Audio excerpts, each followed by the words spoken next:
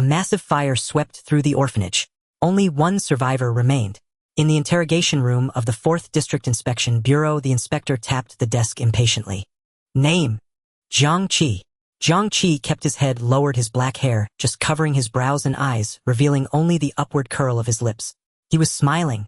What exactly are you smiling about? The inspector's voice carried a hint of anger. Jiang Qi's voice was very soft. I smile because I have a disease. The inspector's gaze left his face and fell upon the file in his own hand.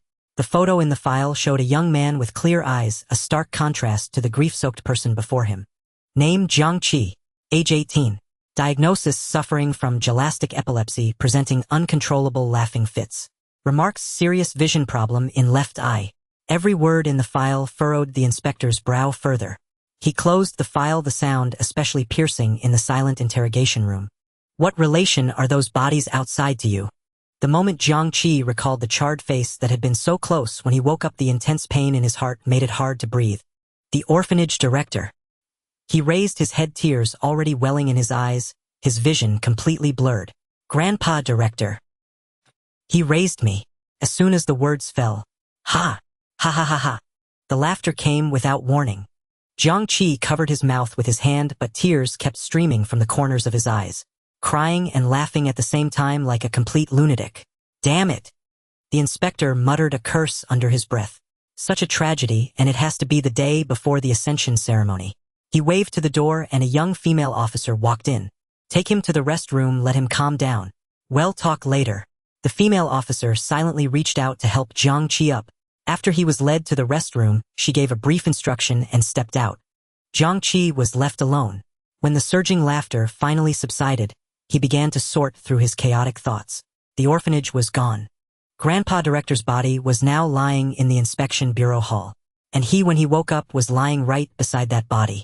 The sole survivor. The sole suspect. Just then, the holographic screen in the room suddenly lit up, displaying a strangely shaped, tall tower. Below the tower, a line of cold text began to pulse. Ascension Ceremony Countdown, 1 hour 0 minutes. The words, Ascension Ceremony, seemed to trigger something.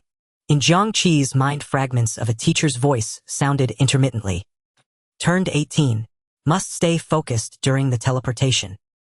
Otherwise, if a teleportation deviation occurs, the destination is unpredictable. The most terrifying deviation cases are the 3 forbidden zones. No one has ever returned alive. The memory fragments stimulated his nerves. In the vision of his left eye, a faint trace of cyan mist quietly emerged. Boom! Boom boom! A sudden knock on the door. The cyan mist in his left eye instantly faded, and the teacher's voice in his memory stopped abruptly. Please come in. Jiang Qi rubbed his temples. The door opened and the inspector looked down at Jiang Qi. Jiang Qi, feeling better. I have a few more questions for you. No problem, Inspector. The holographic screen hung between them. Ascension Ceremony Countdown 0 hours 50 minutes. My name is Wang Huan. You can call me Inspector Wang. Wang Huan's voice was deep and firm, and his trench coat collar had a pattern of 5 red clouds. He was extremely tall. Even when sitting opposite, he was half a head taller than Jiang Qi. The female officer accompanying him sat silently behind Jiang Qi. As the sole survivor of this case, please answer the following questions truthfully.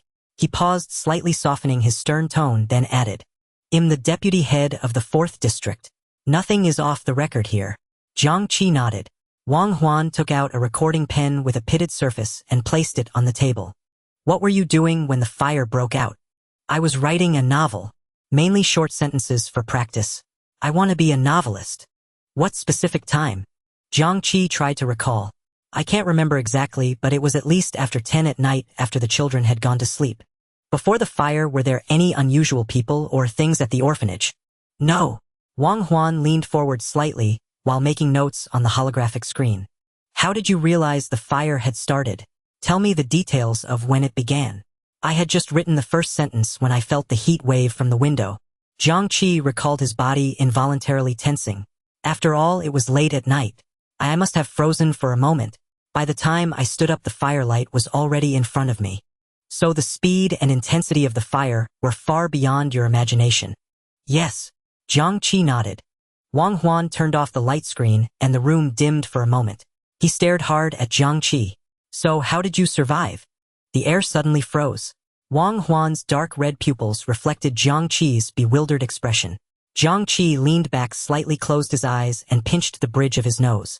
Countless chaotic images flashed through his mind. Fire, heat, intense pain, darkness. I don't know. He opened his eyes and looked tiredly at the inspector.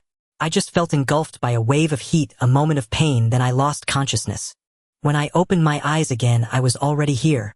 Are you the arsonist? Wang Huan suddenly attacked, his voice exploding without warning in his ears. Jiang Qi looked up sharply. No, how could it be? The female officer behind Jiang Qi wore a blank expression.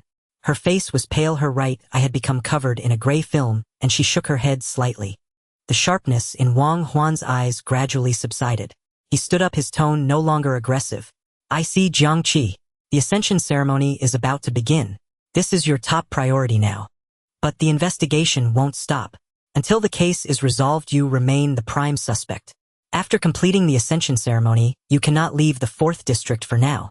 His warm, large hand patted Jiang Qi on the shoulder. Go get ready. Time is running out. Jiang Qi nodded silently and walked out of the room.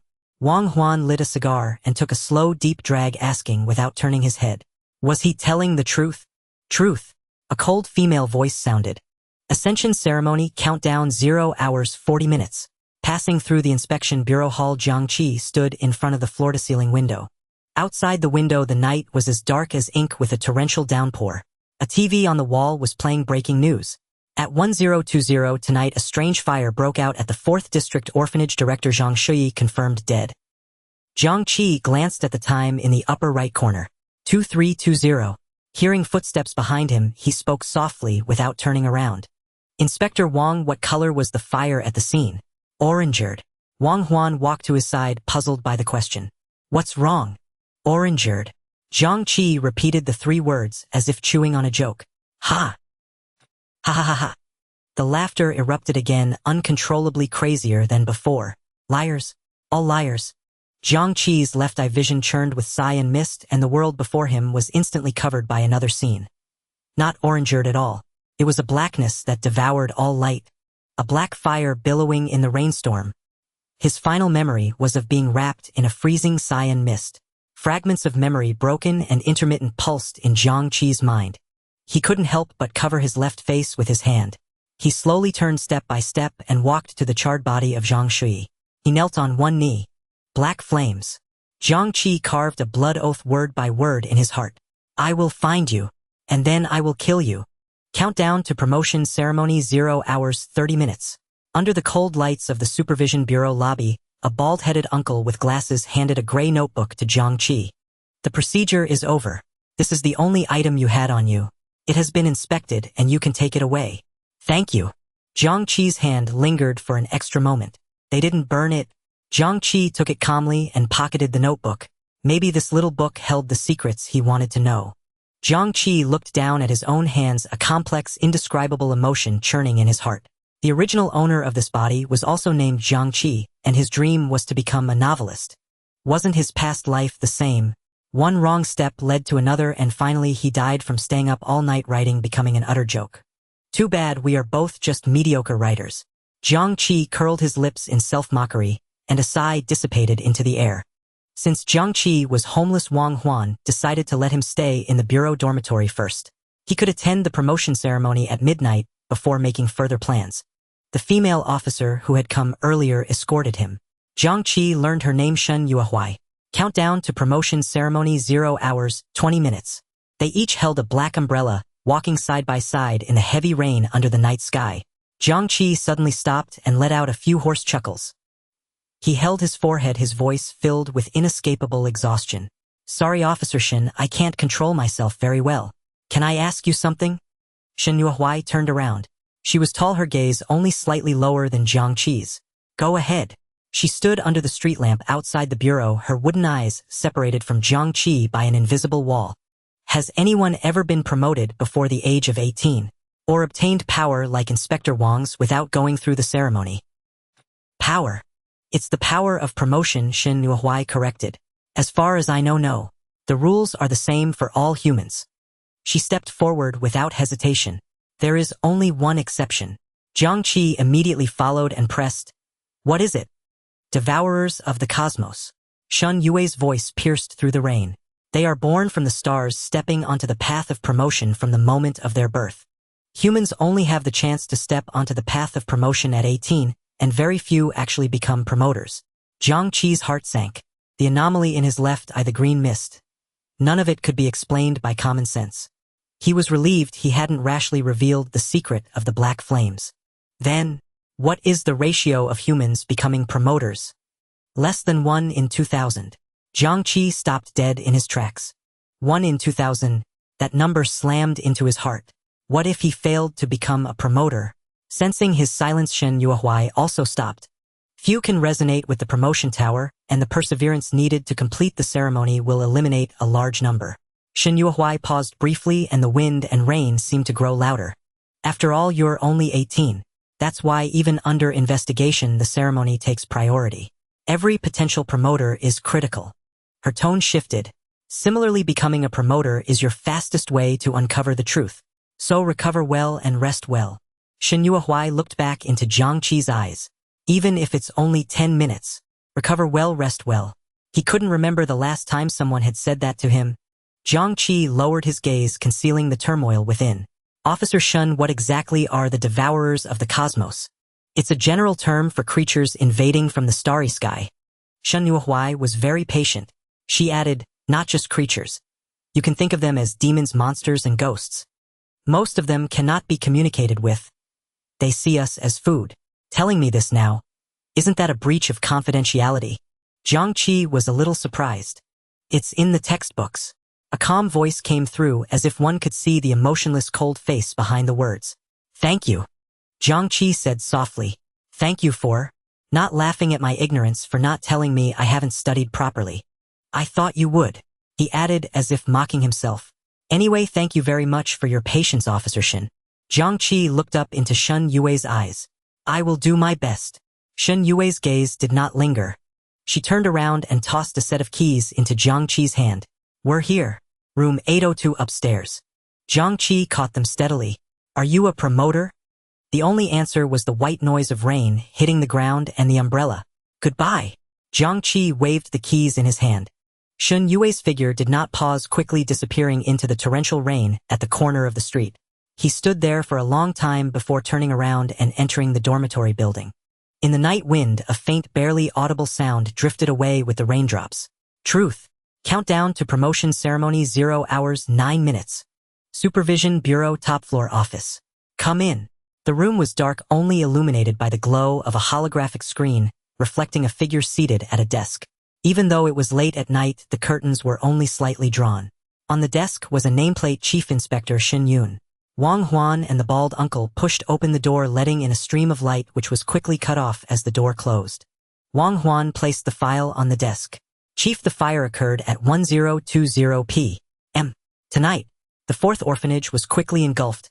No one survived except Jiang Qi. The fire was fierce and spread beyond normal speed.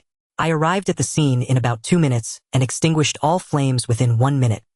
Wang Huan's voice carried barely suppressed anger. During the whole process, I felt no interference from any power. It was just ordinary fire. But that's impossible. It had been pouring all day. What fire could burn everyone to death in 4 minutes? Moreover, after the fact, no eyewitness heard any cries for help or screams. Nothing. The bald uncle added. More than 600 children. Even if there wasn't a fire, it shouldn't have been that quiet. Wang Huan's emotions got a little out of control. It's obvious a high-level promoter was involved. But I searched every inch of the scene 3 times. There's no trace at all. Damn it. He punched the wall again, emitting a puff of white smoke. Xin Yun put down the file, his voice emotionless. The survivor. Has Yuehuai verified him? She has. He told the truth. Wang Huan answered. I also checked Jiang Qi's body. He hasn't been promoted yet, but he came out of the fire unscathed. Xin Yun tapped his fingers lightly on the file. As soon as I wrote the first sentence, I felt the heat wave outside the window. When I stood up, the flames were already in front of me. As Jiang Qi said, for an ordinary person, from realizing the fire to being contacted by it takes only the time to stand up. Shen Yun's voice was exceptionally clear in the darkness. Jiang Qi was aware and saw the flames instantly. You arrived at the scene by the 2nd minute. A silent orphanage leaves only one possibility. Xinyun placed his index finger vertically between his eyes. The light was split by his finger. The left side of his face was illuminated pale, while the right side was completely dark, expression obscured. Within the first minute, or rather the moment the fire started, that fire had already killed everyone. Countdown to promotion ceremony 0 hours 5 minutes. Supervision Bureau Dormitory. Room 802. Jiang Qi closed the door, shutting out the wind and rain. He walked to the window and looked out at the blurry world washed by the rain. He sat down at the desk and took the notebook from his pocket. Meanwhile, after a brief silence, the bald uncle picked up the conversation on the other end. That kid's notebook is also extremely unusual. No residue of any power, and when we tried to burn it, it was almost consumed instantly. It just seems like an ordinary book.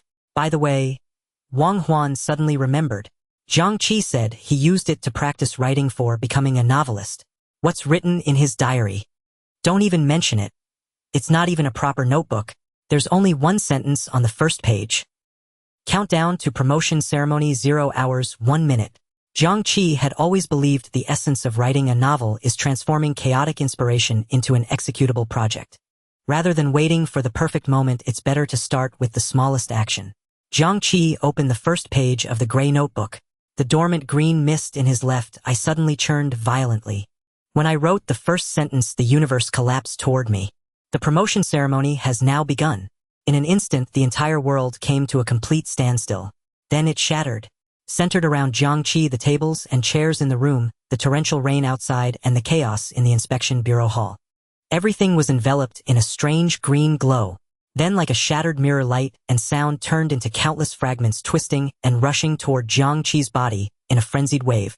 He couldn't help but close his eyes. His spirit and senses were infinitely heightened. He heard the bizarre phenomena of the universe, only to suddenly plummet into a silent black hole. 3 seconds passed, or perhaps 3 years. Jiang Qi awakened on the cold ground. Before him lay an endless dead silence of a lake. The world was tinted in shades of green, and a mist hung in the air. Jiang Qi began to sift through his memories. Green or turquoise like copper rust. This was not the Ascension Tower.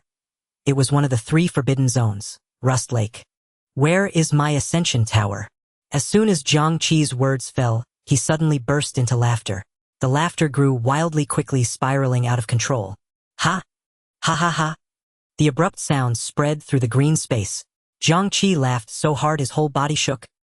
He could no longer think of the consequences such a sound would bring, or a crimson emotion had already taken over his mind. The laughter startled several black water birds from the lake.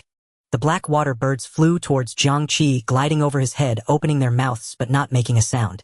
Ka! Ta! A sound like gears turning echoed.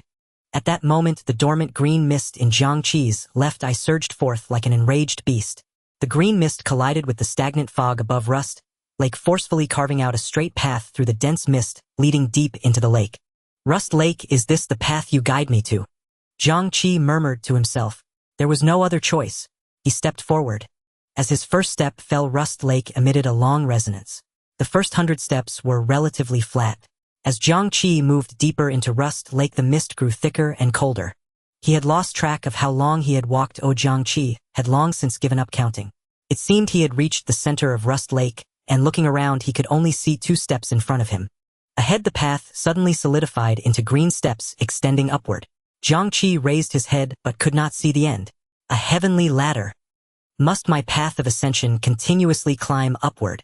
The moment Jiang Qi stepped onto the first step, a piercing pain shot from the soles of his feet. The mist felt like countless tiny blades constantly scraping against his skin. Each step on the stairs was accompanied by the sting of needles. Unbeknownst to him, the wind began to stir around him. The sound of the wind moaned, morphing into the cries of countless lost souls, drilling into Jiang Qi's ears and disturbing his thoughts. Even more bizarre was the feeling that half of his head was missing. The cold wind rushed in through the hollow of his temple, then howled out through the wounds on his body. Jiang Qi instinctively raised his hand to touch it, but his fingers passed through his own head without resistance. The wind was swirling within his mind. Ha! The laughter mixed with ragged breaths as Jiang Qi bit down hard on his tongue to force himself to stay conscious. Each step on the ladder began to distort in his vision. Jiang Qi knew he was climbing upward, yet felt as if taking the next step would plunge him into the depths of the lake. He lost track of time again as the style of the steps changed once more. Each step's height suddenly increased to nearly a person's height, and the surface was no longer smooth but covered in gears. Jiang Qi had to use both hands and feet. He dug his already numb fingertips into the gaps of the gears, using all his strength to push upward. Just then all the gears suddenly began to turn. Crack! The sound of bones shattering echoed. 10 fingers were crushed in an instant. Warm liquid splattered all over his face. Jiang Qi's hands fell limply, his body hanging on the edge of the steps. He used the last of his strength to slam his face against the next step. His face pressed against the staircase, twisted in agony, unable to tell if the liquid flowing from his eyes was blood or tears. Ah! An unconscious roar escaped his mouth. He could no longer climb. 2001. What a joke!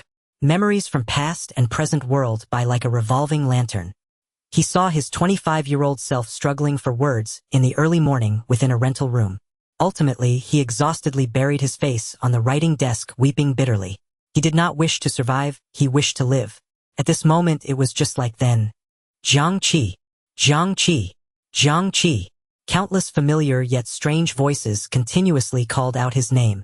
The taste of rust exploded on his tongue. He saw his family fainting in agony after his sudden death. He saw someone secretly leaving a bouquet of white flowers at his grave. He saw the deviants struggling as they sank into Rust Lake, saw his grandfather's charred hand, reaching out from the flames trying to grab him. The green mist in his left eye boiled over at that moment. Rust began to surface on his face, quickly spreading downward. Every wound on his body instantly sealed, then was covered in corrosion. Without a sound, the rust at the corners of his mouth formed a terrifying arc. Jiang Qi stood up. He transformed into a green shadow, leaving the wind and mist far behind, forming a straight line. Crossing over the last step, Jiang Qi stood before a massive bronze pendulum. You are my Ascension Tower. The voices of madness and machinery sounded simultaneously. He pushed open the bronze door. The pointer of the bronze pendulum hung straight down, and a golden tree-like light began to emerge beneath Jiang Qi's feet. It formed a thick root, a slender trunk, and branched off to the sides above. Jiang Qi's crimson pupils turned right where a red halo emerged on the first branch. Spirit below the words Mad Laughter Controller appeared. A smile flickered in and out of view. Each stroke whispered secrets as the surrounding light pulsed like breathing. It seems it can not only cure my strange illness. Jiang Qi's green pupils turned to the left. On the left side was only one word. Rust. The greenish glow was as calm as the lake surface. Rust. Lake. There's not even a category. The path of ascension seems to require making a choice. In his left eye, images of surviving the black fire wrapped in green mist flashed continuously. Jiang Qi's willpower was reduced to a faint glimmer. He did not hesitate and chose to charge into the left green halo. The right side's Mad Laughter Controller seemed displeased for not being chosen, flickering several times before transforming into flowing light, quickly shooting upward. At the same time, dong! The pendulum pointer suddenly tilted to the right. The flowing light formed by the Mad Laughter Controller rapidly corroded as it ascended. When the last glimmer of light was covered, the flowing light transformed into rust, accurately plunging into Jiang Qi's body. Immediately after, the clock visibly began to decay. The steps began to crumble from the edges, the path scattered back into mist. From top to bottom it rotted in an instant, turning to dust and dissipating. Jiang Qi fell from the infinite height towards Rust Lake. 2 colors of halo expanded around him, radiating dazzling light.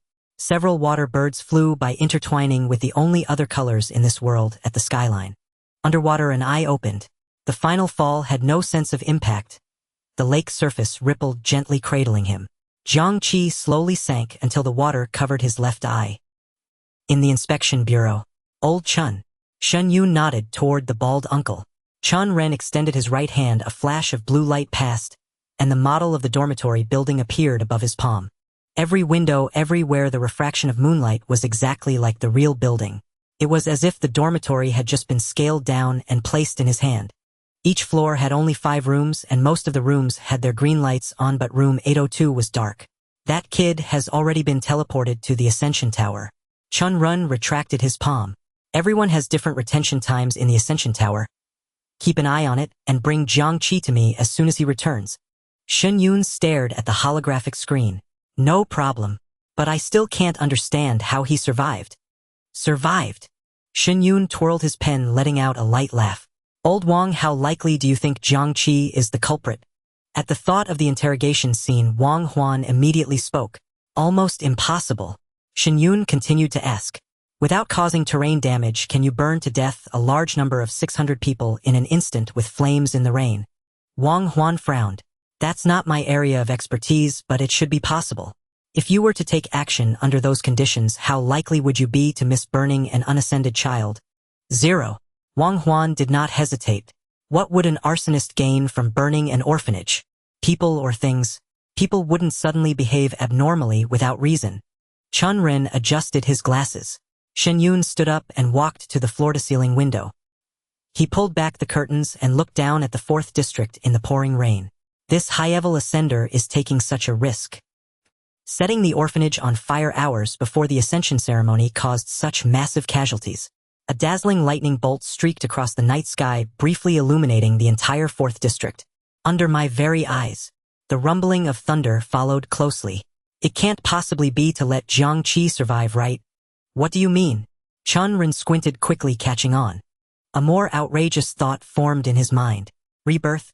Nonsense. Wang Huan slammed his palm on the table. I would rather believe they are in cahoots. Shen Yun ignored his agitation, tracing a finger in the air, as the holographic screen rotated 180 degrees. The screen displayed someone waving a key. I lean more towards rebirth, Shen Yun said, reaching for the file and looking at Wang Huan. The file says he has severe vision problems and is socially withdrawn. How far did Yu Huai go? To me, he seems to have the eyes of 1,000 miles. Wang Huan's breath caught, staring at the screen, speechless. Shen Yun continued, speaking faster. He initiated conversations all along the way and even dared to ask me if my sister was an ascender. He dared to ask such questions after just a few words. If he were withdrawn, there wouldn't be a living person in this room. Shen Yun drank a glass of water and returned to the darkness, his voice regaining calm. Aside from mad laughter, he has no relation to the person in the file. Meanwhile, in the stillness above the Rust Lake, Jiang Qi slowly opened his eyes. He sat cross-legged on the surface of the lake, as if seated on solid ground. A brand new power was being born and flowing deep within his spirit. Ultimately, it coalesced into a mad and mocking name, the Laughter Master. A primal realization surged within Jiang Qi. He tentatively let a hint of a smile escape from the corner of his mouth. Heh! Before the sound faded, the calm lake surface beneath him erupted in a circular burst of azure ripples. Where the ripples spread, the dense fog in the air retreated. A mental shockwave carried by laughter. In fact, it also has intermittent physical effects. Jiang Qi felt a tranquility unaffected by mad laughter at this moment, along with an unprecedented sense of control. He closed his eyes. All the chaotic memories from past and present were now clearly and orderly displayed in his mind. Maintaining clarity for an extended period allowed him to resist and twist a certain degree of mental attacks. Reversal. This was the most precious gift of this ascension. Turning curses into blessings, turning weaknesses into strength. Controlling my strange illness, this is everyone's unique path of ascension.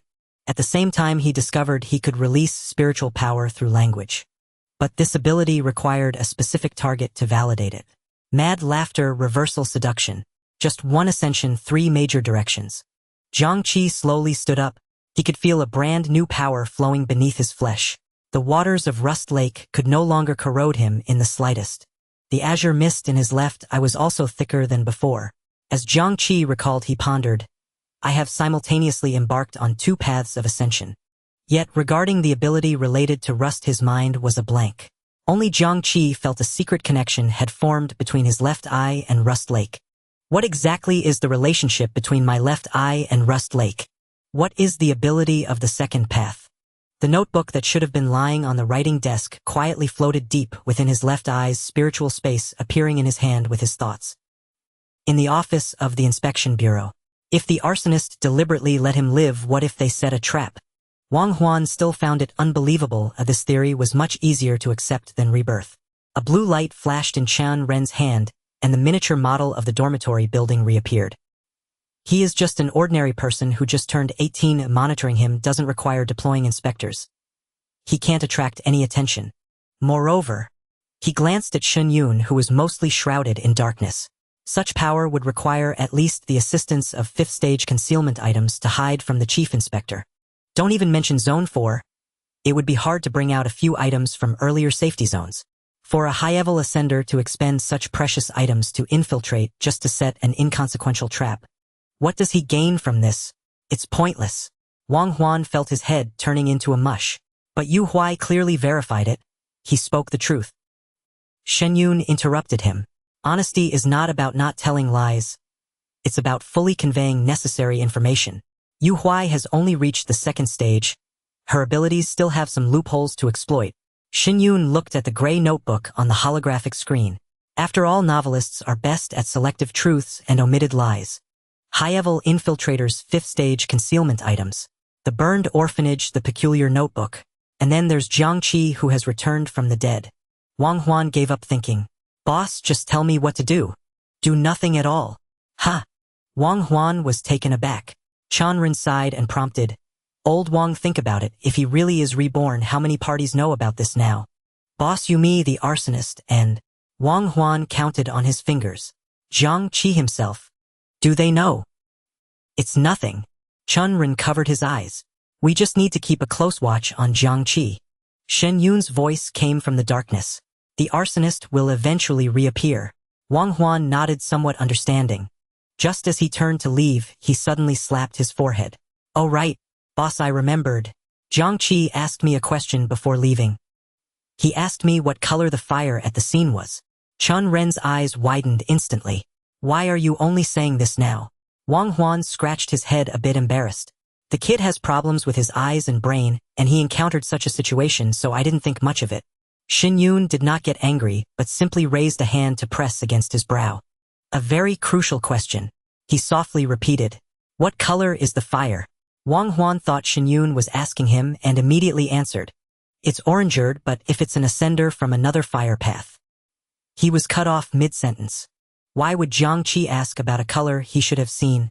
Wang Huan suddenly realized. He saw fire of other colors. Chun Ren's voice turned dry. Yu Huai's ability can only validate declarative sentences. But Jiang Qi was asking you a question. A question cannot be validated for its truth. This kid. Everyone realized they had underestimated this 18-year-old orphan from the start. I will personally ask. Shen Yun gestured for them to leave again.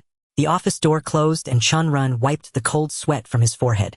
Just now the boss' saliva was almost spitting in my face. After all, the Shen family has only the two siblings left now. Wang Huan sighed. As long as it involves his sister, he gets more anxious than anyone. Moreover, he is also a rare truth path ascender. It's not too much to protect him. However, according to the academy, he's just a sister-con. Chun Ren threw out this remark and left quickly. Wang Huan followed behind, secretly pondering. This time remembering the crucial question, I will achieve great merit. Above Rust Lake, a vortex slowly formed in the center of the lake with Jiang Qi standing at its center. He felt a wave of teleportation. Am I finally going back? He opened the notebook and the original sentence on the first page had vanished. At that moment, rust began to rapidly spread across the blank page in his hand, forming a line of text. Teleportation will fail. Wait. Jiang Qi tried to stop it, but it was too late. An irresistible feeling of weightlessness instantly engulfed him, more violent than before. Before leaving, two inconspicuous drops of lake water gently leaped up, merging into Jiang Qi's left eye, leaving this place together. During teleportation, Jiang Qi felt a violent tremor. Accompanied by a strong sense of tearing, he was violently flung out of the passage. The world spun. When he regained consciousness, he found himself sprawled on a desolate construction site. He did not successfully return to the dormitory of the Inspection Bureau. The teleportation really deviated. The teleportation in the restricted area actually can fail. Is this still Zone 4? Jiang Qi rubbed his temples, immediately scanning the surroundings cautiously. Rip! At that moment, a loud explosion erupted 100 meters away from him. The space tore open like a curtain, revealing a hideous crack. A massive circular disc made of metal slowly squeezed out from the crack, hovering in midair. A flashing screen on the disc emitted a faint electrical sound. An eye without pupils scanned the ground. It instantly locked onto the tiny figure below. Human. It extended 6 mechanical barrels around it, gradually locking onto Jiang Qi. In the 4th zone of the Inspection Bureau, Wang Huan had just lit a cigar and hadn't even had time to sit down. Rift detected. Invasion of the World Eater species detected. Alarm. Alarm. Confronting a World Eater for the first time, Jiang Qi couldn't suppress a flicker of tension. If it's a mechanical entity, will my psychic strike still be effective? A foreboding sense crept into Jiang Qi's heart. The mechanical disc hovered in the center of the clearing. The instant the screen flickered, a barely perceptible ripple tore through the curtain of rain. Alarms blared in Jiang Qi's mind, but his body was too slow to react. He collapsed uncontrollably backward as the world before him was utterly drenched in a thick bloody scarlet. Reversal had been triggered. The lethal psychic strike was twisted upon contact with Jiang Qi, transforming into a tempest of chaotic emotions. Uncontrollable laughter spilled from his throat, parting the rain around him. Jiang Qi covered half his face, regaining command of his body. Yet blood already trickled from his nasal cavity, and a violent pain throbbed in his head. Though his vision refocused several times, his thoughts remained lucid. He swiftly assessed the World Eater before him. A mechanical entity with a psychic strike far exceeding my attack range. The situation is dire. Jiang Qi possessed no means of long-range physical attack, and close combat was utterly out of the question. Gazing at the disc's hard metallic, coldly gleaming shell, he silently abandoned the foolish notion of testing its durability with his fists. 6 barrels fired in succession, and bullet-like projectiles hurtled toward Jiang Qi from different angles. Run! His body reacted, instantly darting toward the abandoned structures. The trajectories of the projectiles flickered in his left eye like a silent film. He could see the paths. His left eye had changed.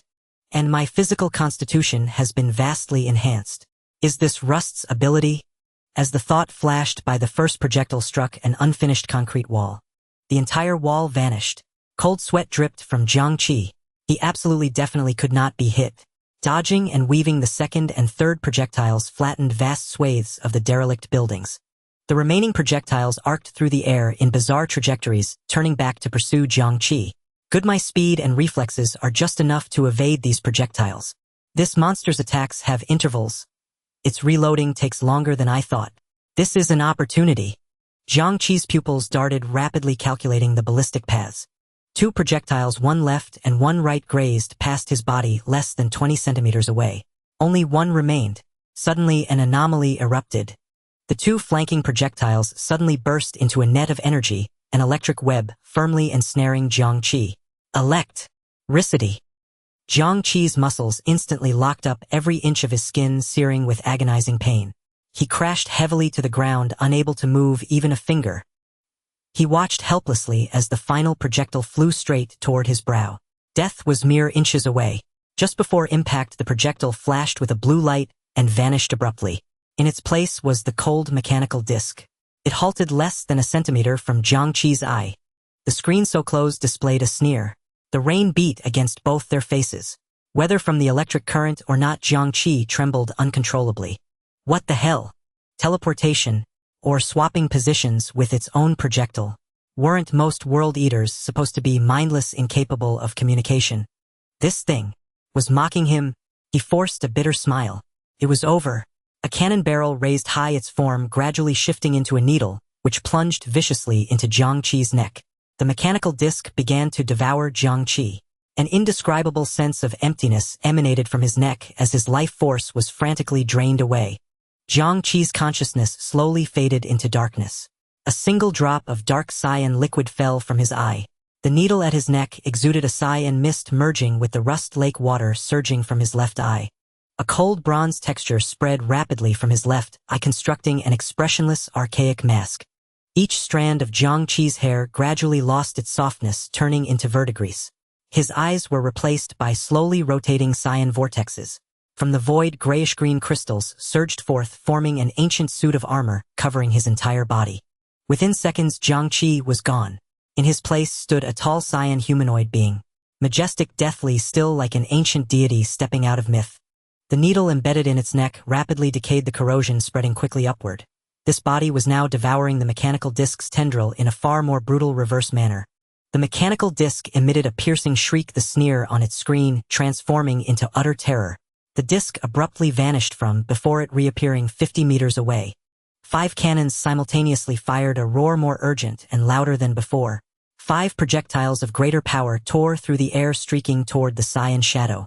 The cyan figure stood up, making no move. Before the projectiles even entered a 10-meter radius around it, they rapidly rusted into powder in midair, dissipating into nothingness. The disc wailed like an alarm. It outright abandoned its remaining 5 cannons. The cannons connected in midair, forming an enormous energy net that covered half the construction site, descending upon the Cyan shadow. Simultaneously, the disc flickered again, this time appearing before the rift. By now it was so dim it was almost lusterless. Without a moment's hesitation, it plunged headlong into the crack. Yet a hand reached out from within the rift. A large hand covered in bronze armor seized the disc, its terrifying grip crushing and deforming the metallic shell. Electric sparks exploded wildly.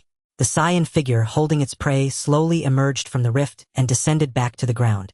Left eye space Jiang Qi opened his eyes in a daze. He woke up to see himself fighting the large disc. Is this my body? But he couldn't control it. He observed carefully, realizing he seemed trapped within his own left eye. The notebook was to his left, and beside it floated a drop of Cyan liquid.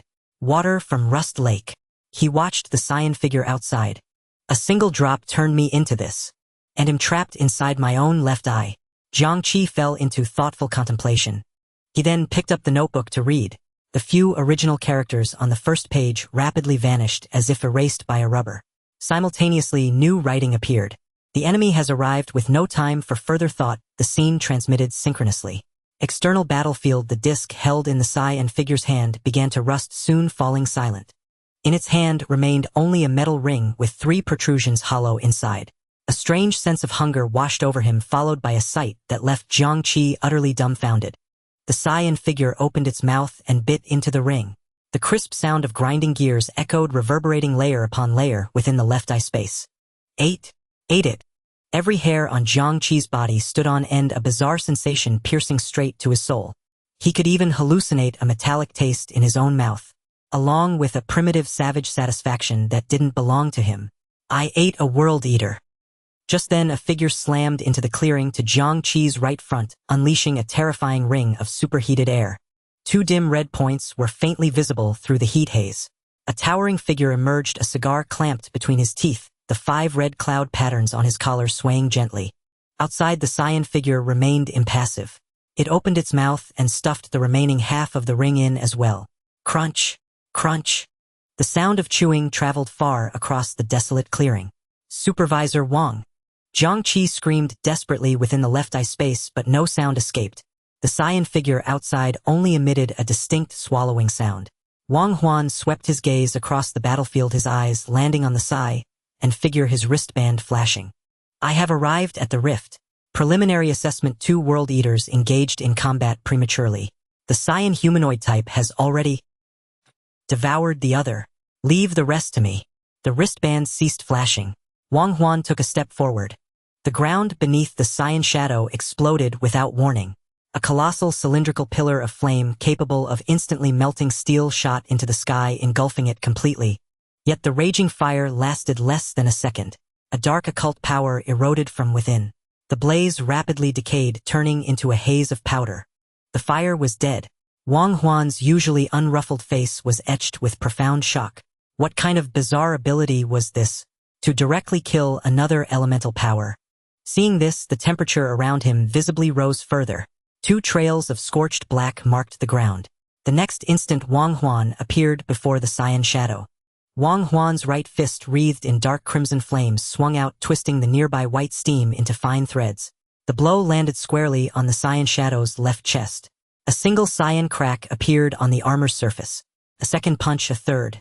They followed in rapid succession to the ribs, the lower abdomen, the inside of the knee, the neck. Wang Huan's form blurred into a streak of fire, each strike heavier and more explosive than the last. The final punch. Wang Huan concentrated all his power into a single point, aiming directly for the Cyan shadow's expressionless bronze mask. The vortex in the shadow's eyes contracted sharply. Cyan mist and steam collided violently, and the Cyan shadow was sent flying backward. Wang Huan halted his retreat, looking down at the flames on his hands and legs, which were slowly being corroded by rust. It wasn't just corrosion. The rust was spreading upward along the flames. He gave a sharp grunt. The flames on his limbs burst violently. The corroded parts quickly extinguished into dark brown, solidifying like igneous rock and falling to the ground. On the other side, the Cyan shadow had already risen. Verdigris surged from the void, filling the dozens of cracks across its body like a living thing. Wang Huan's pupils contracted to pinpricks. a corrosion effect that activates on contact. Terrifying resistance to physical attacks coupled with this visible regenerative ability. Close quarters combat is too risky, and a prolonged battle will be difficult to win. Wang Huan muttered to himself, his brow furrowed. Quite an uncanny, troublesome ability. Most importantly, cannibalism among its own kind is unheard of. Wang Huan's dark crimson pupils projected a thin line, something locking onto the cyan shadow with deadly focus. You are far too dangerous. He looked around. Besides the abandoned construction site, there was only vast wilderness. This was the perfect battlefield. So be it. A gust of wind swept in, tilting the curtain of rain over the wilderness. Wang Huan raised his right hand and made a grasping motion in the air, and the flames blazing over his entire body instantly guttered. The air suddenly cracked with spiderweb-like red fissures. Before the first drop of magma could even hit the ground, it vaporized a vast swath of rainwater, sending up billowing white steam. The magma rapidly coalesced in Wang Huan's hand into a dark red firearm over a meter long. The weapon's surface was pitted and rough, yet it frantically distorted his entire right hand and the surrounding space. A scope formed of flames extended from above, making contact with the thin line projected from Wang Huan's pupil, creating a fluctuating X-shaped mark. Inside the left eye space, Jiang Qi was drenched in cold sweat. He could feel an unprecedented crisis of death looming over himself. He desperately summoned the psi and mist from his eye, struggling to break free. He didn't want to die, least of all at Supervisor Wang's hands. The explosion of the bullets moments ago was still vivid in his mind. Even though the energy of rust now seemed unfathomably deep, he dared not gamble on what would happen if he were hit by Wang Huan's shot. The cyan figure seemed slightly affected by Jiang Qi's struggle. Jiang Qi roared with all his might. Supervisor Wang, don't shoot. It's me, it's me. Yet what was transmitted to the outside world was the cyan figure suddenly opening its mouth wide and releasing a loud, resounding laugh at Wang Huan. The sonic boom stirred the red clouds on Wang Huan's collar, his coat rustling. 1, 2, 3, 4. The 4 red clouds on his collar ignited one by one, and Wang Huan pulled the trigger. The earth was leveled. A deafening roar thundered across the 4th district. The icy lake water submerged his consciousness, and Jiang Qi thought he was dead. But the next second, he sat up abruptly, finding himself lying on the rust lake. Defeated. The second person in charge of the 4th district. A dark red beam pierced through most of the cyan-gray armor, the speed of repair far outpaced by the destruction of the explosion. His desperate struggle had taken effect. At the final moment, the psi and mist in his left eye spun wildly, and the entire psi and figure corroded and scattered like dust. He teleported back to the rust lake. The notebook appeared in his hand again, with new writing on the first page. Ha! Jiang Qi couldn't help but let out a low laugh. Losing to Wang Huan didn't bring him shame.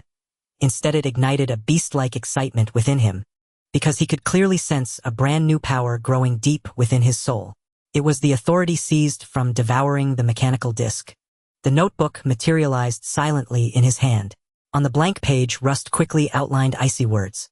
Corrosion leap: 1, touch an item for 10 seconds to leave a rust mark, triggering the ability to swap positions with the marked object within 20 meters. 2, only inanimate objects can be exchanged. 3, the mark disappears after the leap. Devour then plunder. Jiang Qi murmured to himself, finally catching a glimpse of the path of the rust script's ascension. He grabbed a clod of earth from the ground, focusing his mind, and a peculiar sense of erosion emerged. After 10 seconds, he felt an anchor point had been set. It's an amazing feeling, like there's a thread. Jiang Qi placed the dirt back on the ground, moved 10 meters away, and closed his eyes. In the darkness, only 2 points of light remained: himself and the mark. Buzz! A faint tremor echoed through the space. The scene before Jiang Qi twisted and folded in an instant. The next moment, he appeared 10 meters away. Jiang Qi had swapped positions with the marked clod of earth. Eft! But multiple lacerations appeared on his body, accompanied by an intense wave of dizziness. Jiang Qi's vision went dark, and he only managed to stay upright by bracing his hands on the ground. The strain on the body is immense. But this is a spatial ability. Far from being afraid, Jiang Qi's eyes blazed with fervent fire. A spatial leap achievable right after ascension. The path of the rust script is... Jiang Qi felt both elation and wariness toward the path of the rust script's ascension. After recovering in the rust lake, he made several more attempts and gradually grew familiar with the leap process. Jiang Qi also tried leaving multiple anchor points simultaneously, but it ultimately failed. At his current stage, he could only mark one item with the rust imprint. He greedily savored this newfound power until the teleportation wave enveloped him once again. Time to go back, he said calmly to this forbidden zone. Please no mistakes this time. 4th District Supervision Bureau. Hiss. Dr. Qi, it hurts, it hurts. Wang Huan lay on the hospital bed, shouting incessantly. His right arm dangled limply, charred black up to the shoulder, covered in dark red patterns. Shut up. Jiang Qi's voice was as clear and cold as ice. If you keep yelling, I'll cut off all your muscles and replace them with mechanical arms. Wang Huan immediately clamped his mouth shut. I'll endure it. Dark green starlight flickered at Jiang Qi's fingertips, racing along the dark red patterns. The starlight touched the wounds, stitching together bones, muscles, and blood vessels layer by layer. She had a tall, slender figure with smooth, natural lines from her shoulders to her neck. Her 10 fingers moved like delicate carvings paired with alluring eyes. She was a true beauty. Too bad she has a mouth. Wang Huan muttered inwardly. What kind of world eater did this to you? Qianqiu asked without looking up. A humanoid species with a bronze mask. Wang Huan's tone turned suddenly serious. The weirdest world eater I've ever encountered. Bang bang. Xin Yun knocked twice on the open door. Boss. Wang Huan tried to stand, but Xin Yun pressed his hand down and he lay back. Xin Yun and Chen Ren entered together. Xin Yun watched Wang Huan's rapidly healing right arm, his gaze deep. Dr. Qi, I hope I'm not disturbing you. Not at all. Qianqiu pulled her fingers and energy gathered in the air, conjuring 2 chairs out of nothing. Chen Ren thanked her and sat down. According to Chen Ren, all surveillance in the wide area around the battle had turned into chaotic snowflakes. The range was far larger than the explosion. With all information lost, everything had to be gleaned from Wang Huan, the person involved. Wang Huan recounted the events and Chen Ren quickly took notes. So it didn't actively attack you? Chen Ren sensed something odd. Wang Huan thought carefully. Although he had suppressed the bronze man from the start, the opponent never displayed any offensive capabilities until the end. Yes. Then, hearing about corrosion and reconstruction, he adjusted his glasses. Killing flames, corroding everything, self-repair. With such abilities, I have a guess. The Forbidden Zone. The 2 words dropped like a bomb in the ward. The Forbidden Zone has never actively interfered with the outside world. Jiang Qi's fingers never stopped their work, but her tone turned colder. Yes, that's been the case so far. Chen Ren looked down at the ground, blue light flickering in his glasses. But that doesn't mean the Forbidden Zone will always be so peaceful. Cannibalism among its own. His gaze swept over everyone. Not just humans, but even other world eaters can't leave alive. Doesn't that match the Forbidden Zone's trait of devouring everything?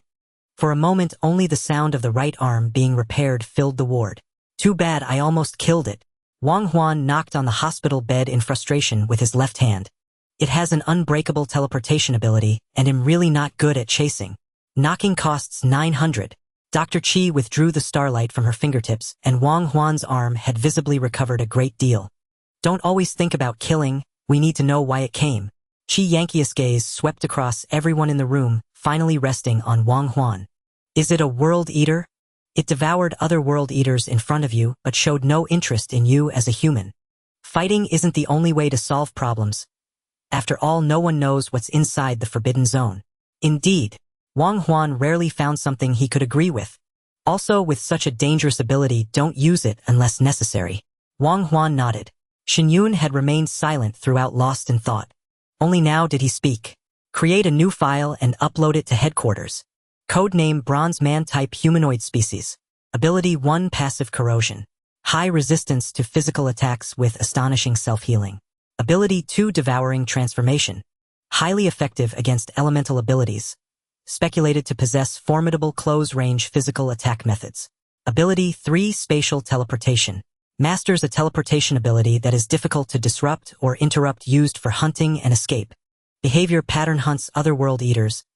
No clear hostility toward humans observed yet. Suspected weakness, mental attacks. Suspected ascension stage, stage 5. Threat level A. After saying this, Xin Yun himself fell silent.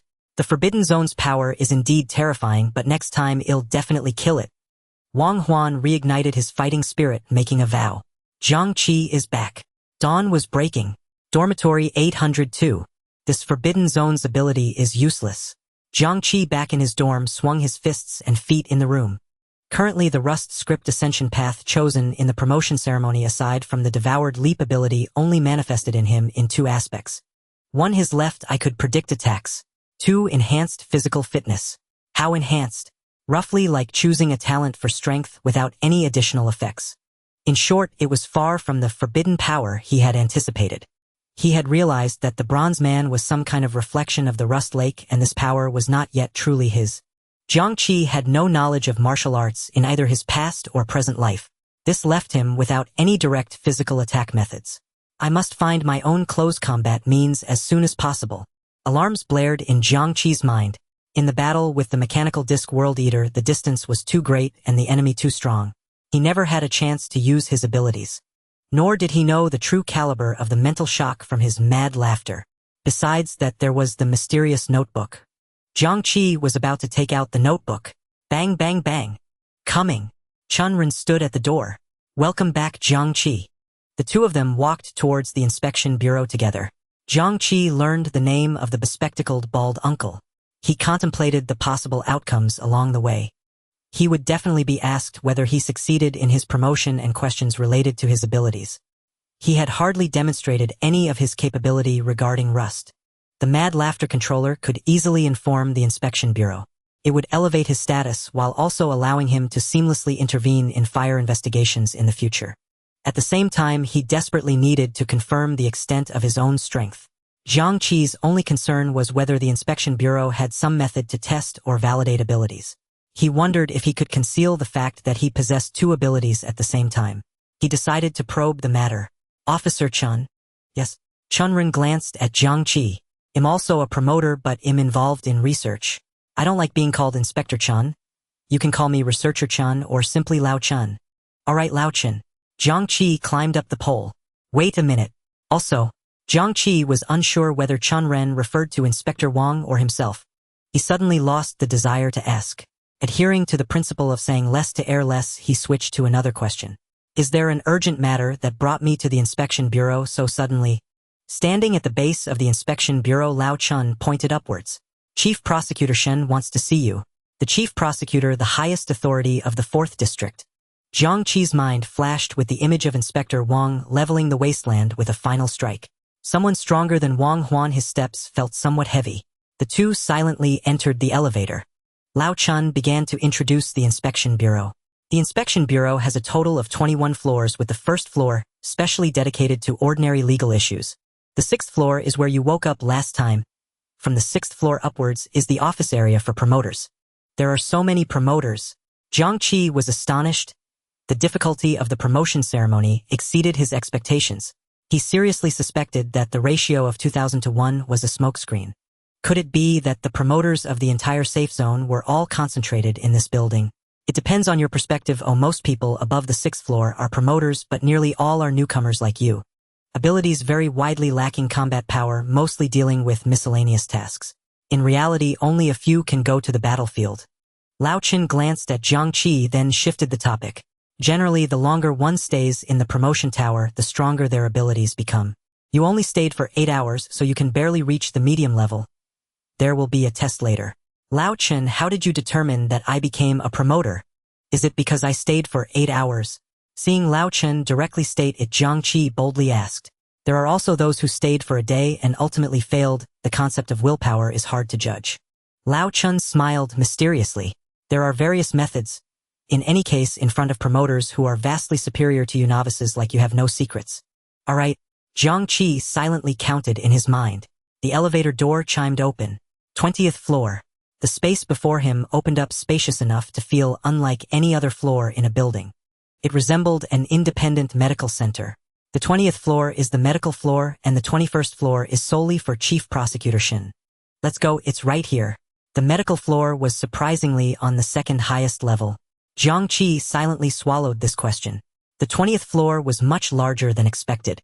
After walking for several minutes, the 2 arrived at a patient room. After knocking on the door, Lao Chun led Jiang Qi inside. There were 5 people sitting in the room. From left to right, there was the expressionless Shin Yuehui next to a beautiful older sister dressed in a doctor's outfit. In the center sat a young man in black with disheveled hair. To the right were the bald uncle Lao Chun and the lying Inspector Wang. Jiang Qi's gaze immediately fell on Wang Huan. Inspector Wang looks completely fine except for the injury on his right arm. How long has it been? Could there be something hidden? He looked towards the young man in black sitting in the center. Chief Prosecutor. Surprisingly young, sharing the same surname as Officer Shin. Wait, the identical bald head, the identical eyes. It's Lao Chun. But Lao Chun. Wasn't he behind me? Jiang Qi felt goosebumps rising on the back of his neck. He was about to turn around to confirm. Then I'll take my leave. A familiar voice came from behind him. Lao Chun in the room raised his hand slightly. Take care. Jiang Qi abruptly turned around only to see the Lao Chun, who led him smiling at him, turning to leave the patient room and casually closing the door. Bang! What kind of ability is this? A cold sweat dropped down Jiang Qi's face. Don't keep talking about abilities, Jiang Qi, didn't I just say? I'm a researcher. Abilities are just tools, how to use them is key. Mine is just convenient for slacking off. Lao Chun walked to Jiang Qi's side, standing in the exact same position as the previous Lao Chun. Let's proceed with the test first. We can do the introductions later, alright? The four of them expressed no objections. Is that okay, Jiang Qi? Jiang Qi felt several scrutinizing gazes upon him. He adjusted his breathing and nodded. Lao Chun took out a hand ring resembling a virtual halo and placed it on Jiang Qi's right hand. No need to be nervous. This is a synchronizer standard for official promoters used for testing and communication. The wrist was encircled, yet there was no real sensation. After a white light encircled him, it adhered to his skin, enveloping Jiang Qi in a halo. This kid only stayed for 8 hours. He probably won't have any impressive abilities. The ability scale is likely not above 5. Wang Huan refuted. Don't say that. Jiang Qi is after all an orphan who just experienced life and death matters, and he managed to promote, which is already commendable. The upper limit of the first stage usually only goes up to 10th, reaching 5 is already sufficient to remain in the inspection bureau. Dr. Qi also smiled and spoke, his voice pleasant, laced with a hint of teasing. That may not be the case. This little guy seems pretty composed. To be careful, he might blind you with his brilliance. Composed? Dr. Qi, what makes you think he is composed? The room erupted in a flurry of discussions. Shen Yuehuai silently gazed at the halo. Please select your promotion path. A mechanical electronic voice echoed in Jiang Qi's mind. I can choose. Jiang Qi's heart stirred, the probability of exposure significantly decreased. Without hesitation, he made his choice. Spirit. Commencing spiritual resonance now. Slowly closing his eyes, Jiang Qi's consciousness was instantly drawn away, plunging into a pure white space. A beam of light descended from above, illuminating him. This light seemed to resonate on a spiritual level, probing the deepest form of Jiang Qi's soul. This feeling of being spied on made Jiang Qi uncomfortable, yet there was also a strange tingling sensation. He couldn't help but chuckle softly. In reality, the scale beside him jumped from 0 to 4. For about what I expected. It seems his uniqueness doesn't lie in this aspect. Chanren pouted, but the white light in the spiritual space continued to intensify. The gentle probing suddenly became rough. The white light began to crush Jiang Qi's spirit. Severe pain struck. Jiang Qi's laughter grew louder and the scale continued to rise. 5, 6, 7. The atmosphere in the patient room began to shift. No, 8, 9. Wang Huan straightened his back. Lao Chun squinted his eyes. 10. The scale had reached the theoretical limit of the first stage. But it still hadn't stopped. The white light grew even stronger, almost tearing Jiang Qi's consciousness apart. Yet in this pain bordering on collapse, Jiang Qi felt an unprecedented pleasure. At the moment of shattering, a crimson light flashed in his mind. Images of black flames and torrential rain twisted and intertwined. Ha! Ha ha ha ha ha! Jiang Qi suddenly opened his eyes, laughter becoming more frenzied, leaning forward and backward. The laughter broke free from the confines of the halo, spreading throughout the room with a bizarre, penetrating force. His spiritual shockwave failed to touch anyone in the room. It vanished as if submerged in an ocean of spirits. Yet the room fell into an eerie silence. This? Dr. Kai's smile had long since frozen, his eyes filled with disbelief. Huh? Wang Huan covered his right arm and exclaimed. Impossible. Chun Ren stood up, the numbers reflecting the fluctuations of the scale on his lenses. 16. 16. A number that absolutely should not appear on a first-time ascender. What level is a scale of 16? Jiang Qi had already regained his composure. He furrowed his brow slightly as he looked at the number. Recalling how he had been knocked flat by the mental impact of the metal disc, He sank into a deep anxiety about his own strength. First stage ascenders typically have scale values between 1 and 10, while second stage is between 11 and 20. A clear, cool female voice rang out. It was Shun Yuehuai. In other words, your spiritual power is already in the stronger portion of the second stage. A question immediately arose in Jiang Qi's mind. Why are the intervals for both the first and second stages 10? Shun Yuehuai answered. It's to avoid large numbers. Regardless of the stage, strength is divided into 110. Each stage represents a leap in life level. Within the same life level, strength grades are divided using 110. But generally the improvement from 15 to 16 is about as difficult as going from 2 to 10. So that's how it was. Jiang Qi instantly felt much better. It seemed he wasn't too weak.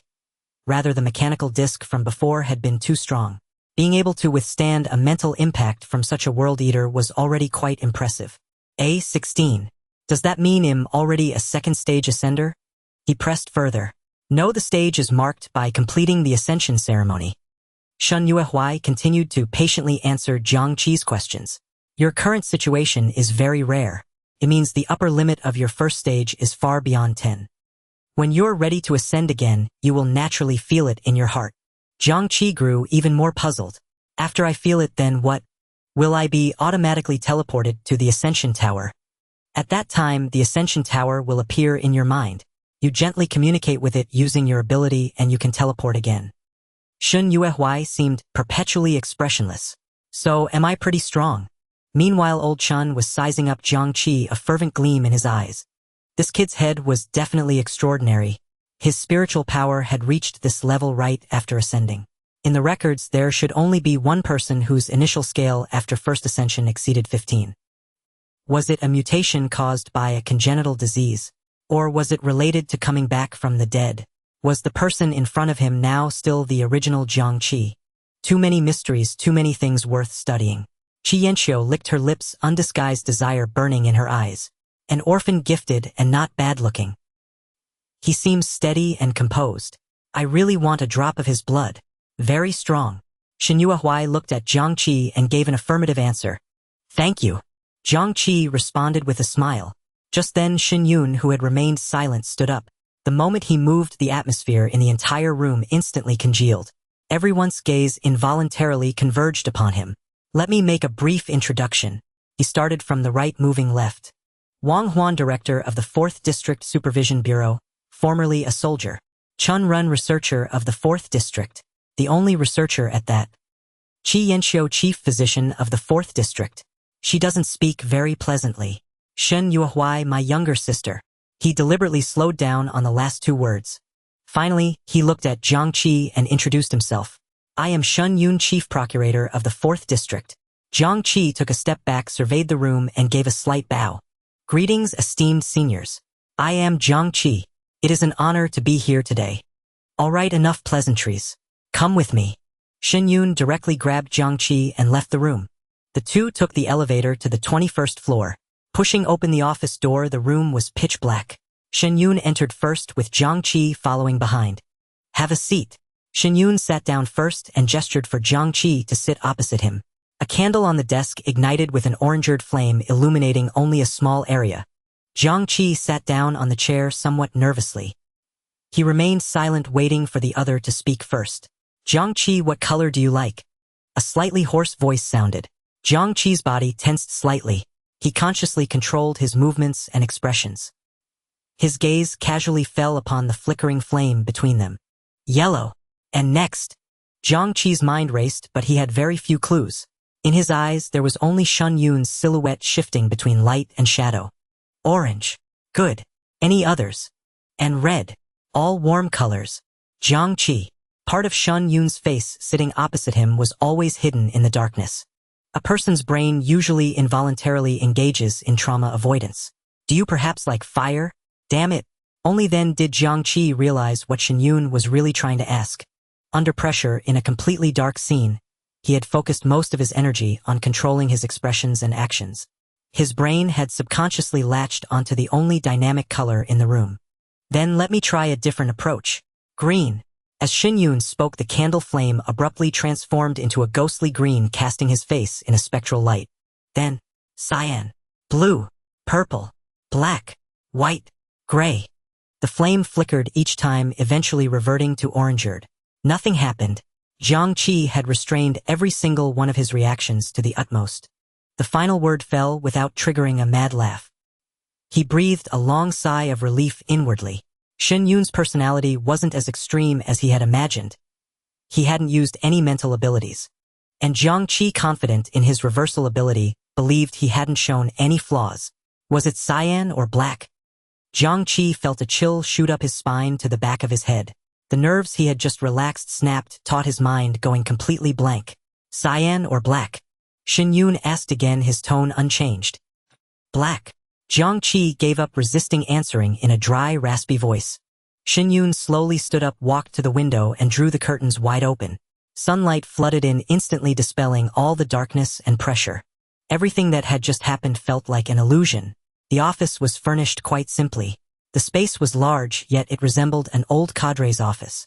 On the desk was only a single closed holographic screen. There was no candle at all.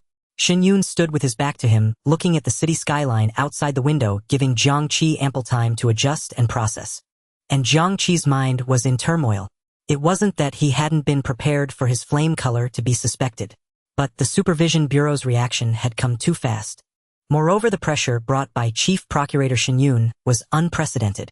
Most importantly, without using any mental ability, Shen Yun had probed out two of his special secrets with just a few words. The black flame could only be seen by his left eye, and the forbidden zone could never be monitored.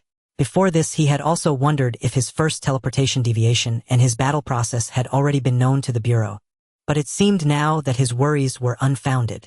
The Supervision Bureau only assumed he had taken the full 8 hours to return from the Ascension Tower. It couldn't be a mind-reading ability either, otherwise he would never still be sitting here. Yet this only deepened the chill in Jiang Qi's heart. How had Shen Yun done it? Chief Procurator Shen. Ask what you wish. Shen Yun did not turn around. No, first I must apologize. Jiang Qi steadied himself and spoke first in explanation. I did not conceal out of malice, nor do I harbor any negative thoughts toward the safe zone. Shen Yun's voice drifted over slowly. No need to be tense, Jiang Qi. You are exceptionally unique and remarkably gifted. When our general direction aligns, I possess great tolerance for you. Jiang Qi silently watched his back. Did Shen Yun's general direction refer to humanity, the fourth safe zone, or the Procuratorate itself? Chief Procurator Shen, how did you achieve this? Jiang Qi could not help but ask.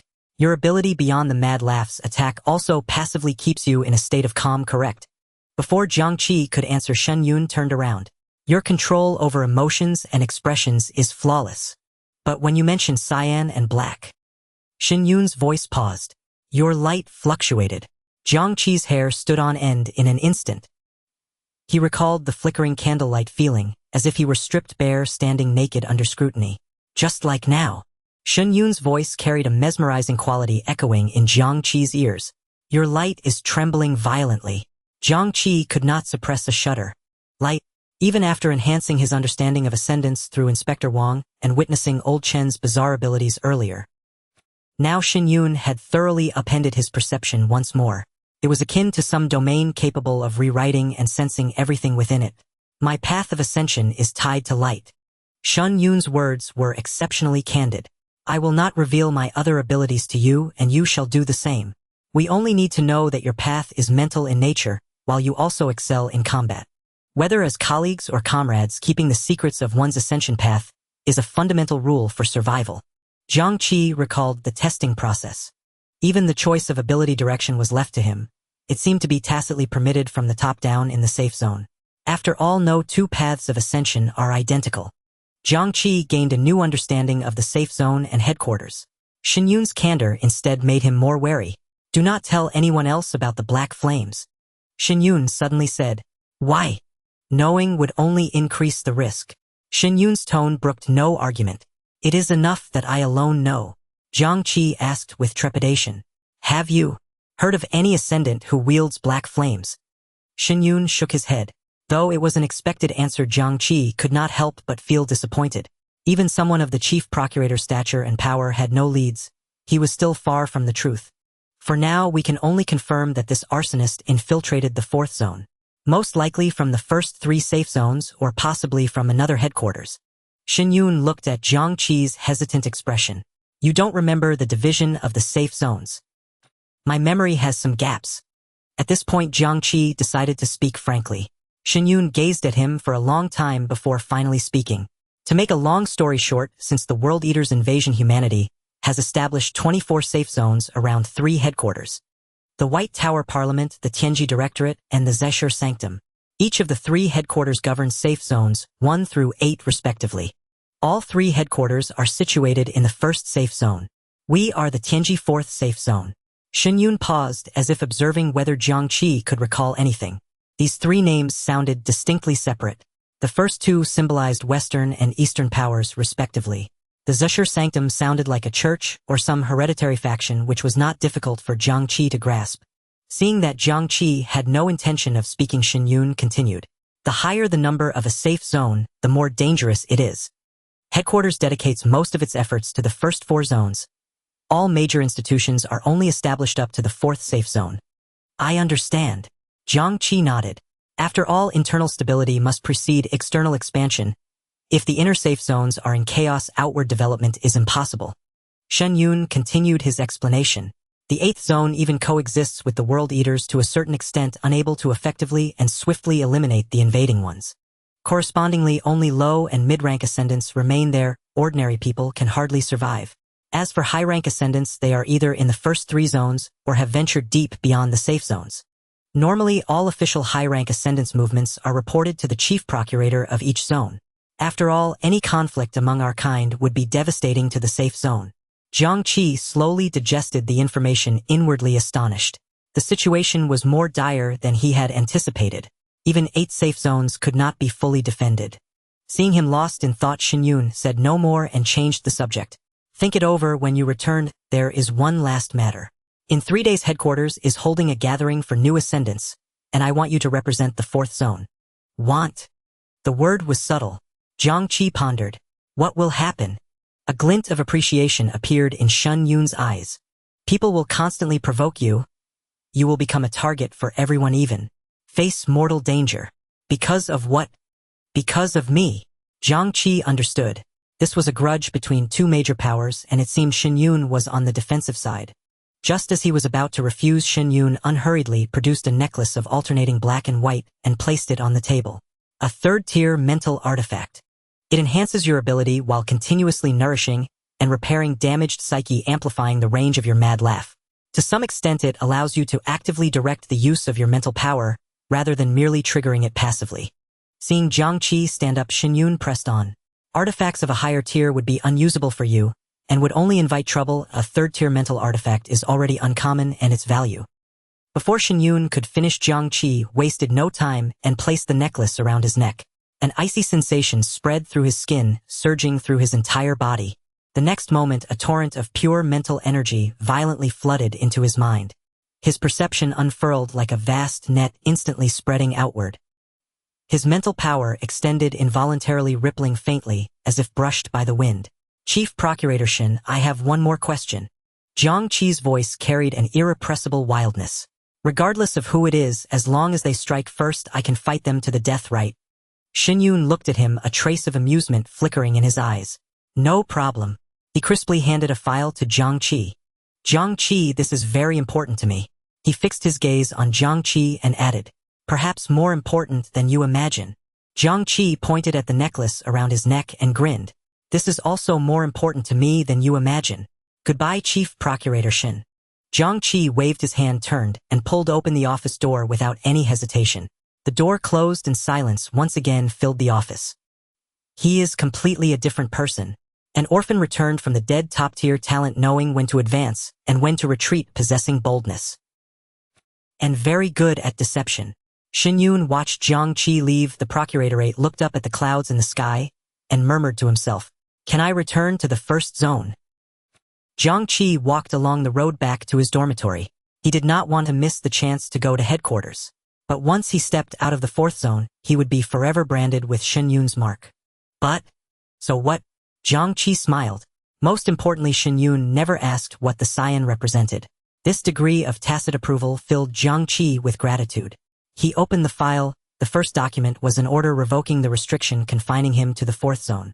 The second document bore his photo with only a single line below it. 4th Zone Jiang Qi Mental Scale 9. Jiang Qi sat before the desk, a gray notebook lying open before him. He recalled the 2 instances when the handwriting had appeared, and a lingering tremor of fear still gripped his heart. This object had revealed a bizarre precognitive ability, yet it was also fraught with misleading intent. The first was the teleportation will fail. Indeed, he had not been able to return directly to the inspectorate dormitory. But could a deviated teleportation be considered a failure in some sense? He had encountered a world-eating seed and nearly perished at Wang Huan's hands. Looking at the outcome, the prophecy wasn't wrong, but the process was perilous in the extreme. The second was the enemy is coming. Then Wang Huan had appeared. Immediately afterward, the two had engaged in battle. From the bronze man's standpoint, Wang Huan was indeed an enemy. Yet from Jiang Qi's perspective, Wang Huan was the inspectorate director here to deal with the world-eating seed. The notebook stance seemed to align with the enigmatic Rust Lake. A double-edged sword, Jiang Qi murmured to himself. Since it could foresee, perhaps communication was possible. After a brief deliberation, Jiang Qi tentatively wrote upon it. What are you? Rust-eaten script swiftly materialized.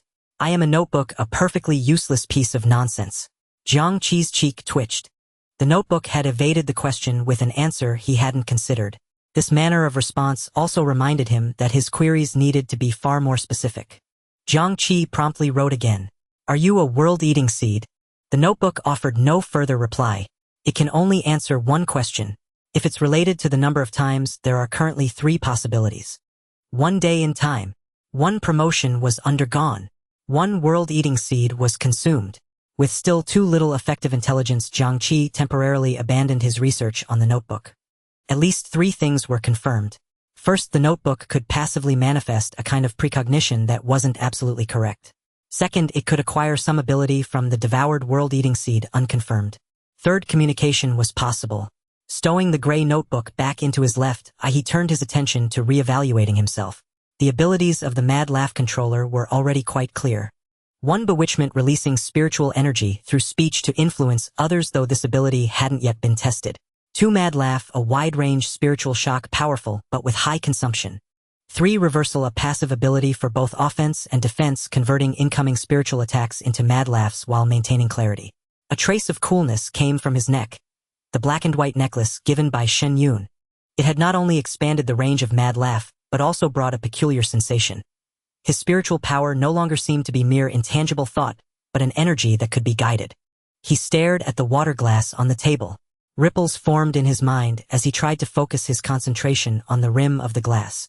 Since spiritual power can form a shock, can it control objects like a hand? Jiang Qi's mind registered the texture of his spiritual sense touching the glass surface. There was hope. His heartbeat quickened as he attempted to clench his fingers within his mind. Whoosh! A very faint sound emanated from the air as the bottom of the water glass first left the table. He hastily intensified his control over his spiritual power. The glass wobbled unsteadily, then finally halted in midair. Success! An uncontrollable surge of ecstasy blazed in Jiang Qi's eyes. It truly wasn't an illusion. By concentrating spiritual power could achieve an external release effect. He attempted to make the glass rotate in the air, his spiritual power gripping the base like invisible fingers. In less than a minute, the feeling of control receded like a tide. The water glass crashed back onto the desk, liquid splashing across the surface. Only then did Jiang Qi realize he was drenched in sweat. The sensation of effortless mind-driven control vanished. In its place came a dull ache in his mind, a precursor to spiritual power depletion. Yet this couldn't extinguish the wild joy within him. He closed his eyes, the necklace around his neck warming slightly. He sensed his depleted spiritual power being slowly restored, a thin stream flowing from the necklace towards his sea of consciousness. This effect should be unprecedented among new ascendants. An initial spiritual scale of 16, combined with a 3rd-tier spiritual artifact, made this attempt possible. Jiang Qi tapped his fingers rhythmically on the desk, contemplating. Though it only lasted a minute at most. This could be the initial prototype for spatial abilities. I have 3 more days. I should try this as many times as possible. As Officer Shin said, spiritual power can be improved through training like a muscle. Perhaps I can quickly develop a simple method of attack. Just then, the synchronizer on his wrist suddenly vibrated. Beep! A holographic screen popped up displaying a message from Shun Nuahuai. Downstairs. Brought some things. Jiang Qi had been completely absorbed in experimenting with his spiritual power. Seeing the message, he felt a pang of hunger as his stomach growled urgently. He quickly replied, "Thanks, I'll be right there." Pushing open the dormitory door, Shen Yuehuai stood leaning against the wall, holding a gray bag. Her expression was calm, and she gave a slight nod when she saw Jiang Qi. Shen Yuehuai handed over a disposable lunchbox, the handle facing Jiang Qi. Meat and vegetables are both there. Before Jiang Qi could speak, her other hand offered a rectangular object. Simple clothes, a toiletries bag, and some other daily necessities. Her voice was light, devoid of any extra emotion. Jiang Qi opened the box, revealing an exquisite mix of dishes.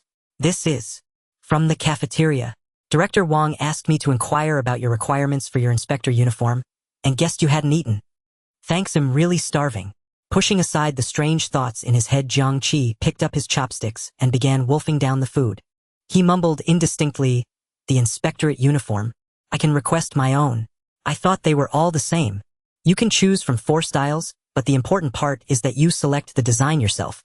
Shen Yuehuai opened a holographic screen and 4 styles appeared before them. Jiang Qi glanced over them. "A trench coat like Director Wang's will do."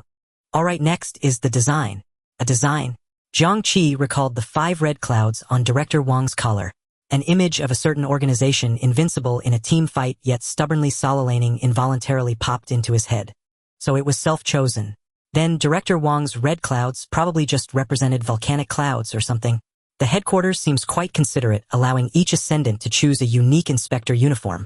Jiang Qi exclaimed, glancing at the young woman beside him. "By the way, Officer Shen, why have I never seen you in an inspector uniform?" Shen Yuehuai always wore ordinary police uniforms, but Jiang Qi was certain she was also an ascendant. "I don't fight much and rarely leave the inspectorate's premises. I'm not really an inspector. So only personnel responsible for combat are considered inspectors." Jiang Qi quickly finished his meal. "You could understand it that way. Besides representing status, the uniform provides protection. The materials are scarce, so it's impossible to issue one to everyone." Shen Yuehuai continued to explain patiently. "What design do you want?" Jiang Qi pondered for a moment, then looked up, meeting Shen Yue's clear and calm eyes.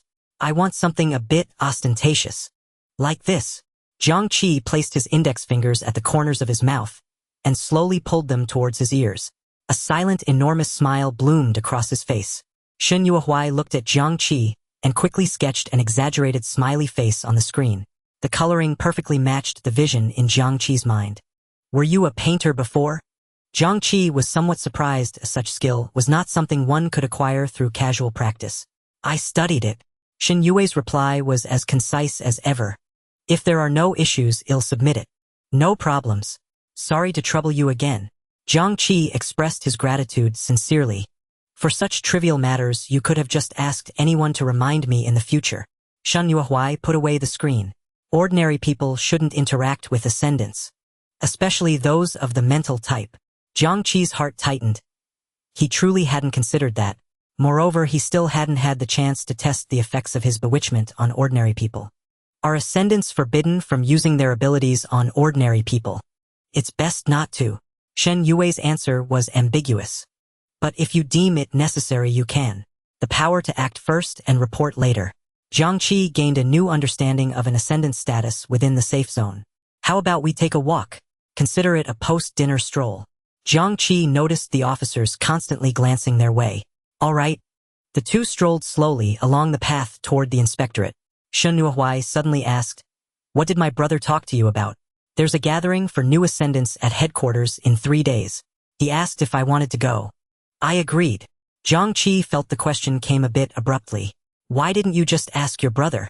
Shen Yuehuai looked at Jiang Qi. "It will be very dangerous." Jiang Qi's interest was piqued. "I've noticed you really speak your mind. Is it okay to undermine Chief Inspector Shen like that?" "I can't lie. It really is very dangerous." A stubborn glint flickered in her eyes, startling Jiang Qi. "I know." Chief Inspector Shen didn't hide it. "I made the decision after weighing the pros and cons. Just don't tell me about the problems involved now. I've already accepted your brother's gift." Jiang Qi pointed at the necklace around his neck, saying half-jokingly, "I'm afraid I might back out if I knew. I need this opportunity too.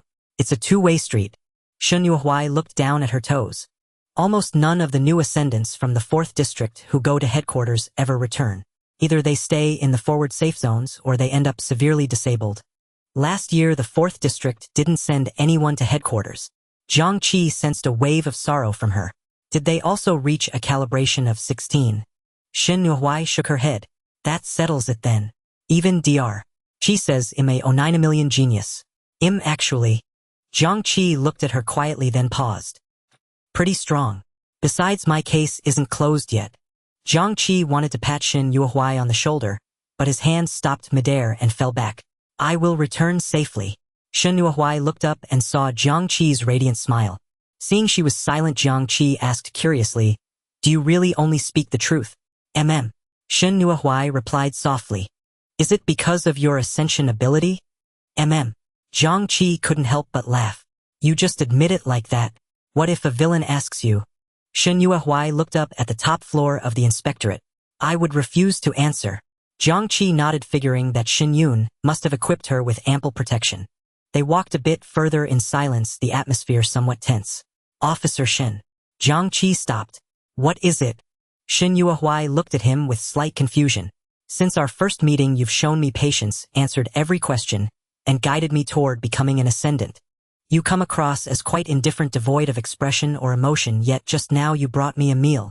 Jiang Qi stared into her eyes, gradually closing in on the core of the issue. I possess none of the traits that would make a woman like you with both inner and outer qualities fall for me at first sight. So please tell me the reason. Jiang Qi's eyes were as deep and unfathomable as a lake.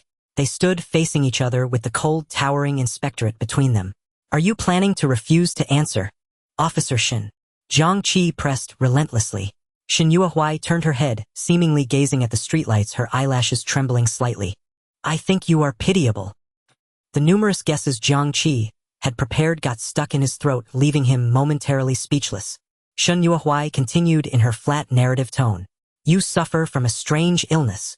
Seeing you kneel beside your grandfather laughing and crying at the same time made me sad. Successfully ascending could let you stay at the inspectorate, earn money for treatment, and investigate the truth about the fire. Later you became an ascendant. I thought it was remarkable. You have immense talent. I don't want you to die too soon.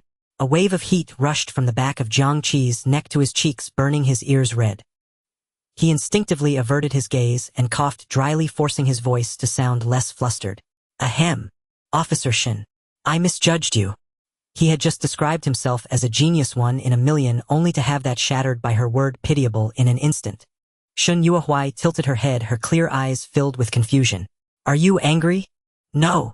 Jiang Qi's voice was strained. It's just a bit unexpected.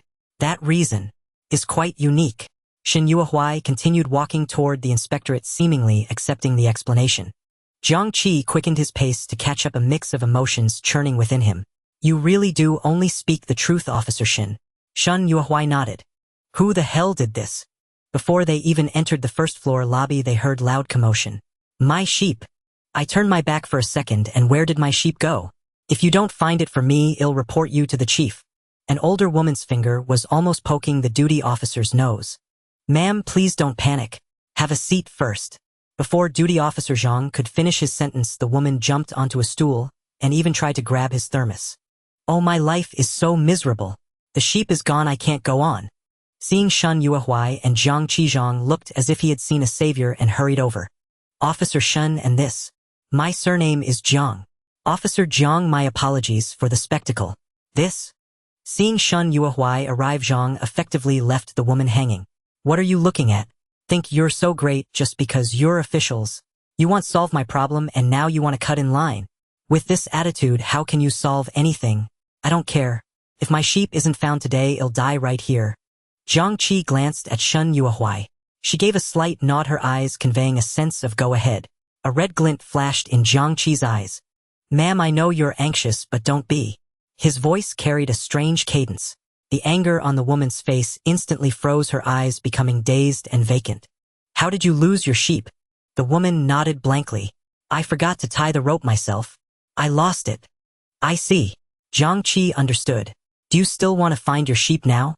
The woman, who had been wailing moments ago, suddenly widened her eyes and began imitating a sheep's bleat with intense seriousness. Ba, ba ba ba. She looked around, her eyes filled with an urgent need to find her companions. The entire hall fell into dead silence. Duty Officer Zhang's mouth hung open wide enough to hold an egg as he stared at the surreal scene. A faint smile tugged at the corner of Shun Yue's lips before vanishing instantly. She then took out a voice recorder and handed it to Zhang. Handle it according to regulations.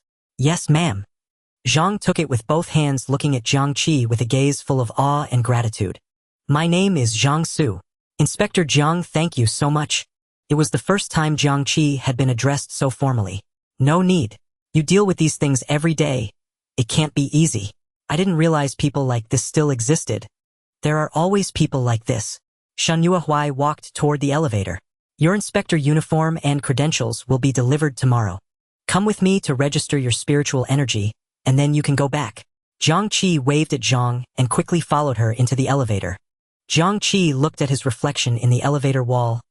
The earlier awkwardness finally dissipated. Officer Shin, what kind of person do you think your brother is? He paused before adding, of course you don't have to answer that question. Shen Yuehui was silent for a moment, then suddenly turned to look at him. Are you asking compared to you? Huh? Jiang Qi was completely baffled. No, of course not. Why would you think that? Forget it, pretend I didn't ask. 21st floor. Crack. Shen Yun crushed the cup in his hand. The night receded. Jiang Qi opened his eyes, devoid of any grogginess from just waking up. The necklace around his neck emanated a cool touch as streams of pure spiritual energy, like a gentle trickle, nourished his sea of consciousness at all times. After a simple freshening up, he went straight to the cafeteria.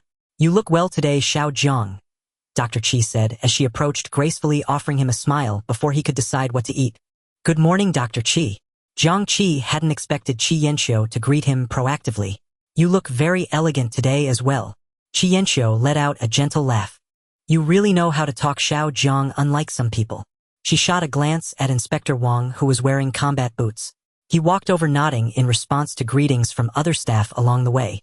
Jiang Qi, how was your rest yesterday? Pretty good, thank you for your concern, Inspector Wang. Wang Huan patted him on the shoulder. Hey, don't be so formal. We'll be comrades from now on. With your talent, you'll soon be able to stand on your own. As Wang Huan pulled him into a side hug, Jiang Qi's body tensed up sharply. Come with me, let me show you what delicacies we have. Wang Huan pushed Jiang Qi away, deliberately raising his voice as they passed by Qi Yanxiu. Soon the two had walked around the cafeteria. Jiang Qi also picked his breakfast and they sat down at a table against the wall. Jiang Qi, come with me to the combat training room on the 10th floor later. I'll be your instructor for these 3 days. We'll focus on physical fitness and basic combat, and he'll give you a simple rundown on how to protect yourself. Oh, and first go to the 16th floor to find Old Chun to get your inspector uniform. Put it on before you come. Jiang Qi forked a fried egg into his mouth. Inspector Wang, shouldn't we test my physical fitness first? What's there to test? You're a psychic type, oh how strong could you be? Wang Huan waved his hand dismissively. Time is short, the main goal is to improve your self-preservation. As long as a psychic awakener survives, there's always a chance to turn the tables. Wang Huan glanced at the necklace around his neck. I have no concerns about your mental prowess, but the headquarters assembly will have all kinds of awakeners. You must not be careless. Jiang Qi nodded and said no more. Out of the corner of his eye, he saw Shen Yuehui approaching and was about to greet her. Officer Shen, good morn. Ing. Shen Yuehui walked past them carrying an empty tray. Her cold gaze acknowledged each of them with a slight nod. Before Jiang Qi could finish, her tall figure had already disappeared around the corner. Wang Huan across from him laughed heartily. Yuehui is like that with everyone. Don't mind her. It's fine, Inspector Wang, I know. Not only did he know, but he also knew she thought he was both poor and pitiful. Jiang Qi grumbled inwardly, forking another piece of fried egg into his mouth. After the meal, Jiang Qi went to the 16th floor and opened the massive metal door. The experimental table was cluttered with disassembled parts, and 5 holographic screens were scattered haphazardly across the desk. You're here.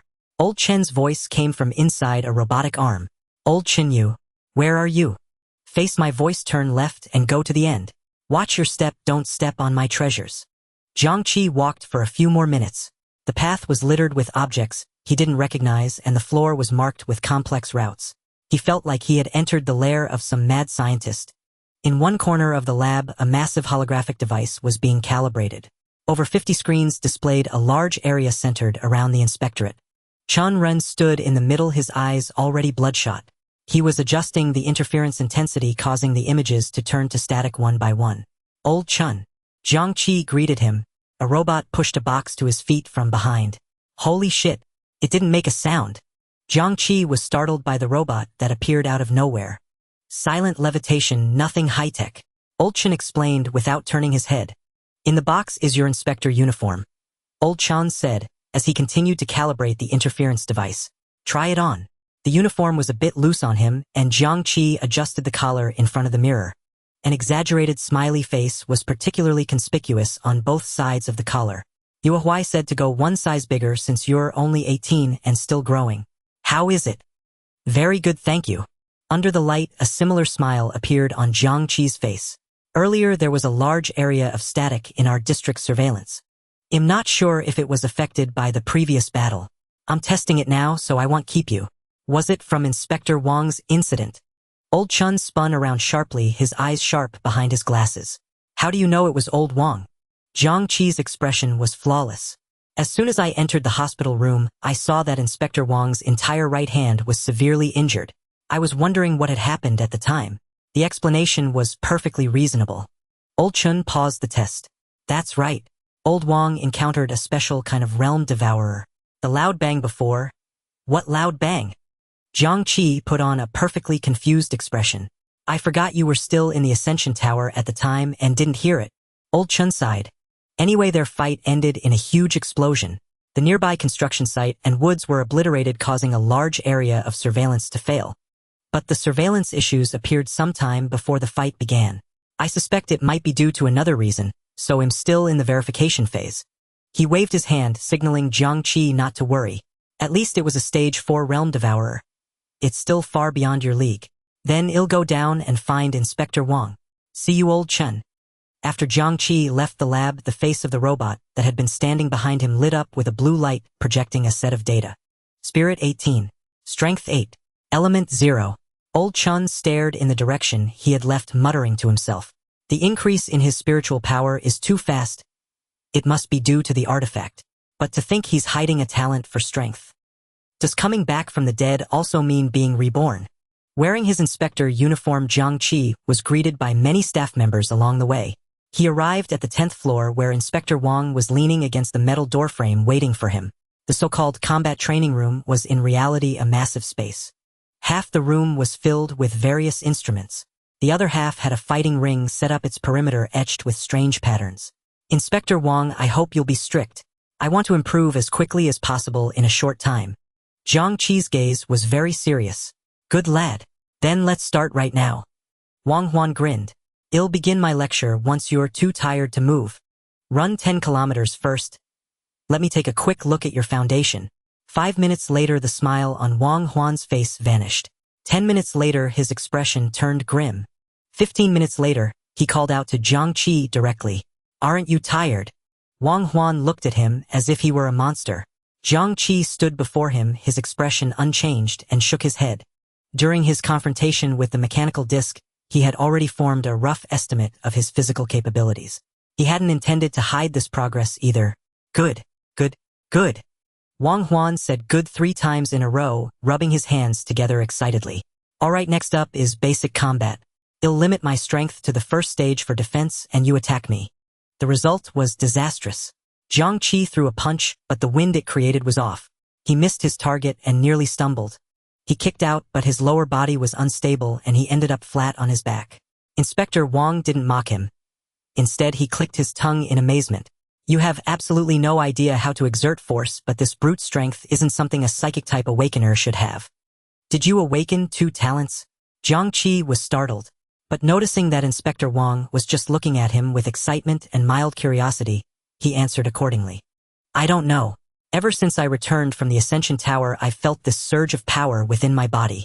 True, just having a spiritual scale of 16 is already outrageous enough. Wang Huan didn't press further, simply attributing it to the benefits of a qualitative change in spiritual power. Again, the training resumed. Your wrist angle is wrong. Your shoulders are too high. Your guard is wide open. Wrong, wrong, wrong. Inspector Wang gradually mixed in attacks with his defense. If you can dodge, don't block. 4 times. You fell 4 times because you neglected your lower body. Spiritual power isn't everything. You need to be grounded to stand firm.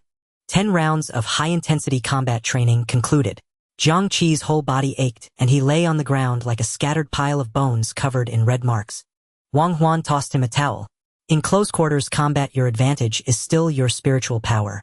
You learn fast, but it's not enough. That's enough for today. Come back tomorrow. Jiang Qi lay sprawled on the ground, panting, a slight nod of his head under the towel indicating he understood. The door to the combat training room slid open slowly. Jiang Qi, holding onto the doorframe, moved slowly. He looked up and met a pair of clear, cold eyes. Shen Yuehuai stood silently outside the door watching him. Come with me. We're going to see Dr. Qi. Jiang Qi shuffled along behind Shen Yuehuai, his eyelids drooping. The medicinal bath chamber was thick with the heavy scent of herbs. Dr. Qi was mixing medicines. She didn't turn as they entered. Xiao Jiang, take off your clothes and lie down in the bath on the left. The tub was filled with a dark green liquid. Jiang Qi glanced at Qianqiu, then at Shen Yuehuai. His fingers froze on the zipper of his inspector's uniform. Sensing his discomfort, Shen Yuehuai silently turned and walked to the window. Dr. Qi, already wearing rubber gloves, didn't notice his hesitation as she mixed 2 vials of medicine. I'm sorry, Dr. Qi, Officer Shen. Jiang Qi swiftly shed his uniform and stepped into the bath bare-chested, leaving only his head above the surface. Hiss! The liquid was hotter than his body. A fine, sharp sting spread the moment it submerged him. Xiao Jiang, you really are too polite. Dr. Qi poured the transparent mixture she had prepared into the bath. Sizzle! Jiang Qi felt the temperature spike again, the sting intensifying. He gripped his knees, suppressing any sound. Hold on for 10 minutes. Jiang Qi clenched his teeth. Every second felt stretched to infinity. He listened as Dr. Qi discussed various medicine consumption with Officer Shen, who quickly took notes on her screen. Gradually the pain ebbed, replaced by a comfort as soothing as a swaddle. Their voices grew distant. Jiang Qi felt himself sinking, merging with the medicinal bath. The bruises and oozing marks on his body greedily absorbed the medicine. The 10 minutes passed faster than expected, and Jiang Qi showed no reaction. Shen Yuehuai gently poked him. Hey, are you asleep? Jiang Qi shot up, splashing water everywhere. His bare skin glowed a healthy pink. Qianqiu handed him a towel. By the time he realized, Shen Yuehuai had already turned away again. Sorry, I don't know what happened. I suddenly blacked out. Jiang Qi frantically dried himself and pulled on his uniform. I think you should just change your name to Sorry. Qianqiu handed him several small foil packets. Put these on the back of your neck and chest tonight. Then give me 1 blood draw and you're done. Another blood draw. Your recovery rate is too fast. I need to make a routine record. The needle pierced his vein and blood was slowly drawn. All right, no more exertion today. It takes time for the medicine to fully absorb and recover. You can spend the rest of the day exhausting your mental energy. Qianqiu waved her hand, dismissing Jiang Qi. The two left the 20th floor.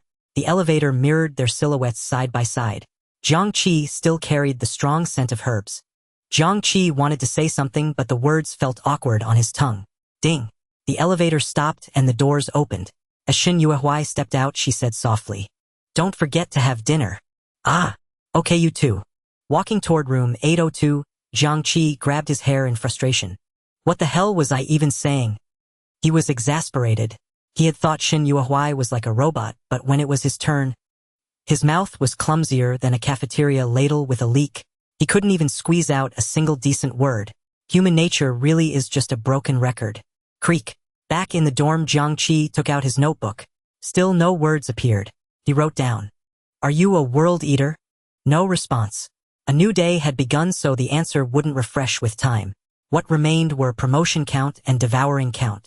Jiang Qi frowned.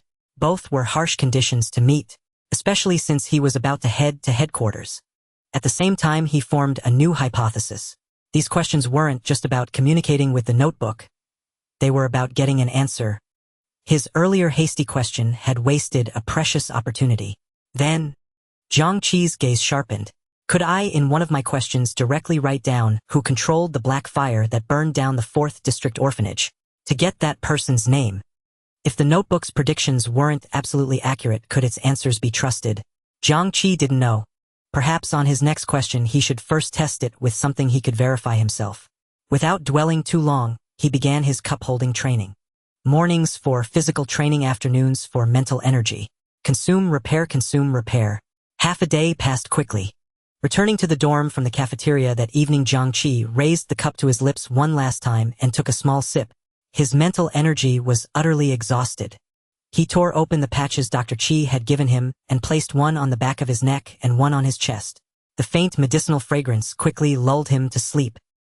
Late at night on the medical floor, red blood cells normal, transaminase normal, platelets normal. Qianxiu was testing Jiang Qi's blood. Everything is normal. That's what's so abnormal. She stared at the instrument's data, her brow furrowed. His absorption and recovery rates far exceed those of an ordinary ascender, at least 50% faster than what's expected for his stage. Yet all tests showed nothing different. She stopped the machines. A dark green starlight glowed at her fingertips and her eyes grew serious. Then her pupils constricted sharply. Under the starlight, Jiang Qi's blood showed a partial reaction similar to that of a world eater's blood. She felt her starlight being slowly devoured by the blood. Qi Yanqi's expression flickered, and she quickly withdrew her starlight. Nearly 5% similarity. How is that possible? An absurd thought entered her mind. A young world eater in human skin. Does Shen Yun? No. After a moment's hesitation, she carefully stored Jiang Qi's blood sample and stared blankly out the window, lost in thought. 3 days passed in a flash. Jiang Qi lived a monotonous routine. Mornings were spent learning combat and dodging under Wang Huan's roars and heavy fists. From having no chance to fight back on the first day, by the third day, he could barely evade 70% of the attacks and land a few heavy blows that even surprised Wang Huan. At noon, Shen Yuehuai escorted him to the medical floor for his medicinal bath. Under Qi Yanqi's amused gaze, he endured the torment of alternating ice and fire and contributed a small vial of blood. Afternoons and evenings were entirely dedicated to developing his mental energy. Wang Huan entered the office on the 21st floor. How's the training going? Boss, it's incredible. Jiang Qi's learning ability is just too strong. He's also ruthless with himself. He trains until his face is bruised and swollen before he leaves. Wang Huan couldn't hide his admiration. In just 3 days, he can already unleash over 8 units of physical force, and his mental predictive assistance has improved even faster. Honestly, you can treat him as a power-type ascender without special abilities now. He's not just capable of self-defense. He could probably take down some weaker ascenders with pure physical combat. At the same time, Jiang Qi was doing his final mental training in the dorm. His pillow and blanket floated in midair, swaying gently. A cup full of water flew wildly around the room, stopping abruptly and turning on a dime. Not a single drop spilled. Jiang Qi had layered his mental energy over the cup's rim like a lid. After over 4 minutes of control training, his mental energy remained effortless. He put the cup down with regret. The pillow and blanket also settled onto the bed. Still too light. This kind of training is no longer enough to exercise my mental energy. The effect of a third-tier mental artifact truly exceeds my imagination. A passive ability that works around the clock like this. It's no wonder it's priceless. Jiang Qi gently rubbed the necklace around his throat. Buzz! The vibration of his wristband interrupted his thoughts. Shen Yuehuai sent a message. The driver sent by headquarters had arrived at the inspectorate. A car. Crossing 3 safe zones and we're going by car. Jiang Qi sent a questioning message as he headed downstairs. Shen Yuehuai quickly replied. Middle rank ascenders have no chance of survival if a plane crashes, but if something happens in a car, there's a much better chance of escape. The morning mist had yet to dissipate. A black hovering vehicle sent by headquarters stopped at the entrance of the inspectorate. Jiang Qi spotted the driver, a middle-aged man who jogged over to him and grasped his left hand with both of his. Hello, Inspector Jiang. My name is Fu Ren. Fu Ren. A nice name. Fu Ren quickly bowed slightly. Not at all, Inspector Jiang, you flatter me. Before the two could continue their conversation, a deep voice came from behind. Jiang Qi, make sure to perform well when you arrive at headquarters. Wang Huan patted him on the shoulder. But remember, your life is the priority. Don't forget what you've practiced these days. Before he finished speaking, a fragrant breeze swept by. Qianxiu was still wearing a white doctor's coat. In the small medicine box she handed over were several bottles labeled differently. Little Jiang, remember to apply the medicine patch every night before bed. The green spray is a lifesaver, only use it in dire situations. She suddenly leaned in closer. If you come back missing an arm or a leg, your sister will be heartbroken. Just as Jiang Qi was about to express his gratitude, a huge metal box was pushed over, nearly crushing his foot. Old Chun. Chun Ren, sporting dark circles under his eyes, spoke in a hoarse voice. Time is tight. Try injecting your spiritual energy. The box quickly folded into a ring that encircled Jiang Qi's finger. The internal size is that of the box's space containing some daily essentials. Old Chun, is this a spatial device? Jiang Qi was extremely surprised. Chunren raised his hand to interrupt him. Just a little gadget to give the 4th district a bit of pride. 3 people, 3 styles, yet all carried the same expectation. A warm current flowed from his chest, dispelling the morning chill. Jiang Qi. This was the first time Shen Yuehuai addressed him by his full name. The voice sounded somewhat different from her usual icy tone. Take care. All the myriad words condensed into just 2.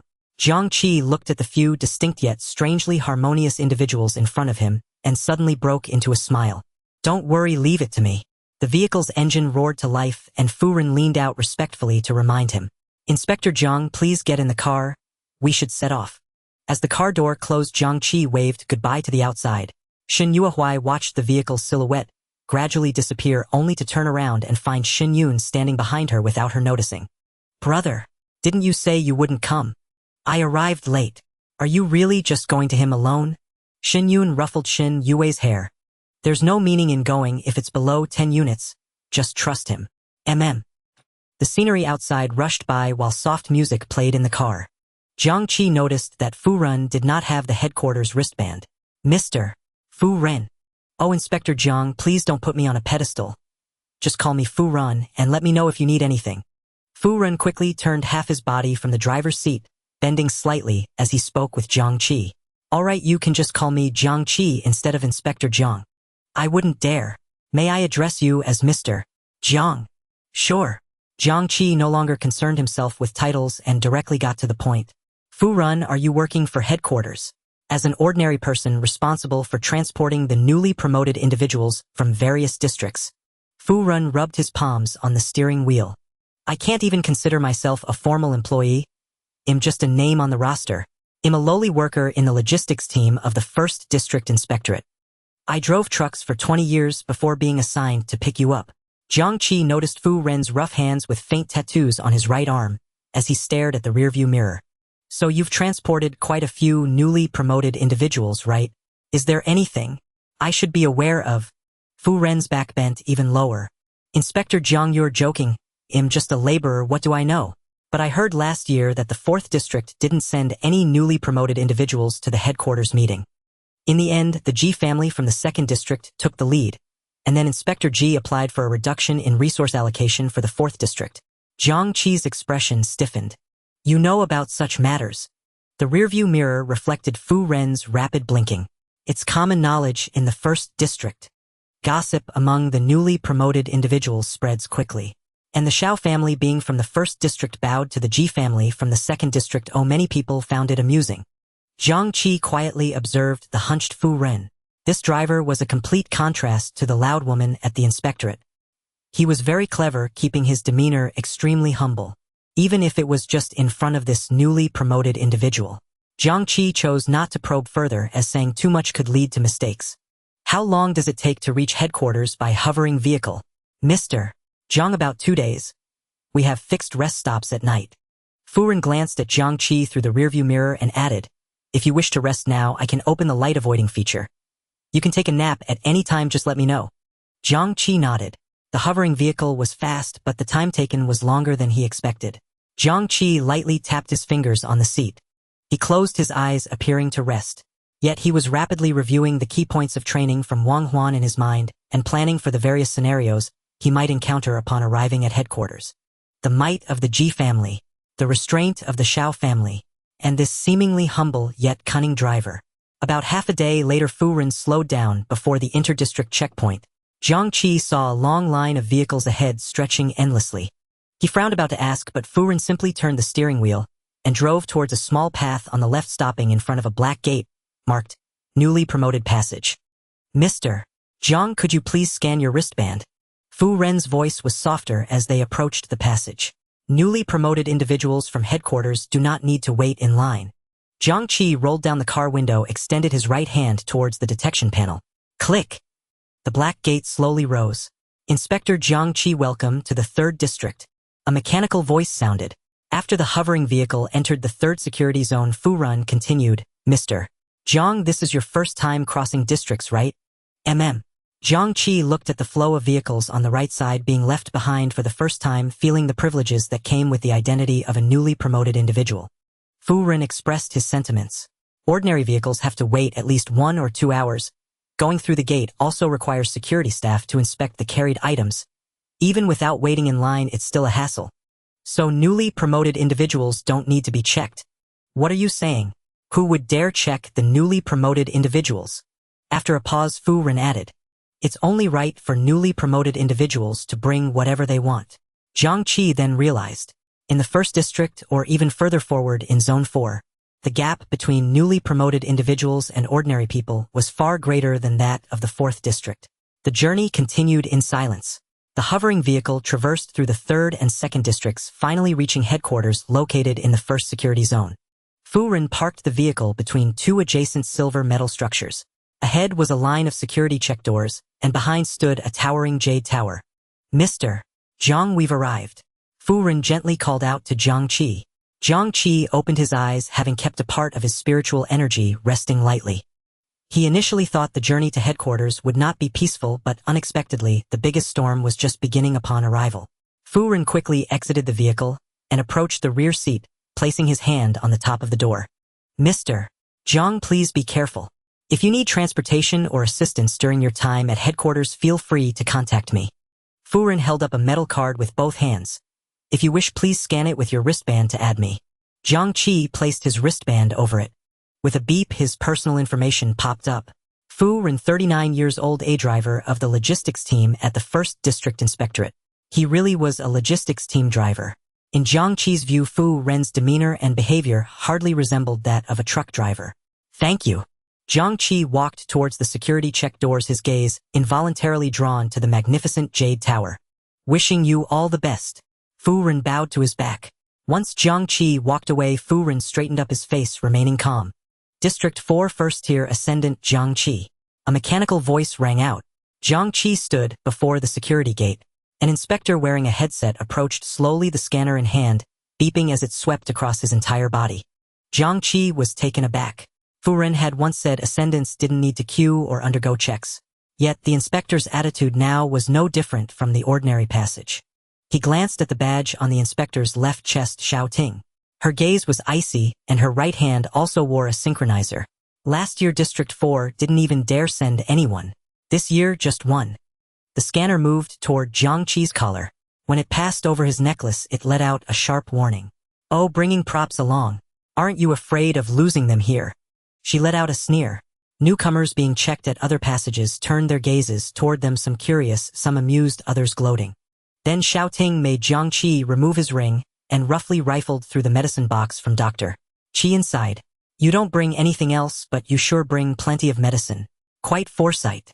Her face was etched with obvious mockery. A newcomer from District 4 carries spray medication of unknown origin, requesting temporary confiscation. She spoke into her communicator, her voice not loud but enough for everyone at the other passages to hear. Jiang Qi's gaze turned completely cold. This woman hadn't even opened the box. Just holding it in her hand, she had deemed the ingredients unknown. It seemed the conflict between Chief Inspector Shin and the Ji family had already driven certain families to pick sides in haste. The Xiao family. The Xiao family should be sending someone to the assembly this year, right? Jiang Qi put on an exaggerated smile, meeting Xiao Ting's eyes directly. My necklace's origins are also unclear. Do you want to confiscate that too and take a look? Whatever was said through the earpiece, Xiao Ting's face turned sour as she tossed the spray back onto the table. Don't let it happen again. Jiang Qi didn't look at her again, calmly packing the medicine box and putting it back into the ring. He could feel a few gazes from other security gates shifting from mere curiosity to intrigue. This lone representative from District 4 didn't seem as easy to manipulate as in previous years. Jiang Qi noticed the other security gates beside him. There was hardly any conversation. The checks were brief and normal, without any of the trouble he had encountered. The Xiao family, the Ji family. Shin Yun was absolutely right. The trouble had begun the moment he set foot in the headquarters. This level of harassment was just an appetizer. The real main event would surely be at the assembly. Just to test my reaction, or to give me a show of authority in front of the other newcomers. They wouldn't expect me to make a scene right at the headquarters entrance, would they? Amid these thoughts, Jiang Qi entered the headquarters main hall. A handful of new ascendants from various districts were murmuring among themselves. Most were marveling at the resplendent headquarters. Jiang Qi only found the lights a bit dazzling. A man in an inspector's uniform wearing square-framed glasses approached. Jiang Qi from District 4. Yes. I'm Zhang Fanhai, Deputy Director of Logistics responsible for arranging your accommodation. Follow me. The badge on his chest was a size larger than those of the inspectors outside, and his collar bore a pattern of 4 building blocks. He led Jiang Qi swiftly through the hall and across a vast open space. This area used to be a testing zone. It was remodeled but preserved as is. Zhang Fanhai suddenly began explaining without turning his head, his tone as flat as if reading from a script. The new Ascendant's dormitory is on the west side of the headquarters, a standalone building. You're the only one from District 4, your room is 205 on the 2nd floor. Scan your synchronizer to enter. It's getting late. Rest in the dormitory for now. Meals will be delivered to your door. There's a call button in the room. You can contact logistics if you need anything. I'll leave you here. With that, Zhang Fanhai turned and left without any extra movement. Jiang Qi looked at the 5-story dormitory building before him, its exterior showing signs of aging. Weeds grew near the ground, and the air was thick with a damp, musty smell. It looked like a building from an old era that had been preserved to the present day. The gap between the newcomer's dormitory and the headquarters is huge. Passing through the oddly shaped first-floor lobby, Jiang Qi walked up the stairs. The wooden steps creaked underfoot. Most of the room doors were still open. Looks like I arrived early. Reaching the innermost part of the 2nd floor, he pushed open the door to 205, which faced a window. Below there were 2 metal beds and desks.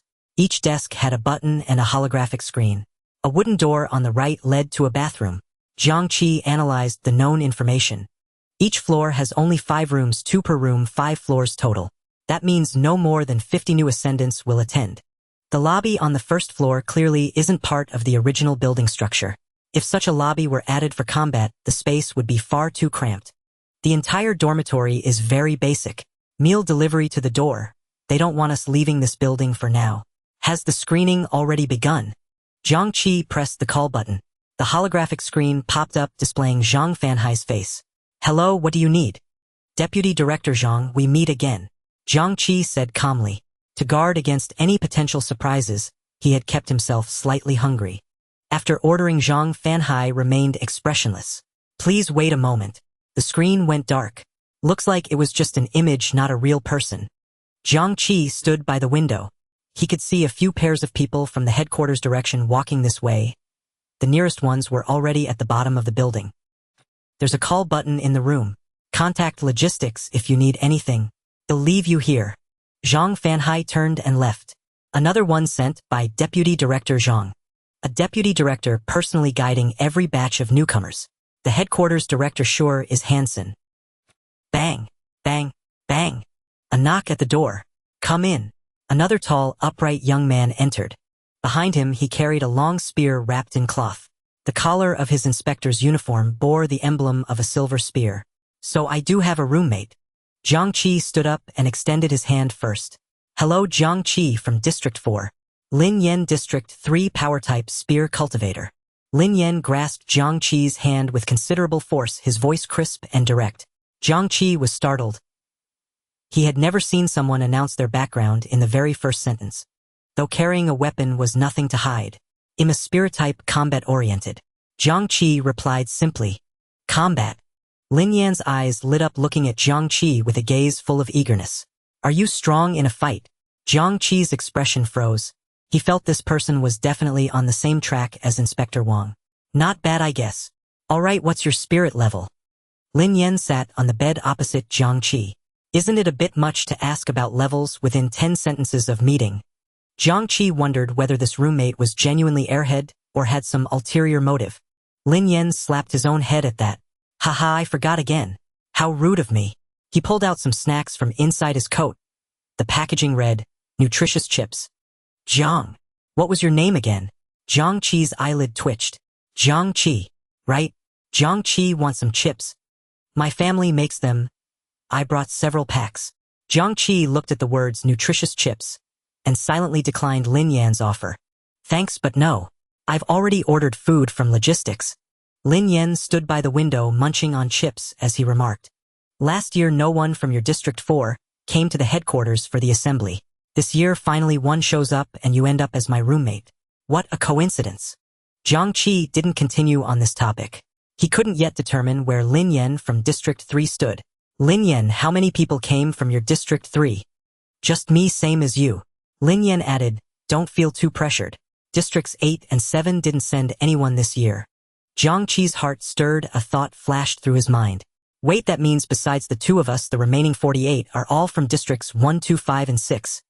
To be precise, besides you and me and excluding 3 from District 5 and 2 from District 6. The rest are from Districts 1 and 2. Lin Yan pointed to the batches of people Zhang Fanhai was bringing over downstairs. Most of them know each other. We too are rare specimens. Bang, bang, bang. Another knock. So soon, logistics was more efficient than Jiang Qi had anticipated. He opened the door. Thank you. Standing at the door was none other than the Deputy Director of Logistics. He had just seen downstairs Zhang Fanhai. Zhang Fanhai held a tray in one hand, looking at Jiang Qi expressionlessly. Jiang Qi's pupils contracted slightly as his mind raced. Not a projection. Not an ordinary logistics staff member. It really was the Deputy Director himself delivering the meal in person. Deputy Director Zhang. Just my duty. Jiang Qi watched Zhang Fanhai's retreating figure, the image of Tu Chun Ren's in the hospital room, surfacing in his mind. Is this a common ability across similar pathways? He carried the food back inside, approaching the window to look down. The room has a call button. If you need anything, you can directly contact the logistics department. I want to see you out. Below, Zhang Fanhai was just finishing his instructions to a newly arrived ascender before turning and leaving. Jiang Qi remained by the window watching. The Zhang Fanhai who had delivered the food never left the building. Meanwhile, 4 new Zhang Fanhais had already led other newcomers away, one after another. Darkness fully fell. The streetlights outside the dormitory remained stubbornly unlit, and a viscous night seeped through the window carrying a bone-piercing chill. Jiang Qi felt goosebumps rise on his skin. All the ascenders had checked in, plunging the isolated dormitory into a deathly silence. Just then, Jiang Qi's and Lin Yan's wristbands lit up simultaneously. New ascenders, please proceed to the first-floor lobby. After a brief exchange of glances, they both rose. Pushing open the door, they were met with utter darkness outside. What's going on? Is the logistics department that understaffed? The director works as a handyman, and they can't even turn on the hallway lights. Lin Yan muttered, pushing the door open first. Jiang Qi followed closely. Outside it was pitch black. He abruptly stopped, frozen in place. The short corridor, which originally had only 5 rooms, now stretched endlessly into the distance. The doors on the side were shrouded in a fog-like darkness, exuding a sense of death. Click! The door behind him shut automatically, and the light in the room died out. The world shrank to a visibility of less than 2 meters. Jiang Qi began to walk forward. Instead of feeling tense, he let out a low chuckle. So this is how the gathering begins. From the direction of the stairs came the sound of viscous liquid dripping, followed by something scraping across the floor. He paid it no heed, continuing his stride forward. Soon he stood before door 204. It was wide open, the room empty inside. Jiang Qi. A frantic shout from Lin Yan came from behind him, near door 205. How did you just disappear when I opened the door? Jiang Qi did not turn around. In his spiritual sense, he could see Lin Yan running towards him quickly. Lin Yan stopped beside him, his voice tinged with nervousness. It seems like we're the only 2 left on this floor. Jiang Qi turned sideways, staring at the figure carrying the long spear, and suddenly spoke. I'm a bit hungry. I want a bag of nutritious chips. What nutritious chips? Before the words faded. Boom! A slight smile curled on Jiang Qi's lips as Lin Yan was slammed heavily into the wall by an invisible wave of spiritual force. That face belonging to Lin Yan contorted in pain before vanishing entirely. The long spear behind it also disintegrated, transforming into a bone spike that shot viciously towards Jiang Qi's heart. Jiang Qi didn't even glance at it. The bone spike was gripped midair by an even stronger force and then plunged back even faster into the faceless creature's chest. He stepped forward, slowly crouching down, his spiritual power pressing down relentlessly on the figure embedded in the wall, still struggling. If you don't even know about nutritious chips, make sure you do your homework before impersonating someone. As his words fell, his spiritual power contracted inward violently. Bang! The faceless creature's head exploded instantly. Its entire form burst into a pulp of gore before Jiang Qi. The scattered pulp writhed, crawling towards the other end of the corridor, and Jiang Qi quickened his pace. The task is to reach the first-floor lobby, so speed must be a key factor in this test. A mental-type world-eater parasite. A part of its body can take on the appearance of others. Its initial psychic strength is around 5, considering this is just a fragment of its body. Jiang Qi suddenly stopped.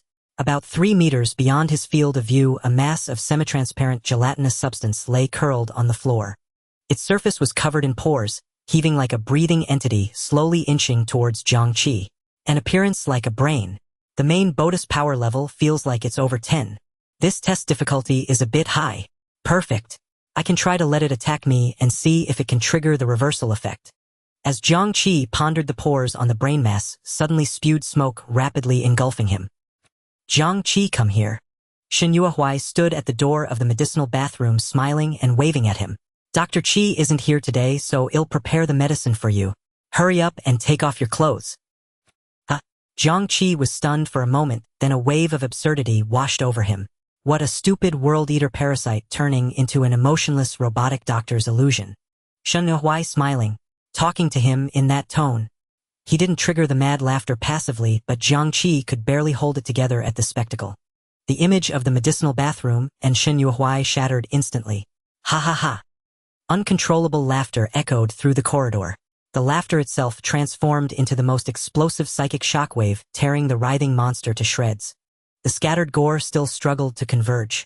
A first-order mental-type world-eater parasite, and it has such strong vitality. Jiang Qi walked slowly to the pile of gore, his smile fading, his gaze turning indifferent. But you really chose the wrong person to imitate. He stepped over the gore. Slap! A burst of psychic force denser than before descended from above, crushing the gore on the floor into a powder that could never regenerate. Going down like this, my speed shouldn't be too bad. Jiang Qi brushed some non-existent dust off his clothes and headed for the stairs. Tianji Headquarters, Green Jade Tower. Vice Minister Zhang. One of the neural sponges has completely died. A staff member stood up abruptly, shouting in shock to Zhang Fanhai beside him. Impossible. The 3 type neural sponges deployed were all at the peak of the first order. Before Zhang Fanhai could respond, a middle-aged man in a pure white research suit categorically denied it. And with the latest regeneration technology integrated, how could it be killed by a new ascender in such a short time?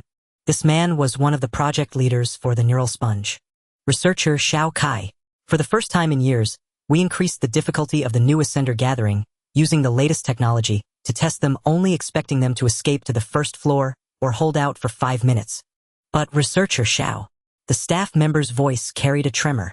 The data confirms that 1 neural sponge has indeed been. No, now there are 2. Xiao Kai's expression shifted. He quickly walked over, scanning the data on the screen. Zhang Fanhai took the document handed over by the staff, glancing through it rapidly. He looked up at the massive real-time ranking light screen above. 2 lines of golden text at the top of the screen were particularly conspicuous. First place, G.U.C. Neural sponge killed. Time 2 minutes 1 second. Second place, Jiang Qi. Neural sponge killed. Time 2 minutes 50 seconds. A barely perceptible ripple colored Zhang Fanhai's voice. The third miss of the Ji family and an orphan from District 4. Jiang Qi descended the stairs into the brightly lit first floor. A woman in a silver uniform was already in the lobby. Her posture was straight, her features cold and beautiful, her gaze fixed on the stairway. From District 4. Ji Yusi's eyes held an air of arrogance as she looked Jiang Qi up and down. A bit more useful than I imagined. Jiang Qi pulled over a chair and sat down, scrutinizing Ji Yusi with equal lack of courtesy. And who are you? The other woman snorted coldly, showing no intention of answering him. She merely averted her gaze, as if looking at Jiang Qi any longer was a waste of time. Knows my info is hostile, got to the first floor faster than me. She's probably my main rival for this gathering. Must be an important figure from the Ji family or the Xiao family. Several dangerous thoughts flashed through Jiang Qi's mind, but his face remained impassive. Jiang Qi. A surprised voice came from behind. Lin Yan was bounding down the stairs excitedly. You're even faster than me. Miss Ji. Lin Yan also pulled up a chair, sitting beside Jiang Qi before greeting Ji Yusi. Unfazed Lin Yan leaned in close to Jiang Qi, lowering his voice. As soon as I walked out the door, you were gone. I was even talking to you. I ran into a sponge-like world-eater parasite. Could turn into a metal freak, pretty tough fighter. What about you? Similar. It can change faces and create illusions. Jiang Qi answered briefly, then suddenly asked, Did you kill it? He looked at the long spear on Lin Yan's back. It didn't seem like it had been used in a fight. No. No matter how I attacked it, it would eventually reform. After beating it 3 times, it regenerated too slowly, so I just came down first. Did you draw your spear? Lin Yan shook his head. I can't draw my spear casually. Jiang Qi began to reassess his evaluation of Lin Yan internally. Different ascenders seem to encounter different types of world-eater parasites, but the difficulty should be similar. Defeating a level 10 parasite 3 times in a short time using only physical techniques but unable to kill it. But he hasn't drawn his spear yet. That spear must be his Ascension artifact. Just then a man and a woman came down together. They glanced at the 3 people on the first floor, without greeting, sitting down in a separate corner. Soon the 5-minute mark arrived and over a dozen disheveled figures tumbled down the stairs. A large screen projection appeared in the air on the first floor. First place, G.U.C. Neural sponge killed. Time 2 minutes 1 second. Second place, Jiang Qi. Neural sponge killed. Time 2 minutes 50 seconds. Third place, Lin Yan. Escaped. Time 3 minutes 30 seconds. Fourth place, An Miao. Escaped. Time 3 minutes 55 seconds. Fifth place, An Yen. Escaped. Time 3 minutes 55 seconds. 16th place, Xiao Jidong. Survived 5 minutes. Lin Yan slapped Jiang Qi on the shoulder. Damn, you're only a bit slower than G.U.C. Awesome. His voice echoed throughout the hall. G.U.C. cast a cold glance at Jiang Qi. Trash, only second place. Zhang Fanhai strode into the ground floor hall, cutting off Jiang Qi's response. The 16 youths who had passed the test wore varied expressions. Nervous, expectant, yet tinged with fatigue. Welcome all of you to those who have officially passed the assembly qualification test. At these words, a murmur rippled through the 16. No way. Confronting a realm-devouring entity at the peak of the first stage was the qualification test. Deputy Minister Zhang, since we passed, what about those who didn't? I can understand escaping, but 2 people actually killed that monster. That's the 3rd miss of the Ji family. Naturally, nothing is impossible for her. Speaking of that Jiang Qi, what's his background? Zhang Fanhai replied nonchalantly. Those who didn't pass simply go back where they came from. This statement stirred another wave of commotion. Many faces showed a mix of relief and lingering fear. And Yen, slightly shorter, said to An Miao beside him, who had blue hair. Sis, didn't the teacher say psychic-type ascendants are weakest in the early stage? Jiang Qi from the 4th district with a psychic rating of 9 managed to kill a neural sponge. That's truly insane. And Miao observed Jiang Qi, who was conversing with Lin Yan. Last year the 4th district sent no one to headquarters, and the year before that their results were abysmal. They've achieved nothing for 3 consecutive years. This time it's a last stand. As their sole representative, Jiang Qi must have something special about him. She paused, lowering her voice further. He might not be a true orphan. Perhaps he's a secret agent raised by the Shin family. Sis, should we cause him trouble once we enter the Shattered Realm? And Miao shook her head. Let's wait and see. Most families from the 1st district didn't send anyone to the assembly this year, clearly unwilling to get involved in the conflict between the Shun and Ji families. If you want to fight, you can cross blows with the heir of the Twin Trees Chamber of Commerce. She tilted her chin toward Lin Yan, who was unwrapping a bag of potato chips. For all these years, the chief inspector of the 3rd district has only once failed to report an ascension. This Lin Yan is likely the strongest prodigy since the 3rd district was established. Jiang Qi absorbed everyone's words, his understanding of the various factions growing clearer. Lin Yan, what is the Shattered Realm? Lin Yan looked over in surprise. Why the sudden question about the Shattered Realm? He immediately caught on. Did those from the 1st district mention it? Jiang Qi nodded. Lin Yan glanced toward the siblings who were at least 12 meters away. Wait, how far does your psychic field extend? Seeing that Jiang Qi had no intention of answering, he set down his chips and explained. Ever since the realm-devouring entities began invading our world, other things from the stars have also fallen onto Blue Star. The Shattered Realm is one of them. Different Shattered Realms have varying spatial restrictions containing lingering realm-devouring entities, and various materials hard to find on Blue Star. Researchers capture coordinates to establish portals for entry. Lin Yen pondered briefly, making a guess. If this assembly is to select candidates for entering the realm ID guess, the restriction is either age under 18 or stage 1 ascendance. Jiang Qi suddenly asked, "Can headquarters know in advance what's inside a shattered realm?" "No," Lin Yen replied bluntly. "Headquarters can roughly identify the types of materials inside, but that's it." Once the discussions had subsided, Zhang Fanhai finally spoke. The decision to use neural sponges for this surprise test was for a specific reason. Headquarters captured the coordinates of a Stage 1 shattered realm, coinciding with the annual gathering of new ascendants. Therefore, this year's ultimate goal has changed to enter the shattered realm and acquire resources. As his words fell, silence enveloped the hall, followed by an eruption of louder murmurs. An ascendant from the 6th district raised his hand. He looked nervous but mustered the courage to ask, "Deputy Minister Zhang, why not just teleport everyone into the shattered realm? There's strength in numbers." Before he could finish, a sneer rang out. No need for the deputy minister to answer. "I'll tell you. Teleportation costs nothing, doesn't consume resources." Xiao Jidong looked contemptuously at the ascendant from the 6th district. Such a rare opportunity in the shattered realm. Letting eliminated trash in would be a loss. Newcomers from the backwoods should keep quiet if they don't know anything to avoid embarrassing themselves. He spoke with an air of righteousness, as if he were the spokesperson for headquarters. Jiang Qi leaned back in his chair and suddenly smiled. "This, friend." He paused, deliberately lifting his head to glance at the rankings on the light screen. He had already learned from Lin Yen, who among those present belonged to the Ji and Xiao families. 16 people passed the test and you're ranked 16th, right? Xiao Jidong's face stiffened. "So what? The 11 behind me all lasted 5 minutes. The rankings aren't in order." "Oh." Jiang Qi deliberately drew out his tone, leaning slightly forward. "So you, as the last place, are teaching everyone how things should be done?" He asked Deputy Minister Zhang. "Which minister are you?"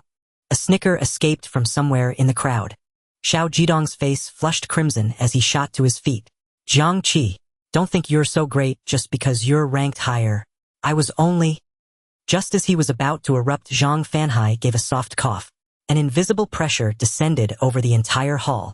Xiao Jidong deflated like a punctured balloon, slinking back into his chair, his back drenched in cold sweat. What he said isn't entirely without merit. Among ascendants, strength always speaks. Zhang Fanhai smiled amiably at Xiao Jidong, who dared not respond, and could only nod and scrape in agreement. Yes, the deputy minister is right. And Miao looked at Zhang Fanhai in surprise. She hadn't expected the logistics department to take a side. This scene also stirred doubt in Jiang Qi's mind. Shen Yun had never told him anyone would help him. What game was this Zhang Fanhai playing? The eliminated ascendants will be sent away by headquarters tonight. Zhang Fanhai clapped his hands, drawing everyone's attention back. Tomorrow morning you can replenish your supplies at headquarters. You can also explore the 1st district. Assemble promptly in the afternoon to enter the shattered realm. Preliminary materials will be delivered to you shortly. For now you can truly rest. Ji Yusi was the first to rise, heading upstairs. Jiang Qi and Lin Yen also walked toward room 205. As soon as they entered, Lin Yen spoke. "Of the remaining 1413 are from the 1st and 2nd districts." Jiang Qi was curious. It seemed Lin Yen wasn't much more popular than he was. "You don't get along with those from the 1st and 2nd districts either." "It's not that I don't get along." Lin Yen placed his spear at the head of the bed. "It's that I get along very badly. It's related to my family. In the air of the Twin Trees Chamber of Commerce. So you see him bound to clash with the fate-weaving pavilion in the 1st district." Jiang Qi looked blankly at Lin Yan's expectant expression. "You don't know the Twin Trees Chamber of Commerce?" Lin Yan's jaw dropped. "One of the 3 major chambers of commerce in the safe zone. My dad owns it." "You've never bought anything from the Twin Trees Chamber of Commerce?" "Impossible. Absolutely impossible." Lin Yan paced around the room, staring at Jiang Qi as if he were a living fossil. Jiang Qi was silent for a moment before speaking softly. "Sorry, I'm an orphan. I've always lived in an orphanage. I never had money to buy anything from the chamber." Lin Yan froze on the spot, the shock and exaggeration fading from his face. He was clearly at a loss, opening his mouth but only managing to stammer out a few words. "Then, our chamber donates supplies to the inspectorate every year, which then distributes them to orphanages everywhere. You should have received some too." His voice grew softer. Jiang Qi lowered his gaze, his voice calm and devoid of any emotion. My orphanage burned down in a fire. Only I survived. It happened on the day of my ascension. Lin Yan sat slumped facing Jiang Qi. I'm sorry, Jiang Qi. Jiang Qi raised his hand, signaling him not to continue. It's fine. Jiang Qi's tone was flat, revealing no hint of anger or joy. Yet the more he remained composed, the more Lin Yan felt a tightness in his chest gnawing at him.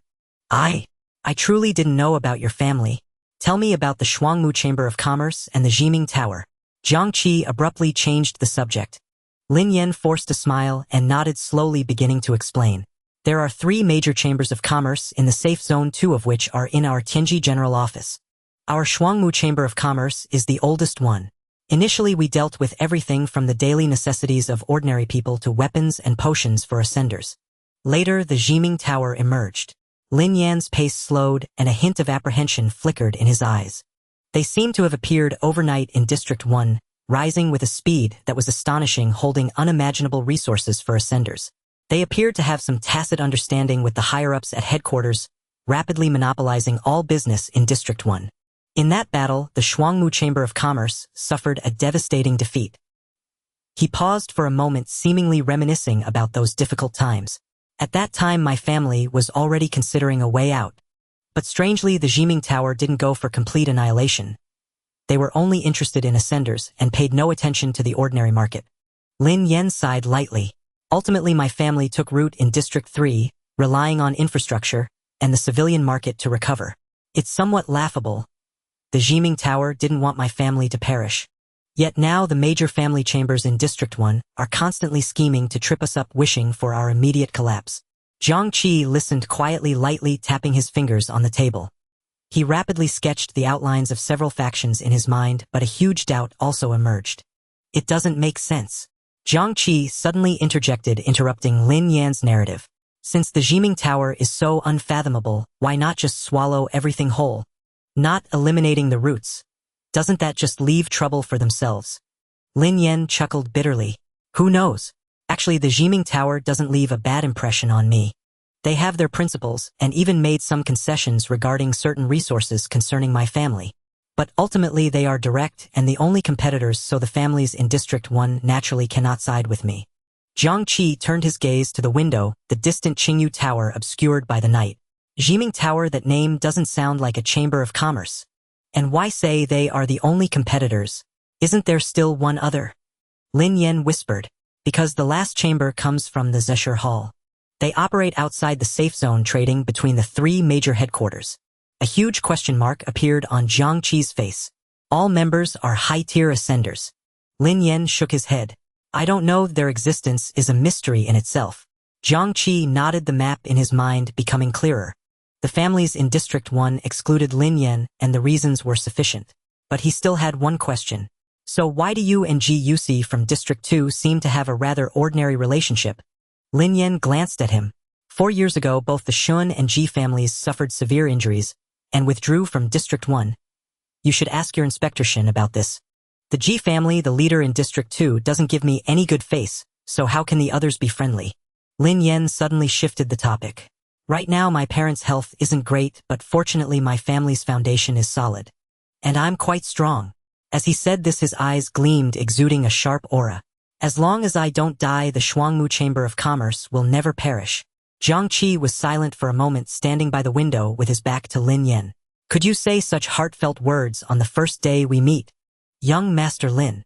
Lin Yan looked at Jiang Qi's back and said calmly, the headquarters places great importance on the resources in the safe zone, especially the achievements of newly ascended individuals.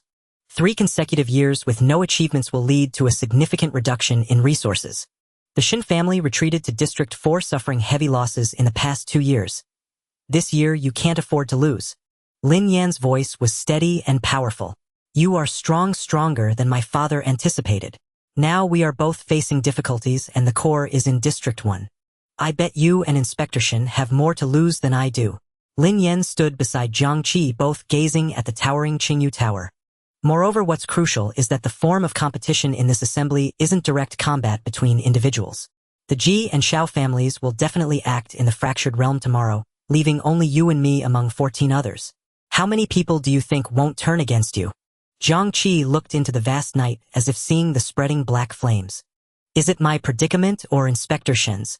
Lin Yan laughed heartily. I've said it's hard to deal with smart people. Mainly Inspector Shen.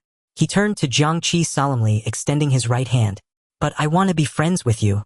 The room fell into a brief silence.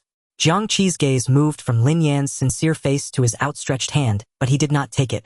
Get me a pack of nutritious chips. I want lemon-flavored ones. Lin Yan paused, then burst into laughter, retracting his hand. He found this person before him quite amusing. At such a moment, a pack of chips felt more real than empty promises. There are no lemon ones, only spicy ones. Here you go. I'll have them produce some when I return. Night deepened and the dormitory building fell silent.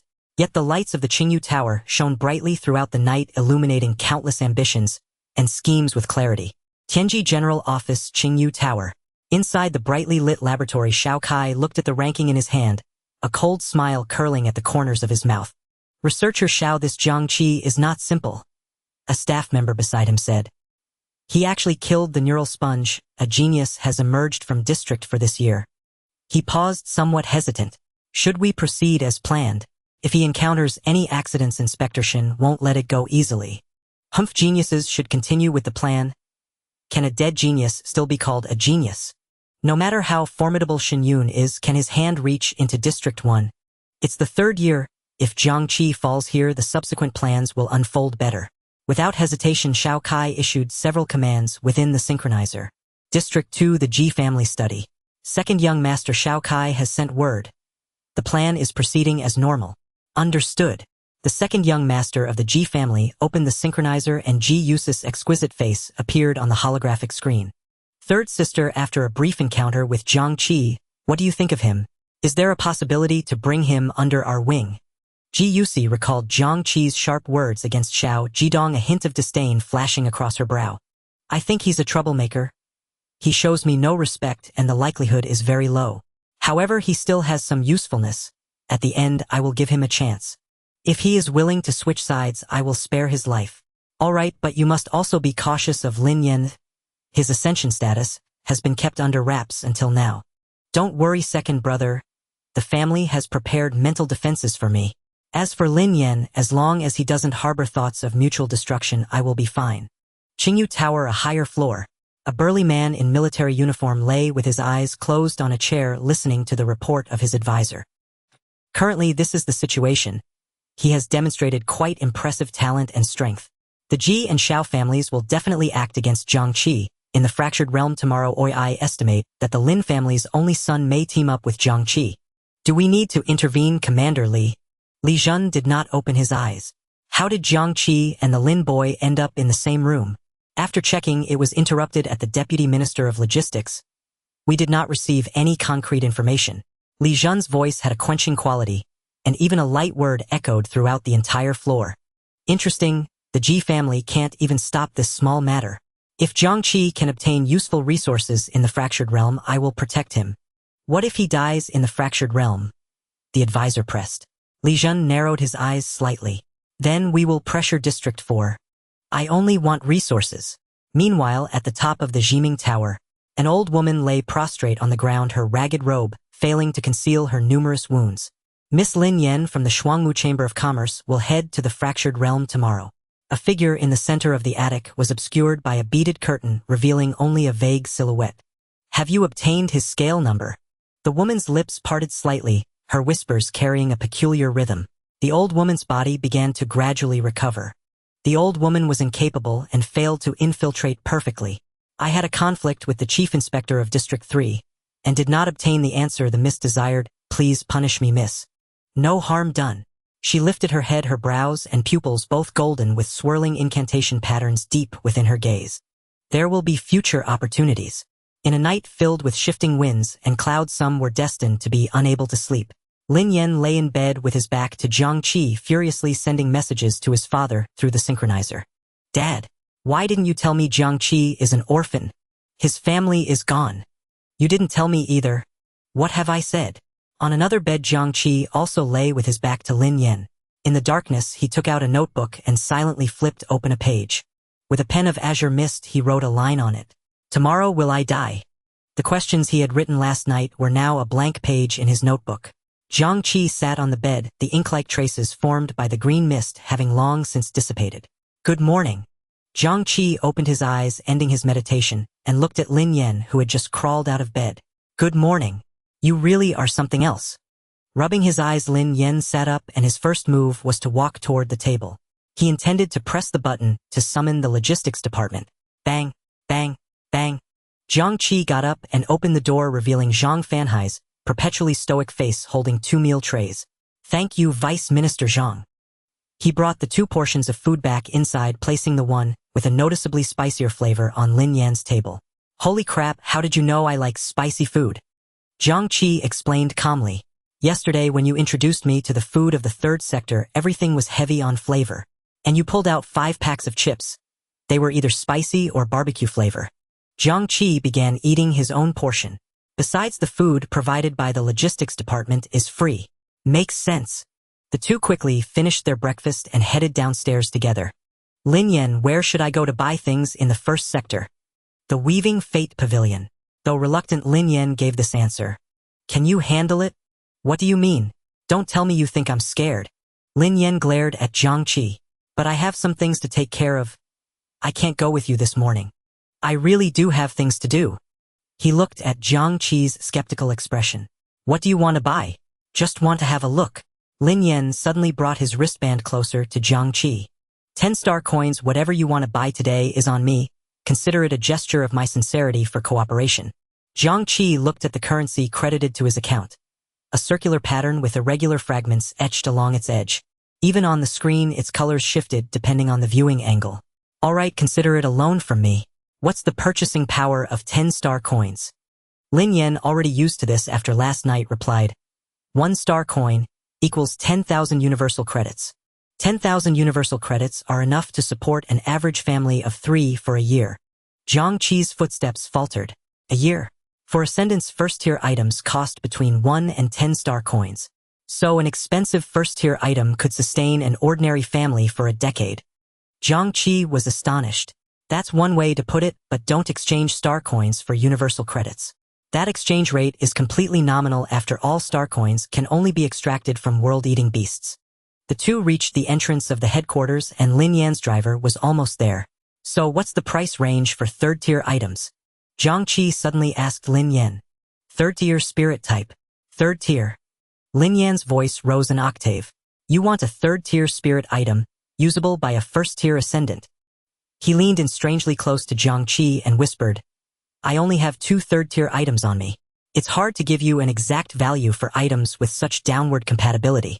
First, they're extremely rare. Second, their prices are usually inflated based on demand. If I had to put a number on it, at least 300 star coins. Don't think you can find a bargain at the trade guild. Things like this are never put on display for sale. Seeing Jiang Qi frozen in shock, Lin Yan patted him. Take it slow, don't let it discourage you. It'll be much easier once you're at the 3rd tier and buy 3rd-tier items then. I'm off. Lin Yan's hovercraft sped away. Jiang Qi stood motionless at the headquarters entrance for a long time. People flowed around him, the noise of the crowd filling the air. The maddening number echoed repeatedly in his mind. 300. 300 star coins. The frugal life of his orphanage days surfaced in his memories. As far as Jiang Qi knew, the orphanage had never received any donations. Lin Yan probably wouldn't lie to him about something like this. But could Xin Yun be the type to embezzle those donated supplies? Jiang Qi only remembered Jiang Shui's worn-out cloth shoes, which he had worn for 5 years, refusing to replace them, even when the soles were threadbare. Poverty. In winter, the director always gave the thickest blankets to the children, while she herself coughed incessantly in the cold of the night. It was the same on the day she was burned to death. 300 star coins. A fortune that the tiny orphanage in Jiang Qi's memory could never have imagined. 300 years of an ordinary person's life. Now it hung around his neck. Only at this moment did he truly feel the insurmountable chasm between ascendants and ordinary people. An impassable abyss. Jiang Qi forced a bitter smile. He took a deep breath, suppressing the surging emotions. Shock, anger, confusion. All dissolved into a silent, still sea. He had to win the headquarters assembly. He sent a message to Fu Ren. In less than 5 minutes, Fu Ren pulled up in front of him in a hovercraft. Fu Ren trotted out of the vehicle. Mr. Jiang, sorry to keep you waiting. He opened the side door and placed his hand over the top of the door frame. Please get in. There are light refreshments and water prepared for you in the car. Once seated, Fu Ren smiled at Jiang Qi. Mr. Jiang, congratulations on passing the test. I knew you were destined for great things. Fu Ren, your information seems to travel fast. Well, it's just that the logistics department just sent back a batch of eliminated officers. We've all heard that you're one of the only two to pass with a perfect score. Fu Ren rubbed his hands together, pulling his cuffs down as far as they would go. Even quite a few officers from the first sector were eliminated. You're truly incredible. Fu Ren was visibly more relaxed than during their first meeting, and he talked more. Looking at the smiling face in the rearview mirror, Jiang Qi's heart felt a chill. An imperceptible ripple of spiritual energy spread, silently enveloping the chattering Fu Ren. He wanted to know this seemingly clever driver's true opinion of him, an ascendant officer. Jiang Qi spoke slowly, his voice carrying a mesmerizing quality. Fu Ren, does my good performance benefit you in any way? Fu Ren was momentarily taken aback. Then, as if a floodgate had opened, his eyes grew somewhat dazed. Well, it doesn't do much for me right now, but at least you've added me as a contact, haven't you? For people like us, where else would we get a chance to connect with ascendant officers like this? He smoothly steered the vehicle through a wide turn. Who knows, you might need an Ultimer like me someday. And who knows, maybe you'll need a favor from you too, sir. I'm just securing an opportunity for myself. You should see the look on my buddies' faces when I tell them I drove the second-place winner of this year's new Ascendant Assembly. A powerhouse who outshone the geniuses of the first sector. They're so jealous. Jiang Qi withdrew his charm ability and nodded slightly. Fu Ren, what do you know about the Weaving Fate Pavilion? Mr. Jiang, the Weaving Fate Pavilion is almost exclusively for Ascendant officers, and its transactions are quite confidential. You've really stumped me with this one.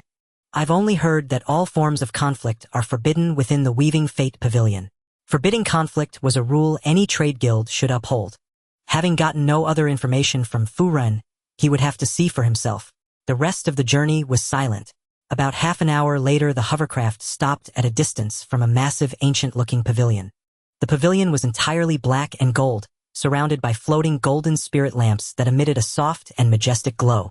Mr. Jiang, I cannot go any further. You'll have to walk the rest of the way.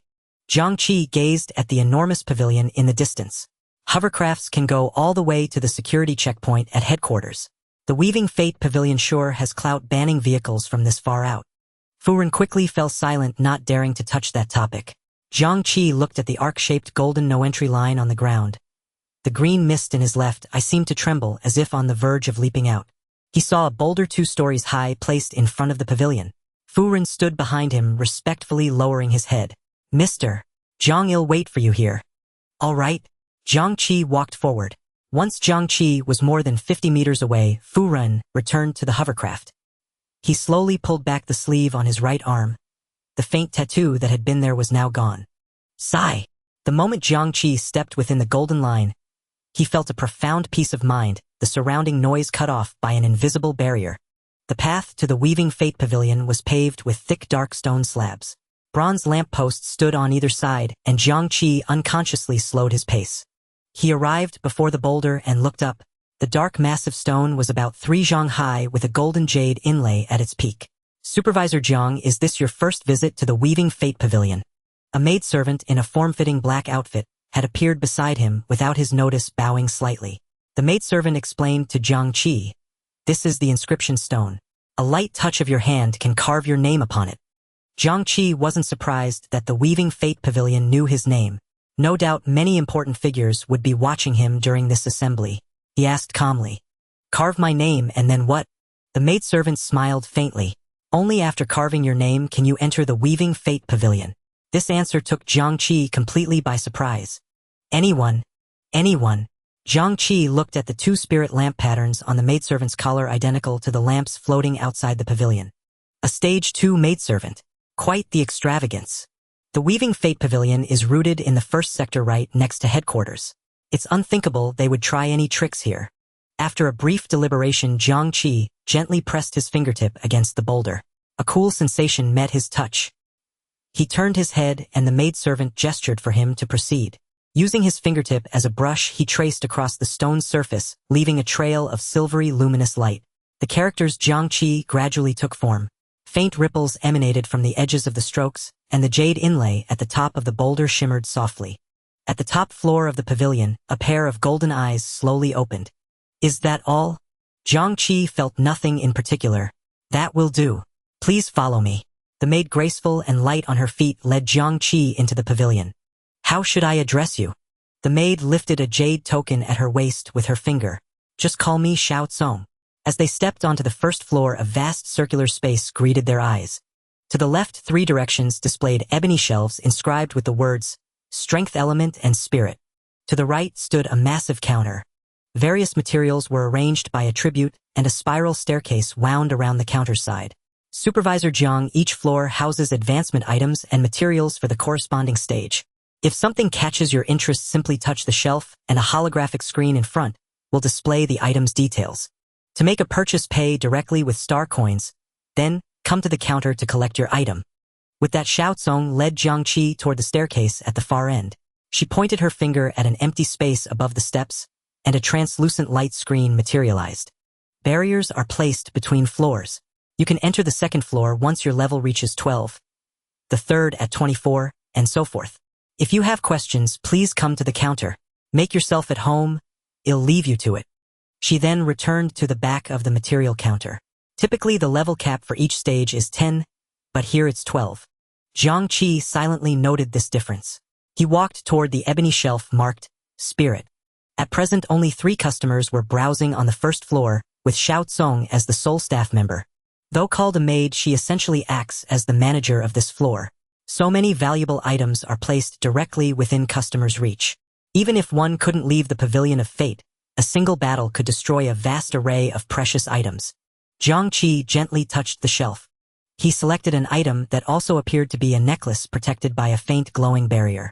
The ebony shelf itself is also an artifact. Such mass-producible items could defend against first and second stage ascendants, but what about later stages? Jiang Qi couldn't help recalling the unpleasant memory of his fight with Wang Huan. If each floor has only 1 staff member, can the Pavilion of Fate really suppress a battle among high-level ascendants instantly, even on the 5th or 6th floor? This place exuded absolute confidence in every detail. Within a short time of entering the Pavilion of Fate, Jiang Qi had several questions. Setting them aside for now, he examined the holographic screen that had appeared before him. First stage, Spirit Artifact Meditation Pendant. Price 3 star coins. Requirement: first stage, Spirit type Ascendant.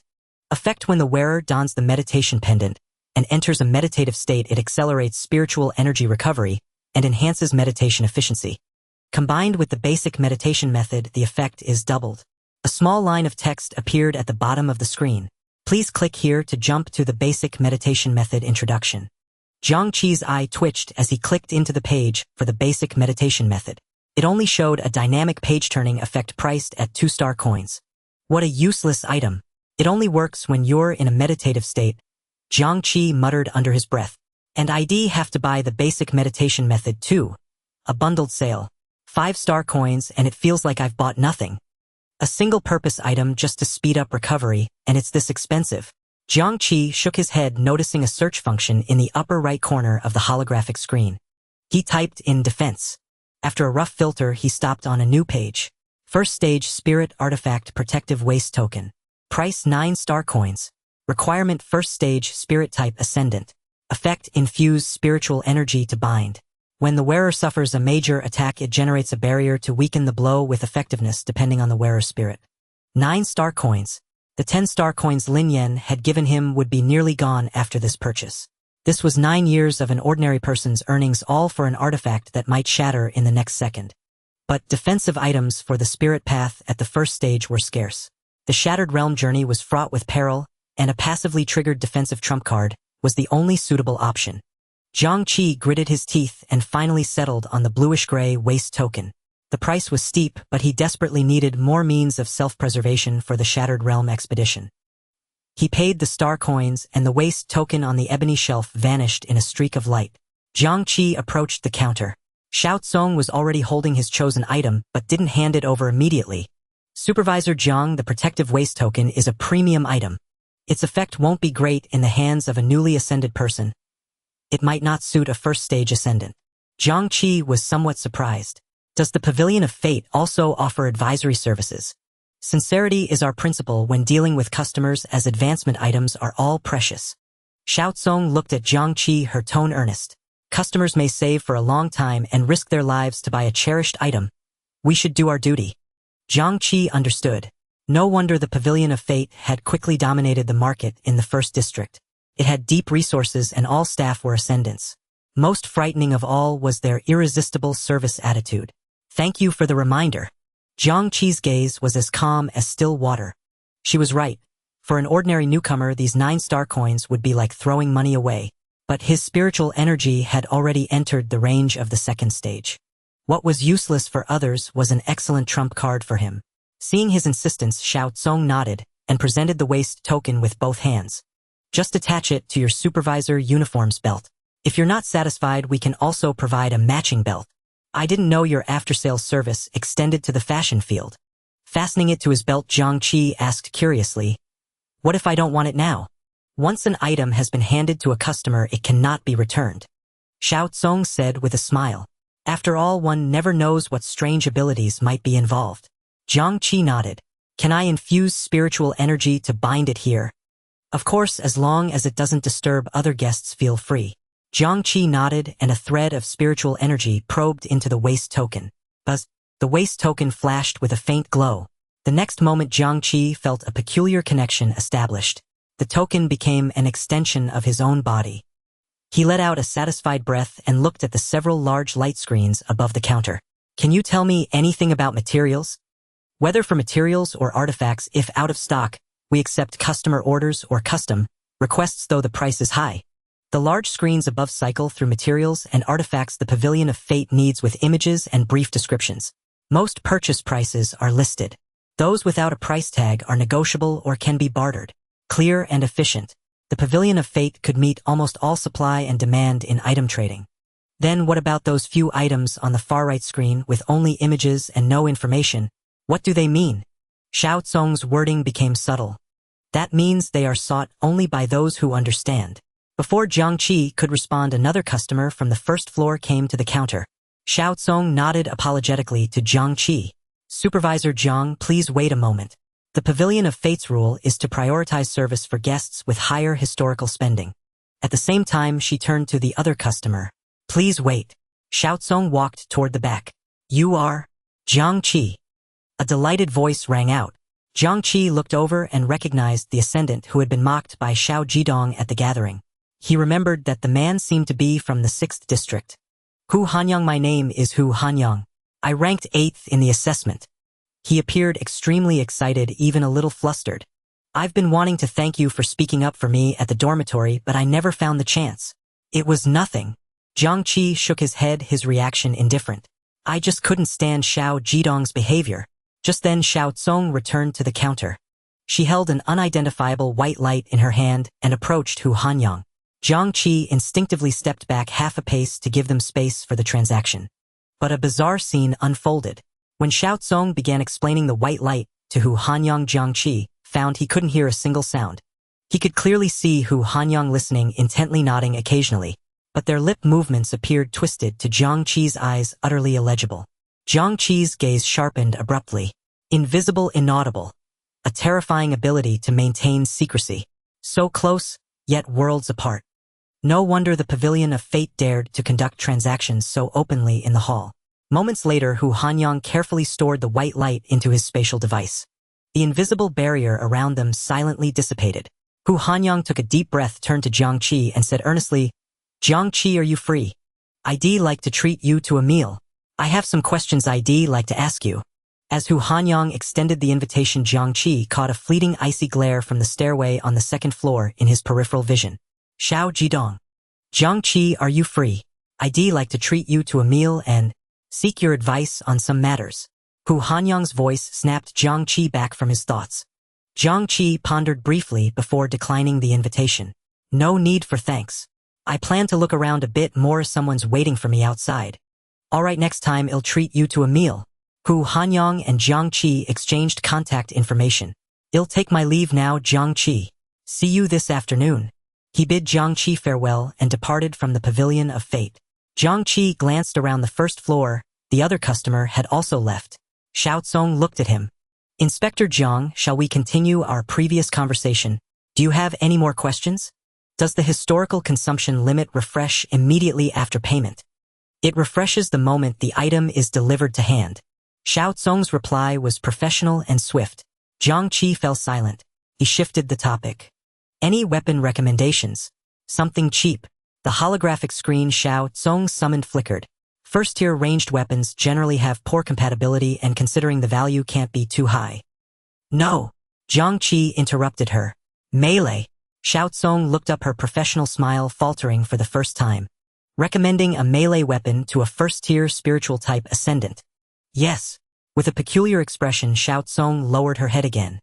I cannot make an accurate judgment. A weapon meeting such conditions. Before she could finish, the jade token at her waist representing her role as the Pavilion of Fate's steward suddenly emitted a faint glow. Xiao Tsong's expression instantly turned solemn. She tilted her head slightly as if listening to something. Seconds later, she raised her head, her gaze toward Jiang Qi filled with bewilderment. There is only one weapon that meets such conditions. Please wait a moment. You may browse for other items of interest. Xiao Tsong departed swiftly, leaving Jiang Qi to call out loudly after her. Hey, Xiao Tsong, the price can't be too high. During the wait, Jiang Qi wandered before the ebony shelves of strength and elements. He noticed that strength-oriented items were abundant. Their effects were relatively straightforward, but their prices were generally low.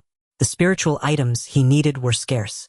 And those available were mixed with items like the meditation jade pendant, which offered no combat assistance and had rather abstract effects. Element-oriented items were moderate in quantity, falling between the other two categories. Their effects were diverse, with prices ranging from 1-star coin to 14-star coins, showing extreme fluctuation. I still know too little. I can't even figure out how to shop properly. He couldn't help but mock himself.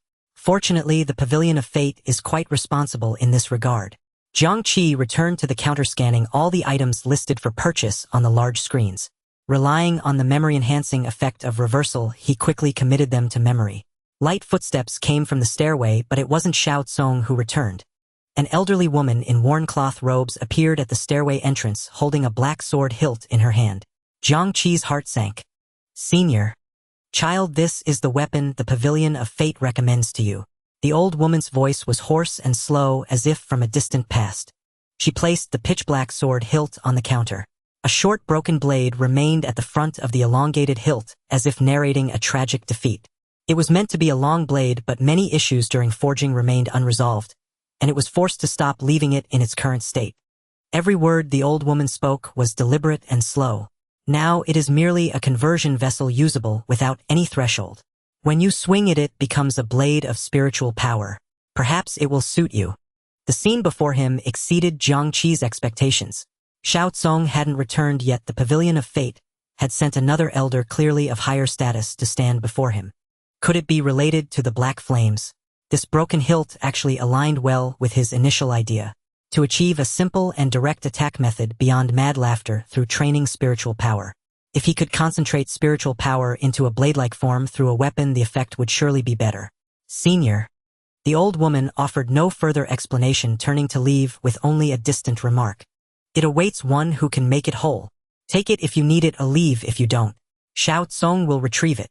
As the old woman was about to disappear up the stairs, Jiang Qi gritted his teeth, planning to shamelessly borrow a bit more from Lin Yan. Senior, how much is it? A holographic screen materialized before Jiang Qi. Displayed on it was a number that left his mind momentarily blank.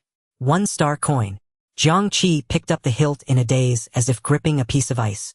The hilt and the remnant of the broken blade were both entirely black. There were no traces of forging. They seemed naturally fused together. Holding it, an indescribable longing surged from the depths of his heart, urging him to swing it immediately. It's fine if it's a defective product. I have plenty of flaws myself. Jiang Qi murmured softly, as if speaking to the blade or to himself. I'll call you half. Unfortunately, abilities could not be activated within the Pavilion of Fate. Xiao Tsong still hadn't returned. Gazing at the empty first floor, Jiang Qi looked around and cupped his hands in salute. Thank you, senior. I will remember today's kindness. No one responded. Jiang Qi exited the pavilion. Passing the great stone, he halted on the flagstone path. He took a deep breath and gently swung his right arm. the moment he willed it. He felt his spiritual power surge like a dam breaking madly rushing into the sword hilt. The hilt sliced through the air without a sound. Yet, at the end of its arc, an invisible blade expanded abruptly, rippling violently through the air. Whoosh! A translucent energy barrier suddenly emerged on the surface of the flagstone path ahead. The collision of the spiritual blade and the barrier produced a dull thud. A terrifying shockwave radiated wildly from the point of impact. Just one swing. Jiang Qi felt a dull pain in his skull, and his vision briefly went black. A single swing had nearly drained his spiritual power. His spiritual power was far from reaching the hilt's filling limit. This was definitely not a first-tier weapon, nor even second-tier. The necklace emitted a warm current soothing Jiang Qi's spirit. Why would the Pavilion of Fate sell something like this to him for 1 star coin? Jiang Qi stored the broken blade into the ring old Chun had given him. He walked slowly along the flagstone path, replaying every scene at the Pavilion of Fate in his mind. There's no such thing as a free lunch, a gesture of goodwill, or a trap wrapped in sugarcoating. Unfortunately, I don't have the luxury of choice. Jiang Qi tucked away the broken blade, but his gaze grew increasingly sharp. He needed this weapon badly. He had to survive the afternoon's shattered realm. Not just survive, but also acquire as many resources as possible. If he lived, everything was possible. He had sent a message to Shen Yun, preliminarily confirming that Lin Yan could be an ally. But there were still 14 people left. Oh, many ants could kill an elephant, and he was far from being an elephant. Perhaps Hu Hanyang from the 6th district could be ruled out. But Hu Hanyang's limit was refraining from attacking Jiang Qi. He wouldn't turn against the Ji family. The worst-case scenario was 2 against 13. Among them, Lin Yan and Ji Yusa's scales were definitely above 10. The fact that only a few from the rear safe zones showed up or none at all suggests the assembly itself had a certain threshold. Perhaps others in the 1st district also exceeded 10. Not everyone might have gone all out in the neural sponge test. According to Shen Yuehui, an increase from scale 15 to 16 could equate to 2 to 10. How many scale 10 ascendants could I match? The old woman returned to the top floor of the pavilion. Miss Jiang Qi has left. Did you obtain his spiritual scale value? The golden silhouette gazed at Jiang Qi, stepping beyond the golden boundary. Mr. Jiang, you've returned. Fu Run stood by the car, opening the door for Jiang Qi. Where would you like to go next? For lunch. There's plenty of fine cuisine in the 1st district. I could recommend a few places. No, back to headquarters. They'll eat in the dorm. Fu Run nodded, casting a few extra glances at Jiang Qi through the rearview mirror. All right, you. Did things go smoothly at the Weaving Fate Tower? Jiang Qi did not respond. He closed his eyes, the events within the Weaving Fate Tower still echoing in his mind. It is waiting for someone who can make it whole. What did the Weaving Fate Tower truly want from him? Seeing Jiang Qi silent, Fu Ren took the liberty of adding a few more words. Mr. Jiang, actually the business in our 1st district is now mostly controlled by the 2 United Chambers of Commerce from the East and West. They're all jointly run by several major families. Fu Ren's voice droned on, vaguely confirming Jiang Qi's earlier deductions. The major families of the 1st district were entangled in a complex web of power, greedy and impatient, yet each with their own agenda. They stood in stark opposition to the confident and unfathomable Weaving Fate Tower. The situation in the 1st district was far more complex than that of the lower-numbered safe zones. Soon the hovercar stopped at the headquarters entrance. Thank you. I wish you a smooth journey. Fu Run still bowed toward Jiang Qi's retreating back. This time Jiang Qi did not encounter Xiao Ting nor anyone else from the Ji or Xiao families. After a brief check at the security gate, he passed through without issue and returned to his dorm. After consuming the meal delivered by Zhang Fanhai, Jiang Qi sat on his bed to rest. Past lunchtime, Lin Yan stormed back into the dorm with great urgency. He quickly spotted the token hanging at Jiang Qi's waist. Congratulations on acquiring the item you desired. Jiang Qi opened his eyes. Are your affairs settled? All done, all done. As Lin Yan just sat down, both their wristbands received a message simultaneously. Zhang Fanhai had sent the information on the fragment realm. They were to enter that afternoon. Lin Yan opened the screen and couldn't help but complain. When Deputy Director Zhang said send the info shortly, he meant in units of days. Jiang Qi's gaze fell upon the screen. 1st level fragment realm, verdant vine fragment realm. Space restriction, physiological age 18 and below. Predicted resource types, plant, spiritual, liquid, attribute, fungus cores, attribute, wood, etc. Predicted world-eating species, flora and fauna, no sentience. Please proceed to the first floor lobby for teleportation in 10 minutes. The information was so sparse it felt perfunctory. All plants and animals. Lin Yen frowned and cursed. Isn't this just handing victory to that fire wielder from the Yin family? Jiang Qi recalled the Yin siblings. That Yen seemed to be a fire-type ability user. Sending the information only 10 minutes before teleportation. They probably don't want to give us much preparation time. Jiang Qi analyzed calmly. Absolutely. If ID known a day earlier, ID have filled my storage space with items to counter plants. But none of that matters now. Lin Yen shifted the topic, his expression turning serious. Before entering the Fragment Realm headquarters, we'll set a loop terminal on everyone, which can be voluntarily activated to return to base. But the key point is the teleportation positions within the Fragment Realm are completely random and there's no internal positioning. We can only communicate through synchronizers. So we start alone like a battle royale. Jiang Qi immediately grasped the core issue. Exactly. A sharp glint flashed in Lin Yan's eyes. So my plan is once we enter, we immediately contact each other via synchronizer, describe the surrounding terrain features, and find a rendezvous point as fast as possible. On the way to the rendezvous, if we encounter other isolated ascenders. Jiang Qi interjected calmly. We send them back, first eliminating potential competition. If the other side has already gathered in numbers, we prioritize our own reunion. Exactly my thoughts. Lin Yen slapped his thigh. Let's do it. The two sped up their communication, sketching out a few simple plans. All ascenders please assemble in the first floor lobby. A mechanical broadcast sounded. They exchanged a glance, said no more, and rose to head downstairs. Hu Hanyang cast a friendly look toward Jiang Qi from afar. All 16 were present. Zhang Fanhai stood expressionlessly before a massive circular ring of light. Step inside. The group complied. Next, I will write the loop terminal into your synchronizers. Do not resist. His voice was not loud, yet it reached everyone's ears with perfect clarity. The loop terminal is for returning to headquarters from the Fragment Realm and can only be used once. Activating the terminal will generate a protective shield with a durability of 10. It can briefly block attacks from world-eating species, and you'll be teleported back to base after 3 seconds. Zhang Fanhai's gaze did not fix on any single person. Of course, it can also block attacks from people. At these words, the previously relaxed atmosphere among the group instantly solidified. Jiang Qi felt several gazes focusing on him from behind. Take care, everyone. Everyone seemed to have a clear understanding of the knowledge. No one asked questions. The circular outline on the ground suddenly emitted light, converging at their feet into a massive illusory book. The pages rustled as they flipped at lightning speed. One by one, pages flew out and seamlessly merged with each new ascender's wristband. The loop terminal is actually some kind of ability. From Zhang Fanhai. Jiang Qi discovered a tangible terminal icon, now present in his synchronizer, his mind reeling with shock. Using an ability on the synchronizer triggers teleportation affecting reality.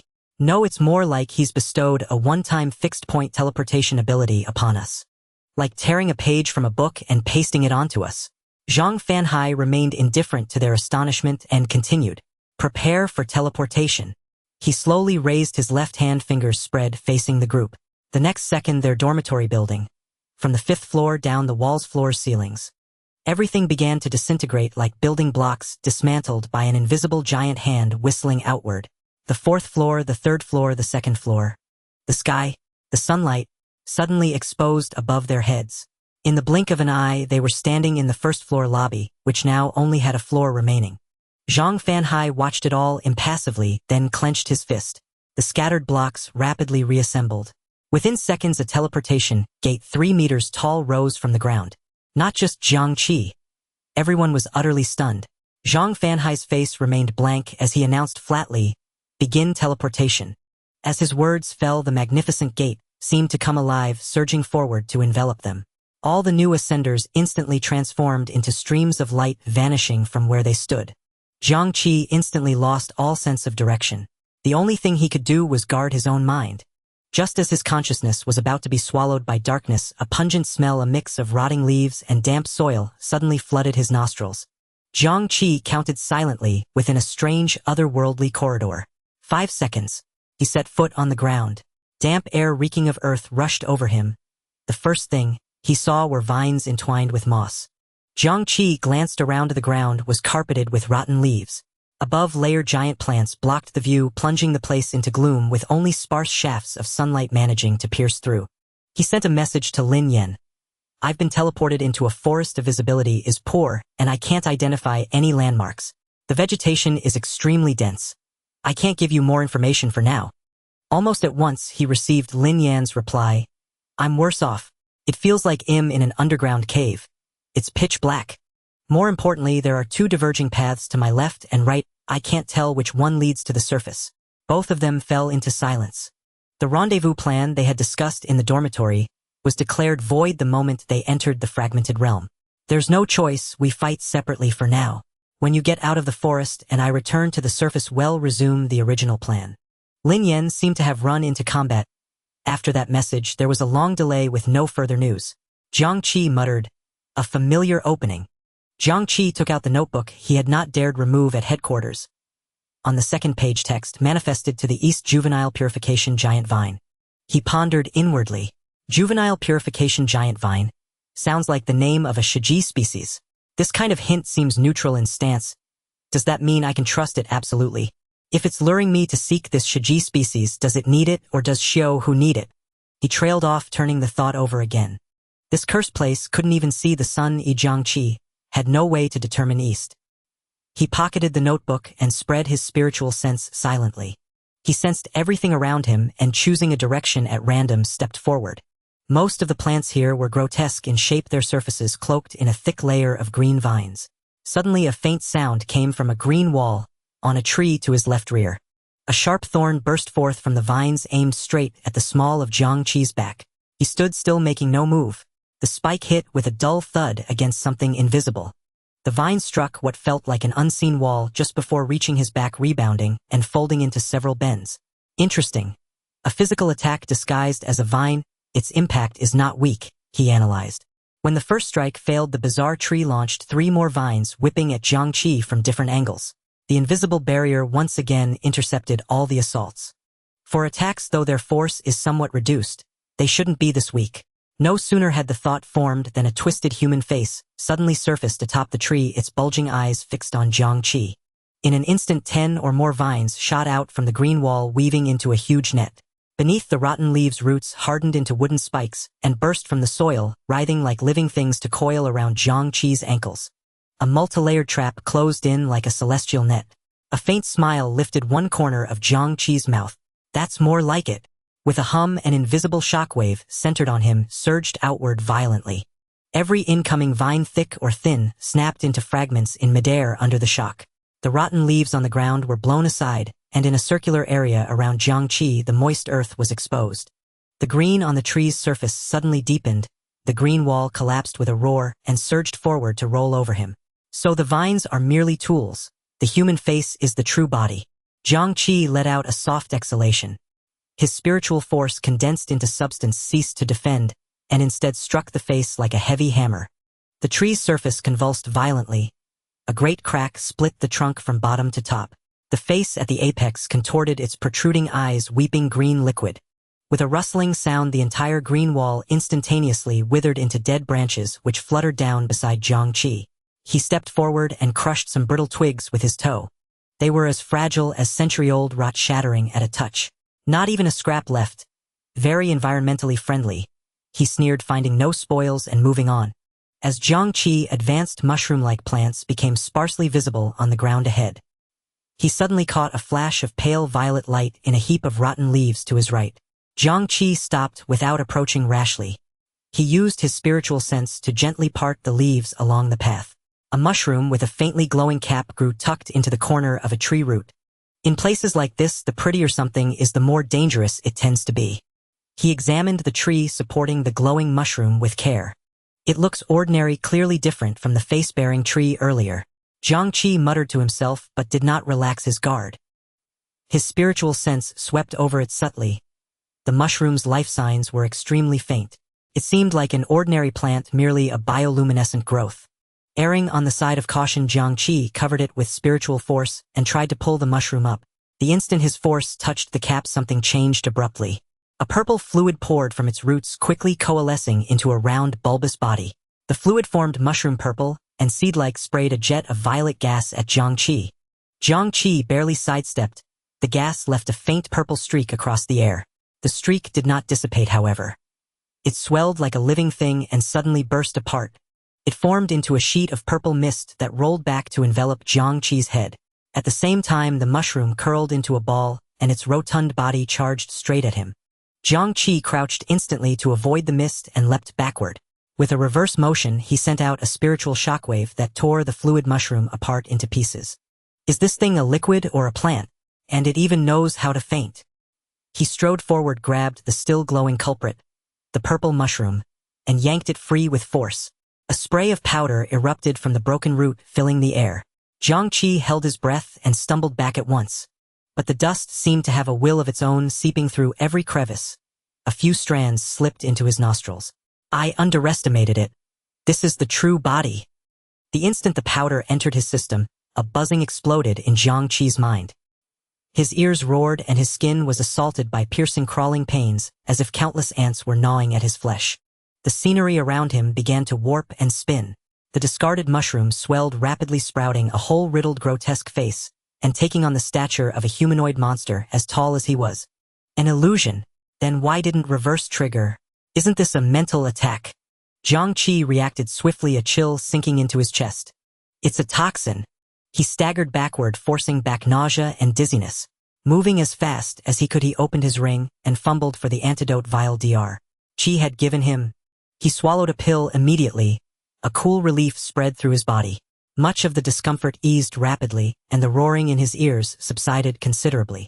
But the mushroom creature was already closed, its arms spread, as if to lock him in a bear hug. Jiang Qi snapped his right foot back half a step and twisted his body at an impossible angle. A whip-like kick tore the air and slammed into the creature's waist. The mushroom was sent airborne, rolling and crashing several meters away. Its physical strength is weak. Its primary abilities lie in toxin and disguise. Jiang Qi gave it no chance to recover. A sonic wave shattered the mushroom creature's body. Jiang Qi crouched and took another antidote pill. Only after a full 2 minutes did the symptoms finally vanish. He rose, looking at the ruined scene with lingering unease. Now I understand what Inspector Wang said in the combat chamber. He murmured. There are all kinds of ascenders. Shiji species are no exception. Still, one must not be careless. Jiang Qi chastised himself. Under no circumstances should he rashly approach or touch unknown plants in the forest. After all, this was inside the fragmented realm. When he stood, he discovered the mushroom creature's corpse had vanished. In its place lay a walnut-sized glowing condensate on the ground. This time Jiang Qi lifted it gently with spiritual force, and after confirming it posed no danger, brought it closer. A line from the materials archive surfaced in his mind. Toxic mushroom nucleus, dropped by certain plant species at different stages, can be used to produce various toxins or to craft equipment that enhances poison attributes. Jiang Qi stored it in his ring and was about to leave when a muffled grunt from another ascender sounded from the distant woods. Jiang Qi approached slowly, sidling behind a large tree to trace the source of the sound. Hu Hanyang was trapped in the center of a massive Venus flytrap-like plant. His upper body thrashed wildly above, but his lower half was firmly stuck by the plant's sticky secretion. In his hand, Hu Hanyang clutched a battle axe, yet he couldn't muster enough force to harm the flytrap. His face had flushed crimson, and a strange fruit hung from his mouth. Jiang Qi was taken aback at first, then let out a soft chuckle. Whoosh! An invisible shockwave struck both the flytrap and Hu Hanyang simultaneously. The massive leaves trembled violently before collapsing limply to the ground. The once intensely adhesive liquid instantly turned into foam. Hu Hanyang scrambled out, clutching his head, and promptly stored the fruit in his spatial container. Jiang Qi, thanks. Hey, you're my savior. He stumbled several times trying to stand, but failed, so he simply sat cross-legged on the ground. I only got caught because I was trying to pick this vermilion fruit. Hu Hanyang panted, still grumbling. I didn't expect it to be so powerful, and the slime was toxic. I couldn't use my strength. But speaking of which, Jiang Qi, your spiritual shock is too brutal. My head's still ringing. Jiang Qi ignored his complaints, his gaze fixed on Hu Hanyang's clothes. Don't thank me yet. Deal with what's on your clothes first. I dare not attack you again.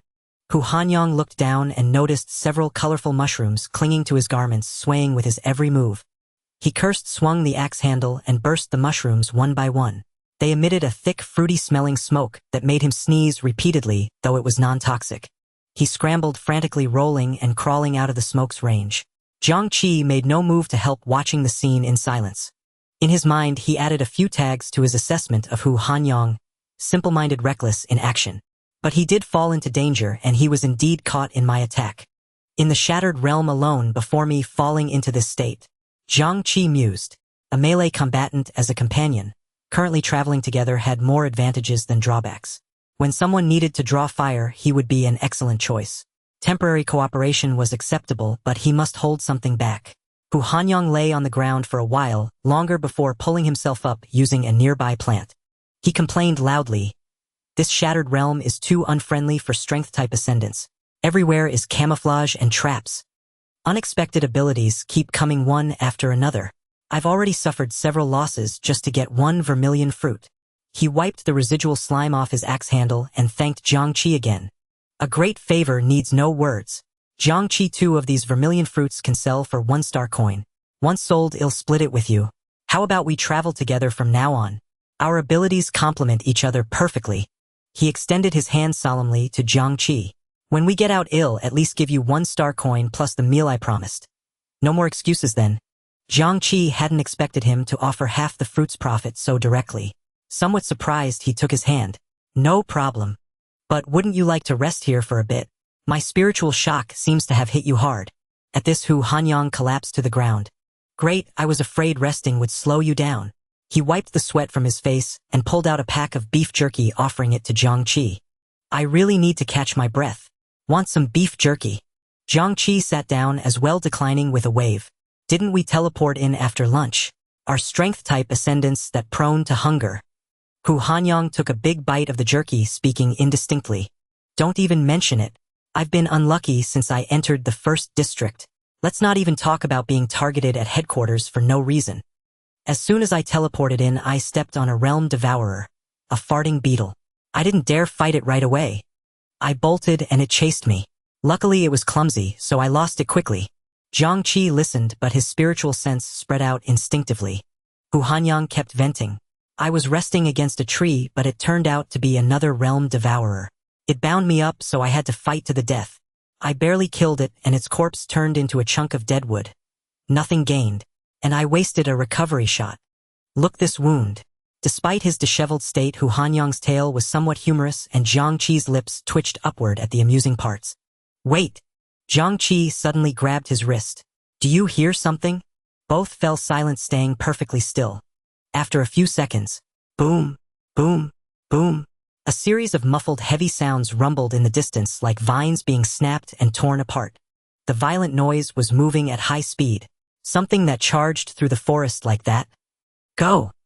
Jiang Qi made a quick decision, hauling Hu Hanyang up, and they sprinted in the opposite direction. But as time passed, the terrifying sounds didn't fade. Instead, they grew closer. It seemed to be heading straight for them. Hu Hanyang cut through obstructing vines, but suddenly slipped, tumbling into the decaying leaves. Jiang Qi quickly reversed his steps. You can't run. I'll carry you. Without hesitation, he pulled Hu Hanyang onto his back. Even running side by side, they couldn't gain ground.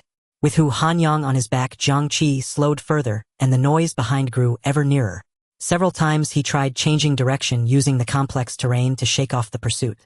But the roaring behind seemed to have a tracking ability, each time brutally adjusting its course and giving chase. Jiang Qi, your stamina. Hu Hanyang's eyes widened behind him. He could feel Jiang Qi's breathing growing ragged, and anxiety surged within him. Jiang Qi had no breath left to reply. His mind raced, searching for any way to avoid the impending battle. As the ground trembled, a mutated venomous mushroom beast as large as a rhinoceros landed on all fours, 2 thick tentacles sprouting from its head. It parted the vines and charged to their flank. Suddenly, Hu Hanyang seemed to remember something. He sniffed his clothes sharply, his face turning deathly pale. It's the mushroom. It's the fruity scent left after the mushrooms exploded. Damn, it's chasing that smell. Jiang Qi, you're carrying me. Now you're contaminated too. He roared, put me down. Well, run in opposite directions. The mutated beast drew closer, having already smashed through multiple mushroom trees, viscous spore liquid raining down like a storm. Finally, it reached them from behind, letting out a deafening roar and spewing purple venom that instantly shrouded the area ahead. The venom touched their skin, searing pain already spreading across their backs. It seems there's no other way. A flash of crimson bloodlight glimmered deep in Jiang Qi's pupils. No other choice. A crimson gleam flashed in Jiang Qi's eyes, and the corners of his mouth involuntarily curled upward. He abruptly halted his frantic sprint, tightened his core, and hurled the figure on his back over 10 meters ahead. Jiang! Hu Hanyang's gasp got stuck in his throat as his body tumbled through the air, the axe in his hand spinning down from the sky. At that very moment he heard a voice from behind. Shut up! Jiang Qi spun around, veins bulging on his neck, and threw his head back in a tearing maniacal laugh. Hu Hanyang crashed heavily into a pile of decaying leaves. Ignoring the pain, he turned to witness a sight he would never forget. Centered on Jiang Qi, the air violently twisted and rippled like a lake struck by a boulder. Bang! The head of the mutated poisonous mushroom beast fissured with a web of cracks spraying purple blood mixed with shredded flesh. Vines within a 10-meter radius instantly exploded, and the wildly flailing tentacles of the mutated poisonous mist mushroom beast shattered into countless fragments. It wasn't over. A second wave, a third. The rhinoceros' massive body rapidly shriveled, a horrifyingly deep crater blasted into its form. Finally, it collapsed completely before Jiang Qi. Jiang Qi covered half his face, panting heavily, suppressing the laughter threatening to erupt from his throat. The purple carcass on the ground still twitched slightly. Without hesitation, Jiang Qi picked up the fallen axe, leaped atop it, and hacked fiercely at its remaining head. Thud! Purple blood splattered. Jiang Qi's face was expressionless. He raised his arm and struck down. Thud! Once. Again. The howls of the mutated poisonous mist beast below grew fainter. Finally, with the last axe blow, the entire purple head split in two. The terrifying monster fell completely silent. Hu Hanyang lay dazed on the ground, his mind a blank. Until Jiang Qi walked over and handed him the still dripping axe. Jiang Qi pulled out an antidote bottle which held only 2 pills. He glanced at Hu Hanyang, whose back was more severely injured, and whose face was deathly pale, then reluctantly offered 1 pill. Antidote. I'll ease the wounds on your back in a few minutes. Thanks.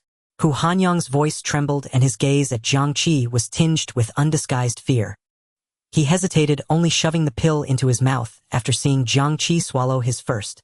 Jiang Qi sat down on the decaying leaves as the burning sensation across his body slowly faded.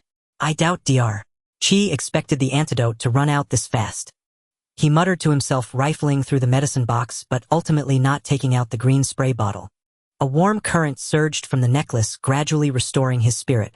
Hu Hanyang opened his mouth several times to speak, but finally asked, Jiang Qi, are you a strength-type evolver? Jiang Qi replied flatly, I just have good stamina from training. Then your mental attack. Jiang Qi stood up, offering no answer, merely gazing at him calmly. An invisible pressure enveloped the area. For now, I don't want a third person to know about this. Hu Hanyang's heart jolted.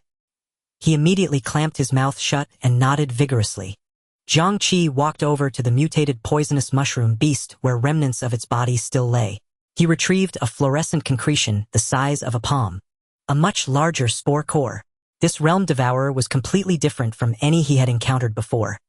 In size, strength, and attack methods, it definitely surpassed the first-tier category. In the first stage of the Shattered Realm, there's actually a second-stage monster. Jiang Qi recalled the chase. This rhinoceros had at least smashed through 5 grotesque trees with human faces along the way. The vines and wooden spikes of those face trees couldn't even breach its defense. This is a mutated realm devourer. Hu Hanyang looked at the trophy in Jiang Qi's hand, his expression complex. Everything about it is more valuable than ordinary realm devourers. Plus, many mutated materials aren't even cataloged in headquarters database.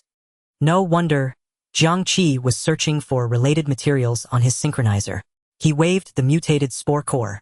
Hu Hanyang, I like to be direct. I want to share the spoils of this realm devourer with you. Okay. Of course. I did nothing and even held you back. Hu Hanyang lowered his head, his voice bitter. He knew well that he hadn't just been a burden. If Jiang Qi hadn't thrown him away earlier, he'd be dead. The gap between them was despairingly vast. Jiang Qi carefully collected the remaining corpse and the spore core into his ring, then took out a container Old Chun had given him to gather some blood. Might come in handy. After finishing with the spoils, Jiang Qi had mostly recovered. Hu Hanyang had also healed considerably. Thanks to his inspector suit protecting him when Jiang Qi tossed him off his back, he only had minor abrasions. The skin eroded by poison gas had also greatly improved after the antidote took effect. Still his spirits remained low and he trudged along in silence. They resumed their journey. After the chase and battle, the surroundings were eerily quiet. Any potential realm devourers had likely been frightened away. The plants are getting shorter. Jiang Qi suddenly stopped. The air's humidity is dropping too. He pointed ahead. In this direction, we should be leaving the forest soon. Hu Hanyang followed Jiang Qi's gaze. Through the gaps in the distant vines, a few butterflies were drifting. Jiang Qi swept his divine sense over every spot they passed. Perhaps because of the face trees and the camouflaged poisonous mushroom monsters, the vast forest had held no other creatures. By a twist of fate, their desperate chase had steered them toward the right direction. They were nearing the forest's edge. Both slowed their pace. As they drew closer, butterflies began to flutter around them. They're ordinary animals, not aggressive. Hu Hanyang's voice was thick with disbelief. A butterfly landed on Jiang Qi's shoulder. Creatures in the shattered realm aren't just realm devourers. Jiang Qi extended his index finger, and the butterfly obediently crawled onto it. It folded its wings, its antennae gently sweeping across his palm, as if conveying its intent. Even in the boundless stars there is ordinary life. Jiang Qi gazed at it quietly for a moment, then blew a soft breath. The butterfly fluttered its wings and drifted away gracefully. They exchanged a glance and silently quickened their pace. The path ahead seemed to enter a peculiar safe zone. Finally, when the last towering umbrella-shaped giant mushroom vanished from view, before them stood low-growing trees. Not only did they encounter no realm devourers but Jiang Qi, and Hu Hanyang also spotted ladybugs crawling on the bark and fledgling birds nestled in the branches. The roar of a waterfall echoed from afar, and the air no longer carried the scent of decayed leaves. Only the fragrance of water vapor, flowers, and grass. Sunlight embraced the two survivors. They sat down and lit a simple fire. Roasted beef jerky. Jiang Qi, wanna try? An ordinary forest. The shattered realm actually has such a completely ordinary forest. Hu Hanyang couldn't help but shout, venting the fear and tension he had long suppressed. We finally made it out. After his yell, he sprawled on the soft grass in a star shape, laughing from time to time. Jiang Qi also felt his spirits lighten. He leaned against a tree, took out a pack of nutrient chips, and shared them with Hu Hanyang. He looked back at the deep dark forest which seemed separated from their current location by a clear boundary. In the shattered realm, realm devourers have their territories and ordinary life has its own zones. They can actually coexist. This was completely different from what he had heard. On Blue Star, realm devourers devoured all living things and constantly invaded human safe zones. What's the difference? After a brief rest, Jiang Qi suggested heading to the top of the waterfall to find the best vantage point. From there, we can overlook most of the area. He needed to spot a distinct landmark, even though Lin Yan still hadn't replied on the synchronizer. All right, Hu Hanyang responded quickly. The two climbed to the waterfall's summit where a dense mist of water sprayed their faces. Gazing into the distance, a lake surrounded by glowing plants lay to the left. Far ahead, a colossal vine was faintly visible. The space in other directions seemed clipped. Jiang Qi tried to look further, but beyond the boundary all light was swallowed by an ink-black darkness. No wonder they call it the Shattered Realm. Having yet to encounter another person, Jiang Qi abandoned the idea of heading straight for the purifying giant vine. Let's check out the lake first. What do you think? Hu Hanyang grinned directly. No problem, you're the boss. He then started descending first. Jiang Qi'll take point. Follow behind me. All right. Jiang Qi began his descent slowly. I already know about the purifying giant vine to the east. So what lies in that lake? At that thought, he pulled out his notebook. Jiang Qi froze on the spot. Rusty characters rapidly coalesced.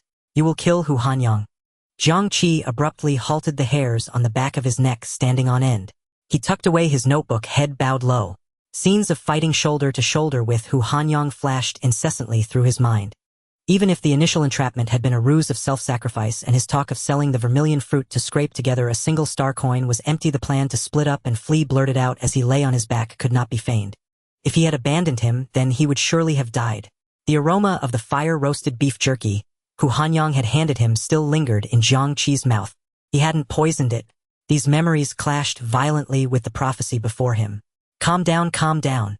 The notebook's foresight isn't absolute objective truth. Standpoint? From what standpoint would I kill Hu Hanyang? Jiang Qi forced himself to calm down. Unless he wants to kill me. How is that possible?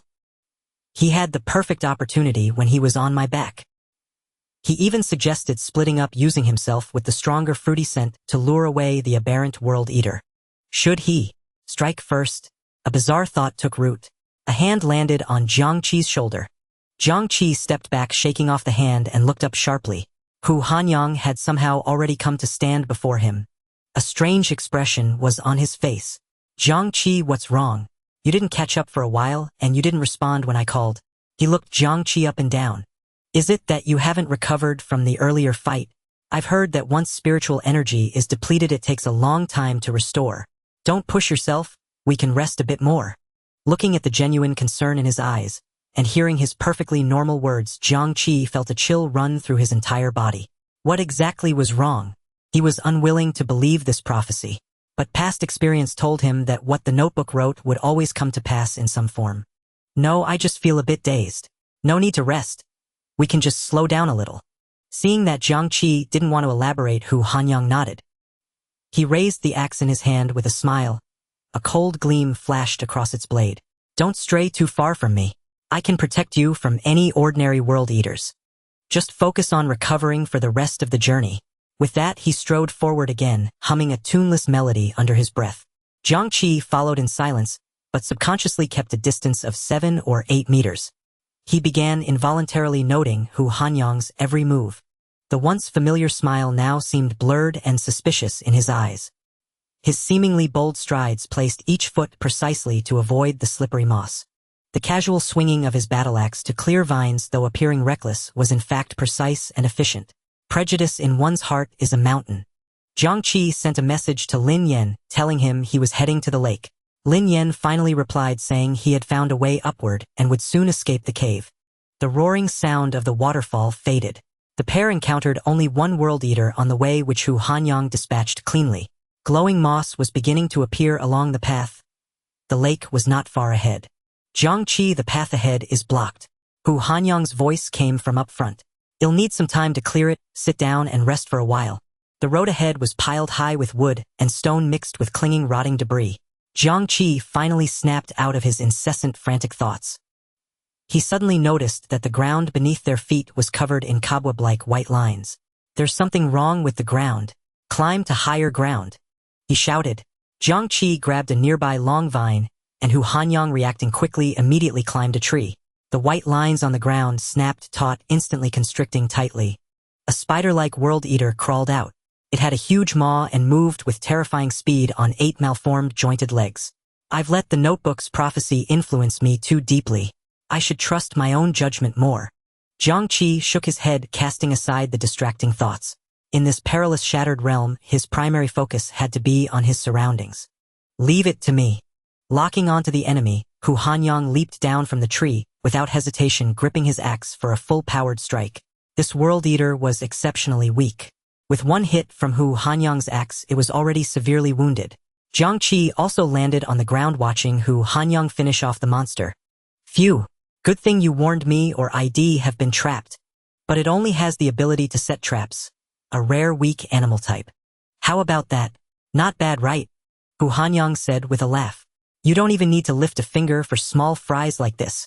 Jiang Qi was about to reply, when from the corner of his left eye he saw white lines crawling over Hu Hanyang's feet again. Watch out! Jiang Qi's body reacted before his thoughts. He shoved Hu Hanyang hard. The two of them sprang apart once again, dodging the closing web. There's still a leftover trap on the ground, Hu Hanyang you. Before Jiang Qi could finish, a sudden change occurred.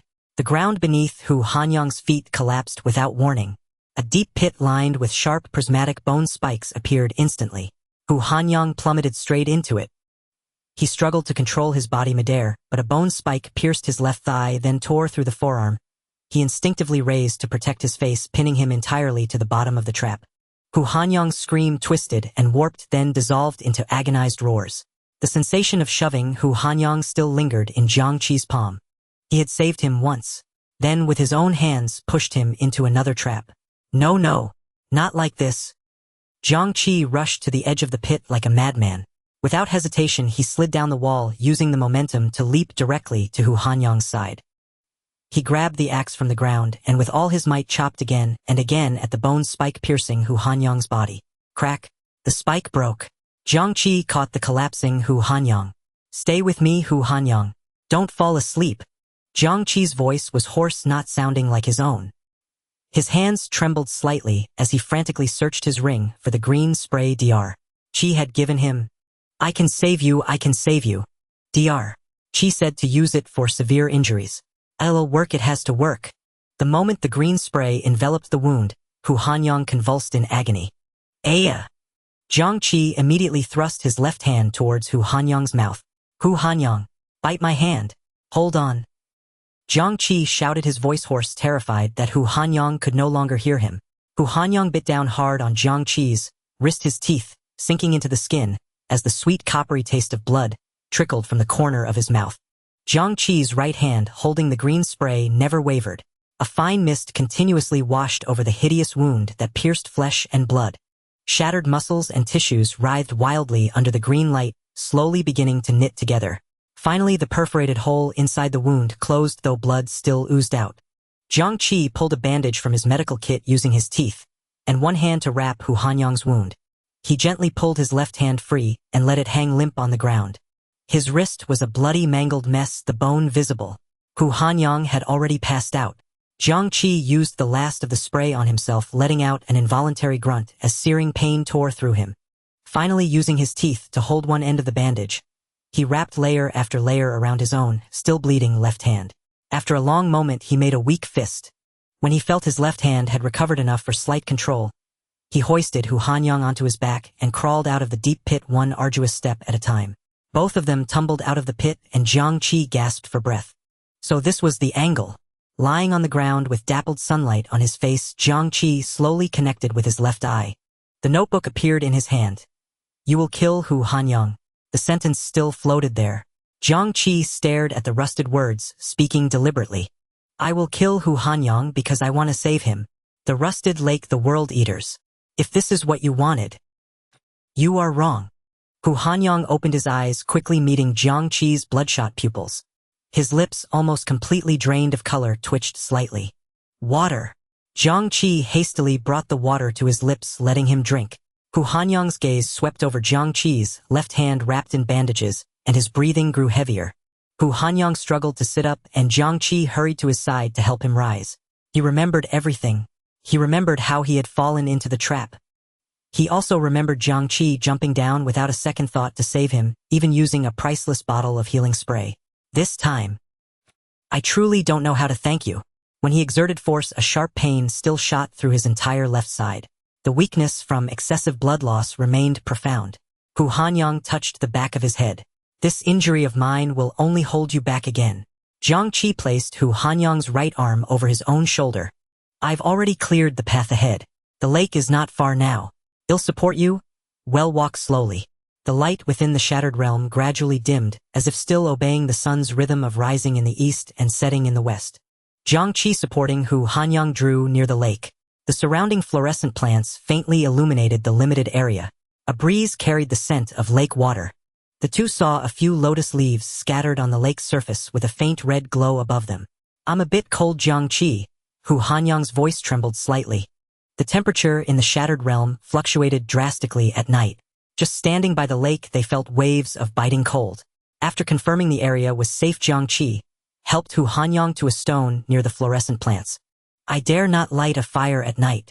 Rest here while I check the lake. If you encounter danger, just make a sound, and I'll return immediately. Jiang Qi walked forward alone, the lake water lapping over his ankles. A lotus leaf floated not far from the shore. He wanted to get a closer look. The lake at night was like an abyss.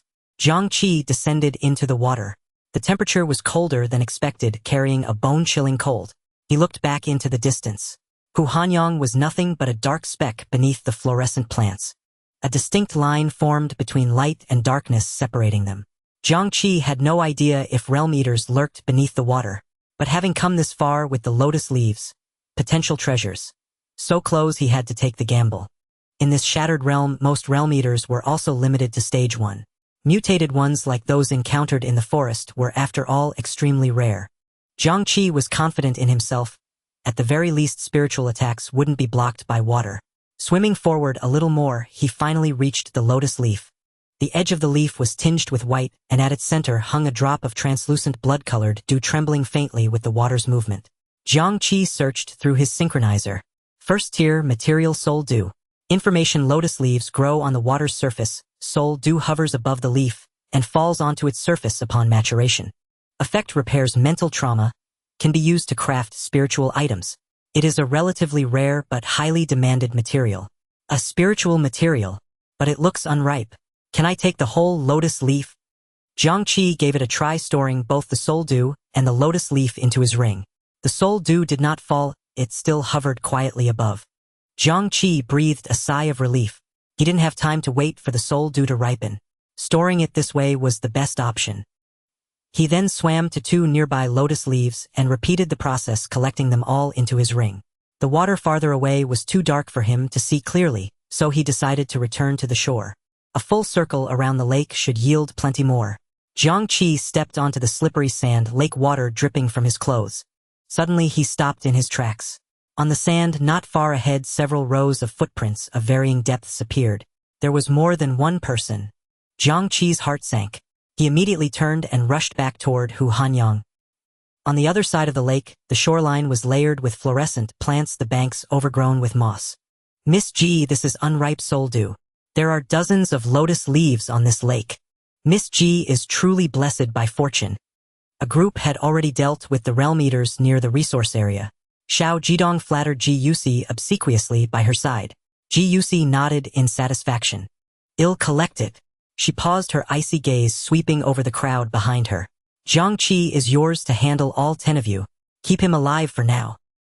When Jiang Qi returned, Hu Hanyang was still leaning against the boulder. What's wrong, Jiang Qi? Danger. Before Hu Hanyang could react, Jiang Qi pulled him up. Let's go. Jiang Qi's voice was urgent. There are footprints by the lake. Other ascendants have gathered. They're collecting materials ahead of us. Let's leave before we make contact. You're badly injured, we must not let them find us. Their footsteps echoed distinctly on the silent lakeshore. To be safe, Jiang Qi chose not to approach the fluorescent plants. Instead, he moved in the opposite direction along the dark lakeside. As he walked, Jiang Qi diverted some of his spiritual power, carefully erasing the footprints they left behind. Hu Hanyang stumbled each step, aggravating his wounds. Jiang Qi could clearly feel his trembling. Get on my back, I'll carry you. If you keep walking, your wounds will bleed again. Jiang Qi moved in front of Hu Hanyang. Just as he crouched down, a sudden change occurred. 2 sand snakes burst from the ground beneath Hu Hanyang's feet, instantly coiling around his ankles. Immediately after, 3 arrows shot from behind, flying straight at them. Jiang Qi instantly erected a barrier with his spiritual power behind him. The 3 arrows were blocked and fell weakly to the ground. Hu Hanyang raised his axe and severed the coil around his right foot, but his left ankle remained locked in place. Leaving? Where do you think you're going? Xiao Jidong's mocking voice rang out. Behind him, another ascendant formed a vortex in his palm, sucking in the small stones and plants from the lakeshore. They transformed into sharp projectiles, hurtling toward the 2. Jiang Qi quickly turned, shielding Hu Hanyang behind him. Another spiritual barrier formed before them, warping the projectiles' trajectories. Hu Hanyang finally managed to cut through the coil on his left foot. He lost his balance and fell to the ground, sitting. His already pale, bloodless face grew even whiter. 10 figures emerged from the darkness, surrounding them completely. Jiang Qi's heart sank to the depths. 10 people. Hu Hanyang can't run anymore, and Lin Yan hasn't arrived yet. He scanned all their faces. Ji Yusi isn't here, nor are those siblings from the 4th and 5th ranks. But on my side, it's just me alone. Xiao Jidong and the other 9 formed a semicircle around Jiang Qi, with the deep lake at his back. Oh, isn't this our number 2, Jiang Qi? Why are you sneaking around like a thief, looking so pathetic? Xiao Jidong looked at Jiang Qi, soaked through, deliberately dragging out his words. It's only been a short while, but how come you, such a big shot, can't even say a word to me now? Weren't you quite the talker back in the dorm? He burst into arrogant laughter. Miss Ji arrived at this resource area long ago. The soul dew you wanted is all in her bag now. Look at you sneaking around to collect soul dew. Now that we've caught you, how are you any different from a whipped dog? His gaze turned to Hu Hanyang on the ground, filled with contempt. What are you wondering if this useless trash you saved can help you? Xiao Jidong winked, his tone dripping with malice. Are you not answering because you haven't figured out whether to talk to me from the standpoint of strength or from the safety zone? Ha ha ha. The surrounding ascendants burst into laughter. The situation was even worse than Jiang Qi's initial estimate of 2 against 13. Jiang Qi had no time to wonder how they had all managed to gather together. His mind raced, frantically searching for a strategy. 1 against 10. He couldn't escape, and Hu Hanyang was already combat ineffective. The enemy all knew he was a psychic-type ascendant. He could only vaguely gauge the abilities of 3 of them from their earlier attacks. What to do? How could he carve a bloody path while protecting Hu Hanyang? A violent impulse surged within him, the power of the mad laugh stirring restlessly. But Jiang Qi's gaze swept over Hu Hanyang's pallid face behind him, and he forcibly suppressed that power. Precisely because Hu Hanyang was right behind him, it maximally restricted Jiang Qi's mad laugh. If he attacked at this distance, Hu Hanyang would be killed by him instantly. In the blink of an eye, a similar dilemma presented itself. Jiang Qi recalled the sentence in his notebook that still hadn't disappeared. Could its prophecy truly never be completely avoided? Even if he saved Hu Hanyang once, a second time would come. Xiao Jidong's voice interrupted Jiang Qi's thoughts. Thinking of a countermeasure. Jiang Qi, I won't give you a chance, and I won't risk getting close to you. After all, you killed the neurosponge. Xiao Jidong raised his right hand. 4 ascendants were ready. He flashed a cruel smile. Keep this distance. Either try to escape on your own or die here with this piece of trash behind you. With a sharp swing of Xiao Jidong's arm. 4 ascendants launched different types of long-range attacks, sealing off all escape routes and heading straight for Jiang Qi. Jiang Qi channeled his spiritual power forward, planning to withstand the first wave. He still hadn't made up his mind to actively use the mad laugh attack. Just then, the protective waist token at his side suddenly burst into light. A semi-transparent barrier instantly expanded, enveloping Jiang Qi. No, the attack hasn't arrived yet. This is... Jiang Qi whirled around. Outside the barrier, Hu Hanyang had somehow stood up. The bandages on his 2 major left-side wounds were torn, blood spattering onto the ground along his clothes. He held his axe high, the blade glinting coldly, and swung it down with full force, aimed at Jiang Qi's back. His resolute eyes reflected Jiang Qi's bewildered face. Jiang Qi was locked onto a cross-shaped prop suspended in midair. His limbs were tightly bound by specially crafted chains, the cold metal clasps pressing against his skin at the ankles, preventing his feet from touching the ground. The chains bit into his wrists, especially the left one, which had yet to heal. The wounds were now so deep that bone was visible, and the blood had stained the chains a dark crimson. The energy shield from his protective waist token had prevented Jiang Qi from suffering severe damage from Hu Hanyang's full-force ambush. It had only torn through his oversight uniform, leaving a wound that was not too deep. But it was too close. To protect Hu Hanyang, Jiang Qi was almost right in front of him.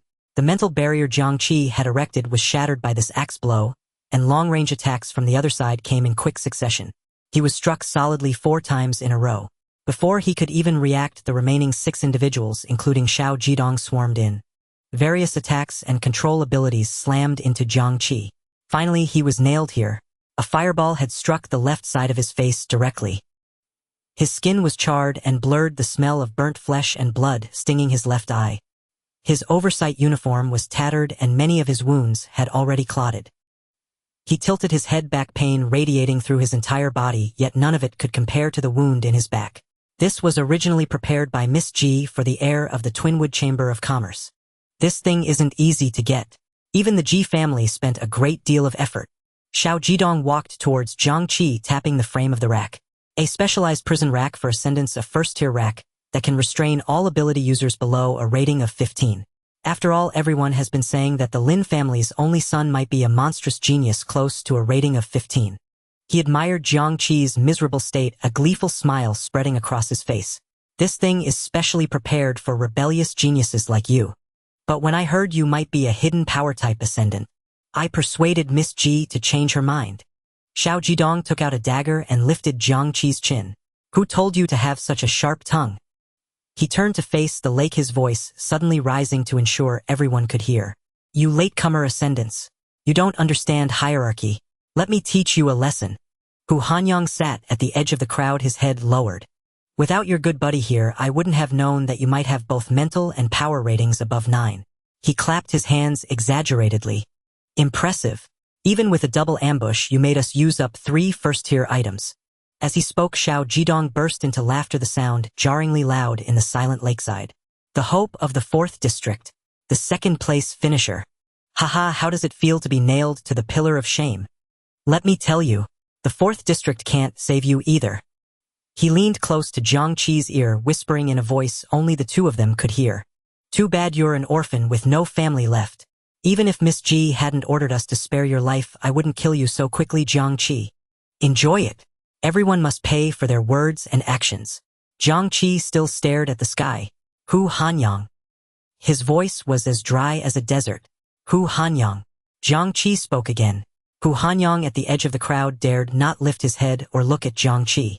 Why? No one answered. In the dormitory I helped you out. In the Shattered Realm I saved you 3 times. When you were poisoned I gave you the last antidote pill. The life-saving spray Dr. Qi gave me, I used it on you without a second's hesitation. You said you wanted to thank me to treat me to a meal. You said you'd split the profits from the vermilion fruit with me, and would scrape together a stellar coin for me once we got out. You said you were sorry for holding me back. And you told me to leave you behind to flee separately. Hu Hanyang.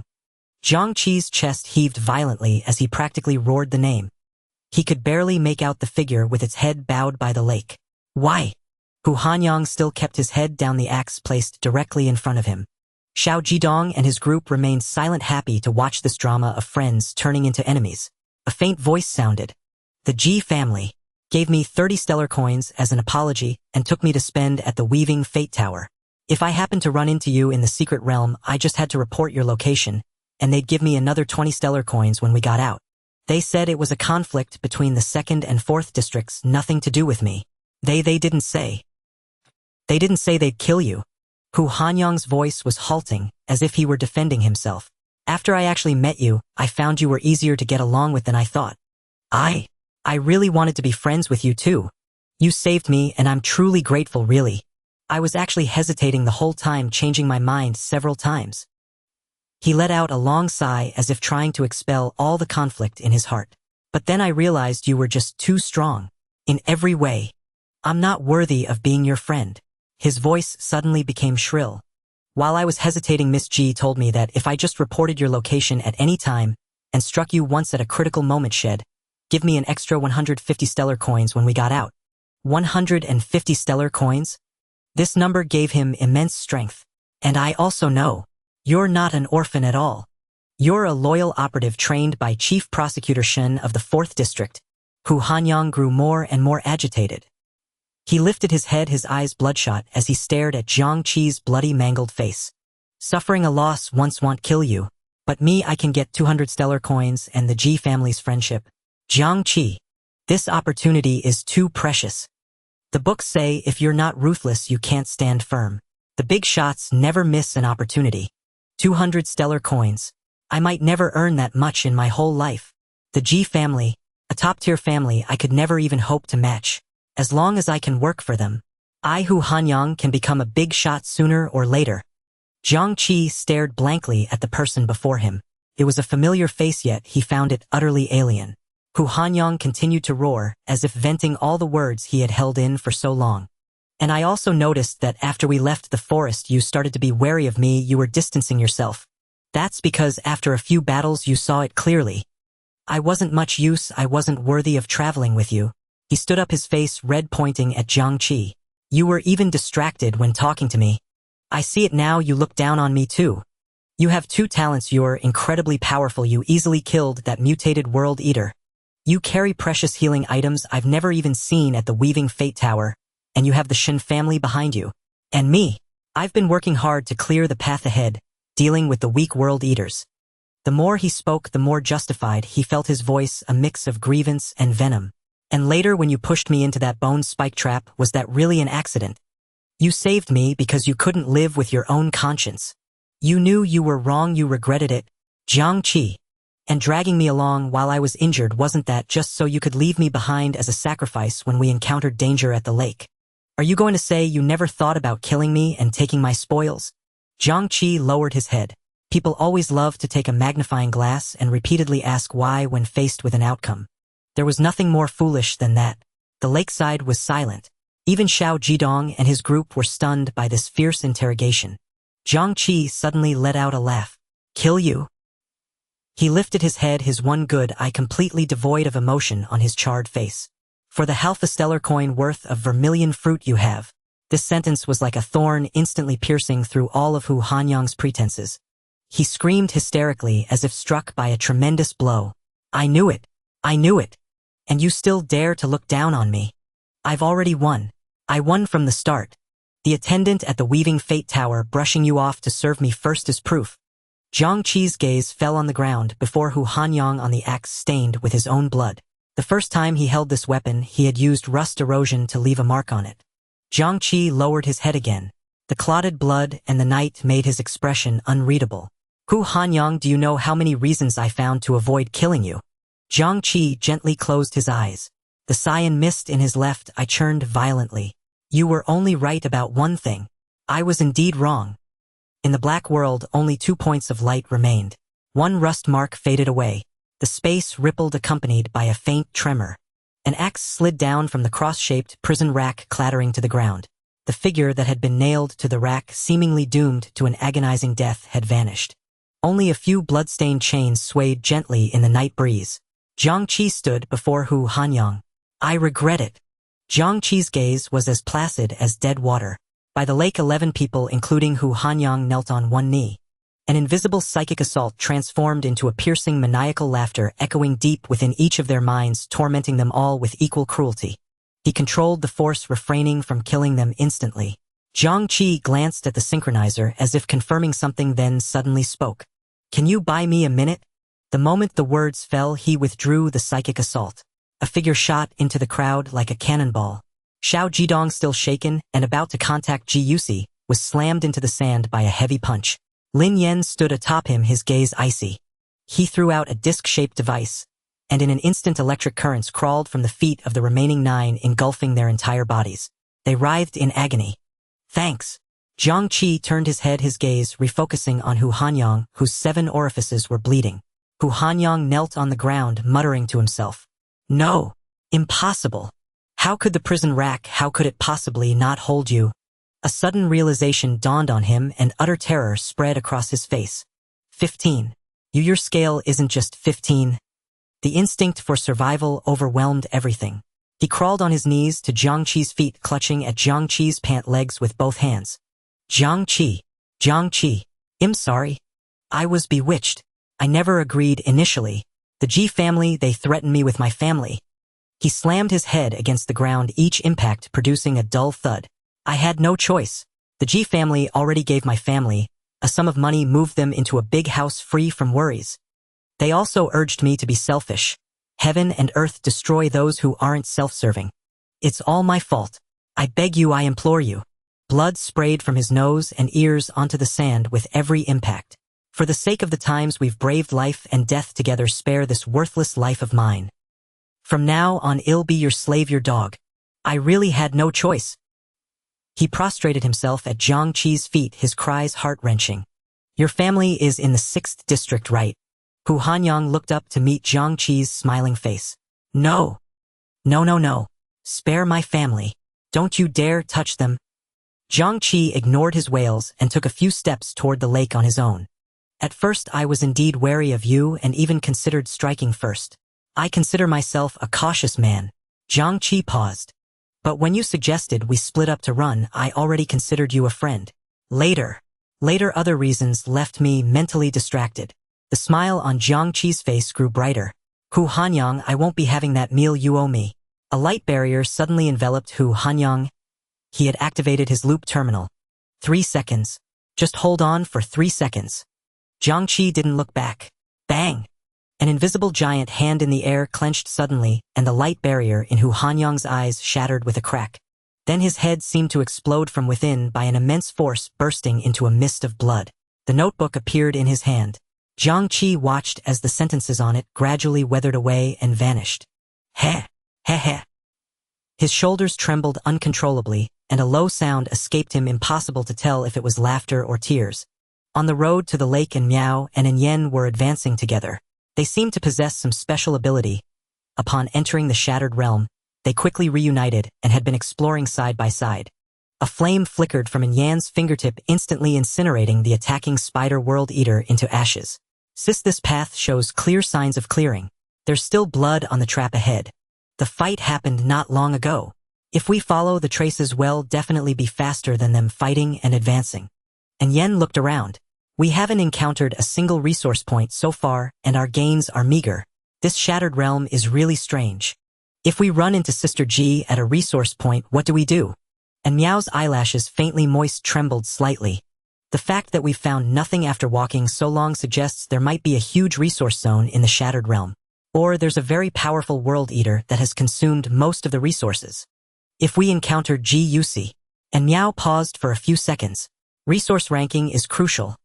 I have no intention of backing down. As long as her lackeys aren't around, I'll send her back to headquarters. All right. By the lake, Lin Yen watched Jiang Qi, covered in wounds, walk up to him. He hastily took out healing medicine and handed it to Jiang Qi. Jiang Qi, I'm sorry I'm late. That cave was huge. I chose the right path at first, then ran into 3 forks. His speech was frantic, filled with regret. I kept taking wrong turns, kept getting lost. Turns out the left path led to the surface. It took me a long time to backtrack there. I couldn't help. Here I found a lot underground. Lin Yen had gathered from the fragments of conversation that Jiang Qi had been betrayed. So close. He could feel the sorrow radiating from Jiang Qi. This ignited a nameless fury within Lin Yen. He attributed it to his own lateness. Lin Yen emptied the contents of his spatial device onto the ground. He pressed the most precious spoils into Jiang Qi's arms. These few. Jiang Qi raised his hand and grabbed Lin Yen's wrist. Lin Yen met Jiang Qi's eyes, which showed neither sorrow nor anger. Just a vast emptiness. You're not late. Your arrival was crucial. Jiang Qi forced a smile that was uglier than tears. Thank you. Jiang Qi pushed the spoils back to Lin Yen. I'll take the healing potions. Take the materials back. This trip to the Shattered Realm is important to you too, isn't it? Lin Yen tried to refuse. Jiang Qi said softly, I know you're not short of star coins. But between friends, there's no need for charity. This lake holds many resources. I'll claim them. Lin Yen looked at the wound on Jiang Qi's left hand, then finally withdrew his own, clutching the materials tightly. He nodded firmly. Before that. Jiang Qi's gaze slowly shifted to Xiao Jidong, who was still buried in the sand, unconscious, and the other 9 paralyzed by electric currents. Lin Yen quickly explained, that disc is a one-time consumable from the second phase.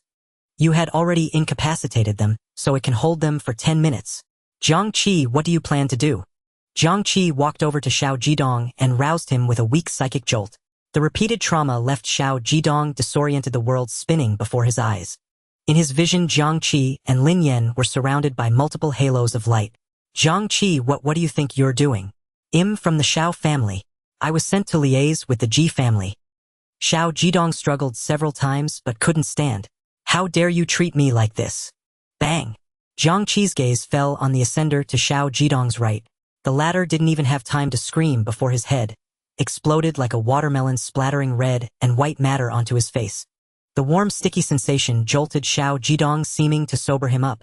He shrieked, the Xiao family will never forgive you. Bang, bang, bang. Jiang Qi's gaze moved slowly and successive explosions rang out like the drumbeats of death. The Ji family. Ji. Xiao Jidong trembled all over, unable to form a complete sentence. A stream of liquid uncontrollably soaked his pants as he stared at Jiang Qi in terror. You! How dare you! The corners of Jiang Qi's mouth stretched almost to his ears, a grotesque smile in the pale light. Because I'm insane. Ha! Ha ha ha ha ha. Jiang Qi laughed, flailing his arms and legs as if dancing a mad jig. His right eye turned crimson and a subtle change was taking place. Jiang Qi crouched down, his bloodied face close to Xiao Jidong's ear, and whispered, Too bad I have no family left. If I did, what would you do to them? Xiao Jidong.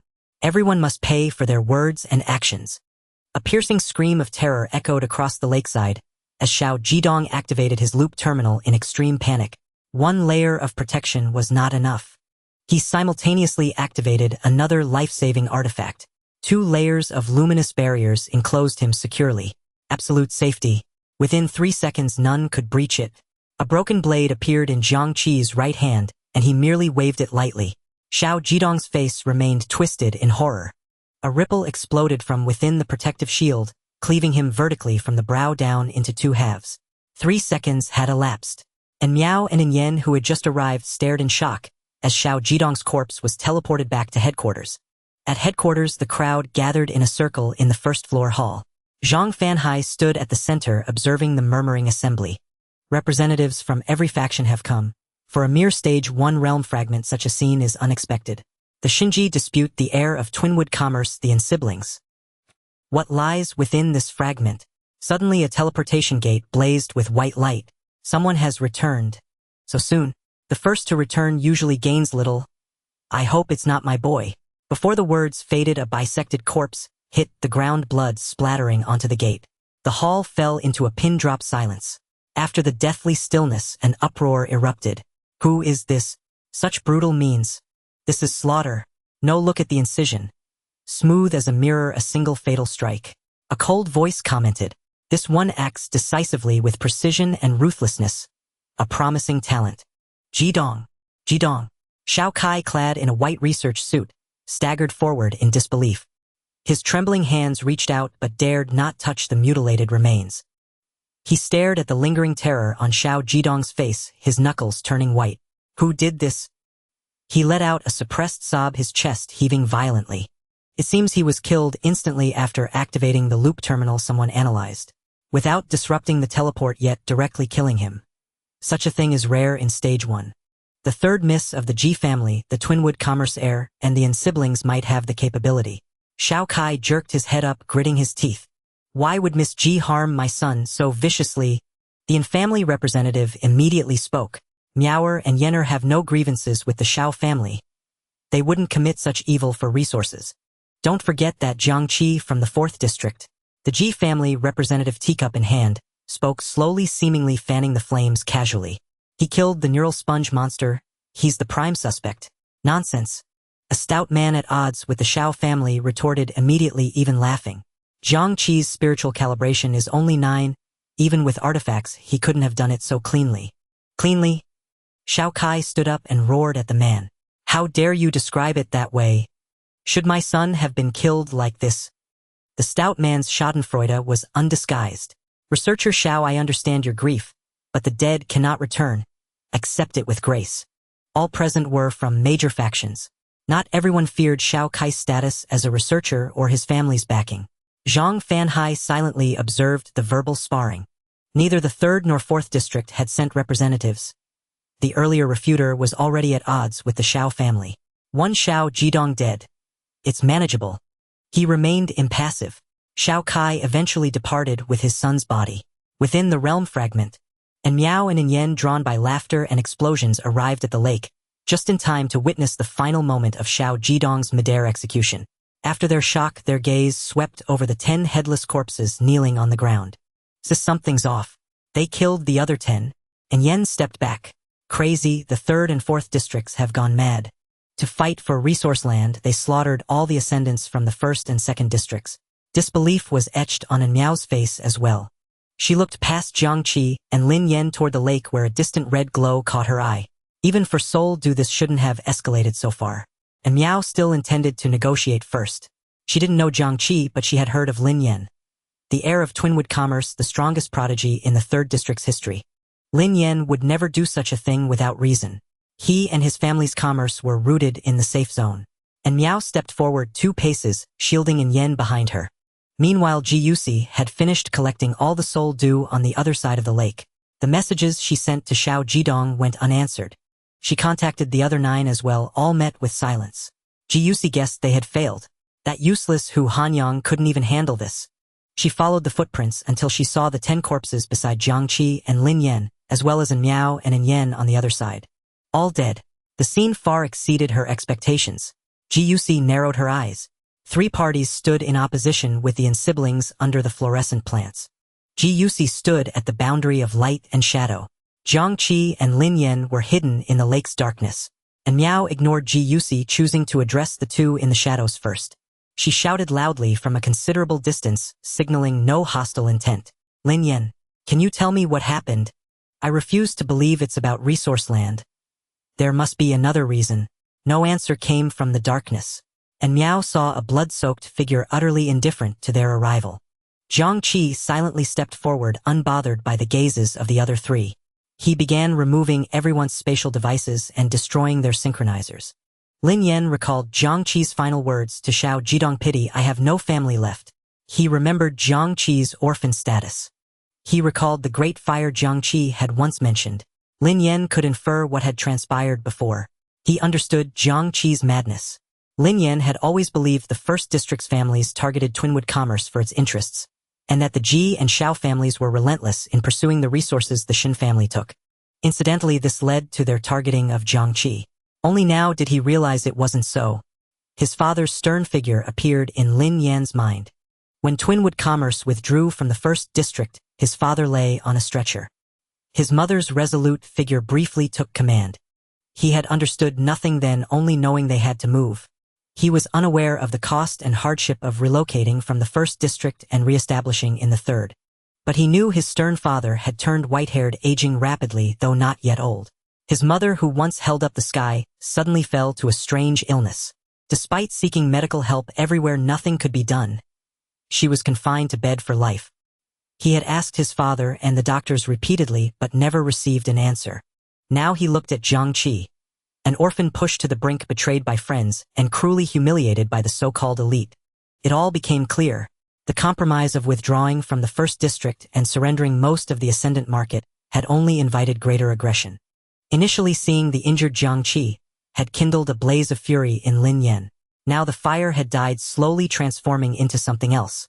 Relentless pursuit, leaving no quarter. If my failure would continue to harm my family. Lin Yan walked from the darkness toward An Miao, stopping at the edge of the fluorescent zone. His sharp gaze swept over the three in turn. No reason needed. He slowly gripped the long spear on his back. I killed them. I want the spoils. And Miao, I have no intention of taking your life, but if you wish to leave, surrender the fragment's loot. And Miao stared intently at Lin Yan, who was drastically different from the rumors. She furrowed her brows, instinctively sensing something amiss. Lin Yan had never shown such a cold and domineering side before. What exactly had happened before this? As she pondered, An Yan was already provoked. Lin Yan unwilling to take my sister's life. Such arrogance. He laughed in fury. Do you truly think the infamily is like those chickens and dogs you've slaughtered? To touch my sister you must first pass through me. And Miao had to admit Lin Yan's words made her extremely uncomfortable. She had the confidence to seize resources from Guc, yet in Lin Yan's words, she was like fish on a chopping block. Guc finally spoke slowly. And Miao and Yan, you heard that. These two are completely insane beyond reason. Regardless for maliciously slaughtering fellow comrades in the safe zone, within the Shattered Realm, they are both doomed never to leave headquarters. Come seize these two heinous criminals with me. She pronounced judgment upon them with haughty words, yet her gaze was fixed solely on Jiang Qi. She spoke each word deliberately, her voice icy. Before you face headquarters sanction, I will break your limbs first. Let you repent in the deepest pain for your arrogance. Jiang Qi finally finished clearing the battlefield and sauntered over to stand beside Lin Yan. Malicious slaughter, heinous criminals, sanction and repentance.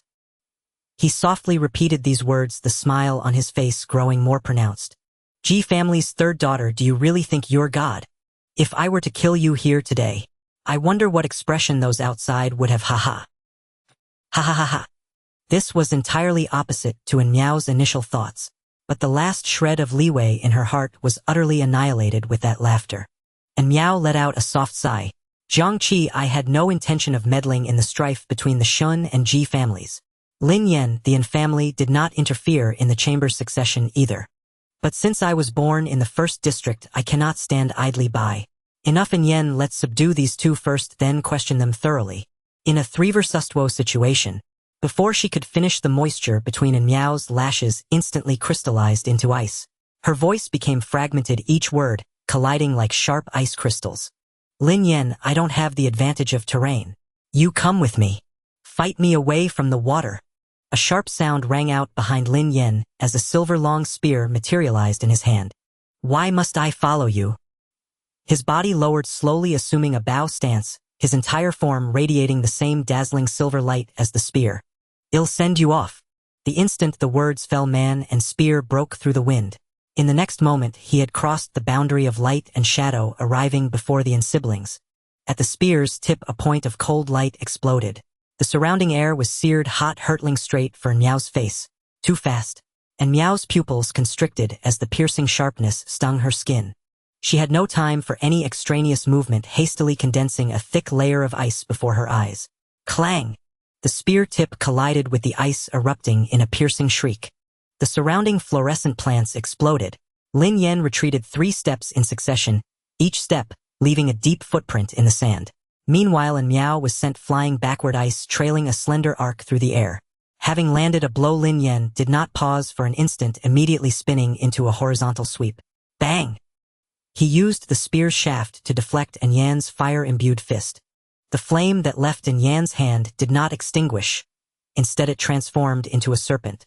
The scorching heat climbed along the spear shaft, reaching Lin Yan's hand in moments. Simultaneously, a burst of flame shot from Yan's mouth, sealing Lin Yan's retreat. Lin Yan's gaze remained unruffled as he twisted his wrist. His left hand, coated in silver light, grabbed the fire serpent and extinguished it completely. He held the spear horizontally across his chest, his right hand quickly forming a seal. You go too. The airwave instantly shattered the crumbling flames, striking Yan solidly in the chest, sending him flying in the same direction as in Miao's fall. Lin Yan bent his legs, slightly pushed off the ground, and shot after the siblings. In the blink of an eye, only Jiang Qi and Ji Yusi remained by the lake. Lin Yan's display of astonishing power seemed to have no effect on Ji Yusi. She merely glanced at it before looking away. Jiang Qi gazed into the distance where the 3 had departed, his smile widening. So strong, this guy. Jiang Qi turned, locking his gaze onto Ji Yusi's figure. So, Ji family's 3rd daughter, what is your ability? A drop of cold water fell on Jiang Qi's face. The shattered realm. It was raining, pattering. Jiang Qi, did you think that reaching 10 in both strength and spirit made you invincible in Phase 1? A commoner from the rear like you doesn't even know there are other paths besides strength, spirit, and elements. Ji Yusi's voice pierced the rain curtain, carrying an inherent condescension. If I don't strike, you'll never realize the gap between us. This gap, even in Phase 1, is like a heavenly chasm. The rain grew heavier. I wanted to give you a chance to turn from darkness, but you're an incurable madman. For a madman like you, a single fatal blow is best. The torrential rain fell upon the fluorescent plants. It crashed into the sand, plunged into the lake. It made 3 distinct sounds, weaving together into a haunting melody. Even a lion uses its full strength against a rabbit. I won't give you any chance to catch your breath, Jiang Qi. With her final word, a downpour cascaded from the sky. Ji Yusi's slender fingers lightly traced a line towards Jiang Qi. The fine raindrops in the sky were imbued with life in that instant. They instantly coalesced into countless sharp blades, completely surrounding Jiang Qi from all directions. Jiang Qi threw his head back, a tearing mad laugh erupting from his throat. The spiritual shockwave materialized, shattering all the approaching water blades into a mist of spray. Ji Yusi's fingers did not lower, her gaze still calm. All the shattered water blades rapidly reformed in the humid air. Was it the lake water? Jiang Qi observed the lake from the corner of his eye. Phase 1 couldn't possibly cause such a massive environmental change. Ji Yusi's ability didn't attack by generating water. It was more like manipulating existing water, and they were right by the lake. Standing in a torrential rain she had summoned. Can your mad laughter affect me? Ji Yusi's mocking voice cut through the rain. Can it affect this raging storm? Each raindrop grew heavier, pressing down on Jiang Qi with a slight sinking sensation. Since it's hard to escape the rain curtain. A flicker of madness crossed Jiang Qi's eyes. Then capture the king first. Jiang Qi pushed off the ground, charging forward instead of retreating. He rushed straight towards Ji Yusi against the downpour. Ji Yusi snorted coldly as rainwater before her converged wildly. In moments it formed a roaring giant python, opening its massive maw to slam into Jiang Qi. Jiang Qi held half a broken blade in his left hand, slashing an invisible arc before him. The python's roar ceased abruptly as it completely disintegrated, vanishing from the world. The invisible arc continued with undiminished force. 3 barriers lit up around Ji Yusi in succession. Bang, bang, bang. 3 crisp sounds exploded in rapid succession. A thin, long line of blood stretched from her chin down to below her right collarbone. Flesh turned outward, and blood, upon emerging, was washed clean by the rain. Pity. Jiang Qi couldn't swing a second slash. He returned half of the blade to the ring, already stepping close to Ji Yusi. Impossible. Unfathomable shock still lingered in Ji Yusi's eyes, but Jiang Qi's fist was already nearing the wound on her chin. Bang! At the critical moment, a layer of rain automatically condensed before her, barely blocking the punch. Jiang took a step back. Jiang Qi suppressed the dull pain in his head, his attacks never ceasing. Such automatic defense must have a limit. Just like me. Jiang Qi recalled the teachings from the combat simulation pod. The image of Inspector Wang's attack on the bronze man flashed in his mind. The ribs, the lower abdomen, the neck, the same attack pattern, each blow fiercer than the last. Each attack pierced the rain curtain's defense faster. Jiang retreated step by step. Jiang Qi pressed forward relentlessly. The final punch, aimed straight at Jiang's bloodless face. The rain curtain had yet to form. He couldn't block it. There was no dodging. Jiang's eyes were extremely resolute. She abandoned defense. A pool of water on the left ground suddenly surged, forming a sharp rain spike. Bang! Jiang Qi's fist landed solidly on her face. At the same time, the rain spike pierced through Jiang Qi's calf without hindrance. Jiang's head slammed hard into the base of a fluorescent plant, the immense impact leaving her dizzy. The original wound tore open surrounding skin tissue as her head twisted, violently spilling more blood. Jiang Qi fell heavily to the ground, a horrifying hollow blood hole on his left calf.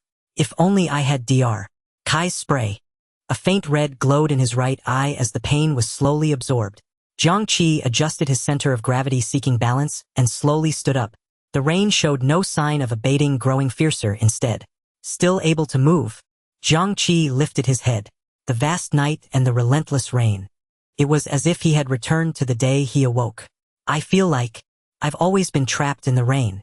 Jiang lay beneath the fluorescent plants, the blood she coughed up quickly dissolved by the torrential rain. Her eyes were already bloodshot. The spiritual impact from Jiang Qi's punch still echoed in her mind. Jiang watched Jiang Qi's limping figure, and her extreme fury finally overpowered her pain. Do you think you've won just like that? Before her words faded, the lake suddenly roared.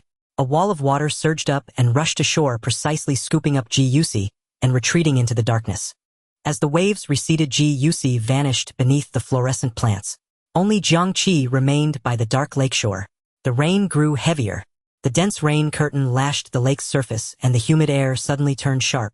Without any warning, a single raindrop sprang from the lake. The raindrop elongated into a chilling silver needle, thrusting straight toward Jiang Qi's brow. Jiang Qi extended a finger and gently tapped the void before him. With a crisp ring, the silver needle exploded less than half an inch from his brow, rapidly dispersing into a mist that rejoined the downpour. In the next instant, the entire lake erupted.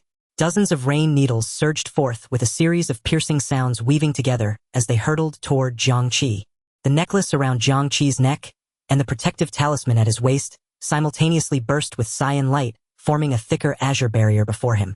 A continuous clatter of impacts echoed as the silver needles struck the barrier like a storm. Ripples spread across the azure shield, and its light visibly dimmed. Finally, the shield flickered a few times before shattering with a crack. Jiang Qi was forced back 2 steps by the dissipating force, and a clear crack now marred his protective waist talisman. The rain continued unabated, yet an eerie silence fell between heaven and earth. Such an exaggerated environmental change, an almost irreversible advantage in terrain, yet still unable to launch continuous attacks. Jiang Qi wiped the blood from his body, his face showing no fear, but instead an excited gleam. Essentially, it's still phase 1. Her calibration can't be higher than mine. Her ability. Jiang Qi recalled every move Jiang made. Even by the lake, her attacks still unfolded through the rain.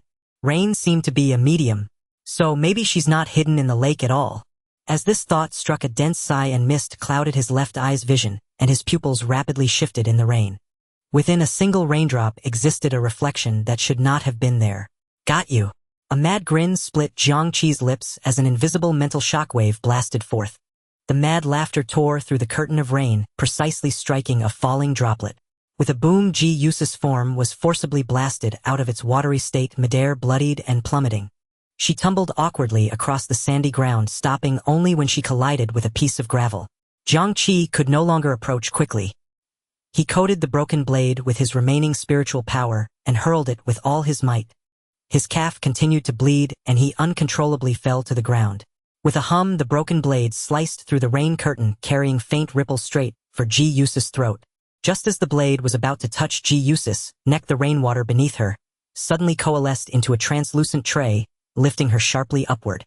The deadly blade passed directly beneath Ji, embedding deeply into the sand behind her. The tray shattered back into rain, and Ji crashed heavily back to the ground. Don't underestimate me. Her chest heaved violently as she gasped for breath, blood choking from her wounds.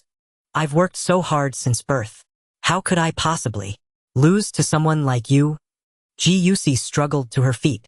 The earrings she wore erupted with a blinding light at that moment. With a crack, they shattered into star-like dust cascading down to cover her entire body. Her aura recovered and surged at an astonishing rate. Her hair clung to her pale cheeks, and her entire being radiated a dazzling brilliance. Ji pressed her palms together facing the half-kneeling Jiang Qi. It's over, Jiang Qi. The entire fluorescent lake along with the storm above erupted into chaos. A towering wave dozens of meters high surged into the sky. Cresting with soul dew glowing red, it crashed down upon Jiang Qi like a toppling mountain. The ultimate strike. The final blow. Yet just as the wave was about to engulf Jiang Qi, space trembled once more. The rusted mark dissipated once again. A broken black blade materialized before the colossal wave only to be instantly swallowed by the cataclysmic tide. At the same time, a bloodied hand clamped down on Ji-Yusa's face from behind. With a bang, the world spun. The scene before Ji-Yusa's eyes flipped in an instant.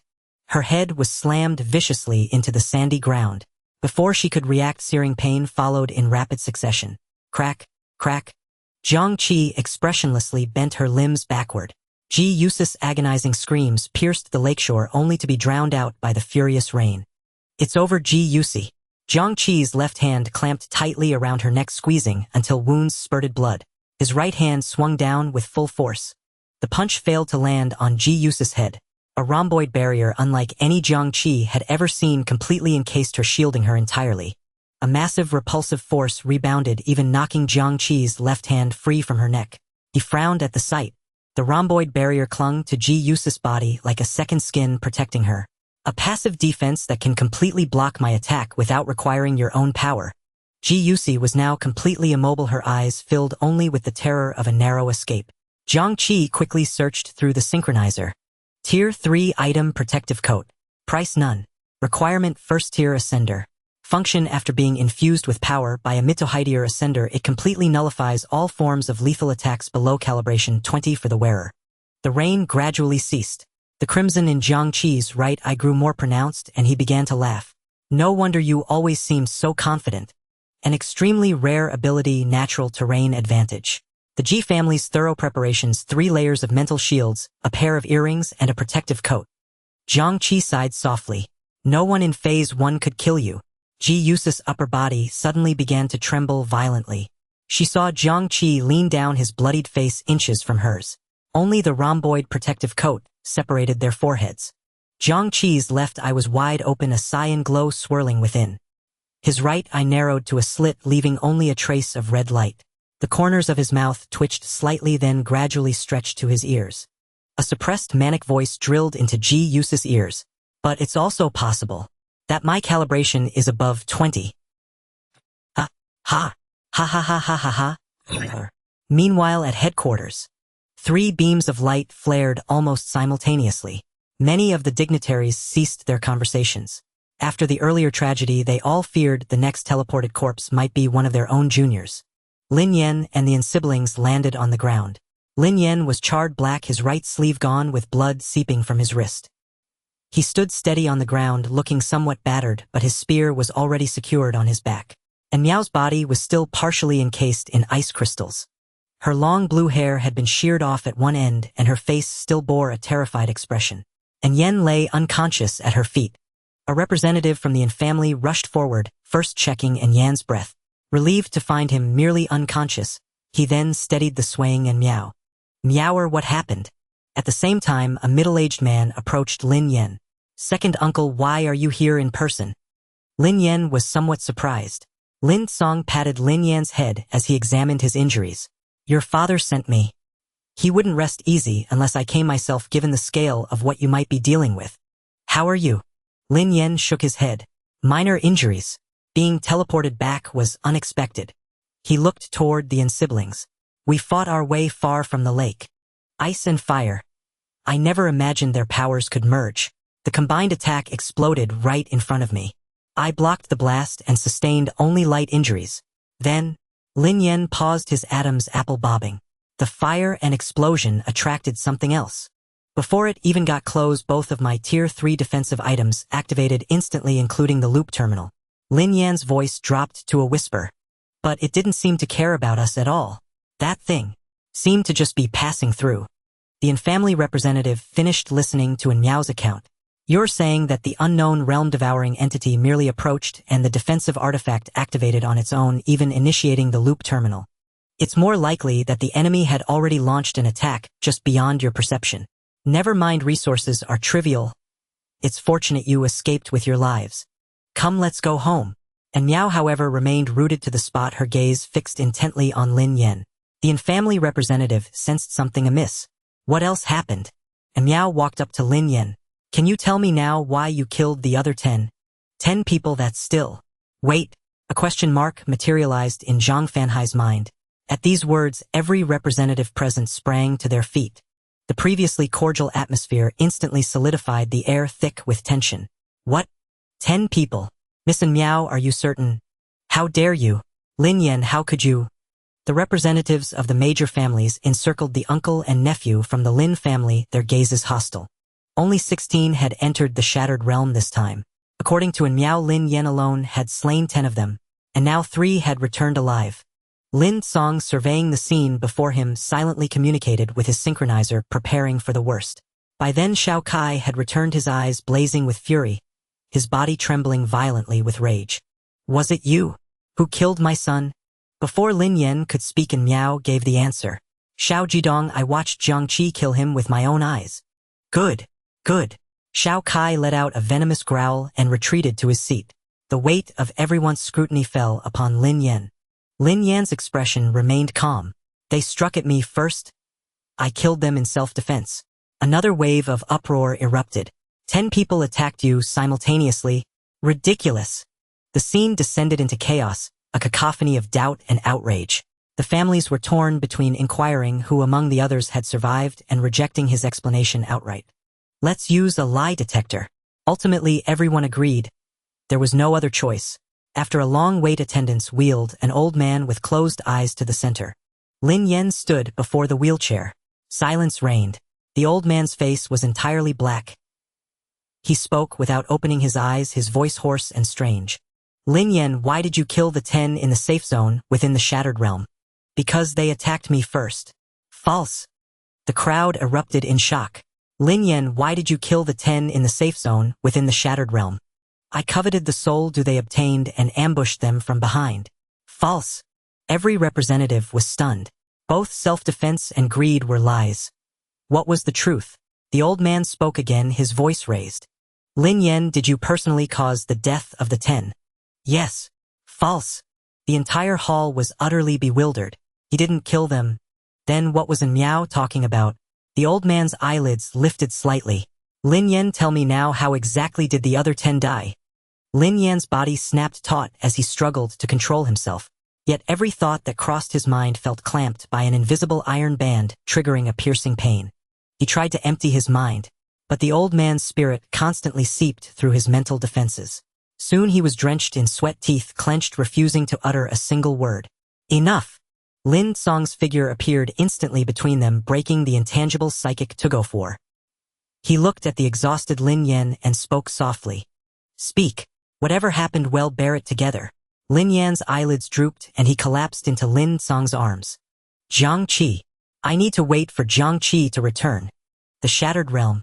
By the lake, Jiang Qi stood alone, his feet sinking into the sand. This was the first time Jiang Qi had unleashed his mad laugh at full power from such a close face-to-face distance. Cracks appeared on the diamond-shaped protective barrier. The power of the mad laugh seeped inward, violently crashing into Ji Yusi's mind.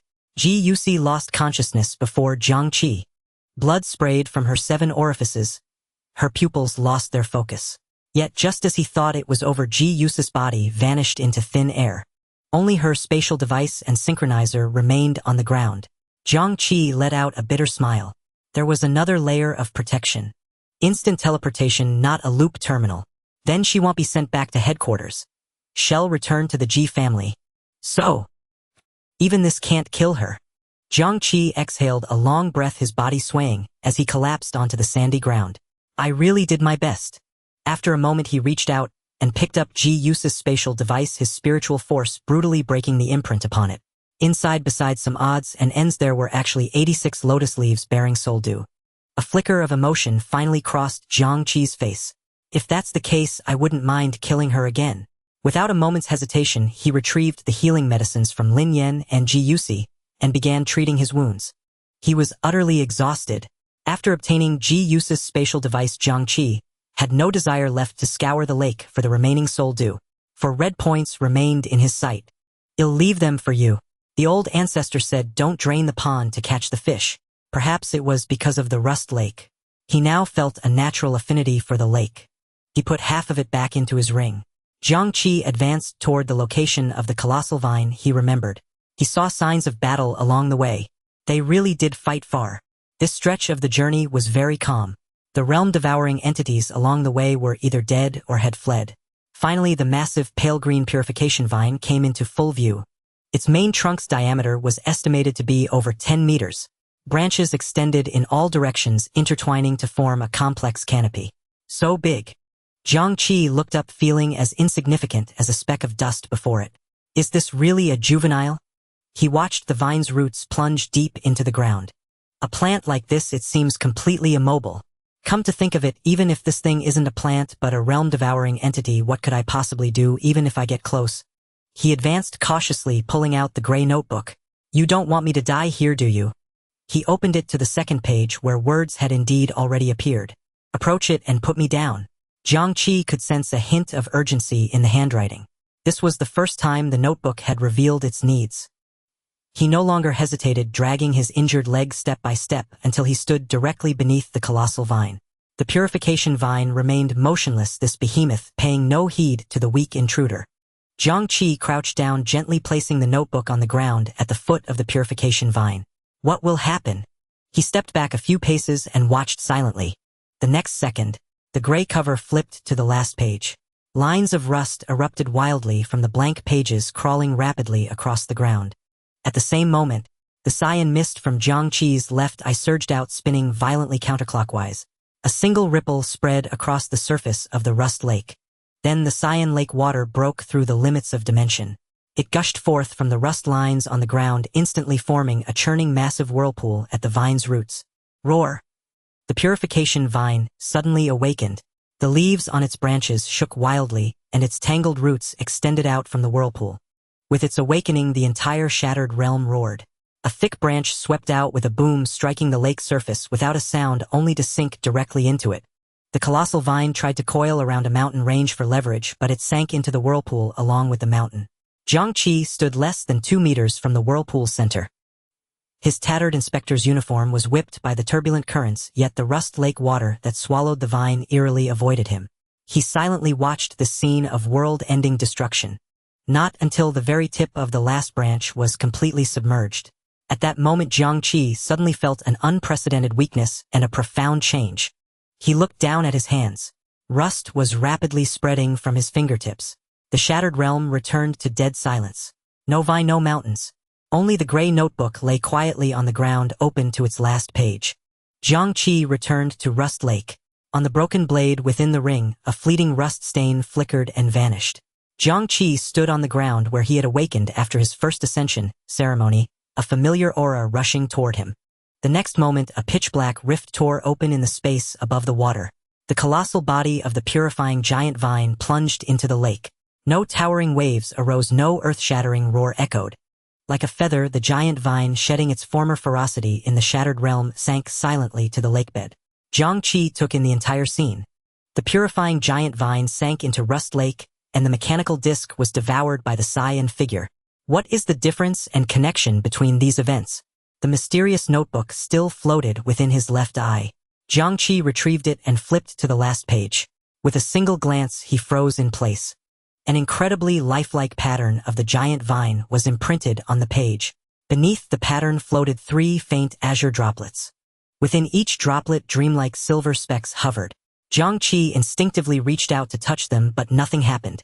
After a moment's thought, the cyan mist from his left eye drifted out and gently settled onto the page. The page suddenly emitted a faint glow and the air beside him rippled. A tender green sapling slowly broke through the ground near the shore of Rust Lake. The 3 azure droplets transformed into streams of light and instantly vanished into Jiang Qi's left eye. By Rust Lake, the slender sapling's vines hung weakly to the ground, slowly creeping toward Jiang Qi's feet.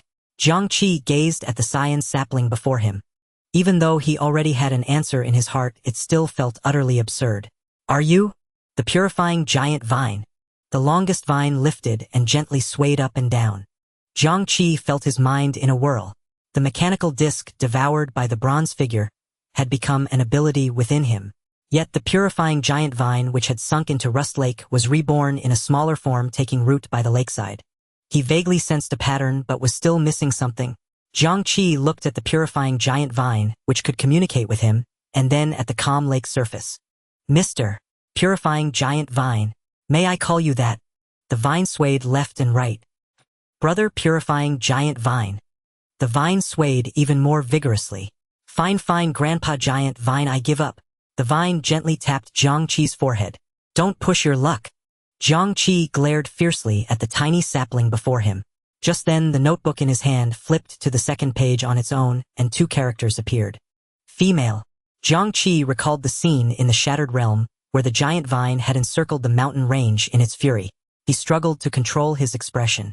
Miss Purifying Giant Vine.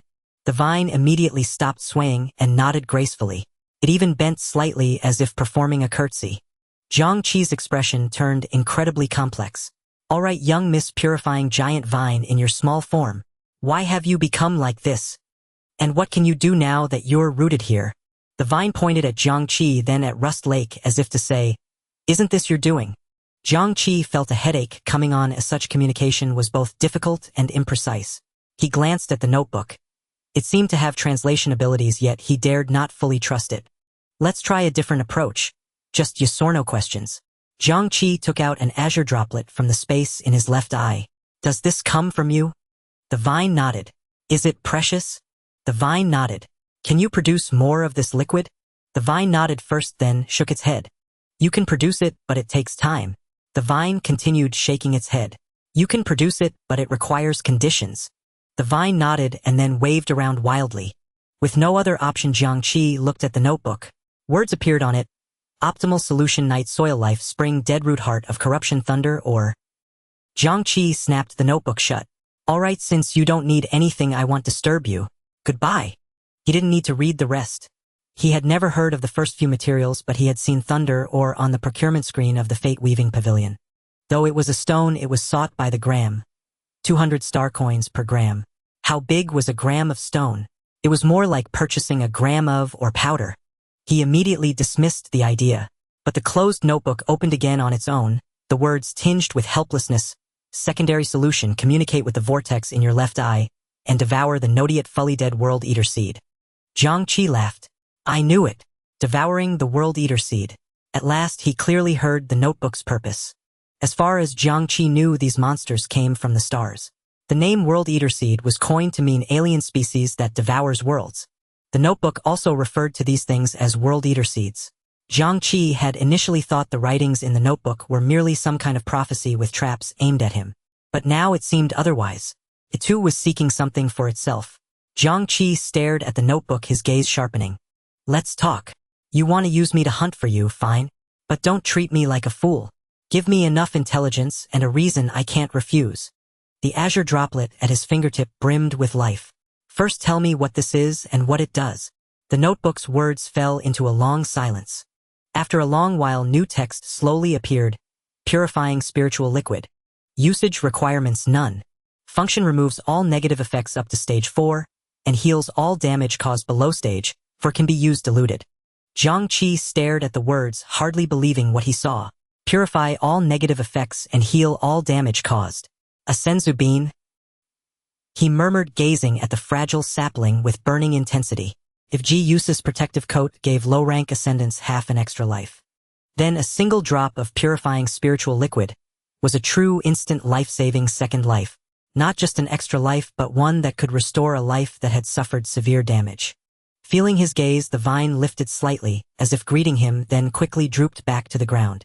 Jiang Qi calmed his excitement. Miss Purifying Giant Vine, I have one more question. Earlier 3 beings like me fought in your direction. What was the outcome of that battle and where are they now? The vine shifted slightly. The notebook quickly wrote an answer. Their battle caused an explosion and I purified the fire and explosion. They turned into light and left my territory. After a brief pause, the text added, my former territory. Purified the fire and explosion. The shorter the description, the more profound. Jiang Qi realized that the purifying giant vine was far from as gentle as he had imagined. Its primary abilities extended well beyond healing. But turned into light and left probably means they were teleported away. So I'm the only one left in the Shattered Realm. Lin Yan has returned to headquarters. He must be under immense pressure now. I should go back too. Jiang Qi gently waved at the sapling. Goodbye, I'll come see you again. With that, he activated the loop terminal. Nothing happened. The teleportation barrier didn't even light up. The loop terminal failed to activate. The vine looked up in confusion. Right, I forgot. Any teleportation in the Forbidden Zone gets distorted. Rust Lake. Can you send me back? Still nothing. Words appeared in the notebook. Left eye. Jiang Qi focused his mind and communicated with his left eye. He then discovered that deep within his left eye a slowly reversing vortex had appeared. A storm awaited him at headquarters. Jiang Qi lightly touched the vortex. His entire form dissolved into cyan mist drawn into his left eye. Jiang Qi returned to the Shattered Realm. He sensed a new connection emanating from his left eye. After devouring and purifying the giant vine, I can now teleport in and out of Rust Lake on my own. The sensation of teleportation through green mist was entirely different from Zhang Fanhai's. With Zhang Fanhai's teleportation, Jiang Qi lingered for several seconds within a bizarre kaleidoscopic tunnel.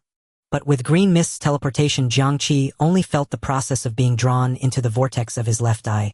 It seems teleportation also comes in different types.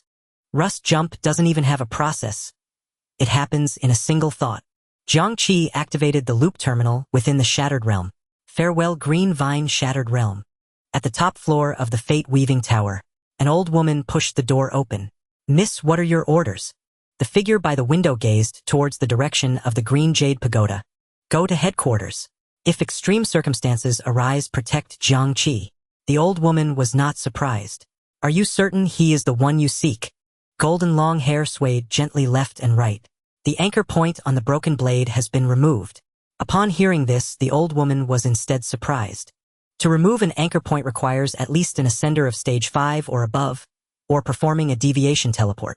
Does that mean an ascender of the prosecutor level is protecting him closely? The young woman shook her head again, her voice ethereal. That is not important.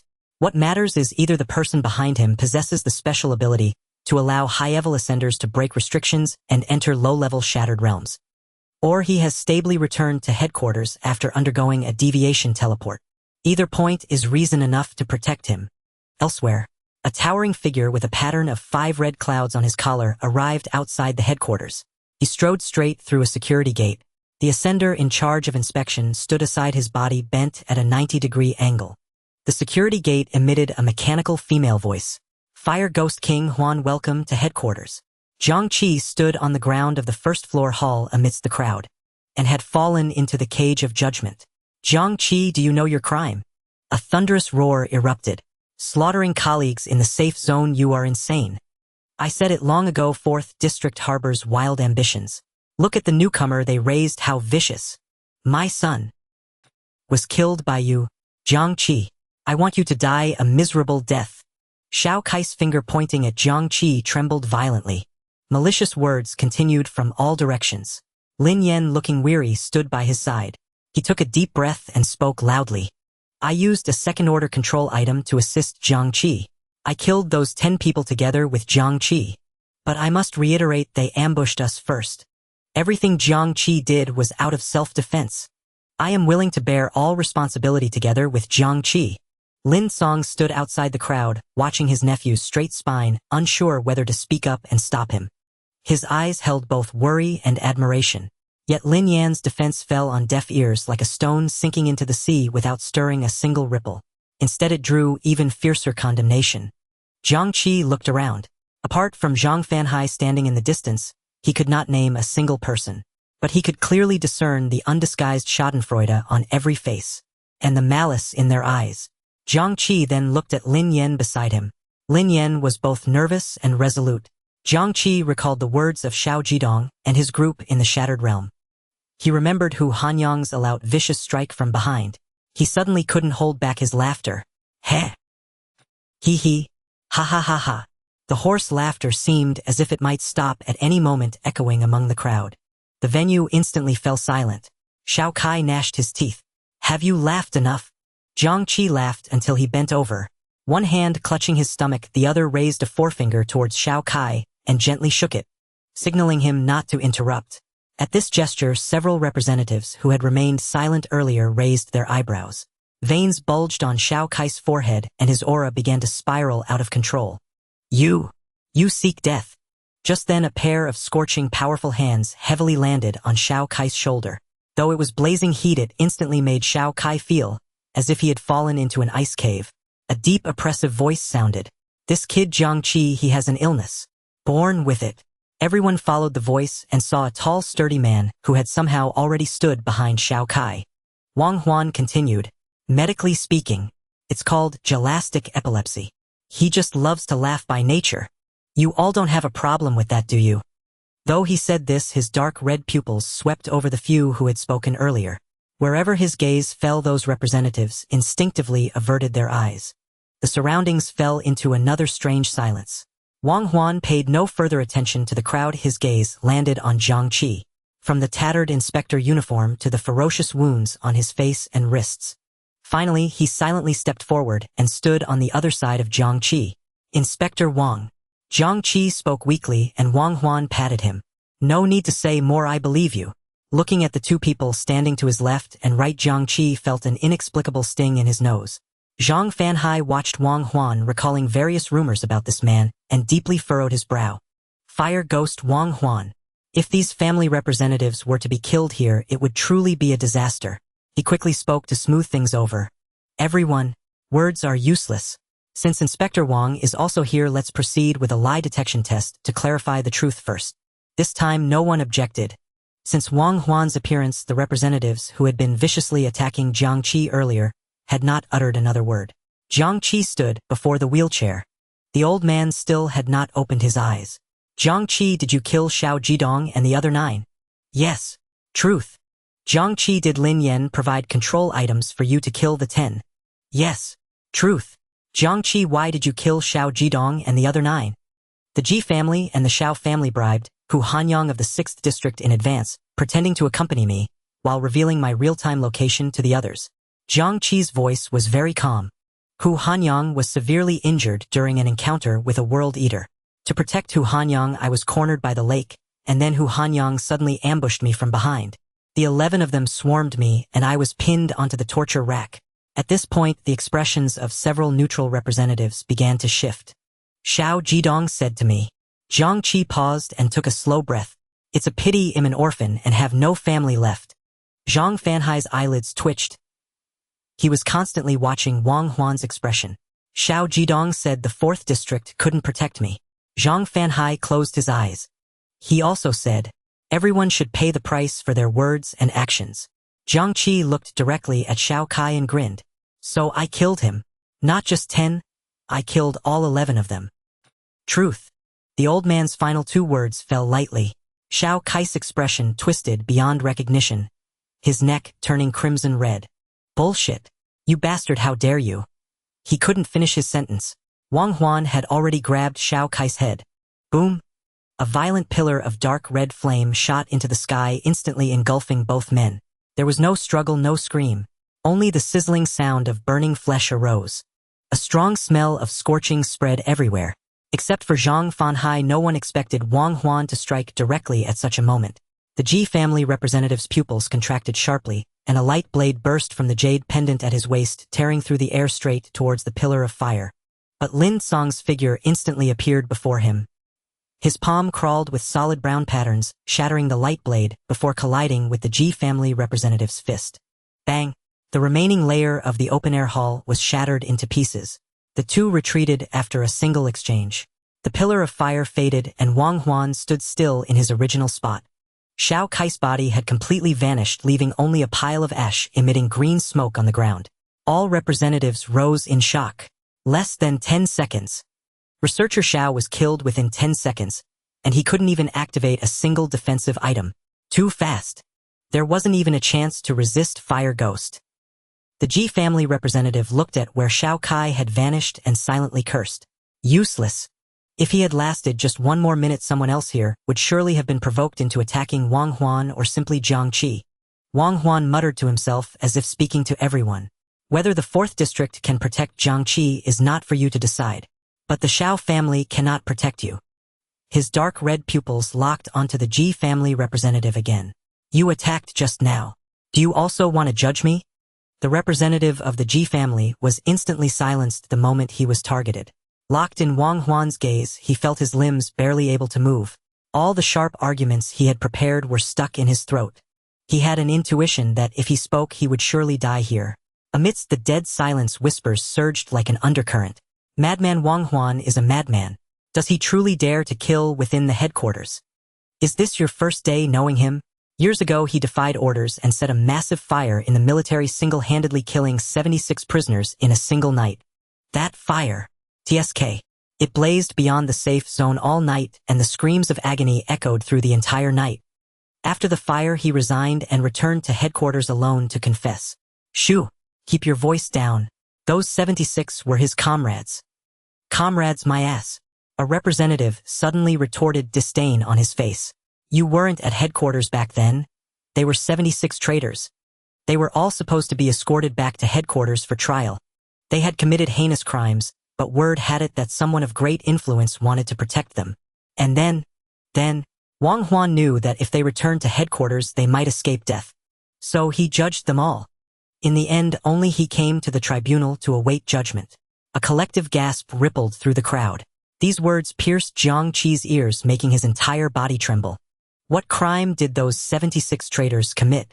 And who was it that wanted to protect them back then? Few know the truth. It's all rumors. The matter is too complicated. And too disgraceful. The only certainty is that he severed his own path of fire element advancement at the tribunal. When he left headquarters his body was withered, covered in burned scars. He was called the Fire Ghost not because of that great fire but because of the self-sacrifice that followed. Someone gazed at the red cloud on Wang Huan's collar and sighed. His flame ability was thus completely extinguished, which is why the flame emblem on his collar turned into a red cloud. Later, when he reappeared before people's eyes, he was already in the 4th district. I may not like the Shin family, but Wang Huan. It's truly a pity. Yes, if that incident hadn't happened in a few more years, we might have called him Commander Wang. But his ability just now. None of those from back then spoke up, which can only mean that the fire you and I saw might no longer be fire. Back then he had a boundless future and didn't care about headquarters orders. Now, who would have thought he could return to stage 5? Zhang Fanhai looked at the red cloud on Wang Huan's collar. The rumors are indeed true. The Black Safe Zone, the 4th district. It gathers a bunch of madmen. A procurator who sacrificed his clansmen, an inspector general who defied orders and killed his comrades. A researcher who stole others' achievements and a doctor who poisoned patients. His gaze slowly shifted to Jiang Qi. And now there's a stage 1 who maliciously killed 11 newly ascended. Young man. Wang Huan sensed Zhang Fanhai's gaze but paid it no mind. He merely glanced at Zhang Fanhai, who stood subtly between them, and ultimately refrained from striking the already pale-faced Ji family representative.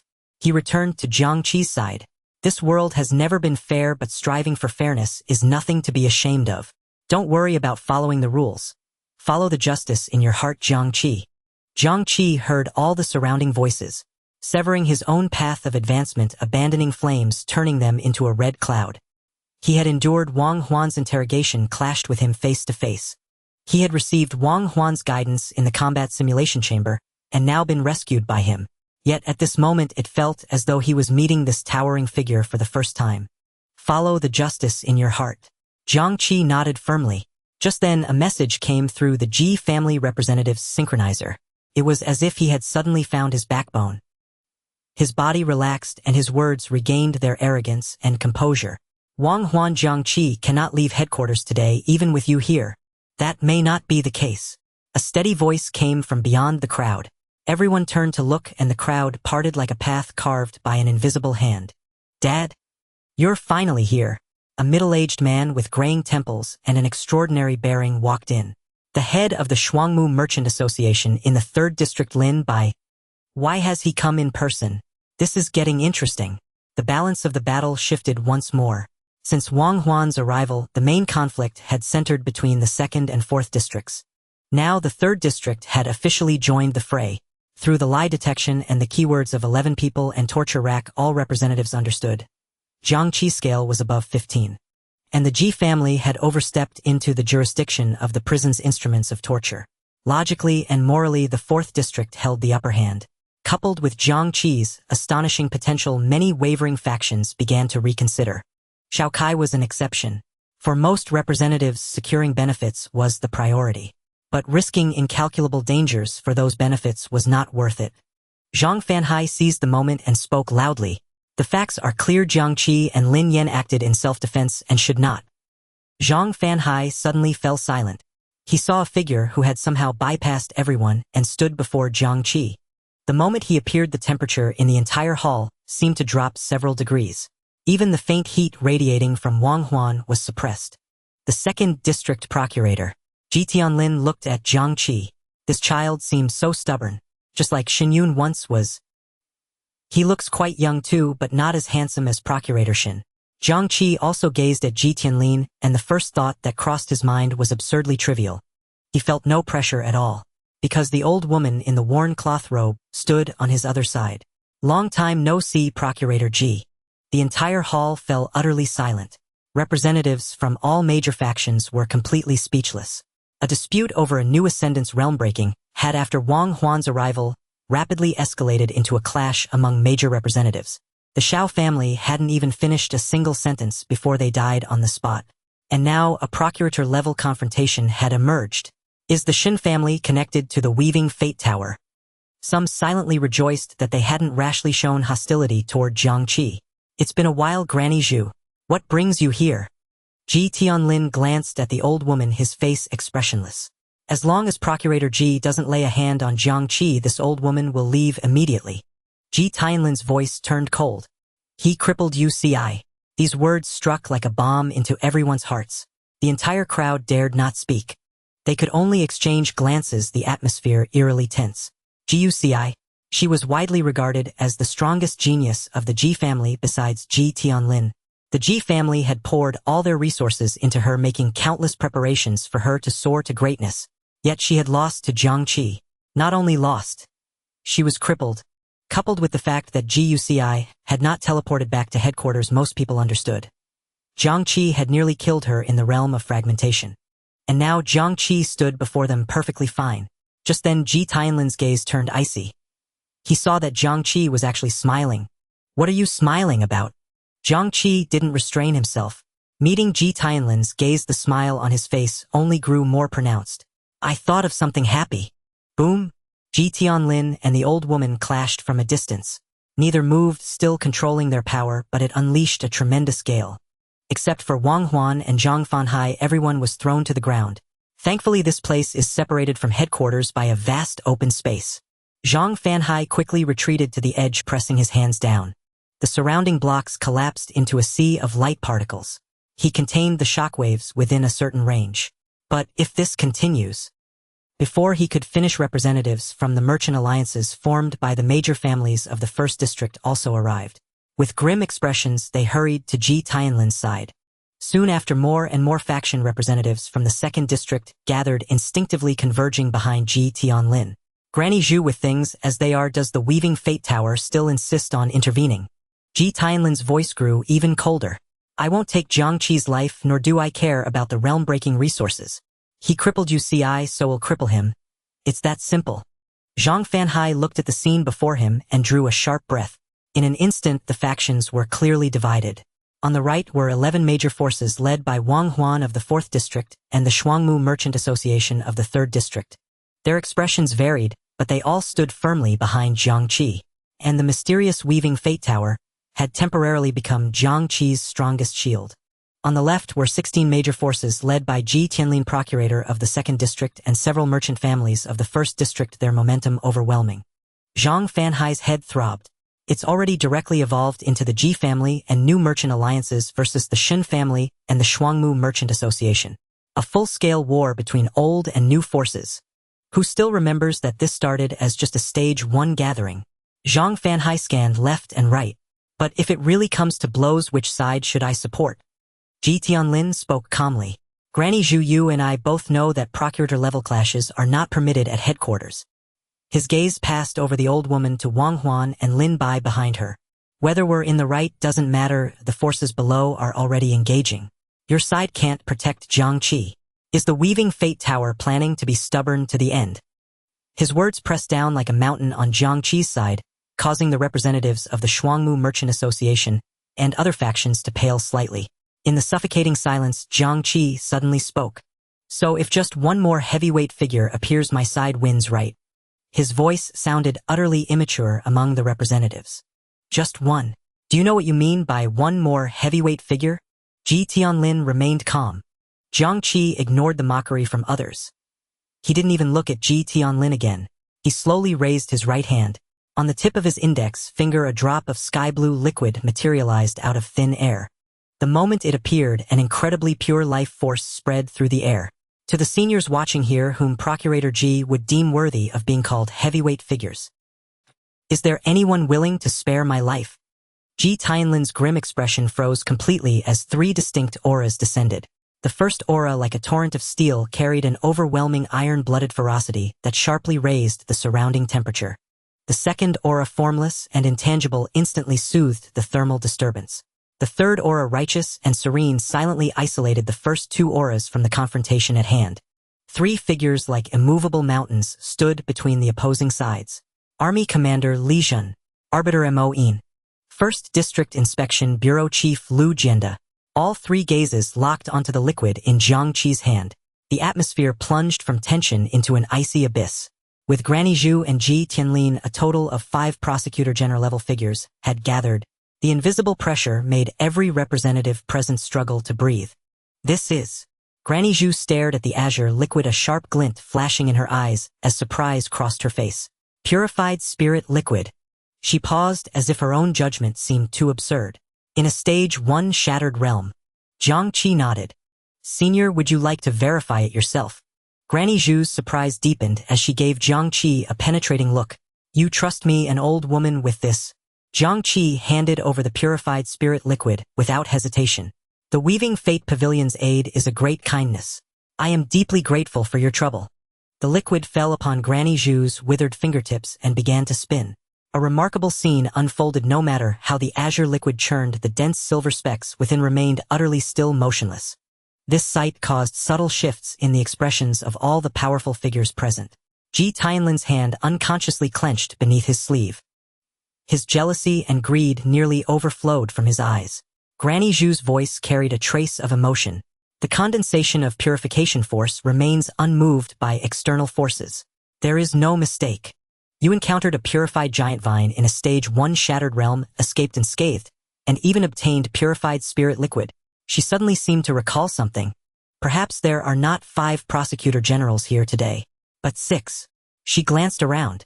Not only do you possess the technique to break the shattered realm's limits, but you are also a high-rank ascender skilled in concealment.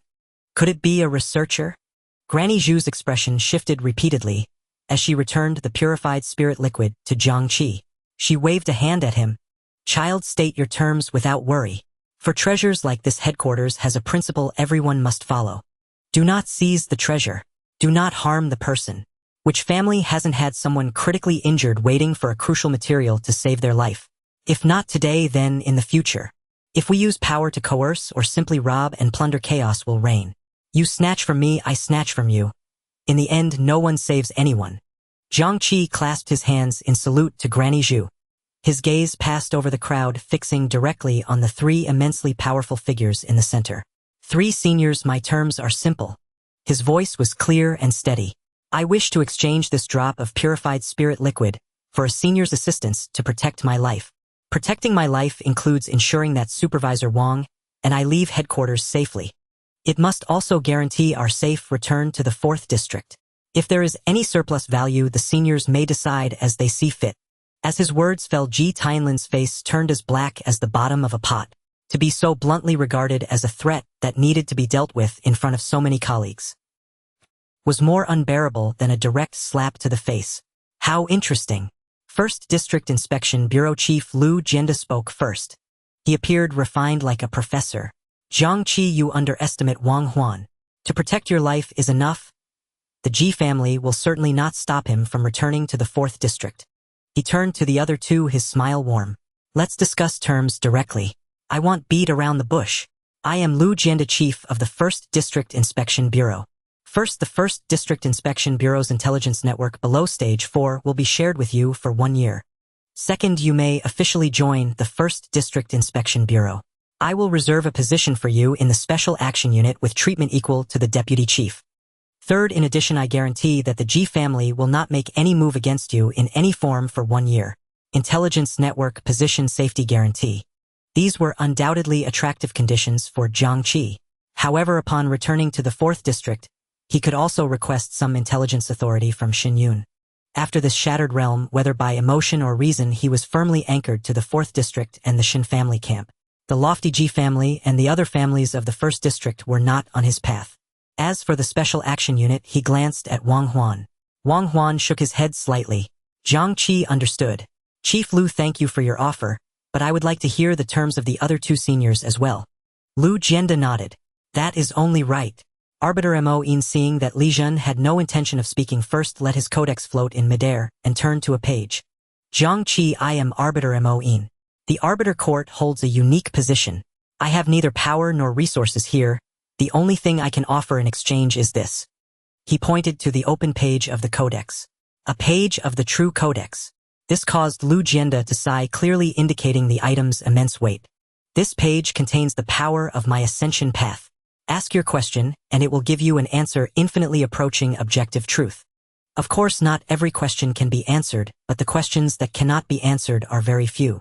Even if you happen to ask an unanswerable question, the true codex will not be consumed until you ask a question it knows the answer to. Mo-in added another remark. Oh, and it only applies to matters below Stage 4. Jiang Qi's heart leaped. He stared blankly at the codex in Mo-in's hand. Wasn't this a notebook without side effects? The Arbiter Court, where Supervisor Wang had once stood trial. Headquarters actually had such an enigmatic ascender. Jiang Qi looked at Wang Huan. Wang Huan's expression was extremely complex. He neither nodded nor shook his head. Pity it only applies to matters below Stage 4. Jiang Qi mused inwardly. If this could truly grant him a specific answer, he would not hesitate. This condition sounded even more generous than Chief Lu Jianda. Obtaining a true answer was invaluable. But for Jiang Qi, who already held half a codex, it was neither satisfying nor worth discarding. Thank you for your offer as well, Arbiter Mo-in. I would like to hear the condition of the final senior. Mo-in showed a hint of regret, withdrew the floating codex, and stepped back. The attention of the entire venue finally converged on the silent mountain-like Li Jun. At last he spoke. I am Li Jun, commander of the Li Corps. I have nothing to give you. A single sentence caused an uproar. Lu Jianda frowned, his voice slowly emerging. Commander Li, still resorting to bandit tactics. In front of so many colleagues you plan to get something for nothing. Li Jun ignored his sarcasm. His bronze face showed no ripple. But a trace of weariness seeped into his eyes as he looked at Jiang Qi. His speech was slow, as if he were still choosing his words.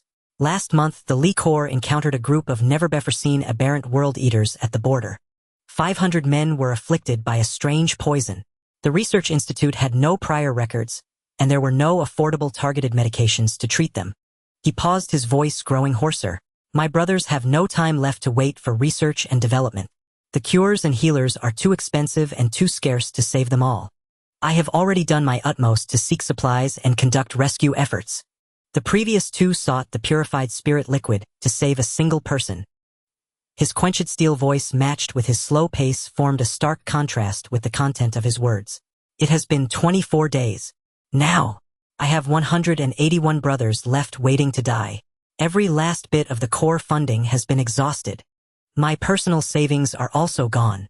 Chief Lu, Arbiter Mo, forgive me for competing for the purified spirit liquid through a tale of misery. After all, I was once a bandit. This is rather disgraceful. But Li Jun met Jiang Qi's gaze. In his eyes, there was no commander's authority, only bloodshot exhaustion. If you can provide 2 drops of purified spirit liquid, setting aside the core personally, Li Jun owes you a debt of gratitude.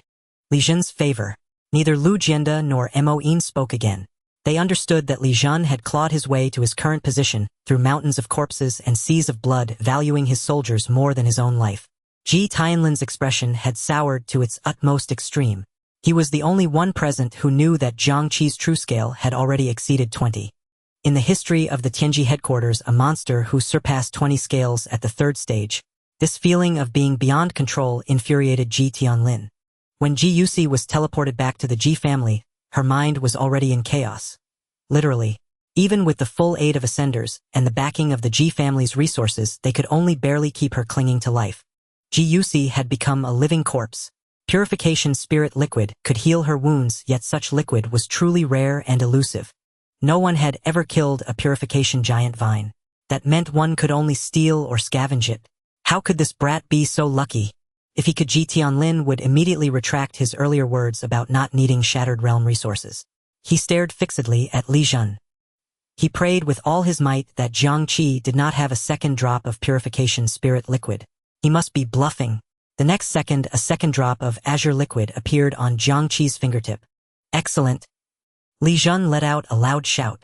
Ji Tianlin closed his eyes in reluctance. Jiang Qi did not hesitate, for he saw Wang Huan frantically winking at him. Commander Li, I have one more question. Li Jun's form flickered, and he was already before Jiang Qi. Speak. As a lowly stage 1, how can I ensure that you want? Forget this favor.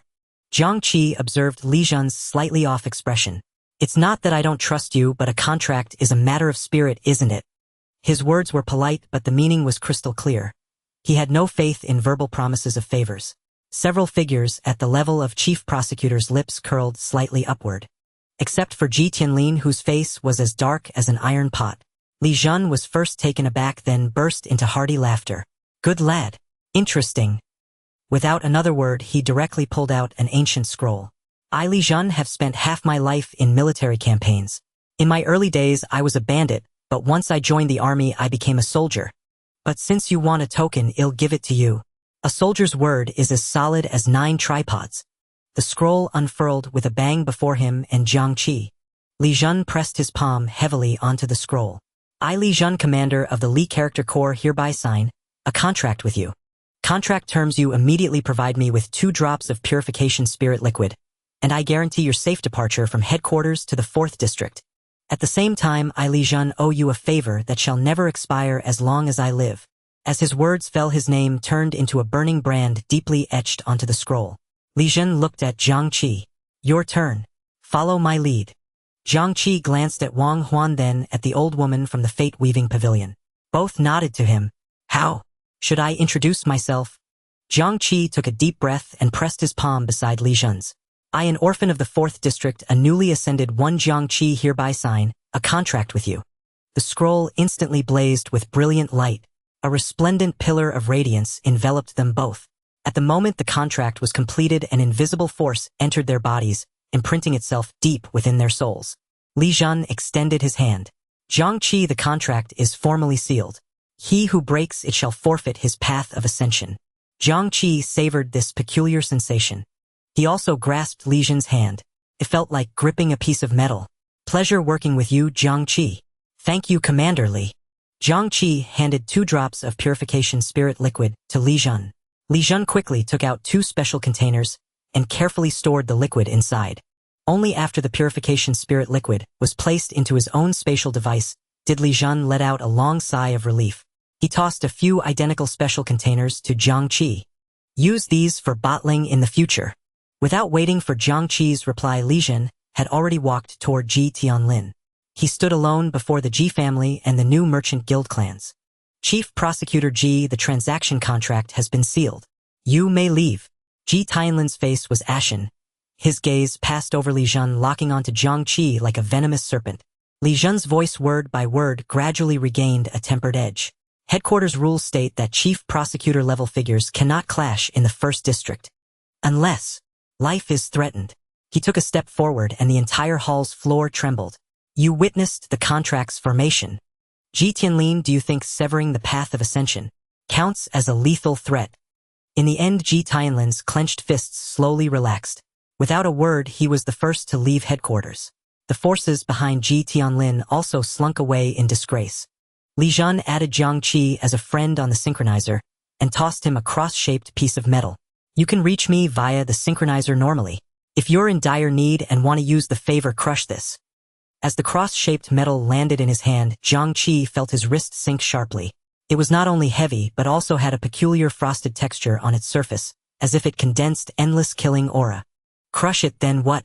Then you'll have used up that favor. Li Zhan looked at Jiang Qi as if he were a dullard. My brothers can't wait any longer. I'm off. A harsh screech of metal suddenly echoed and space tore open into a cross shape. Li Zhan stepped into it. The cross-shaped space snapped shut with another metallic clash. Are all chief prosecutor-level figures? This cool. Lu Jianda also departed. Mo Yin stayed behind and walked toward Wang Huan. Jiang Qi watched as they moved a short distance away, speaking softly. Jiang Qi couldn't hear the words, but he saw Wang Huan scratch his head with an awkward smile. Inspector Wang, when you self-sacrificed at the adjudication court, did you also do it by signing a contract and then deliberately breaking it? After something like that happened, he still seems on good terms with one of the adjudicators. There might be factional divisions within the adjudication court.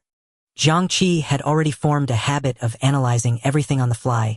Granny Zhu suddenly spoke softly behind him. Young friend Jiang Qi, if you still obtain Purification Spirit Liquid in the future, you are welcome to trade with the Fate-Weaving Pavilion. The Fate-Weaving Pavilion will surely offer terms that satisfy you. Jiang Qi quickly cupped his hands to her. If I have the chance, I will certainly come. Thank you again. Granny Zhu smiled and departed. Young friend. Even the Fate-Weaving Pavilion's address is old-fashioned. No one calls people that anymore. Jiang Qi once again recalled the many contradictions within the Fate-Weaving Pavilion. The indescribable strangeness in his heart lingered. But he first owed a debt for the broken blade, and then the old woman helped him withstand Ji Tianlin's pressure. So far, the Fate-Weaving Pavilion had been showing him goodwill. Jiang Qi. Lin Yan's voice interrupted his thoughts. He waved vigorously at Jiang Qi. His expression was both delighted and slightly complex. He came before Jiang Qi with his father and second uncle. This is my father Lin Bo and my second uncle Lin Song. And this is Jiang Qi. You must already know him. Lin Yan introduced them, looking very pleased. Jiang Qi shook hands with Lin Bo and Lin Song in turn, slightly bowing with utmost courtesy. Truly, talent blossoms in youth. Lin Bo's words were full of admiration for Jiang Qi. I've heard all about this Shattered Realm expedition from Yan. He couldn't help you much. When I returned to headquarters, I wanted to come and bolster your presence, but I never expected so many chief prosecutors to show up. I'm ashamed that I, as a father, didn't play a significant role. Jiang Qi quickly interrupted Lin Bo. Not at all, Uncle Lin. Don't listen to Lin Yan's exaggerations. It was fortunate that you arrived in time and brought several helpers, otherwise there would have been no chance for me to speak later. If Lin Yan hadn't arrived in time in the Shattered Realm, I wouldn't have been able to deal with those 11 people. Lin Bo and Lin Song's admiration for Jiang Qi deepened. This young man possessed extraordinary skills, yet was neither arrogant nor impatient. He stood firm against power, was neither servile nor overbearing, and understood human relationships when faced with goodwill. Truly rare. The atmosphere among them was excellent. Lin Bo and Lin Song showed no airs and deliberately lowered their stance. Whether it was due to Jiang Qi's demonstrated potential or not, he was very happy, because he had made a true friend. Before leaving, Lin Yan earnestly invited Jiang Qi to the 3rd district. My mother is bedridden and can't walk. Jiang Qi, you must come to the 3rd district. When I sent her a message earlier, she asked me to invite you. Jiang Qi looked at Lin Yan's sincere eyes. Then he glanced at Lin Bo, whose temples were graying and expression dim. The mistress of the Twin Wood Merchant Guild, yet unable to walk on the ground. He didn't ask, afraid to touch a sore spot. After a brief pause, he took out a spatial device from his person and pressed it into Lin Yan's hands without explanation. Lin Yan, I really need to return to the 4th district to handle some matters first. Please thank Auntie for her kindness. I will definitely visit the 3rd district when I have time. Take this. Jiang Qi spoke again before Lin Yan could refuse. I know you're not lacking. You are my second friend. This is not charity. It's a token of my feelings. Thank you. The various factions departed one after another. Lin Yan and his group also left. Adjudicator Mo Yin and Wang Huan conversed in low tones for a long time before taking their leave, nodding to Jiang Qi as they went. Good lad, Jiang Qi. Wang Huan strode over to Jiang Qi, unable to conceal the ecstatic joy on his face. Inspector Wang, I truly owe you this time. Wang Huan waved his hand dismissively. Why mention that? The 4th District owes you its thanks. Jiang Qi's heart stirred at this and he voiced his confusion. Inspector Wang, wasn't there supposed to be a ranking after the new Ascendant Assembly? The ranking also determines resource allocation for the safe zones. Why did everyone leave so soon? Wang Huan laughed heartily, leading Jiang Qi out of the headquarters. Ranking? What ranking is there to speak of? Wang Huan counted on his fingers, his voice dripping with schadenfreude. 16 people in total. You killed 11, crippled 1. How many are left? The siblings' spatial devices were taken by Lin Yan. All the others' resources are in your hands. You snatched 12, Lin Yan took 2, and everyone else got 0. How do you suppose they rank? Wang Huan burst into laughter at this point. Unprecedented. The 1st and 2nd districts didn't even get a single strand. In any case, don't worry about the resource distribution. The boss will handle it. Jiang Qi nodded, gaining a more tangible understanding of his own achievements. He hadn't just won, he had taken it all. Inspector Wang, is the purifying spirit liquid truly so precious that a single drop could incite contention among several chief inspectors? Hearing this question, the smile on Wang Huan's face faded slightly, turning serious. The abilities of world-eating species are too numerous. In battle, anyone could sustain mysterious ailments with no clear cause. Let's put it this way, high-level injuries have high-level treatments, which is a key focus of the Research Institute. But for the enigmatic ailments below stage, for there aren't enough people, time, or resources for individual study. So many mytholo-level ascendants who suffer unknown severe injuries can only be kept alive by high-grade medicine. They can't be cured. Jiang Qi understood. The purifying spirit liquid ignores the pathology. Wang Huan's voice was heavy with emotion. In the entire safe zone, aside from possible strategic reserves at headquarters, it's simply not seen on the market. Whenever it appears, it causes a storm. As I said before, even if no one needs it now, someone will in the future. Wang Huan shifted his tone. Of course, there's one most important reason. He didn't keep them in suspense and revealed the answer directly. No one can kill the purifying giant vine. The purifying spirit liquid doesn't even have a fixed location. It could be in any of the vine's branches or even in the center of its body. It's too massive, its vitality too strong, and its abilities are exceedingly bizarre. Even several chief inspectors together couldn't kill it. To solve problems below stage 4 by sacrificing several chief inspectors is a risk no one is willing to take. Jiang Qi gained a whole new perspective on the sapling by Rust Lake. The juvenile purifying giant vine already covered the mountains. What would it be like when fully grown? Possessing the power of purification, it was indeed understandably difficult to kill. However, with so many important figures appearing at once, he still had many questions. Inspector Wang, when Commander Li spoke, you winked frantically at me. But he only asked for 2 drops. I could theoretically get double the reward from Director Liu and Adjudicator Mo. Jiang Qi stopped walking and looked seriously at Wang Huan. What exactly can one favor from Commander Li do? The Li Legion. After what happened to the Legion, did headquarters take any other measures besides funding? Why would the Legion commander have to run around himself paying out of his own pocket to seek treatment? Mentioning the Legion made Wang Huan fall silent, a rare occurrence. He also stopped, looked around, and lowered his voice. The Li Legion. The Li Legion. He repeated the name twice, his expression becoming incredibly complex. Why do you think it's not called the Tianji Legion, the First Legion, or the Headquarters Legion? Jiang Qi was suddenly stunned. Wang Huan's solemn voice struck his heart word by word. The Legion belongs to the Li family. The only one who obeys headquarters orders is Li Zhan himself. His favor, even unused, is worth far more than the conditions of the other 2 parties combined. This answer far exceeded Jiang Qi's expectations. Under the current circumstances, headquarters would actually allow a legion to exist in such an independent form. Because ascendants are difficult to manage. Wang Huan saw Jiang Qi's confusion and continued to explain. To an ordinary person, an ascendant is a god. To control one god, you need another god to watch over them. As the number of ascendants grows, this has become impossible. So headquarters manages the high-level manage the low-level layer upon layer of enfeefment. Take our 4th district, for example. Headquarters only communicates with the boss. As long as there's no fundamental problem, headquarters won't interfere with what happens in the safe zone. The same principle applies to the Legion. The two began walking again and had arrived at the headquarters hall. So the chief inspector is the primary person in charge of the safe zone. The safe zones they manage are also worlds that follow their rules. As long as they aren't facing another chief inspector, they can do whatever they want. Except for the first district, of course. Jiang Qi stood once more in the resplendent hall. He had the same feeling as last time, squinting instinctively.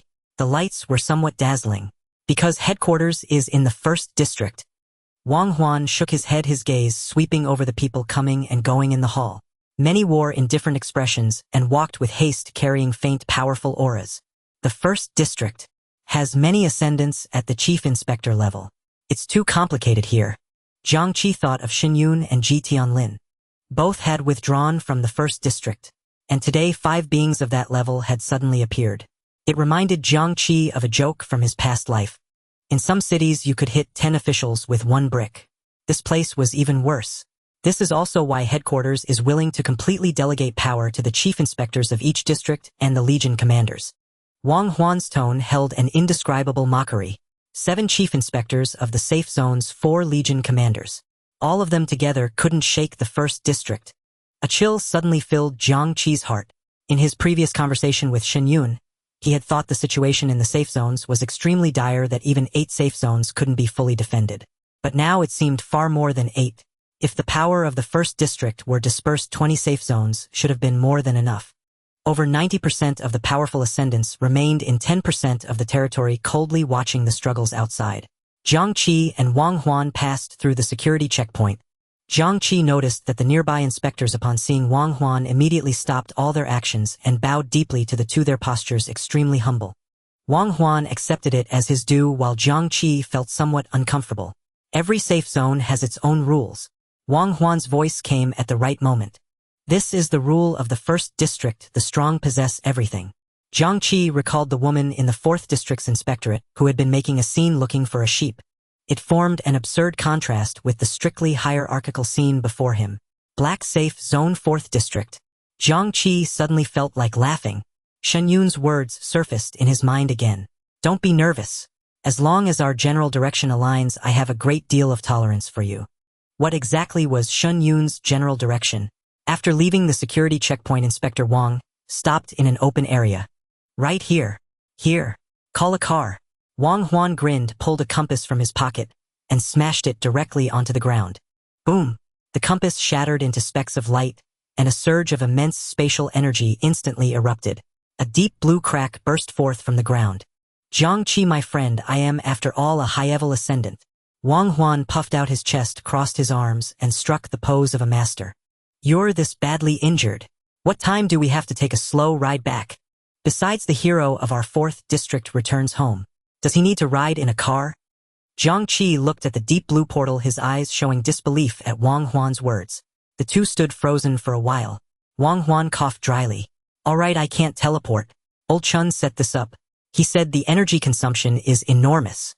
Wang Huan grabbed Jiang Qi's shoulder, and they stepped into the fissure together. Jiang Qi, what's with that look in your eyes?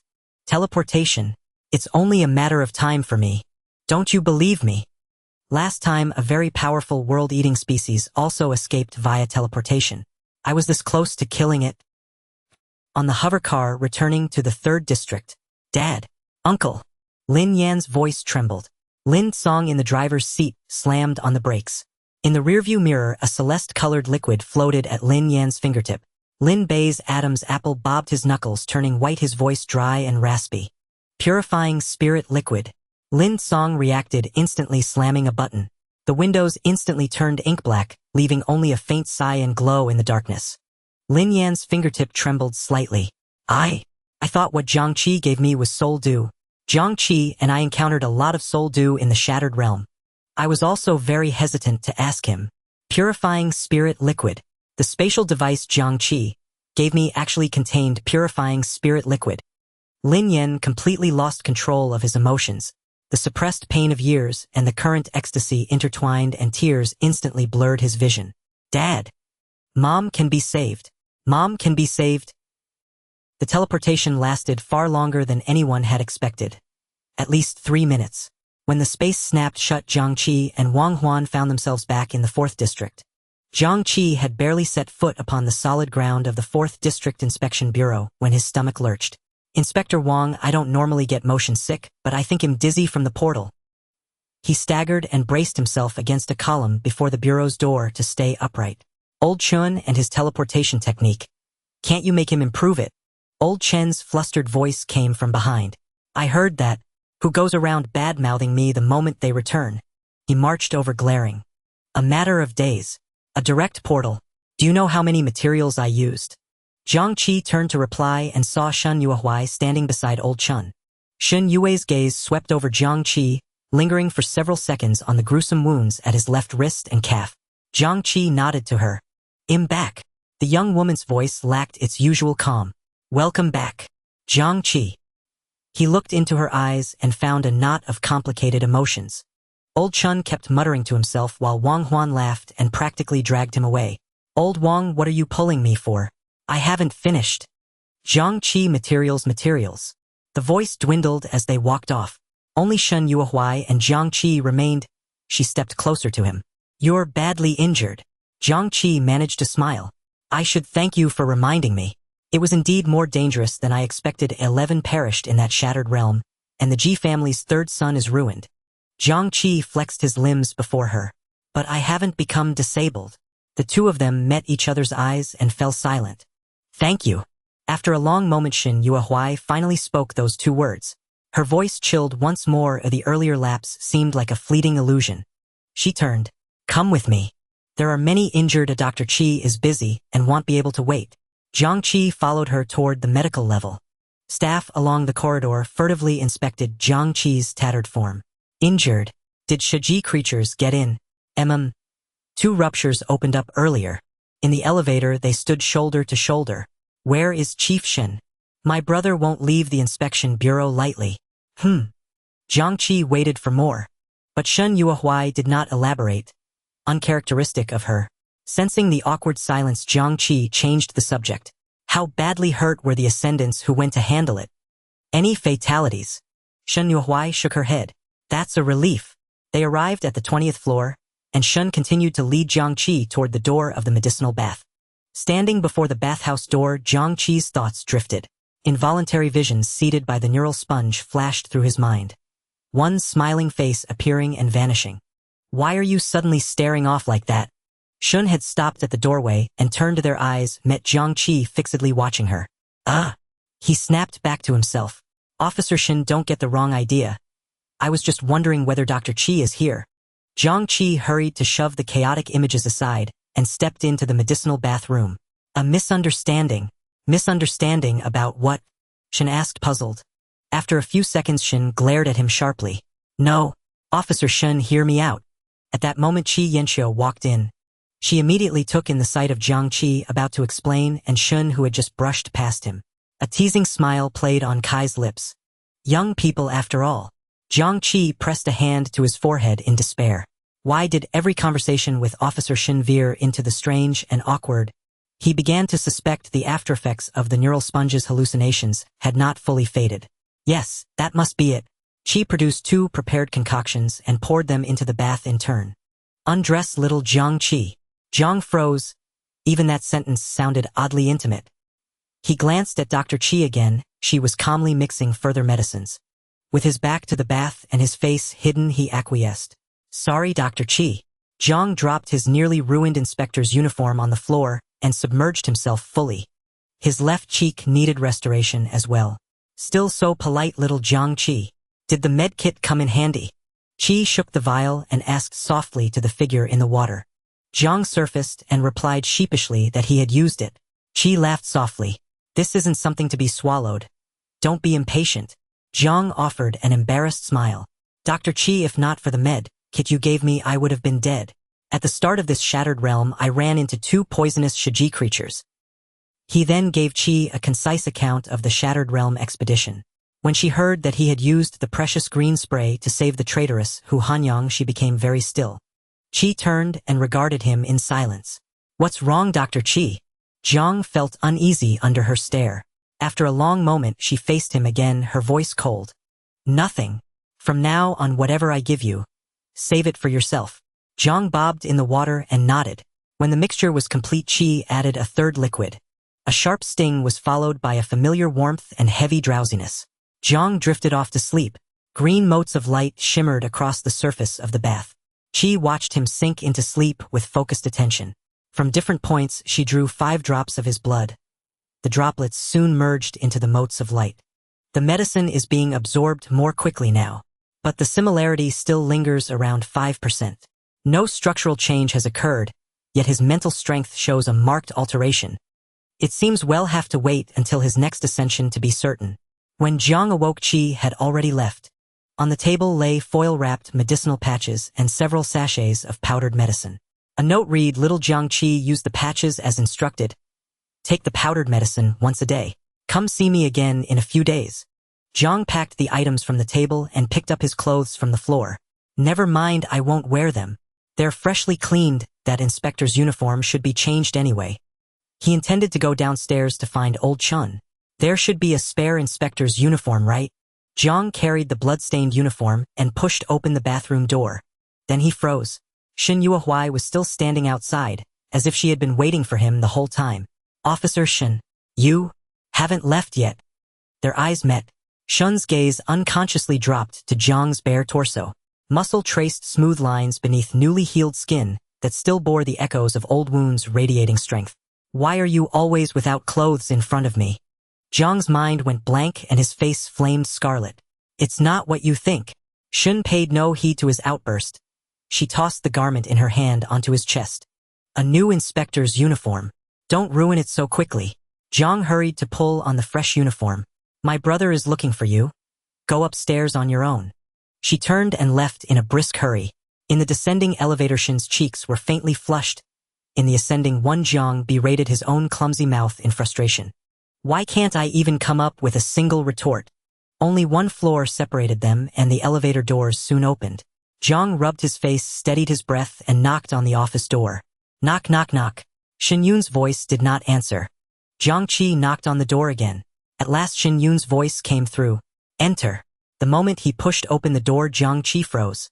Shen Yun's office had its curtains drawn open. A rare sight. The room was filled with soft, natural light. "Have a seat." Shen Yun gestured toward the familiar chair. Jiang Qi sat down, deciding to continue playing the part of a competent subordinate. Listen more, speak less. Yet just sitting there, he felt as if he could still see the flickering candlelight. After his trip to headquarters and meeting the other chief prosecutors, he realized more than ever that Shen Yun was a man of unfathomable strangeness. Among the chief prosecutors at headquarters, Ji Tianlin appeared the youngest, looking to be around 30. Granny Zhu was already withered with age. And Shen Yun. Jiang Qi couldn't even be sure if the man was 25. "What are you thinking?" Shen Yun's voice rang out without warning.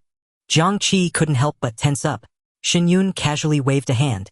"Relax, no test." Jiang Qi eased up slightly, a wry smile on his face. "Sorry, Chief Prosecutor Shen." The last impression left a deep mark. Shen Yun stood up.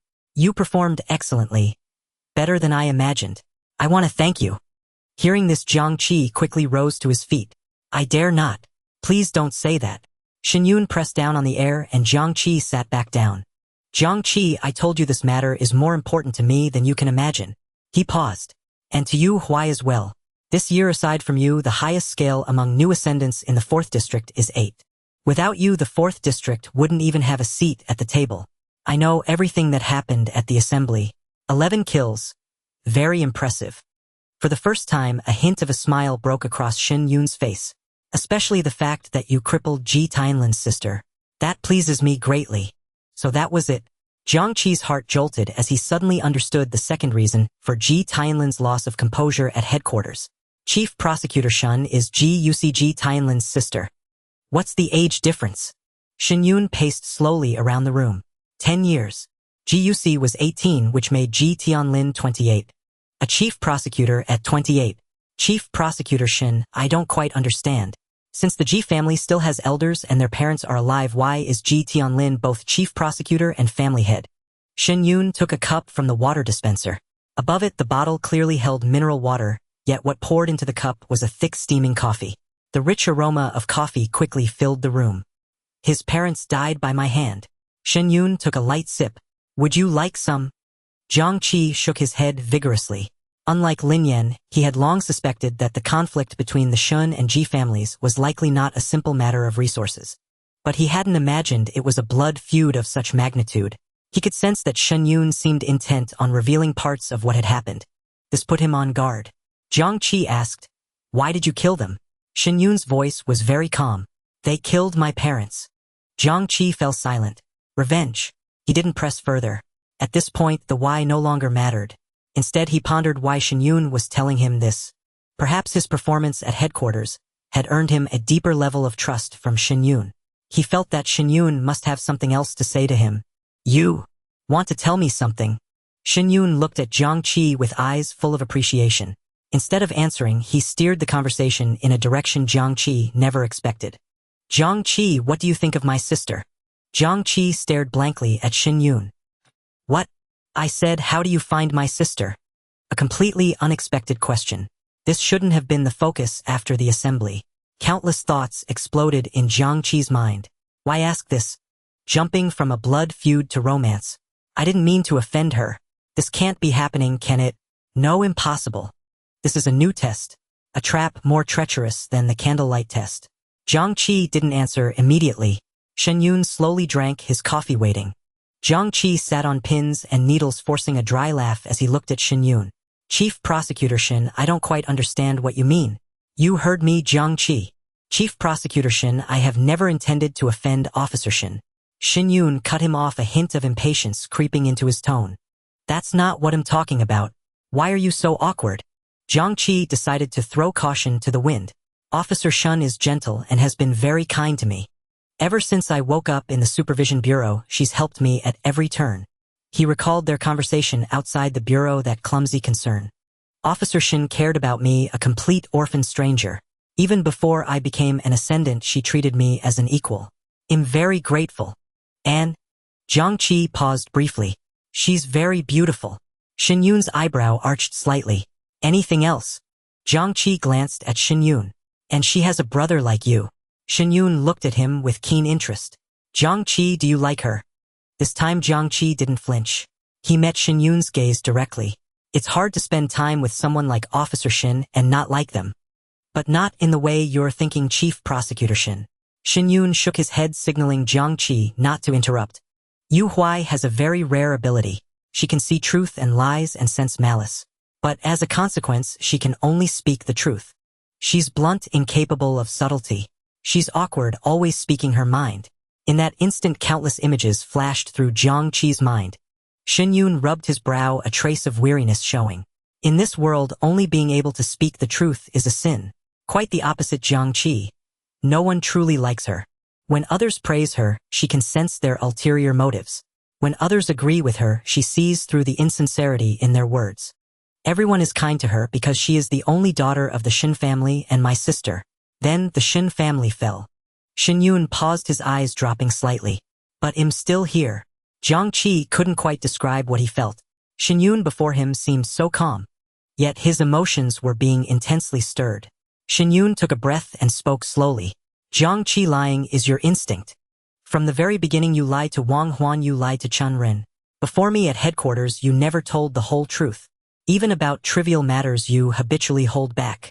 But to her every single word you've spoken has been the truth." Shen Yun's voice carried a soul-piercing power. "People don't act abnormally without reason. Jiang Qi, why haven't you lied to her?" "Why?" Jiang Qi couldn't answer. In his mind he saw Shen Yuhuai's startlingly clear eyes, her perpetually cold face, and the occasional words tinged with concern.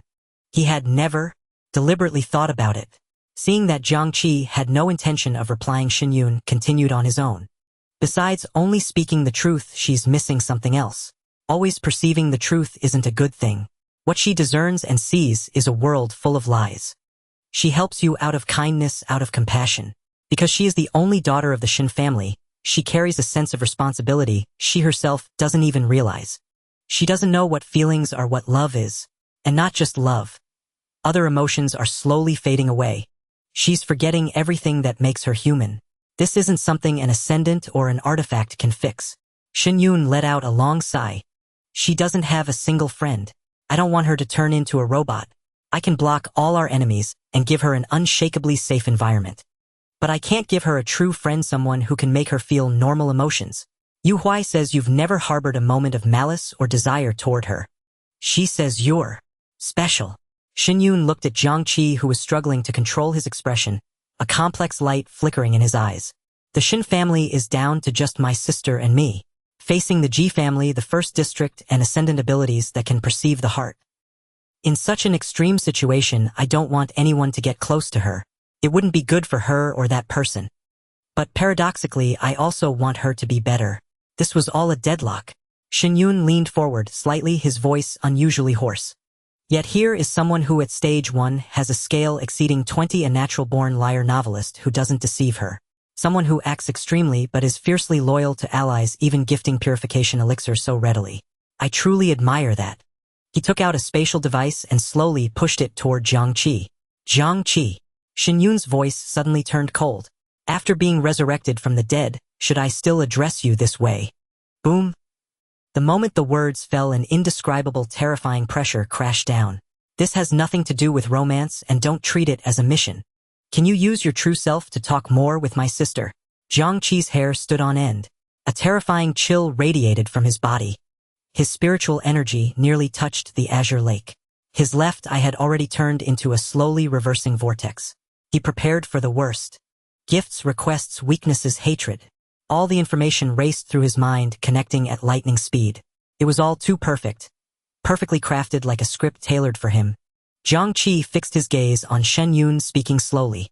Chief Prosecutor Shen, if someone suddenly appears who meets all your harsh expectations, do you think such a person is a gift from heaven or an out-and-out liar? The bronze figure Jiang Qi. Shen Yun's voice remained calm. Jiang Qi's muscles tensed instantly. The azure vortex in his left eye spun wildly in reverse, nearly escaping his control. The mist that materialized in the office thickened in an instant, almost solidifying. He had prepared for the worst, even if it meant risking everything here. However, Shen Yun completely ignored his tense demeanor, showing no reaction to the mist that filled the entire office. He simply observed everything calmly. Can we continue our conversation? Shen Yun's tone showed no signs of disturbance. As you said, you have no ill intentions. I feel the same way. Jiang Qi stared at him intently. Shen Yun had once again far exceeded his expectations. Wasn't the surveillance equipment around the battlefield rendered completely ineffective? Jiang Qi paused, an absurd thought surged to his mind. He could hardly believe his own speculation. You're at the inspection bureau with a power coverage exceeding 60 kilometers. No, that's not right. Jiang Qi immediately denied himself. If that were the case, you should have locked onto me from the start. Shen Yun tilted his chin, gesturing towards Jiang Qi. Sit. Jiang Qi's expression changed drastically, struggling for several seconds before finally sitting back down. Reel the mist back in. I dislike the office becoming humid. As Shen Yun's words fell, the roiling mist seemed to be grasped by an invisible hand, silently retracting back into Jiang Qi's left eye. Shen Yun was the first chief prosecutor Jiang Qi had encountered, but he felt utterly different from the other chief prosecutors. He wanted to ask the same question as during their first conversation. How did you do it? Shen Yun refilled his coffee cup, the rising steam obscuring his expression. I wouldn't focus on powers below stage 5. I initially didn't pay attention to the battle and thus didn't notice you. It was only when the bronze figure appeared and I discovered at least a stage 5 devourer that I took notice. So because of the azure color, you assumed it was me. Shen Yun slowly shook his finger from side to side, negating that speculation. Doubt requires no evidence, but to conclude from it is rather rash. Shen Yun casually retrieved a book from thin air and placed it before Jiang Qi. Devourers can only enter safe zones below number 7 directly through fissures. The invading fissure exists for about 10 to 20 minutes after teleportation. And there was only one fissure at your battle site. He threw out the critical question. Jiang Qi, do you know under what circumstances a fissure would not appear? Jiang Qi instinctively shook his head. Spatial anchoring deviation. Jiang Qi felt as if he had fallen into an icy abyss. He lowered his head, laughing helplessly. Shen Yun observed Jiang Qi's drooping eyelids and continued speaking unhurriedly. You have lost too much memory, Jiang Qi. Only living beings can cause deviation in teleportation. Those who can open portals in the 4th district are all at the inspection bureau. After the Black Fire, I confirmed that no high-level ascenders entered the 4th district. Then there's only one possibility left.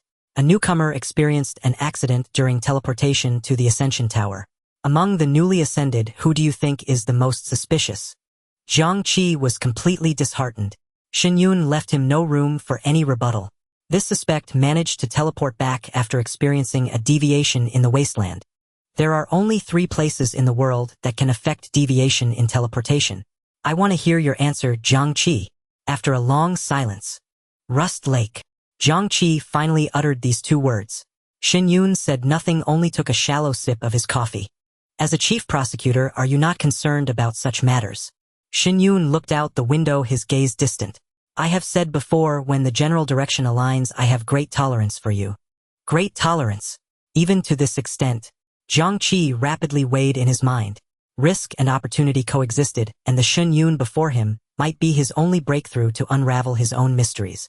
Chief Prosecutor Shen, I have 2 items I want to show you. Jiang Qi made a certain decision. Heh! Shen Yun suddenly chuckled softly. Now you call me Chief Prosecutor Shen, but earlier you were just saying you. Jiang Qi could only manage a bitter smile. You and I think too differently. Jiang Qi took out the broken blade. The first item is this broken blade given to me by Granny Zhu from the Weaving Fate Tower. She said it is a flawed weapon and only charged me 1 star coin. Do you know what this is? Shen Yun took the broken blade into his hands. The moment his fingertips touched it, the light on the blade twisted unnaturally. The material is very special. I have never seen anything like it, but its hardness is likely in the range of stage 4 to 5. Shen Yun weighed it in his hand. As just a storage container, it is indeed too flawed. At best, it can hold 40 degrees of power. Jiang Qi's heart sank. Can I interpret this as equivalent to a stage 4 item? Shen Yun provided a confirming answer. Jiang Qi asked again. How much would such a flawed stage 4 item be worth in star coins? Shen Yun rubbed his messy hair. This question essentially asks how valuable a flawed stage 4 item usable by a stage 1 is. I can't say for sure, it depends on how much the buyer needs it. Jiang Qi looked at the necklace around his neck. The necklace cost over 300 star coins, and the value of the broken blade was already hard to estimate. Chief Prosecutor Shen, is this thing safe? Shen Yun's gaze suddenly sharpened. Are you suspecting the Weaving Fate Tower is related to the Black Fire? He pondered for a moment before returning the broken blade to Jiang Qi. At least for now, this thing is fine. He shifted the topic, suddenly asking. Jiang Qi, after obtaining this broken blade, have you been to the Forbidden Zone? Jiang Qi's heart raced, but he still nodded. I went to the Fragmented Realm. You indeed have the ability to actively enter and exit the Forbidden Zone. Shen Yun looked at Jiang Qi, his eyes alternating between light and darkness, as if conducting some kind of deduction. My hypothesis is that the Weaving Fate Tower has set up an anchor point above, or simply a one-time teleportation mark. The anchor point can infinitely pull you back to the Weaving Fate Tower along with you. A one-time teleportation mark allows them to lock onto your exact location at any time. Shen Yun quickly analyzed all possibilities. Except for ascenders at the chief prosecutor level, only a deviation in teleportation can simultaneously destroy both of these things. If there were no special presence in the Forbidden Zone to assist you, this is the most likely explanation. He saw the unhidden shock on Jiang Qi's face. His speech began to quicken, the logic chain crystal clear. Once this hypothesis is established, it indicates that the Weaving Fate Tower has also obtained your situation in reverse. Either there is a chief prosecutor secretly clearing traps for you in the Fragmented Realm, indicating you have mastered some special technique to break the limitations of the Fragmented Realm. Or you have undergone deviation teleportation. Jiang Qi was already stunned, cold sweat unconsciously soaking his back. But I correctly returned to the headquarters. Shen Yun stood up, speaking slowly.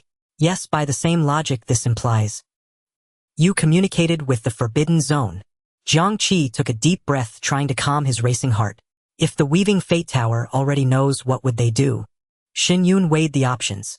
I think they cannot determine whether there is this mysterious chief prosecutor behind you, nor do they know if there are more powerful research forces behind.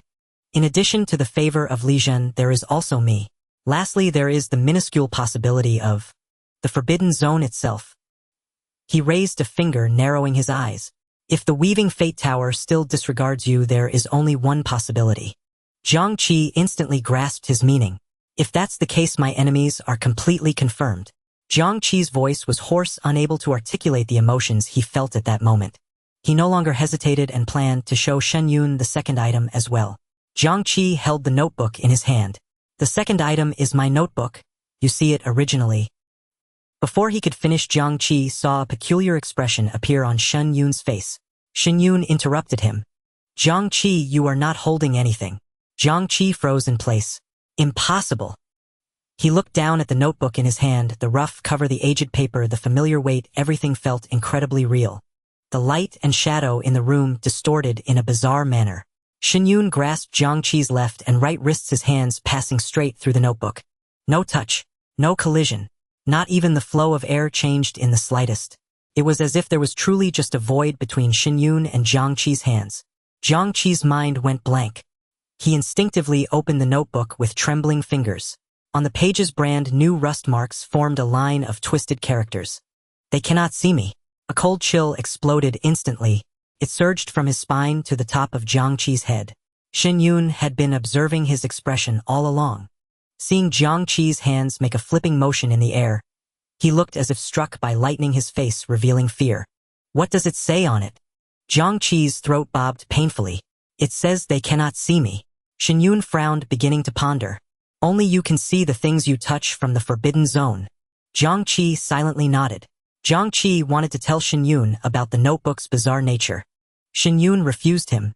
Jiang Qi, I will not ask you everything about the forbidden zone, nor will I give you any advice regarding it. Some truths in this world are curses in themselves. The more you understand, the closer you get to madness.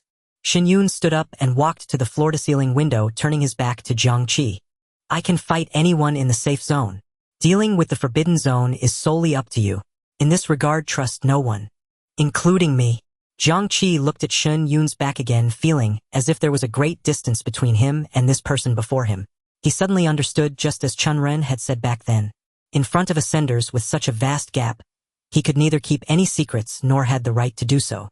Every question from Shen Yun, every goodwill from the Weaving Fate Tower was a kind of conspiracy Jiang Qi could not refuse. But without Shen Yun, without the old woman of the Weaving Fate Tower, he would have already fallen in District 1. They were betting on Jiang Qi while concealing their true intentions. He had already been deep within this vortex. It all began with that black fire. Chief Prosecutor Shen, what is your true direction? Jiang Qi carefully recalled every word Shen Yun had said to him today. His mind was a chaotic mess. Even ordinary people from the 4th District dared to cause a ruckus in the inspectorate. In the 1st District, not only ordinary people but even the promoted were clearly stratified. As the chief inspector of the 4th District, Shen Yun seemed to deliberately blur the lines between the promoted and ordinary people.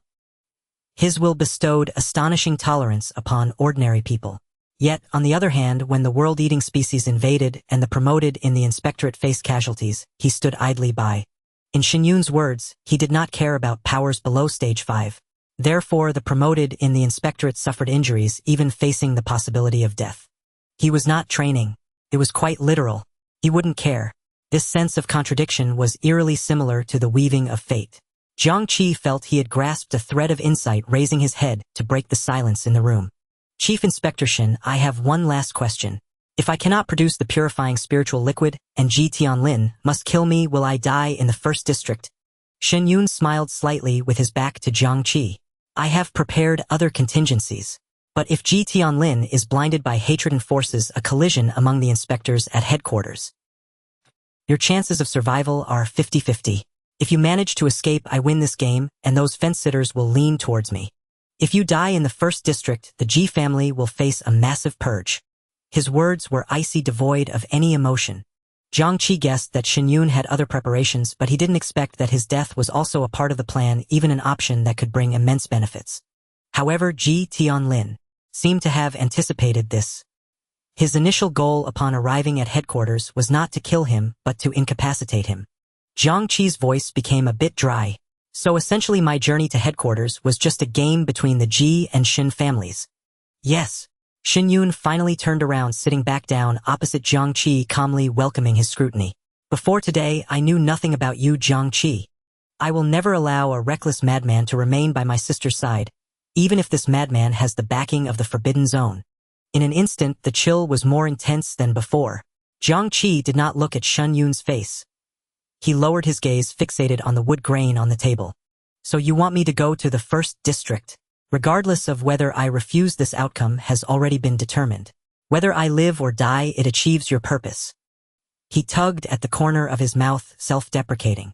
Threefold objectives, what a clever plan. Shen Yun corrected him. Not entirely. Based on the Bronze Man and the control of deviation in teleportation, I concluded that you would never die in the fragmented realm. What I am waiting for is simply whether you can kill Ji Yusi. Once back at headquarters with Wang Huan present, Ji Tianlin can only take action personally to kill you. Even if my contingency does not take effect, if he kills you, it will immediately lead to a conflict between Ji Tianlin and the rules of headquarters. A more extreme scenario would be a three-way conflict among the Ji family headquarters and the Forbidden Zone. Shen Yun lifted the coffee cup on the table, giving it a gentle shake. You are right, Jiang Qi. Whether or not Ji Tianlin has incapacitated you in the end, whether you live or die. No matter how you die or live, I have prepared follow-up plans. He was surprisingly candid. But I did not expect you to produce the purifying spiritual liquid. Even less did I expect you would give away a drop.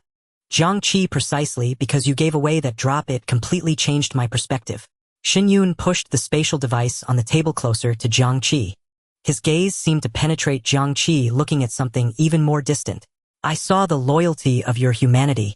This is quite important to me. More important than your talent, more important than the Bronze Man, and even in some respects more important than the Forbidden Zone. You and I think are vastly different. Shen Yun's words carried an indescribable oddity. Even if you truly are a world-eating species, a humanoid being of such nature, what difference does it make to me compared to a flesh-and-blood person?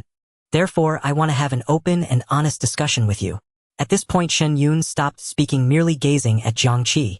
Jiang Qi closed his eyes, rubbing his aching temples vigorously.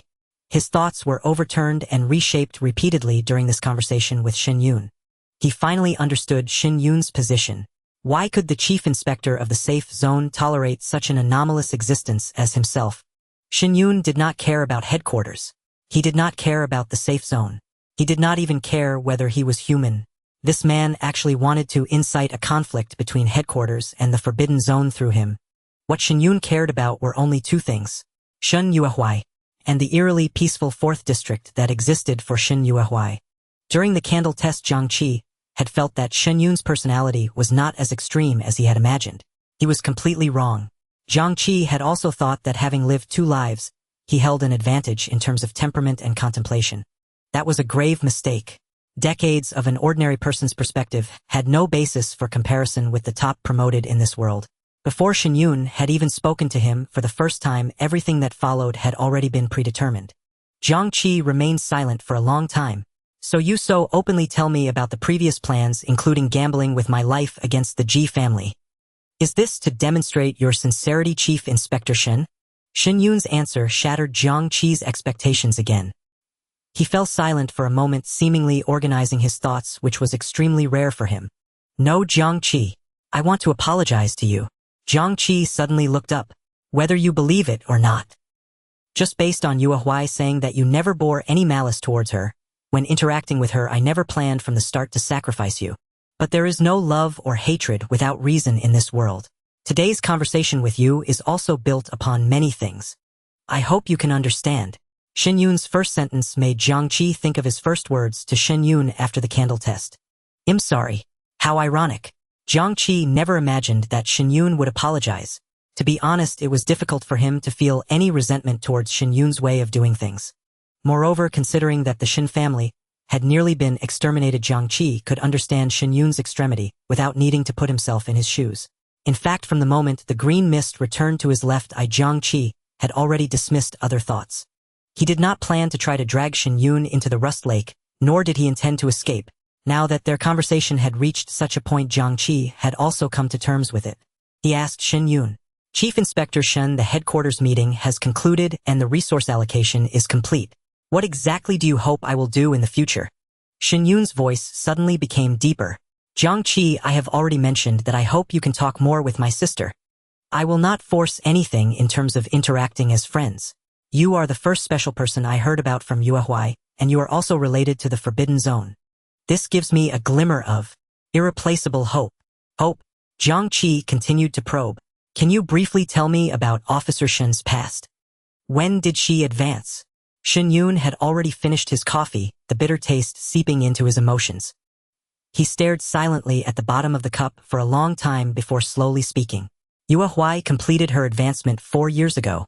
On the very day she was promoted, the Shen family encountered a disaster of extermination. You can imagine her expression when she returned from the Ascension Tower to find her entire family brutally murdered. It was only me who brought her out of the first district. Can you imagine her expression at that time?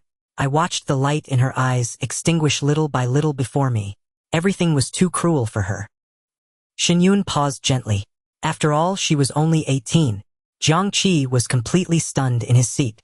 He seemed to hear Shen Yue's cold voice explaining to him on that first rainy night. He heard the words she used to comfort herself. After all, she was only 18. He bit his lip, struggling to control the surging emotions within. Chief Inspector Shen, what stage is she at now? Shen Yun's expression grew complex. Stage 2, I am trying hard to limit her advancement. The Chief Inspector actually used the phrase trying hard to limit. Jiang Qi instantly thought of a certain possibility, his heart sinking. Will continuing to advance quickly exacerbate the current situation? Shen Yun nodded. She is very special. Even without fighting or cultivating, it is hard to completely limit the growth of her scale. Jiang Qi recalled what Shen Yuehuai had once said to him.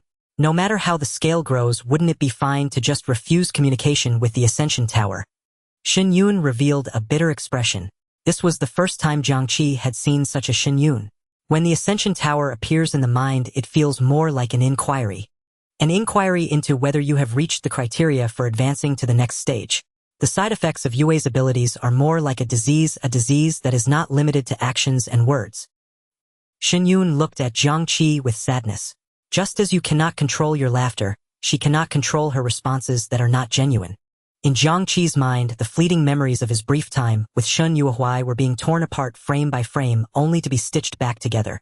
Every detail was re-endowed with a fresh, heartbreaking interpretation. She was also afflicted, a strange malady that rendered her unable to control her own actions. She too had lost her family during the Ascension ceremony. In that rainy night long ago, what emotions had she harbored as she explained everything to him word by word? Outside the inspectorate, when faced with his interrogation, what state of mind had she been in to offer her replies? She would not grow angry. She did not even comprehend the concept of anger. Yet she would ask him if he was angry. Jiang Qi lowered his head, catching a glimpse of the smiling face on his collar and the slightly oversized inspector uniform. A crack appeared in the ability of the Mad Laugh Sovereign. Jiang Qi's laughter suddenly threatened to spiral out of control once more. He covered his eyes with one hand, letting the laughter spread freely. The sorrow in Shen Yun's eyes grew more pronounced. Jiang Qi could not control the mad laugh. Shen Yuehuai would forever remain expressionless. Jiang Qi was accustomed to wrapping himself in lies. Shen Yuehuai could only offer genuine reactions. Could two such individuals ever become friends? The laughter ceased abruptly. Jiang Qi lowered his hand, bloodlust surging in his eyes, the corners of his mouth pulled down into a deep frown. He rose to his feet, reached out, and grasped the spatial device Shen Yun had placed on the table. Then, under Shen Yun's gaze, he pushed it back. Aren't you going to open it and take a look? I think you might change your mind. Jiang Qi shook his head, a sigh laced through his voice. Chief Inspector Shen, I am fully aware. The world bustles all for gain. The world stirs all for profit. Shen Yun's brow furrowed deeply. He understood the meaning of those words, yet it only made Jiang Qi's current actions more incomprehensible. But I happen to be a strange person. My conversations and interactions with you were born from a trade of interests. But not with Officer Shen. Thank you for your help, your tolerance, and your candor. With these words, Jiang Qi turned and left Shen Yun's voice echoing from behind. Why? Jiang Qi did not look back. She is my first friend. The corners of his mouth were still pulled down, yet a laugh escaped him. And I am ill. Bang. The office door slammed shut. The descending elevator reflected Jiang Qi's unreadable expression. He had fully grasped Shen Yun's position. In their dialogue, Shen Yun had revealed a considerable amount about himself. Extreme personality, radical methods, profound cunning, and flawless strategy.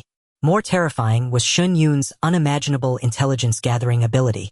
Beyond that, the reach of a chief inspector's power truly extends beyond 60 kilometers. Dwelling on this point, Jiang Qi was still deeply shaken. Under such power, his own intentions to resist and conceal seemed utterly childish. This man had only one unique weakness. He then recalled how the several chief inspectors at the headquarters had all restrained themselves, avoiding any open confrontation. Jiang Qi knew well that behind every rule lay a corresponding story, rules that figures of Shen Yun's caliber must collectively obey. In the first district, what would happen if a collision occurred between chief inspectors? The question sent a chill down his spine. Pushing aside his immediate doubts for now, Jiang Qi quickly turned his mind to another matter. If my guess is correct, between low-mid and high-tier ascendants at a certain stage a cataclysmic change occurs. None of the chief inspectors Jiang Qi had seen wore the inspector uniform, but it was not hard to deduce that ascendants at the chief inspector level were at stage 6. He recalled the reactions of various faction representatives when the headquarters session adjourned. Apart from the Twin Wood Merchant Guild, not a single person had come to speak with him. Including Inspector Wang, almost everyone believes my acquisition of the Purification Nectar was pure luck, irreproducible. Connecting these pieces led Jiang Qi to a conjecture. Perhaps the difference in grade only plays a decisive role in the low-mid stages. At the same time, the conditions offered by Lu Jianda and Moin were both limited to stage 4 and below. Combining this with the headquarters reaction to Inspector Wang and Shen Yun's statement about not paying attention to power below stage 5, do ascendants undergo a dramatic transformation at stage 5? Ding! The elevator reached the first floor. Jiang Qi walked out of the inspectorate with a grim face. The journey from headquarters to the lengthy conversation with Shen Yun had not only exacerbated his mental burden, it also made him keenly aware of another thing. Besides strength, what he lacked more was knowledge. Common sense about this world. Spatial anchoring deviations, rift generation and disappearance, world eater invasion ability classifications. These things had already led him to commit several fatal mistakes. Although he had now gotten past Shen Yun, countless problems and people still surrounded him. Was Zhang Fanhai one of Shen Yun's contingencies? If grade truly wasn't the most critical factor after continuous ascension, then at this stage what had the fate-weaving tower originally valued in him? His brief visit to headquarters had failed to uncover any trace of people or events related to the Black Fire. It was too abnormal. And then there was Dr. Qi. The second treatment, she also took my blood. Jiang Qi tapped his synchronizer, and as expected was bombarded with messages from the Lin family trio. The messages from the Lin Bo brothers were relatively normal, filled with gratitude. They also made a promise should Jiang Qi ever need it, the Twin Wood Merchant Guild would spare no effort to help. But Lin Yan's messages read like short essays. 500 words, then another 500 with a few crying emoticons interspersed between the paragraphs. The curve of Jiang Qi's mouth softened slightly, the gloom in his heart dispelled by this sincere emotion. He replied to each, briefly promising to visit the 3rd district when he had the chance. He did not return to his dormitory immediately. Instead, he headed straight for the cafeteria. He was very hungry. Though the mealtime had passed, the inspectorate's cafeteria was open all day, stocked with a variety of food. Jiang Qi carried a tray piled with food towards his usual spot by the wall. Just as he was about to sit down, a figure stood silently behind him, also holding a tray. Jiang Qi, Officer Shen. They addressed each other simultaneously. The scene fell into a stalemate. Both stood with their trays, staring at each other, neither speaking further nor sitting down. How about we sit down first? The moment he spoke, Jiang Qi closed his eyes, mentally cursing himself. Here we go again, here we go again, here we go again. Clumsy tongue. Can't you say something normal for once?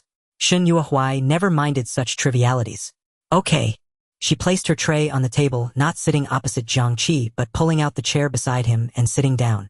Jiang Qi also sat down against the wall.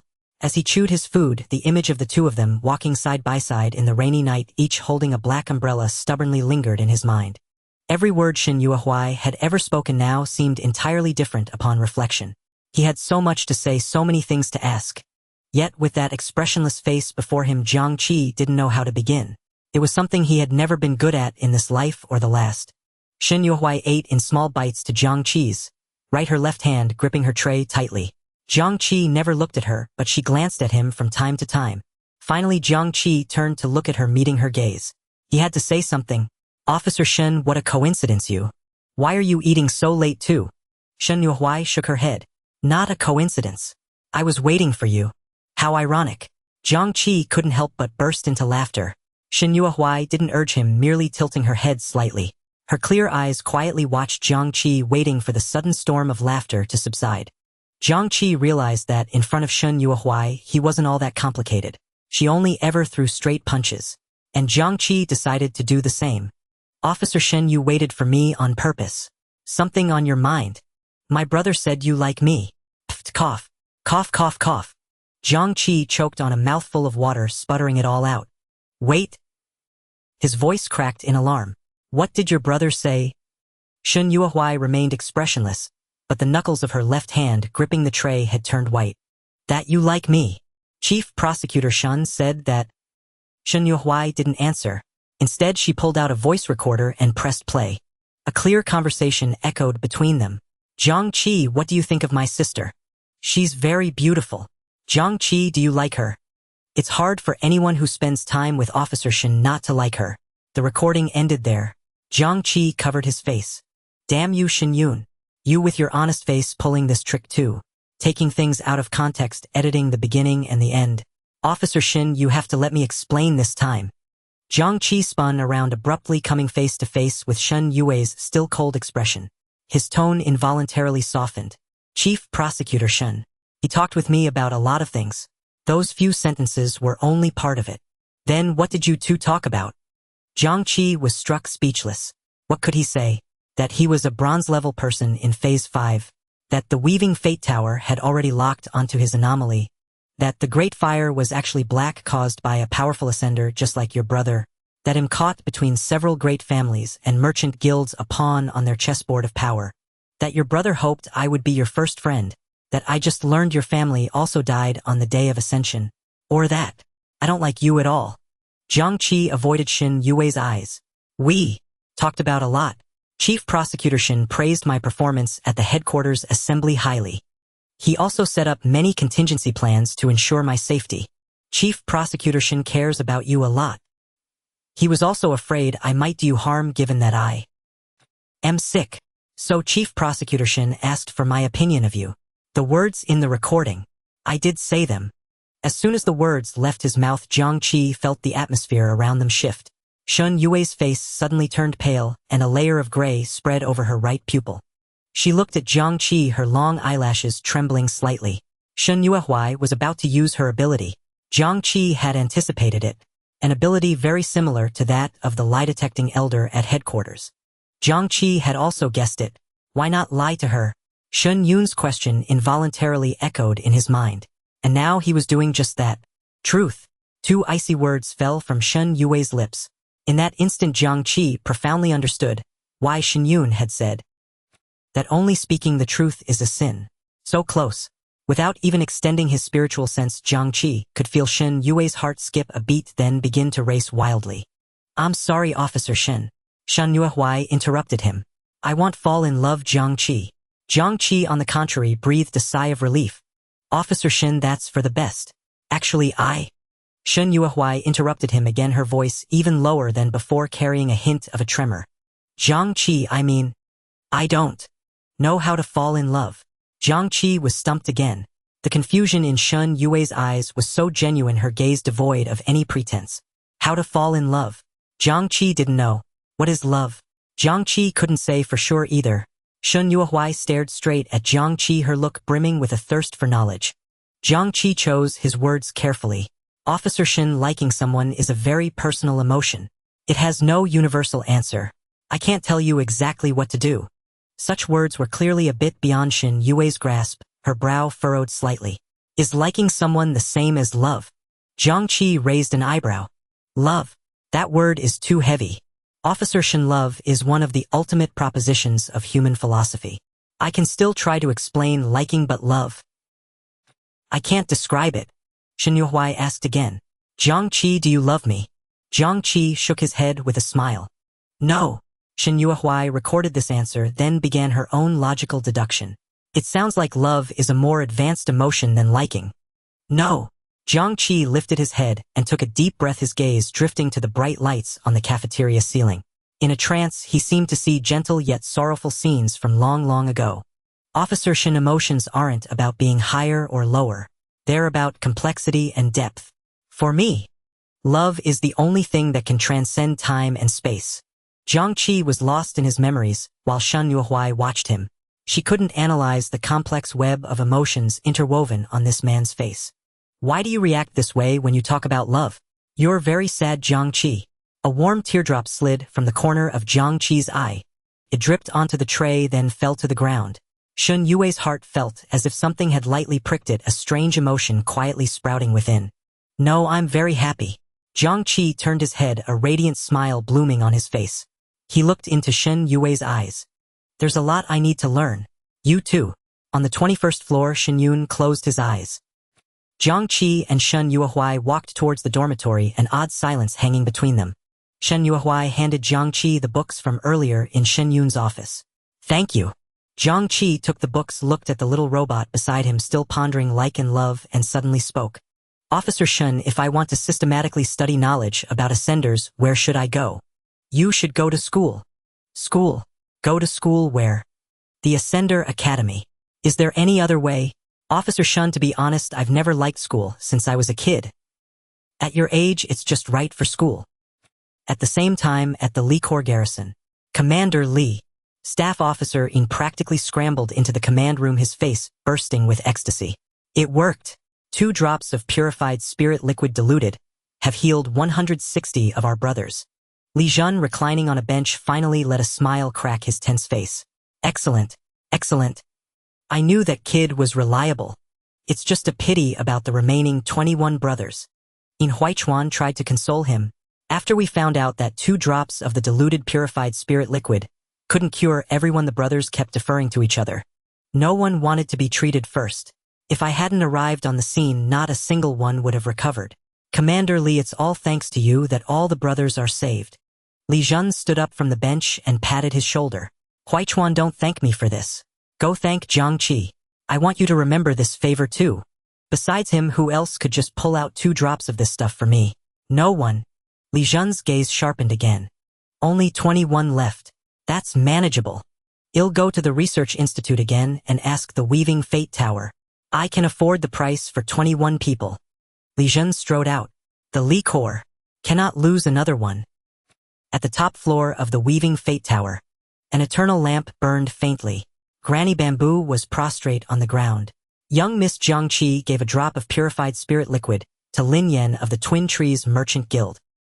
He obtained at least 3 drops of purified spirit liquid in a single Shattered Realm run, coupled with his repeated provocations of the Shao family and Ji Tianlin during the assembly. This old woman suspects there was highly likely a 6th chief prosecutor present at the time. Even if Ji Tianlin had forcefully struck, not only would he have failed to kill Jiang Qi, but he would have also violated the Heavenly Compass rules. That's why he was so composed. The golden figure's voice flowed like a clear spring. So you lean more towards Jiang Qi, having mastered a technique to break the limits of the Shattered Realm. Yes, even the Arbiter failed to detect the one secretly protecting Jiang Qi. Besides the Shattered Realm technique, there's also top-tier concealment technology. Behind Jiang Qi might not be just one chief prosecutor, but an external research faction. An external research faction. The golden figure repeated softly, her tone slightly rising. Granny Bamboo, do you think this is related to the Zhe Shi Hall's infiltration of the Heavenly Compass headquarters some time ago? The old woman prostrated herself even lower. This old woman dares not speak recklessly. The golden eyes lowered gently. The Zhe Shi Hall always says the starry sky is humanity's ultimate fantasy. Now I am certain that Jiang Qi carries the power of the starry sky. He and Lin Yan. Which one of you is the person I am truly looking for? The time spent with Shen Yuehuai made Jiang Qi feel an unprecedented sense of relaxation. He realized that the carefully constructed facade and the hidden calculations in his heart appeared clumsy and redundant in her presence. She would shatter all his roundaboutness in the most direct way. This feeling was quite peculiar. After returning to the dormitory, Jiang Qi still echoed Shen Yue's words, "You should go to school now." School. What a distant and unfamiliar term. In this world where lives are as insignificant as grass, even the chief prosecutor is plotting and scheming. Ignorance and weakness are the same original sin. His current understanding of this world is almost entirely derived from others' charity. Shen Yun, Granny Zhu, Wang Huan. Every conversation felt like dancing on the edge of a knife, passively receiving fragmented information and piecing together the hideous visage of this world. Jiang Qi had had enough of this feeling. The The Promoter Academy would be his first step towards obtaining information and seeing the chessboard clearly. He still had some impression of the Academy's establishment. Xin Yun mentioned that all important institutions only exist in the safe zones numbered 4 and below. Jiang Qi activated the synchronizer to search. Sure enough, the information about the Promoter Academy in Zone 4 quickly popped up. Target students all newly promoted individuals this year. Duration 4 years. Freshman. Jiang Qi gazed at the words on the screen, a playful expression appearing on his face. He stroked his chin as images began to uncontrollably surface in his mind. My combat power has already firmly reached stage 2 with my mental scale being absurdly high. The Academy's grade cannot possibly be classified by promotion stages, otherwise all graduates would be stage 4. Jiang Qi's thoughts drifted further. In the extraordinary world of academies, would bullying be more direct? Orphan, outcast, mentally unstable. With these labels in mind, Jiang Qi's fingertips paused their tapping. He raised his hand to look at his palm, where only he could see the swirling azure mist. However, the Academy probably won't be too far from the inspectorate. It's actually entirely under Chief Inspector Shin's surveillance. This is troublesome, very troublesome. Jiang Qi shook his head, ending these chaotic thoughts.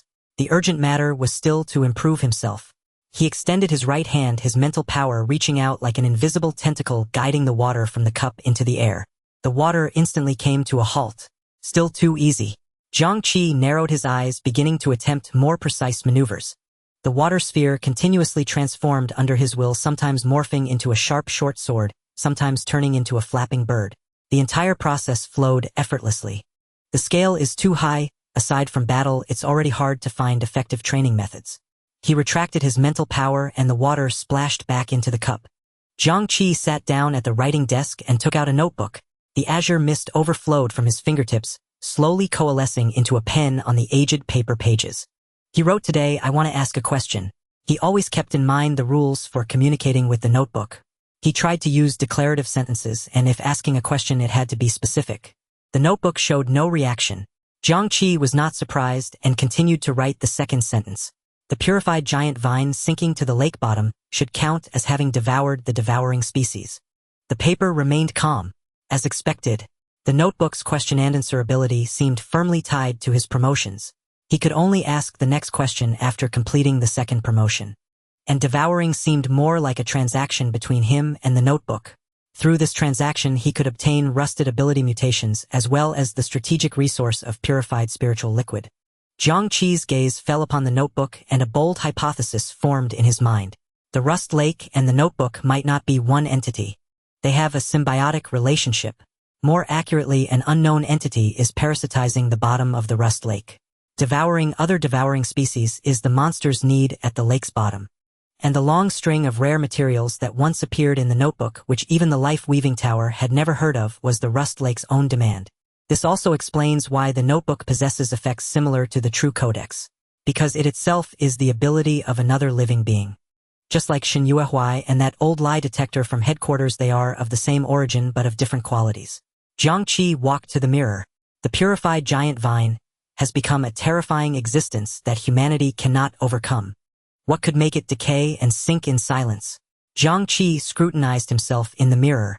In his line of sight, the azure mist swirled around him, refusing to dissipate.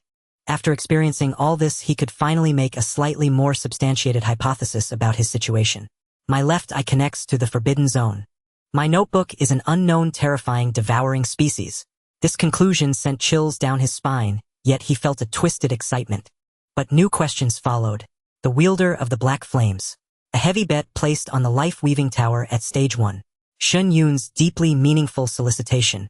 If one unusual event is a coincidence, then a series of coincidences can only point to an inevitability. Not specificity, but uniqueness. Where exactly lies my uniqueness? Strange illness. Mad laughter. Perhaps the highest initial scale in the history of the Tianji General Office. Jiang Qi flipped back to the first page of the notebook, the words that had vanished reappearing before his eyes. When I write the first sentence, the universe collapses towards me. An answer incredibly close to the truth detonated in his heart. I am not a person of this world. I do not even belong to this starry sky that exists with devouring species. Meanwhile, on the 21st floor of the inspectorate, Principal Zhang, I want to reiterate this to you again. This child's growth environment is extremely poor. You must ensure Jiang Qi is treated fairly at school. Wang Huan stood next to a white-bearded old man, while Shen Yun sat across from them. Zhang Baoshan wore a distressed expression. Inspector Wang, old Wang, if you lend me 100 guts, I wouldn't dare to be unfair. Under Chief Inspector Shen's leadership, our 4th Academy has always been fair. Just open. Besides, this year our school can allocate so many resources largely thanks to Jiang Qi. I wish he could have a sense of belonging to the school. Wang Huan was puzzled. Then who have you been sulking for? Zhang Baoshan leaned in closer, speaking in a lowered tone. Chief Inspector Shen, Inspector Wang, this year we have new students from other regions in Zone 4. Recently, how many who have been to headquarters are unaware of Jiang Qi's achievements in the fragmented realm? 11 kills. That's 11 of the strongest newly promoted individuals from each region. As for fairness among classmates, I'm just grateful if he doesn't kick someone to death. What if something happens? What can we do? You can tell the 3rd miss of the Ji family. Zhang Baoshan raised his eyebrows. Do we have any restrictions on Jiang Qi? He carefully chose his words. Not that I mean anything else, it's just that he is truly too strong. For example, restricting Jiang Qi from participating in practical classes or training. After all, isn't his main purpose to learn knowledge? Shen Yuehuai sent a message stating that the specific arrangements for Jiang Qi's admission to the Ascender Academy were still under discussion. The official start date was set for 3 days later. Jiang Qi had 3 days that truly belonged to him alone. He chose not to rest. Before entering the academy, he had to transform the resources at hand into genuine trump cards. Returning from headquarters to the 4th sector, neither Wang Huan nor Shen Yun mentioned the resources from the fragment realm. This meant everything was entirely at his personal disposal. Their greatest value had originally been as bargaining chips for exchanging resources at gatherings. Now they became Jiang Qi's chips. His first stop was the 16th floor. Chun Ren's laboratory. Jiang Qi went to the cafeteria first, but today, he encountered no familiar faces there. Jiang Qi took the elevator to the 16th floor. The metal door was ajar just like last time. Bang, bang. He knocked firmly on the half-open door. You're here. The same opening line as before came from amidst a pile of scattered mechanical parts. Jiang Qi spoke with familiarity. Old Chun, this time I go all the way left too. This time it's right. Jiang Qi followed the instruction and ventured to the right. For him, this faint sense of familiarity was comforting. Old Chen's chaotic, sprawling experimental floor, Dr. Kai's ever-smiling medicinal bathroom, Inspector Wang, who loved to smoke cigars in the combat simulator, and the ever-present humanoid AI Shen Yuehuai. And Shen Yun, who remained unfathomable at the very top. This familiarity meant he had a place in this world to call his own.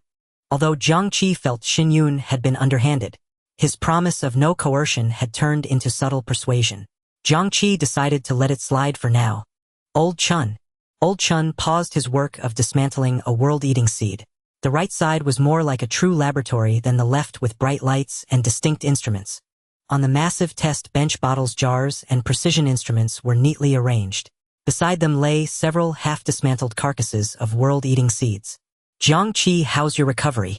Thanks to Dr. Qi, I'm bouncing around again. Chun Ren nodded. Jiang Qi, I have a new world-eating seed to dissect right now, so we'll skip the pleasantries. State your business. Jiang Qi smiled and wasted no time.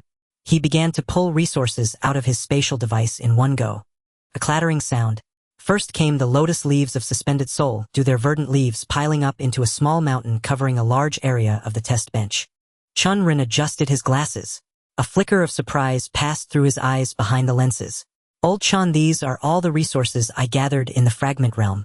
Take a look and see if any are useful to you. As he spoke, Jiang Qi carefully placed other items beside the leaf mountain. 3 toxic mushroom cores, and next to them 1 distinctly different mutated core. Also a small vial containing the blood of a mutated world-eating seed. And 23 clumps of fluorescent fluff and 7 pieces of brown hardwood, scavenged from other spatial devices. No vermilion fruits. Chun Ren was also somewhat surprised to see Jiang Qi produce so much soul dew at once. Unripe soul dew is a low-tier staple currency. 2 lotus leaves can sell for 1 star coin. You've got over 80 here. Not bad. As for the other things, Chun Ren's gaze lingered on the ordinary cores for less than half a second before it locked onto the mutated core and the small vial of blood. He set down his tools and walked over. Kid, having the sense to collect blood from a mutated world-eating seed shows you've got a sharp mind. I see you're also very meticulous. Ever thought about pursuing a career as a researcher? It's a waste not to use such a high spiritual aptitude for research. Chunren reached out and unceremoniously took the mutated toxic mushroom core and the vial of mutated blood. I need these too. The rest are too low tier to be of use to me. He explained to Jiang Qi. An ordinary first-tier toxic mushroom core is worth 1 star coin for 10, but this mutated one is worth 5 star coins. Its research value is far greater to me, so I'll give you 10 star coins. The blood is too little, I'll count it as 1 star coin. If you find more mutated blood in the future, collect it for me. I'll pay you a higher price than the Merchant Guild. That's 11 star coins total. I'll transfer them to you now. I'll take the materials. You can ask Old Wang about this price. I'm not cheating you. With that, Old Chen picked up his synchronizer. No. Jiang Qi quickly reached out and grabbed his wrist. I don't want the money. Chunren raised an eyebrow. Jiang Qi's expression was utterly sincere. Old Chun, hear me out. If you hadn't prepared a spatial device for me, I wouldn't have brought anything back. I'd be dead by now. And the teleportation gate to get back. Inspector Wang said it was expensive. I definitely couldn't afford to repay that.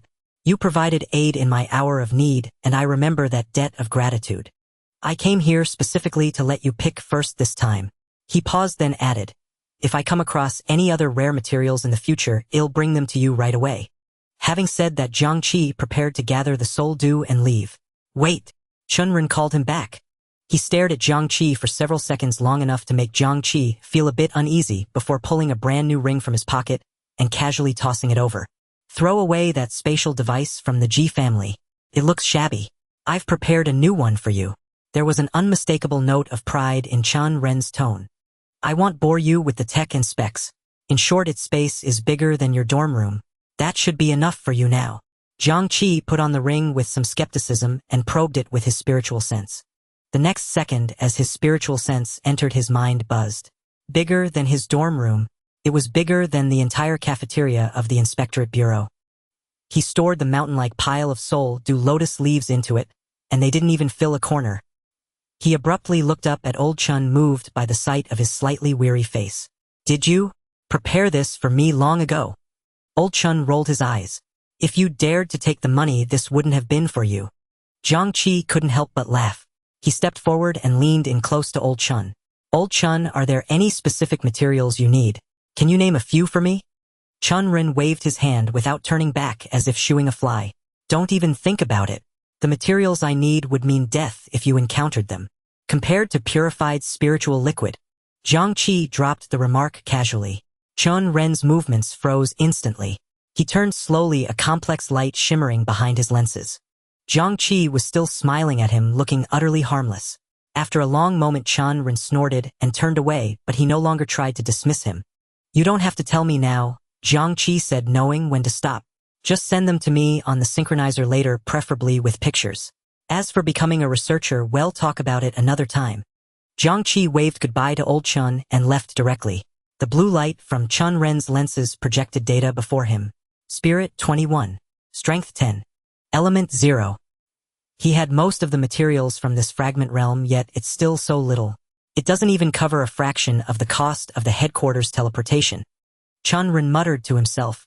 It seems almost all the fragment realm's resources were consumed by the Purification giant vine. Reaching 21 at stage 1. He let out an ambiguous snort. Humph, this kid.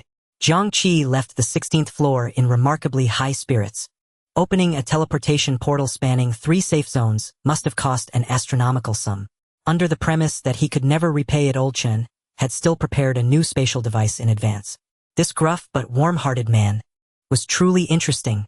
Having dealt with the most critical mutated materials, only low-tier items remained.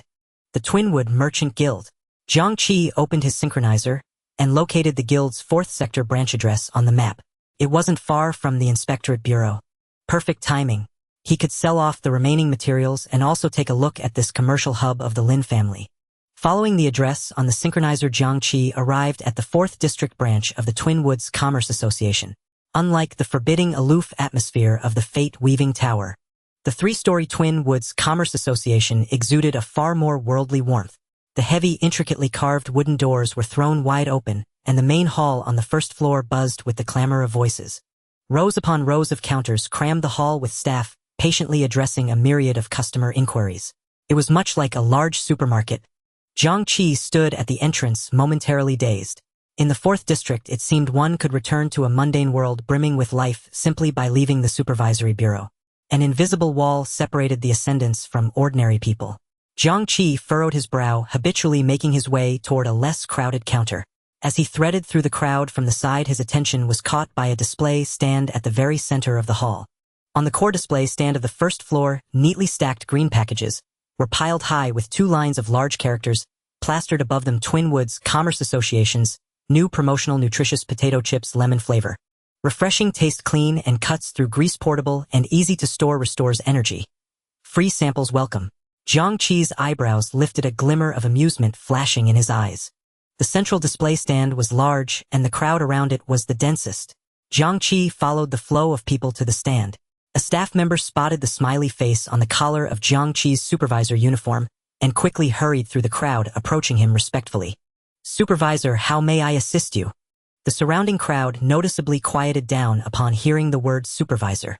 Yet they still lingered by the stand, observing him with curiosity. Jiang Qi pointed at the characters above. "I'd like to try the lemon-flavored nutritious potato chips." "Certainly. Please wait a moment."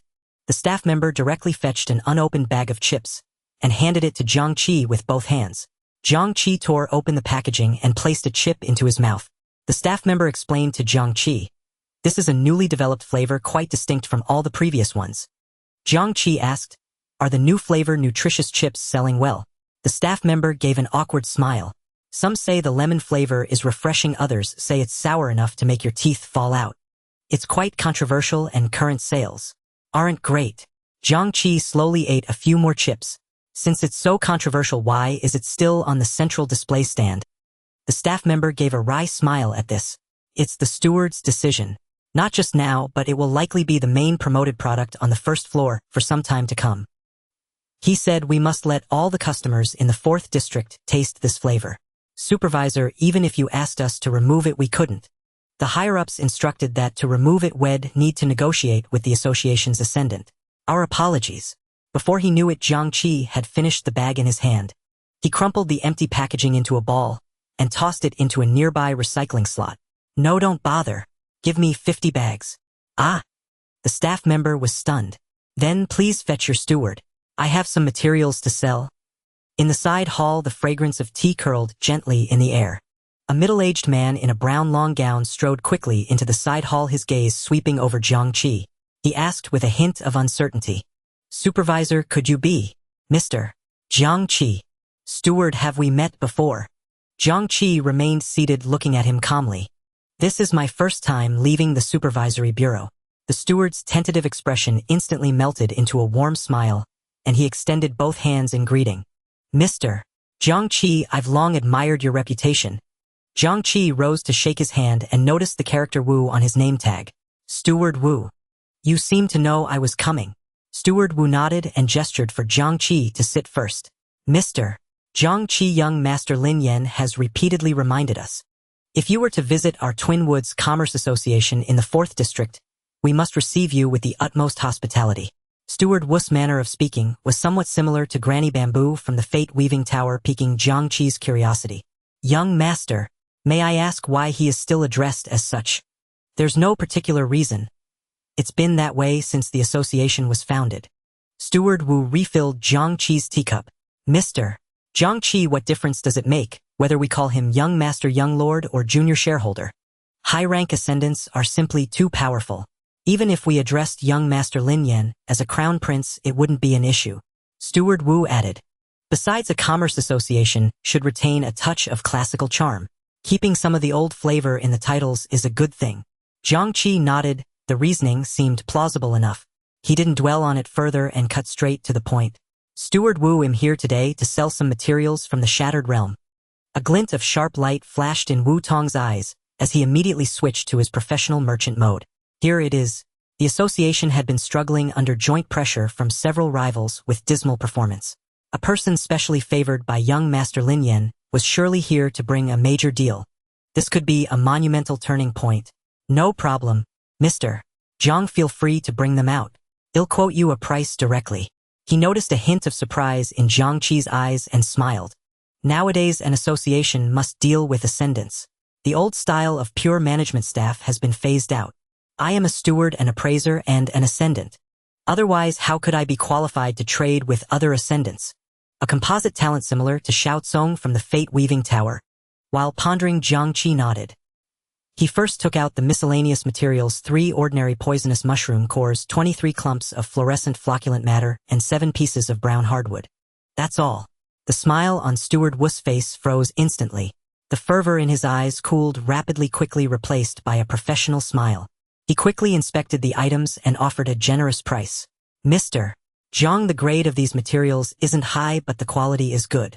I can offer you 5-star coins. This price was at least 2-star coins above the market rate. Clearly it was on Lin Yan's instructions. Wu Tong smiled bitterly to himself, expecting a timely delivery of charcoal in the snow, only to receive a few sticks of firewood. Jiang Qi gave no indication of his thoughts, and then produced a piece of verdant dripping lotus leaf. Suspended soul dew. Steward Wu Tong's hand holding his teacup paused midair, the tea water trembling slightly. Excellent. Unripe soul dew, a hard currency for low-rank spiritual type ascendants. He looked at Jiang Qi, expectantly waiting for him to produce more. But Jiang Qi stopped his actions. The light in Steward Wu's eyes visibly dimmed, finally dissolving into a barely suppressed sigh. What a pity, truly a pity. With only one piece, its value plummets. It's hard to attract a buyer who truly needs it. Mr. Jiang, I can offer you 2-star coins for this piece. How does that sound? His tone remained courteous, concealing the disappointment in his eyes, though inwardly, he was wryly smiling. He had thought that someone personally favored by young Master Lin Yan would bring a turnaround, but instead, the Twin Woods Commerce Association desperately needed a truly large deal to boost morale. Jiang Qi looked around. It was far too shabby compared to Old Chen's laboratory. He looked at Steward Wu and suddenly smiled. He glanced around the elegant but somewhat cramped side hall. Steward Wu. Do you have further instructions, Mr. Jiang? Jiang Qi slowly put the soul dew away, then looked directly into Wu Tong's eyes and spoke deliberately. I don't just have one piece. I was worried. This place is too small to hold them all. Steward Wu hadn't yet reacted. Mr.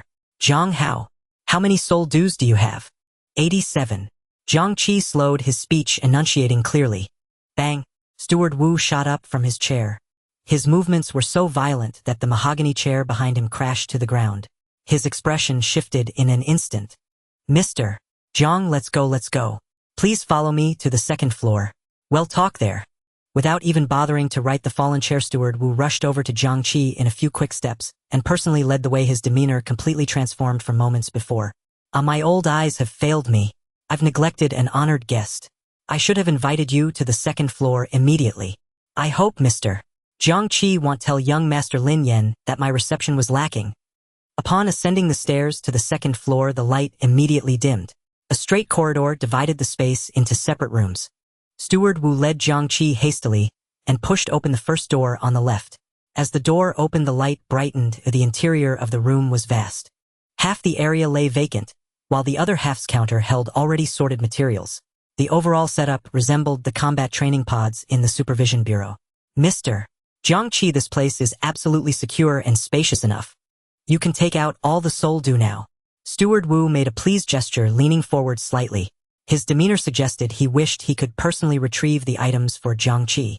Jiang Qi stopped being coy. With a thought, all 87 lotus leaves materialized on the floor of the room. In the next moment, the verdant dripping leaves appeared out of thin air. Like a downpour of green rain, they cascaded down, piling up in the center of the room, forming a small mound that emitted a faint shimmering light. Excellent. All are nearly mature soul dew. Steward Wu stared at the mountainous pile of lotus leaves, his face flushed with excitement. Mr. Jiang Qi, if you sell all 87 soul dews to the Twin Trees Merchant Guild in one go, I'll round it up for you. 60-star coins.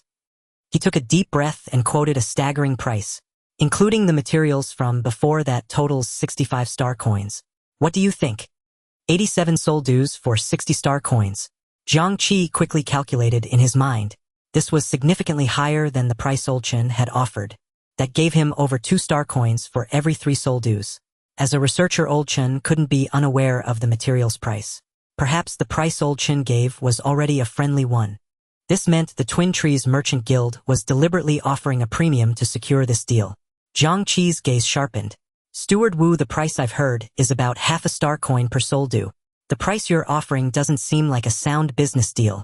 The two sat down at the counter. Steward Wu personally poured Jiang Qi a cup of hot tea, then waved his hand with a wry smile. Mr. Jiang Qi, I won't beat around the bush. There are 2 reasons. First is young Master Lin Yan's strict orders. In all your transactions with the Twin Trees Merchant Guild, we seek no profit, only goodwill. The price I quoted is our internal cost price. Factoring in labor, we actually take a slight loss. Jiang Qi recalled the messages from the Lin family trio, remembering Lin Yan's tearful, lengthy plea. He nodded, accepting this preferential treatment with a clear conscience. Second, Steward Wu's face fell as if struck in a sore spot. Second is that the Twin Trees Merchant Guild is in dire need of all kinds of advancement materials, especially hard currency like soul due with high demand. You must have seen it. The first floor seems bustling, but it's all ordinary folk business. For the visits of Ascenders, we don't even have a proper dedicated trading area set up openly because the Ascenders who come are far too few. Jiang Qi gestured for him to continue. The Twin Trees Merchant Guild once dominated both the ordinary market and the Ascender market in District 1. But once you withdraw from the Ascender market, getting back in is incredibly difficult. You'll understand once I tell you a figure. Steward Wu's voice carried a sense of helplessness. In the past 2 months, the District 4 branch has had only 6 single transactions exceeding 10 star coins with individual Ascenders. Jiang Qi thought of the fate-weaving pavilion where a couple of random items on one floor were worth more than that. The Twin Trees Merchant Guild situation with Ascenders was even worse than he had anticipated. Steward Wu continued. Some Ascenders want to buy things we don't have in stock. They come a few times and can't get what they want, so they stop coming. Over time, it becomes a vicious cycle. Jiang Qi cut to the chase. Why not transfer more resources from the Twin Trees Merchant Guild in District 3? Steward Wu let out a heavy sigh. District 3 is the guild's foundation. Everything must prioritize that. Transferring some insignificant extra resources here won't change anything. The core resources with real demand, we simply can't move them. Mr. Jiang Qi, I don't mind telling you this, embarrassing as it is. Last month, excluding transactions with the Supervision Bureau and the 4th Academy, my total sales barely exceeded 200 star coins. He pointed at the lotus leaves on the floor, a glimmer of hope rekindling in his eyes. So this transaction today worth over 60 star coins, these dozens of leaves, is a lifeline for me.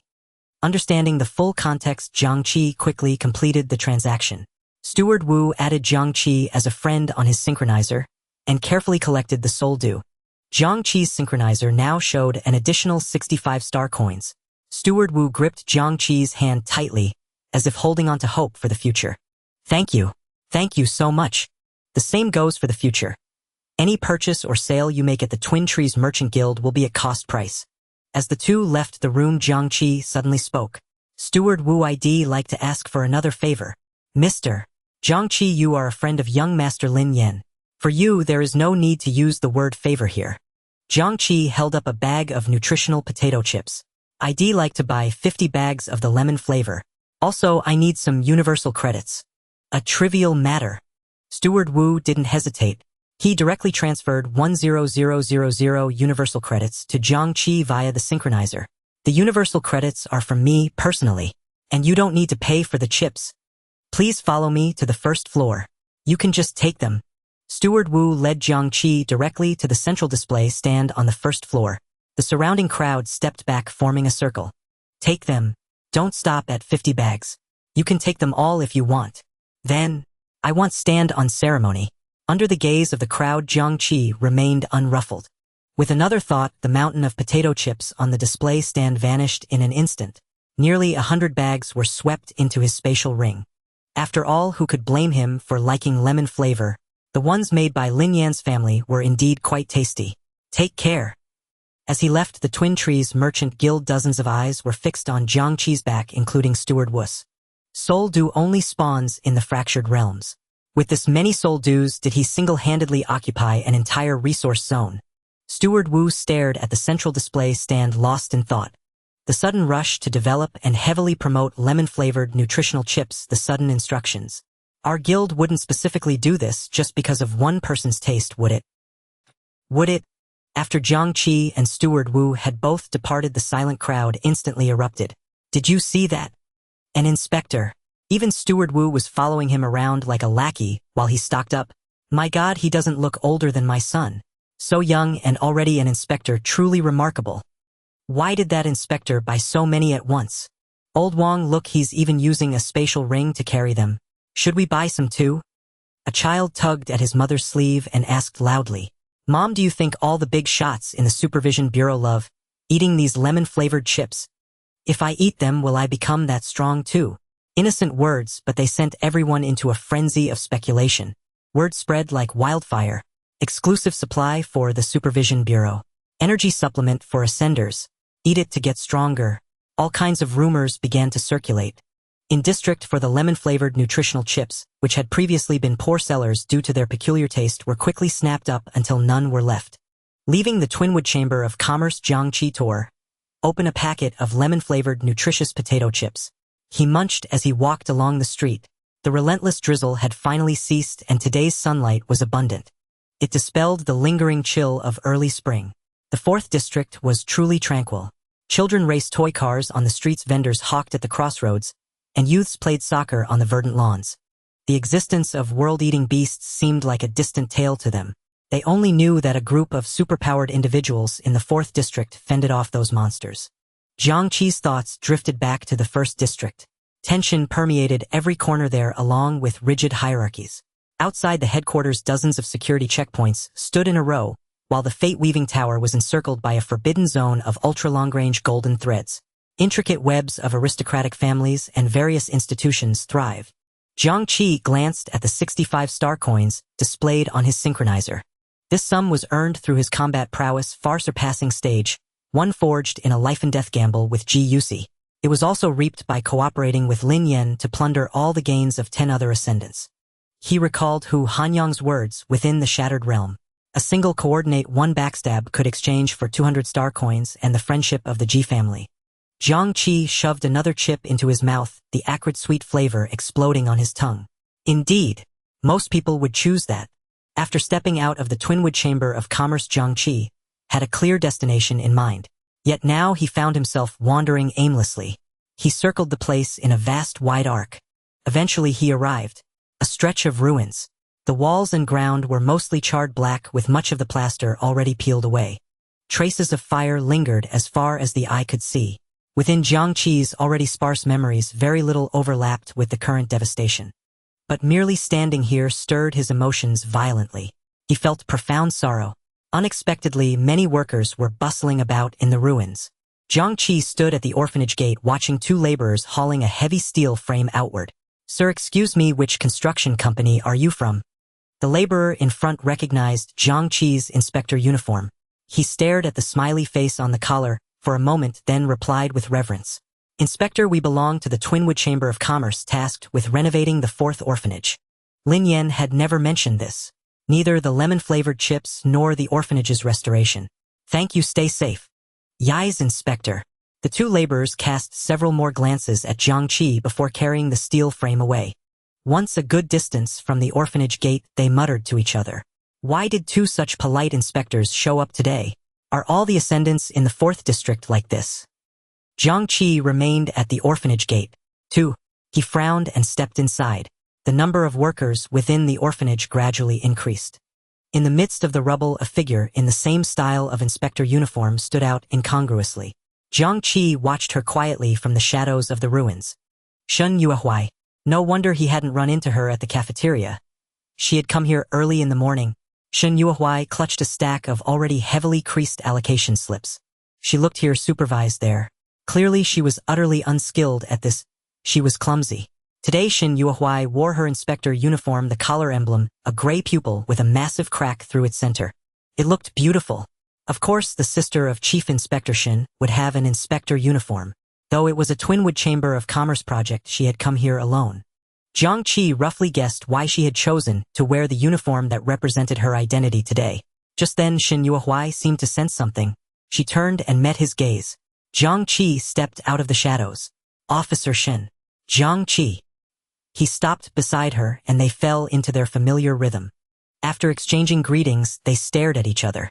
Why are you here? Why did you come? They spoke simultaneously, then fell silent together. Shen Yue's gaze flickered slightly. She looked like a child caught red-handed while secretly wearing adult clothes. This inexplicable feeling lifted Jiang Qi's spirits. Officer Shen, how's the commanding going? Not efficient. She replied softly, then added, I'm not good at it either. Not good at it either. Jiang Qi looked at her solemn face and had to admit she had a knack for delivering critical hits with her words. His gaze softened. Officer Shun, are you involved in the orphanage's reconstruction because of me? Came early this morning. Have you eaten? Shen Yuhui shook her head. Jiang Qi let out a long sigh, took out a packet of nutritious chips, tore it open, and held it out to her. New flavor. Have a quick bite, try it. Seeing her hesitate, he took a few chips himself and ate them. Chewing, Officer Shen, I'm chewing, not poisoning you. His hand was very close to her face. She sniffed lightly and the lemon fragrance wafted into her nose. It smelled good. She had considered taking a bite, her mind willing, but her hand disobeyed. Such a simple, slightly intimate gesture was beyond her. Jiang Qi watched Shen Yuhui frozen in place, momentarily puzzled. Don't like chips? Or dislike this flavor? She shook her head slowly. He understood. He took out a single chip, carefully pinching its edge, and brought it to her lips. If you have a cleanliness obsession and don't want to touch the bag or the chip, how about I hold it, and you take a small bite? His warm fingertips touched her cool lips. They both felt each other's temperature. The next second, Shen Yuhui snatched the entire bag from his hand. She quickly turned away back to him, took out a chip, and bit it softly. Jiang Qi smiled, withdrew his hand, and popped the chip into his own mouth. He spoke casually. Officer Shen, today I sold the resources I got from the Shattered Realm and earned my first money. 65 star coins, plus some common currency. I thought after getting the money I'd come back to the orphanage to see it. I was afraid to face these ruins. After leaving the Chamber of Commerce, I walked for a long time. Walked for ages without reaching here. In the end, I found you were already here. Jiang Qi looked up, the bright, gentle sunlight falling into his eyes. Officer Shen, let me treat you to a meal. Shen Yue's back stiffened for a moment, her fingers tightening around the chip bag. After a few seconds, she turned around and their eyes met. Jiang Qi, you nearly died in the Shattered Realm. He smiled. Precisely because of that, I want to treat you to a meal. A gentle breeze stirred Shen Yue's black hair strands, brushing against the crack in the pupil on her collar. Come to think of it, I don't know what you like to eat. Every time I see you in the cafeteria, you're having something different. He pointed at the chips in her hand. Lemon flavor, I like it. What about you? Shen Yue's gaze shifted slightly. I always eat at the inspectorate. I don't know what to eat. Jiang Qi scratched his head. What a coincidence, me too. I've never eaten out. Then what do we do? Shen Yuhui asked. She had already accepted the invitation in her heart and began earnestly pondering this dilemma. Shen Yuhui walked toward the gate with Jiang Qi following behind. Jiang Qi, treat me at the inspectorate's cafeteria. Officer Shen, the cafeteria is free. Free is fine. For 2 consecutive days, Shen Yuhui rose early and went alone to the ruins of the orphanage. Meanwhile, Jiang Qi finally closed the book in his hands. Over these 2 days, he had pored over the book given by Shen Yun multiple times. A world far vaster and more fragmented than he had ever imagined took shape in his mind with a resounding crash. 3 main headquarters. The Tianji Directorate revered heaven and earth. It believed that humanity's ascension was ordained by the heavens. Their path to advancement involved self-excavation supplemented by the Academy's technology. Jiang Qi murmured to himself, easy to understand, not far from what I originally thought. This was very human. As for the White Tower Council, it revered theology. They firmly believed that the end of the path of advancement was divinity. They climbed the so-called ladder of divinity through blood exchange and bloodline purification. Their combat method was transformation, facing the world eaters in a divine form. Jiang Qi's fingertip lightly traced across the page. He wasn't particularly surprised by this. Did gods truly exist in this world? What startled him most was the Zesher Hall. Their tenet was, embrace the stars. They rejected the Tower of Ascension. After their initial advancement, they chose to merge with the world eaters, harnessing their power. They even attempted to return to the stars through this means. Hence, within the other 2 main headquarters, the Zesher Hall was also called the Cult of Fusion. Jiang Qi could hardly contain the shock within him, yet he also felt a strange sense of familiarity. He himself was devouring world eaters. Didn't this count as fusion? Jiang Qi had initially believed that the advancement paths of all ascendants were largely similar. The Tower of Ascension was like an immensely huge tree. No two leaves on its branches were identical, but from a distance they appeared the same. Now he realized that some sought to make the tree flourish, others aimed to build a divine kingdom atop it, and some wished to uproot the tree entirely and cast it into the cosmos. Why did the advancement paths of the three main headquarters diverge so drastically? The book Shen Yun had given him recorded very little. It didn't specify the distance to the other two main headquarters, not even their direction. Where were they? Some truths in this world are curses in themselves. Shen Yun's words now felt like each weighed 1,000 pounds. What was more ridiculous was that he had never truly entered the so-called Tower of Ascension. On the first day of his awakening, he had seen its image on holographic screens and television. His own ascension had only been a dead silent lake, and the eternal unchanging bronze pendulum in the boundless sky. Jiang Qi placed the notebook on the table. He did not open it. The second advancement could come at any moment, meaning he would have a second chance to ask a question. Originally, he wanted to test whether the notebook would lie by asking a question to which he already knew the answer. But now he couldn't afford to wait. Jiang Qi decided not to ask about distant matters. The truth of the world was not critical to him at this moment. He needed answers to solve his current predicament.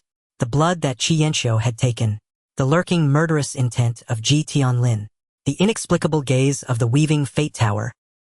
Every question was a blade hanging over his head. He could not afford to waste any more opportunities. Jiang Qi didn't want to use this question on Qi Yanxiu. Shen Yun would not let him die in front of Shen Yuehuai, at least not for now. And with his entry into the Fourth Academy, the Ji family wouldn't cause major waves in the short term. Under Shen Yun's surveillance range of at least 60 kilometers, Jiang Qi even doubted whether the Ji family's ascendants could enter the 4th district at all. Then, only the weaving fate tower, which had locked onto him even before the shattered realm, and about which even Shen Yun knew very little. That was it. Jiang Qi hesitated no longer and put away the notebook. Thinking wouldn't make him stronger. He needed answers and, more importantly, action. He stood up and walked straight to the door. His goal was clear: the inspectorate 21st floor. Enter. Shen Yun's voice sounded gentler than usual. Jiang Qi pushed the door open and walked in. Today a gap had been opened in the office curtains. A sliver of sunlight slanted in, dispelling a small patch of darkness. Shen Yun was unusually busy today, his desk piled high with documents. Chief Inspector Shen. Jiang Qi got straight to the point. I've come to see you about two things. Go ahead. Shen Yun didn't look up, his gaze still fixed on the papers. First, I need intelligence access from the 4th District Inspectorate, at least regarding World Eaters and various materials. All right, up to Phase 4. Shen Yun agreed quite readily. Jiang Qi paused, then continued with his second question. Second, where can I find living 1st or 2nd-tier World Eaters? Does the Inspectorate have any in containment? This question finally made Shen Yun stop writing. He looked up, a faint, almost imperceptible smile on his face. Jiang Qi, you barely escaped death in the Shattered Realm, and now you're going after World Eaters again. Jiang Qi's expression remained impassive. This man indeed heard every word he and Shen Yuehuai exchanged. Shen Yun didn't continue his teasing. He said directly, capturing and controlling a World Eater alive is far more difficult than you imagine. Any living World Eater could tear open a rift at any moment, causing irreparable disaster. The 4th District doesn't have the conditions for such containment. He looked at Jiang Qi and shifted his tone. If you want to actively seek out World Eaters, the best place is the Shattered Realm. The next best are the 7th and 8th districts. Jiang Qi was caught in a dilemma. But tomorrow is the opening day of the academy. Shen Yun leaned back on the sofa and added slowly. Jiang Qi, the Shattered Realm is a matter of chance, not something you can seek at will. Besides, with your current strength, going to the 8th district would be suicide. The 7th district would be a stretch. First, settle down in the academy and build a solid foundation. Fill in those ridiculously large gaps in your common knowledge. Though Shen Yun's tone was stern, it lacked the previous coldness that kept people at a distance. He even proactively dangled a carrot for Jiang Qi. If the opportunity is right, he'll arrange for some live World Eaters to be transported to the academy. This offer, on the contrary, made Jiang Qi feel somewhat uncomfortable. He couldn't help but ask, Chief Inspector Shen, you seem to be in a good mood today. Shen Yun's gaze drifted past Jiang Qi towards the direction of the orphanage through the gap in the curtains. Yuehuai never used to leave the inspectorate on her own. These past 2 days she's been full of energy. Seeing her change makes me very happy. Watching Shen Yun like this, a certain thought crystallized in Jiang Qi's mind. He leaned forward, slightly breaking the brief moment of warmth. Since you're so happy, then I'd like to ask a question that might not make you so happy. The softness on Shen Yun's face slowly receded. Ask. Jiang Qi narrowed his eyes and spoke deliberately word by word. In this world, is there a method to harm ascendants through their blood? Jiang Qi's sudden sharp question made the sliver of sunlight that had finally penetrated the office feel colder. After a long while he finally spoke. Qi Yanqiu wouldn't harm you. This involves her secret. So you knew all along. Shen Yun did not deny it. He put down his pen and leaned back in his chair. Jiang Qi, your blood can react similarly to the blood of the devourer seed. Qi Yanqiu is looking for a way to conceal this reaction. Hearing this answer, Jiang Qi frowned. A reaction similar to the blood of the devourer seed. What exactly is it? Shen Yun seemed to want to discern something from Jiang Qi's expression, speaking slowly and deliberately. Devouring the power of ascension. What? He abruptly stood up from his seat. Devouring the power of ascension. Shouldn't it be devouring the devourer seed? Seeing his intense reaction, Shen Yun became puzzled. You don't know. Jiang Qi shook his head with difficulty, his expression fluctuating. According to his speculation, the power of devouring should come from the unknown devourer seed in the notebook. Yet now there is also this power in his blood. Is that devourer seed invading my body? When did it start? Chief Shin, did this issue with my blood arise after Dr. Kai's first or second blood draw? The first. Jiang Qi's face turned pale. The first blood draw was right after his recent ascension. Fragments of memory surged back wildly. During the ascension at the Rust Lake, Jiang Qi's memory only stopped when he chose to crash into the rust-colored halo. When I woke up, I was already lying on the Rust Lake, which means I fell into it after losing consciousness. Something else must have happened during that time. Falling into the Rust Lake means I am also being assimilated. But why is the characteristic of assimilation blood? One unanswered question after another churned in his mind, nearly tearing him apart. Shen Yun observed Jiang Qi's demeanor remaining silent. He realized he had made a judgment error. Jiang Qi was completely unaware of the terrifying changes occurring in his blood. Currently, Jiang Qi was unable to even make a hypothesis. The unknown changes within his body were more tormenting than facing the powerful Ji family. He felt like a host being parasitized, yet he did not know when this parasitism would turn against him. But at the very least he could solve one problem. Chief Shin, you mean Dr. Qi is trying to help me, right? She is mainly helping herself. And incidentally helping you. Shen Yun's response was quite straightforward. Your blood may help her in the future, but you. As he spoke, Shen Yun reorganized his words. Ascend a few more times before asking her again. All right? Jiang Qi would not cling to an answer he could not obtain for now, whether it was about his blood or Dr. Kai's secret. In these 3 days, Jiang Qi encountered more and more mysteries. He was almost constantly thinking, yet it was of no use. He deeply realized that he essentially remained at stage 1. The mysteries troubling him must at least be stage 4 or higher to qualify for exploration of their answers. Knowing that Dr. Qi taking his blood was not out of malice, one of the stones in Jiang Qi's heart had finally been set down. He took a deep breath and closed his eyes. He forcefully pressed the fear and unease about his blood deep into his heart. Now was not the time for wild thoughts. It would only lead to chaos. Casting aside distractions, what he needed to do next was to focus his mind, replenish his knowledge, and then complete his second ascension. Pose the second question. Having confirmed this thought, Jiang Qi turned back to Shen Yun. Chief Shin, is there anything else I need to prepare for reporting to the Ascendant Academy tomorrow? Shen Yun paused for a moment, somewhat surprised by Jiang Qi's speed of mindset transition. Jiang Qi, the procedures for entering the 4th Academy have already been completed. There are a few matters I would like to ask for your opinion. Jiang Qi adjusted his breathing and sat down again. Please go ahead. Do you want any privileges at the 4th Academy? Jiang Qi was taken aback. He had never thought about it. He still did not know how the Ascendant Academy operated. Chief Shin, I would like to hear your opinion. Shen Yun recalled his conversation with Zhang Baoshan, his expression becoming strange. Zhang Baoshan, Principal Zhang's suggestion is, first, you do not have to participate in all combat training and can arrange your study time freely. Second, you do not have to complete any assignments from courses, and aside from necessary tests, you are not subject to any constraints in school.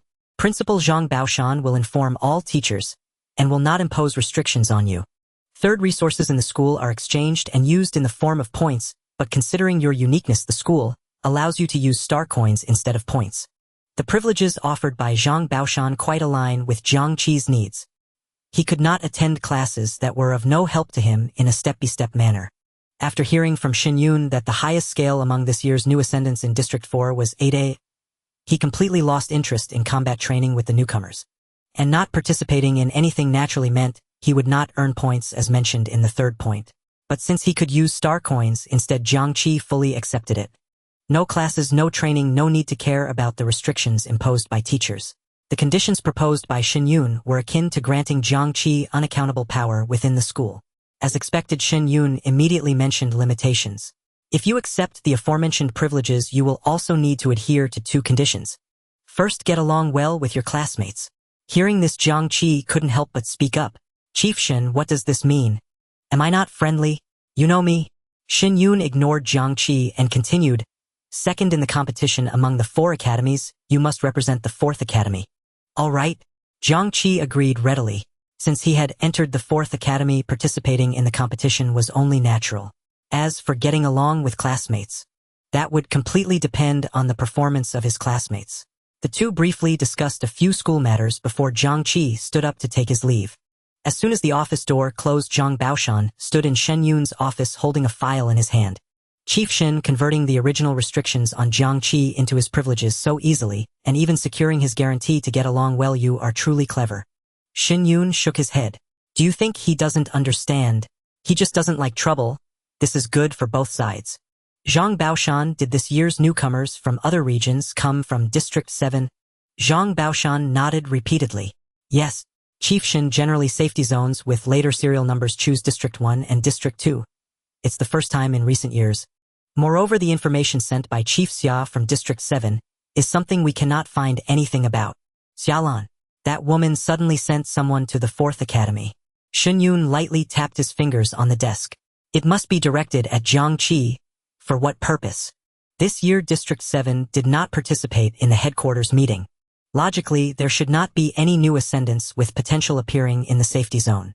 Knowing that Jiang Qi's scale exceeded 15, they did not attend the headquarters meeting but chose this time to approach him. What is the name of this student from District 7? Zhang Baoshan handed the file in his hand to Shen Yun, a bitter smile on his face. Would you like to take a look yourself? I also don't know how to describe it. The file given by Chief Xia is truly strange. Shen Yun opened the file. The paper was entirely blank. There were no photos, no names, and no Ascension information. Only 2 sharp characters handwritten by Xiaolan. Blind girl. The day for new students to report at the academy had arrived.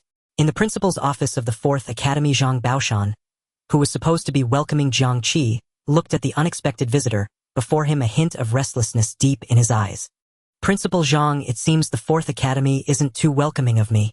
A middle-aged man in uniform sat on the sofa holding a teacup, a faint ambiguous smile on his lips. Zhang Baoshan wore an official smile. Not at all, not at all. I was just wondering, Director Jean, what brings you to our school so suddenly? At the same time, at the border of the 4th district, Shen Yun stood expressionless, gazing at the enchanting woman who had crossed over from another realm. Chief Inspector Xia, it's rare to see you in person. Xiaolan, dressed in a black gown that accentuated her exquisite curves, elegantly tucked a strand of hair behind her ear, her voice seductive and entrancing. Chief Inspector Shen, how sensitive you are. At the academy's main gate, Jiang Qi glanced at his synchronizer. Zhang Baoshan still hadn't replied. Unreliable, standing me up on the first day. Today, a large crowd of new ascendants had gathered before the academy, excitement written on every face around. Groups of boys and girls chattered noisily about the future, many already eager to show off their newly acquired abilities. A boy let tiny arcs of electricity dance at his fingertips, drawing gasps of amazement from his companions. Another girl waved her hand lightly, causing a delicate rose to bloom out of thin air in a nearby flowerbed. Jiang Qi leaned against a stone tablet engraved with 4th Academy, showing little interest in it all. He didn't extend his psychic sense or listen to anyone's conversations. For a long time, he had maneuvered among high-level ascendants, contending with people and events driven by clear malice. Now he briefly savored the vitality and tranquility surrounding him. Just then his gaze fixed on something. Across the street stood a girl with bandages wrapped around her eyes. She wore only a short gray top, her exposed skin unnaturally pale. She held a slender bamboo cane, tapping it along the ground as she slowly made her way toward the academy gate. Then something strange occurred. The moment the noisy crowd ahead was about to touch her, their eyes would suddenly turn vacant. Like marionettes, they all moved aside in an unnatural manner. Jiang Qi had been watching this peculiar new student for a while. Without him noticing, the path between him and her had been cleared of everyone else. An eerie empty space formed between them amidst the surging crowd. Interesting. As they drew closer, Jiang Qi showed no intention of stepping aside. The blind girl seemed unaware that Jiang Qi stood directly in her path. Tap. The tip of her bamboo cane lightly brushed against Jiang Qi's pant leg. The blind girl quickly stopped. Sorry, I didn't mean to bump into you. Is that so? Jiang Qi stared at the bandages on her face. But it seems like you came right for me.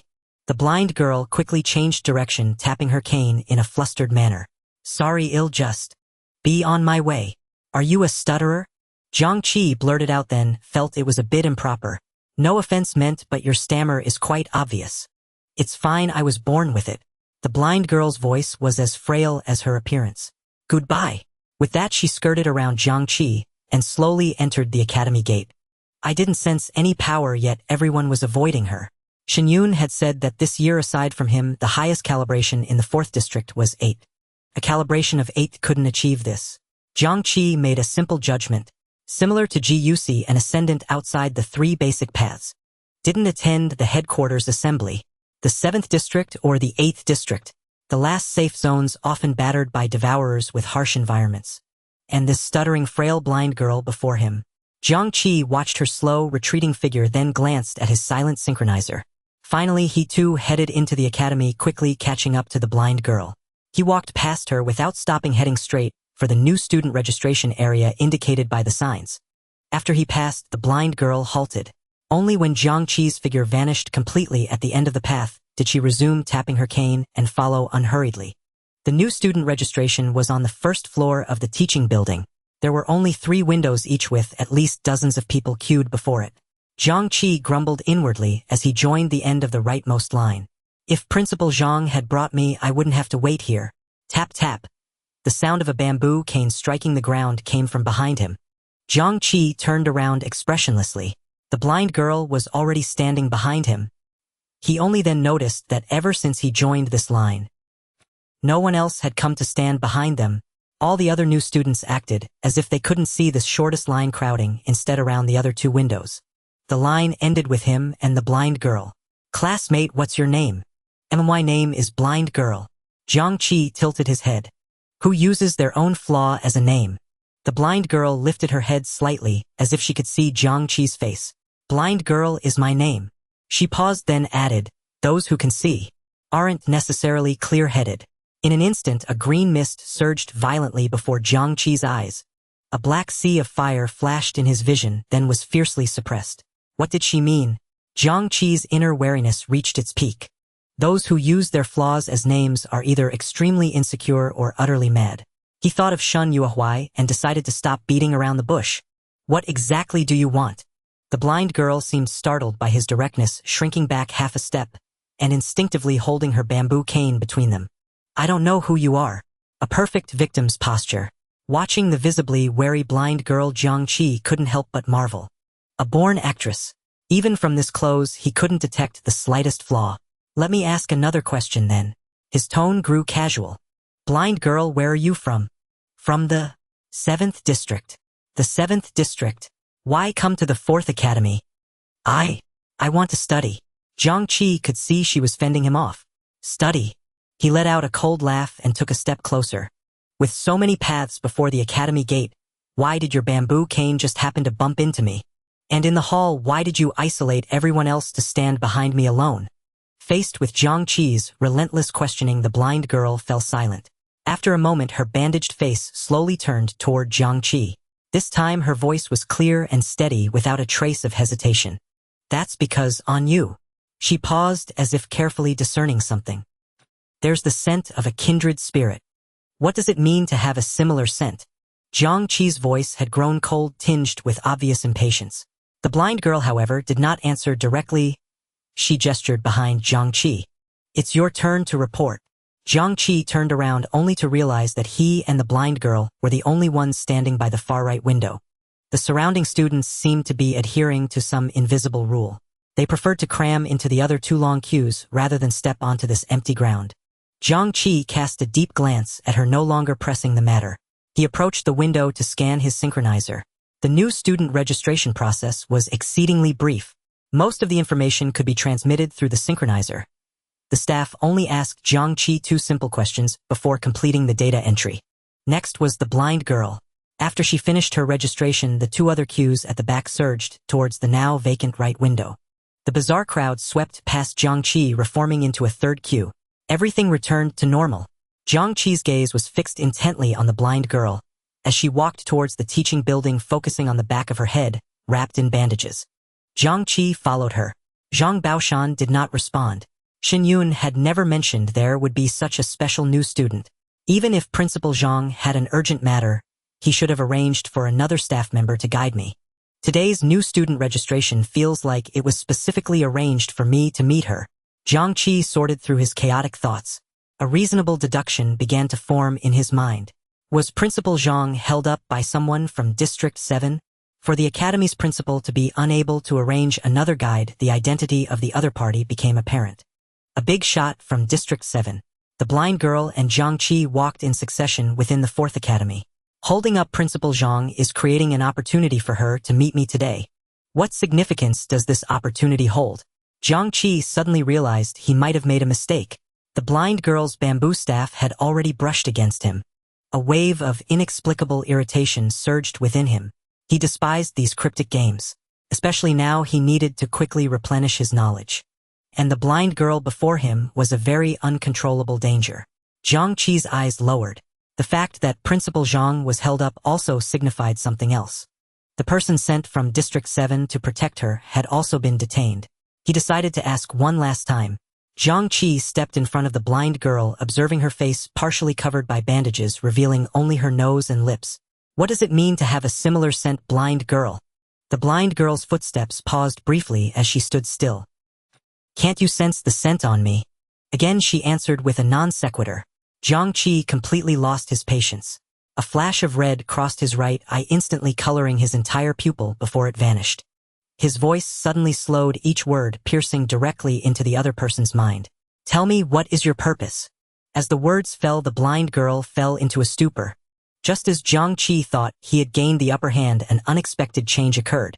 The bandages encircling her eyes inexplicably unraveled, half a circle swirling chaotically around her face. Chains faintly visible at the ends of the bandages appeared out of thin air, flying straight towards the space between Jiang Qi and the blind girl. Jiang Qi did not retract his alluring power, but he distinctly sensed that his alluring power was tightly wrapped by the cold chains. Then it was forcefully pulled out of his perception range. Ultimately, it vanished into the void along with the chains. Jiang Qi's pupils suddenly constricted. Reversal was triggered. Ha! Ha ha! Ha ha ha ha! An uncontrollable mad laughter burst forth. A torrent of violent spiritual power surged towards the blind girl standing nearby. The bandages unraveled again, wrapping more chains around the intangible spiritual power, dragging it into the void. In the instant, the chains constricted violently, the air around the two distorted sharply. A visible ripple radiated around the two of them. The blind girl, supporting herself with her bamboo staff, stepped back 3 times before Jiang Qi's mad laughter finally ceased. Jiang Qi gazed at the blind girl before him with a grave expression. The chains that can grasp spiritual power pull it into the void as a form of force interaction. It's not purely spiritual power, yet it can trigger my mad laughter. Indeed, she is a special ascendant like Ji Yusi. So you are Jiang Qi. The blind girl's voice still revealed a hint of fragility. To strike suddenly is an ungentlemanly act, Jiang Qi. Once he confirmed that the blind girl was not someone he could easily subdue, Jiang Qi also dismissed the idea of continuing to act. However, hearing her words filled Jiang Qi with anger. What do you mean I am Jiang Qi? Did you need to resort to violence when you spoke so directly before? The blind girl raised her hand to point at herself, then at Jiang Qi. Teacher Xiaolan sent me to find you, but she didn't tell me anything else. She just asked me to naturally find you. To find you naturally. She noticed Jiang Qi's confusion and added, Xiaolan, the prosecutor. the prosecutor of District 7. A storm of emotions surged within Jiang Qi. He did not know how much of what the blind girl said was true or false. Shen Yun had never mentioned that District 4 had any good relations with any district. To find oneself naturally to know oneself. So besides her name, did the blind girl not know anything about herself? Jiang Qi suddenly found it absurd. Then what was going on at the entrance of the academy and the new student registration area? Jiang Qi's tone revealed no emotion. I said I sensed a similar scent. Jiang Qi was utterly speechless. What exactly does similar mean? Are you addicted to role-playing or something? The blind girl's eyes, hidden beneath the bandages, curved into a beautiful arc. She leaned forward a step, lowering her voice and speaking in a tone as if sharing a secret. Jiang Qi, you are an undercover agent of the White Tower Council, right? Buzz. Jiang Qi froze in place completely. The weight of the statement was immense. An undercover agent of the White Tower Council. Did she think she was from the Western headquarters? Was the similar scent referring to this? Had she sensed something on her? Seeing that Jiang Qi remained silent for a long time, the blind girl continued speaking to herself. I want speak of it, but I need to add your synchronizer. The blind girl's words had already established Jiang Qi's identity as an undercover agent of the White Tower Council. She operated on her own, sending Jiang Qi a friend request on the synchronizer. Jiang Qi's gaze flickered as he quickly weighed the pros and cons in his heart. He did not plan to act rashly for the time being. Being misidentified as such a special identity might allow him to gather some information. He remembered that the book Shen Yun had given him stated that the White Tower Council believed in theology and the means of ascension were blood exchange. Qianqiu mentioned that his blood exhibited a reaction similar to the devouring seed. This reaction was present from the very first blood draw at that time when he had just returned from the Rust Lake. Cold sweat broke out on Jiang Qi's back. It's possible that the change in my power did not come from the Rust Ascension route. It was brought about by blood exchange. The blood exchange of the White Tower Council moves towards the direction of the divine. Jiang Qi's breath hitched. And am I moving towards the direction of the devouring seed? The blind girl departed. Clutching her bamboo cane, she melded into the crowd step by step, her silhouette vanishing around the corner of the teaching building. With her leave, the invisible zone that had enveloped the two of them dissolved as well. Only at this moment did the world's sounds and colors surge back. Other passers-by within the academy finally noticed the anomaly here. Several jagged fissures had split the once hard stone platform. The nearby greenery was tossed askew, its branches and leaves shattered.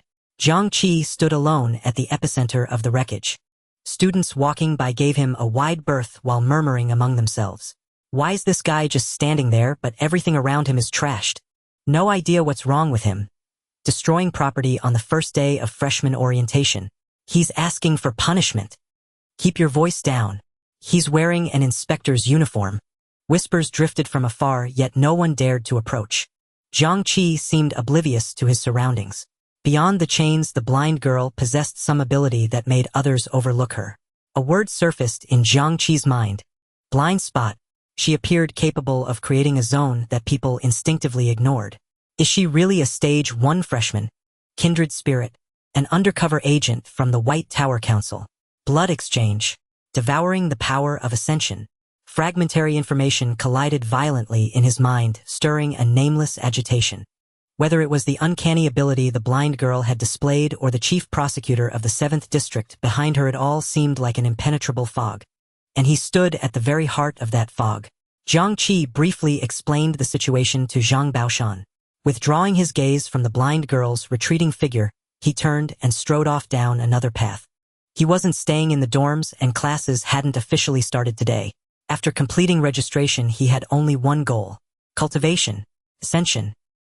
The Academy's spiritual cultivation zone. A massive solitary gray building stood, its surroundings barren and empty. Jiang Qi pushed open the door and entered. Behind the lobby counter sat a middle-aged man, listlessly leaning back in his chair reading a newspaper. Hearing the noise, the man looked up, his gaze sweeping over the single emblem on Jiang Qi's collar. Stage 1 basic training room. Just swipe your synchronizer. Jiang Qi approached the counter. I have no points. How is the fee charged for the basic spiritual training room? The principal said head notified you. The man immediately put down his newspaper and sat up straight. You're Jiang Qi, the genius who caused a scene at the headquarters assembly. Freshman orientation isn't even over and you're already hitting the training zone. No wonder. Jiang Qi hadn't expected that a teacher at the 4th Academy would know about his affairs. He nodded, not intending to linger on the topic. What's the fee? Hold your horses. The man perked up with interest. Let me ask you first. I heard your spiritual rating hit 15. True or false? Seeing Jiang Qi's expression, the man quickly added. Don't get me wrong. I need a rough idea of your rating to recommend the right training method. Jiang Qi noticed 4 vertical stripes on the middle-aged man's chest, but no surname or name. Yes. How should I address you? Li Yu. I'm no longer a teacher at the 4th Academy, just a staff member. Hearing Jiang Qi use a respectful title, Li Yu seemed somewhat pleased. Student Jiang Qi with a rating of 15. You should be using the advanced training room. Let me give you a brief introduction. Those with ratings 15 cannot use the training rooms. 510 use the basic room, 1015 the intermediate, and 1520 the advanced. The training rooms are absolutely safe and quiet with no disturbances. Different levels require different points, and the fee for you will vary accordingly. Liu spoke as he walked towards a metal door on the left side of the first floor, but Jiang Qi didn't move, remaining calmly at the counter as he spoke. Teacher Li, what about after the rating exceeds 20? Oh, over 20 then. Li's voice cut off abruptly. He whirled around. 20. His eyes locked onto Jiang Qi. What stage are you? Jiang Qi pointed to a smiley face emblem on his collar. Li's breathing grew heavy, his face a mask of disbelief. In over a decade at the academy, he had seen countless geniuses, but a freshman with a spiritual rating exceeding 20, this wasn't a genius. This was a monster. Li Yu suppressed his shock. Once your rating exceeds 20, the training rooms yield diminishing returns. You'll need the spirit chamber. Jiang Qi waited for Li's explanation. The spirit chamber is vastly different from the training rooms. It directly impacts your spirit. I suggest you first experience the advanced training room's cultivation feel, and choose the spirit chamber next time. Jiang Qi didn't take the cautious advice. He asked directly, what's the fee for the spirit chamber for me? 1 star coin per hour with any fraction of an hour billed at 0. 5 star coins. Li Yu quoted the price and added, even if you're confident it's best not to exceed 1 hour on your first entry. The spirit chamber isn't on the first floor and you don't pay at the counter. Follow me. Jiang Qi controlled his expression to avoid showing his pain. This is daylight robbery. 1 star coin an hour. Half a day of cultivation could buy a first-tier artifact. Principal Zhang has misled me. Crossing the lobby, Li Yu led Jiang Qi up the stairs to the 2nd floor. Dozens of heavy black doors lined the corridor. Student Jiang Qi, just swipe your synchronizer to pay 1 star coin and enter. I must remind you again, once inside, as soon as you release your spiritual power, the spirit chamber will exert pressure and impact on you. To stop the resistance, simply withdraw all your spiritual power. Jiang Qi paid 1 star coin and Li's voice followed him. Go on in. The timer starts once the door closes. Thank you for the reminder, Teacher Li.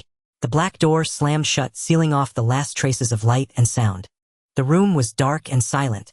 That was Jiang Qi's most immediate sensation. His heartbeat gradually slowed as his body adjusted to the frigid environment. He attempted to extend his spirit outward.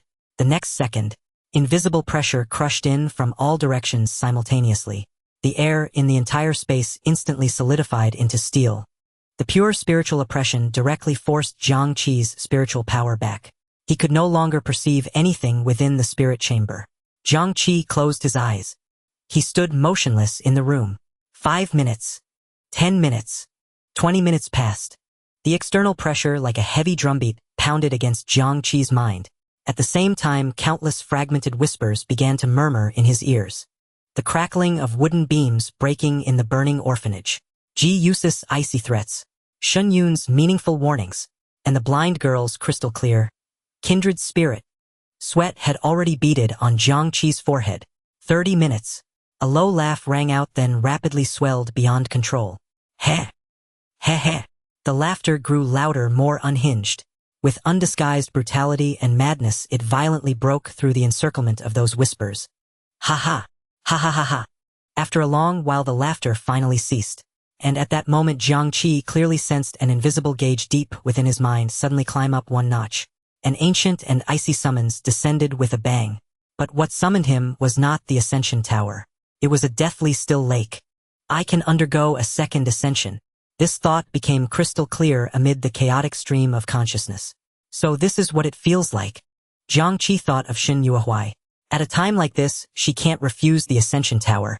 The black door of the spirit chamber slowly opened and Jiang Qi returned to the outside world. He didn't intend to continue cultivating, nor did he want to ascend in the spiritual cultivation zone. He planned to return to the inspectorate dormitory first. Jiang Qi went down to the first floor and approached the counter. Teacher Li, I didn't stay for a full hour. When will the extra 0.5 coin be refunded? It will be automatically refunded when the hour is up. Keep an eye on your synchronizer. Jiang Qi nodded and turned to leave without another word. Li Yu watched him go, but a slight frown creased his brow. He stayed less than 40 minutes, but he doesn't look tired or weak. He probably wasn't even resisting at full force. He couldn't help but marvel inwardly. With such terrifying talent, he still heeded my advice. Few freshmen on their first visit would have the nerve to shamelessly ask about a refund for unused time. Jiang Qi really doesn't act like a youngster. Jiang Qi returned to dormitory 802. He sat at the writing desk regulating his breath. He set aside the myriad recent questions. He put aside the blind girl with her uncanny abilities. He put aside Xiaolan, whose motives were still unknown. Gradually, he became completely calm. Jiang Qi didn't communicate with the vortex in his left eye. Instead, he used his spiritual power to actively meet the Cyan Lake in his mind. In an instant, he was pulled from the real world by an invisible force. The writing desk walls and ceiling before him. Everything began to fade, decomposing into the most primal cyan light particles. The entire world collapsed before his eyes. The sound of lake water echoed in his ears. Then a distant and heavy boom came from ages past, piercing through his soul. Dong! The bronze pendulum began to swing. Jiang Qi stood before the bronze pendulum. Everything was exactly the same as when he first ascended. Time here was merely a trivial ornament. The pointer of the bronze pendulum still hung downwards. The familiar golden tree-like radiance emerged from beneath his feet, extending branches to both sides. On the right side, a scarlet halo pulsated like a beating heart, emanating an aura of chaos and fervor. The words "Madcap Reveler" rolled and screamed within. Each stroke was a twisted human figure silently screaming. On the left side, there was still only one word: rust. The second ascension came without the pain of climbing, without the layers of trials from the Rust Lake. It was a final choice to make. Jiang Qi quietly gazed at the two paths before him. Madcap Reveler. He murmured this name, the madness reflected in his pupils. Transforming from the controller to the reveler, this path of ascension has changed.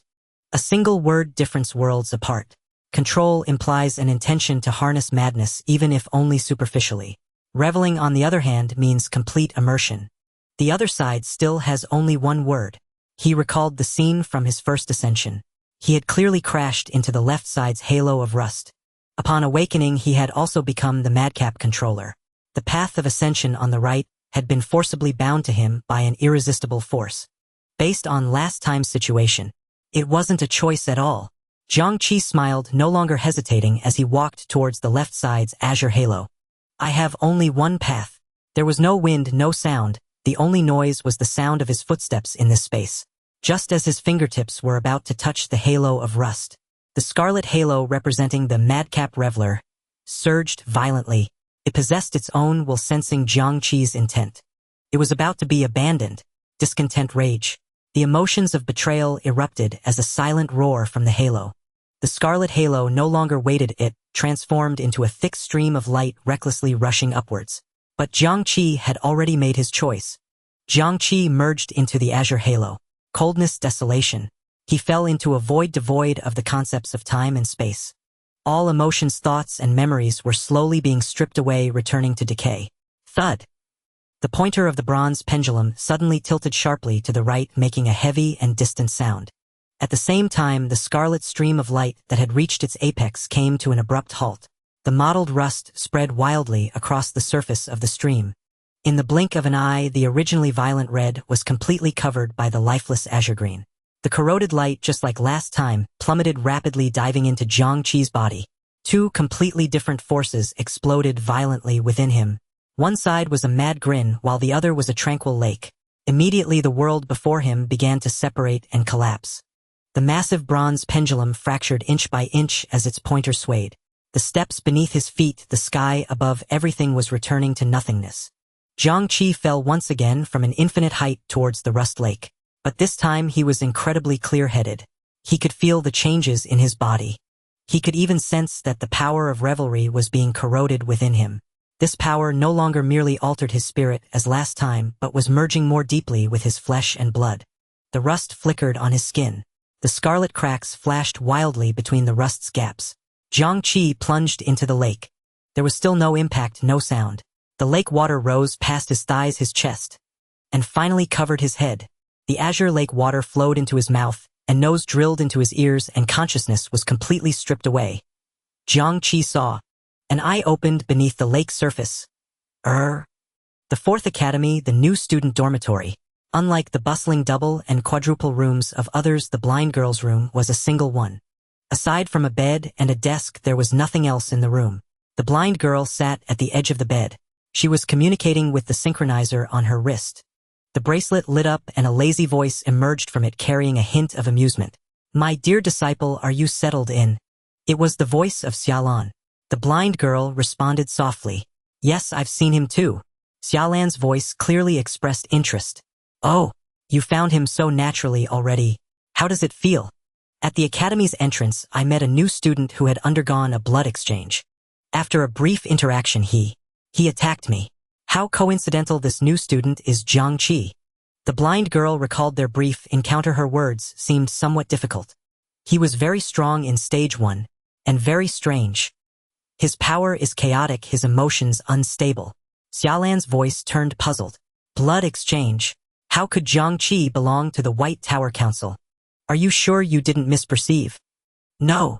The blind girl shook her head as if Xiaolan were right in front of her. He must have undergone a blood exchange. Moreover, it doesn't belong to any known divine faction. Xiaolan did not respond immediately, as if savoring this news. The blind girl hesitated for a moment but still voiced her doubts. "Teacher, why didn't you come to the academy?" According to the original plan, Xiaolan would also enter the Fourth Academy as a visitor. Upon mentioning this, Xiaolan elongated her tone, as if recounting something interesting yet frustrating.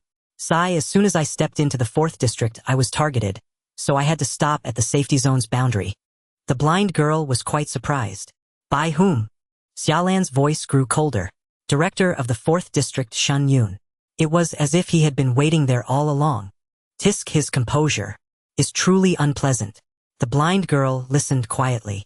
She knew that for Xiaolan to utter the words unpleasant meant that the matter was far more serious than it sounded. Shen Yun values Jiang Qi highly. Xiaolan shifted the topic back to the initial discussion. The blind girl followed her train of thought and asked, "Is Director Shen also suspicious of Jiang Qi?" "No." Xiaolan denied the blind girl's conjecture. "On the contrary, Shen Yun is protecting him." "My dear disciple, think carefully. A new student with a mysterious origin and bizarre powers, yet capable of receiving such protection from someone as deep and inscrutable as Shen Yun. What does this signify?" Xiaolan did not provide a direct answer, nor give the blind girl an opportunity to respond. The synchronizer's light abruptly extinguished with her soft laugh. "Classes are set to officially begin tomorrow." The blind girl sat for a long time at the edge of the bed, her bandaged eyes crescent-shaped as she reminisced about the day's probing. Jiang Qi. What kind of classes would an undercover agent attend? Consciousness was abruptly yanked from the haze. Jiang Qi found himself floating on the Rust Lake. He did not rush to examine the changes in his body. Only a single image replayed maniacally in his mind. Before plunging into the lake, that fleeting glimpse. That eye, vast, ancient, beyond description. It did not belong to any creature within Jiang Qi's understanding, nor even to a living being. It had seen him. Of this Jiang Qi was certain. It was no delusion. My conjecture was right. An indescribably terrifying world eater exists here. It lies beneath the Rust Lake.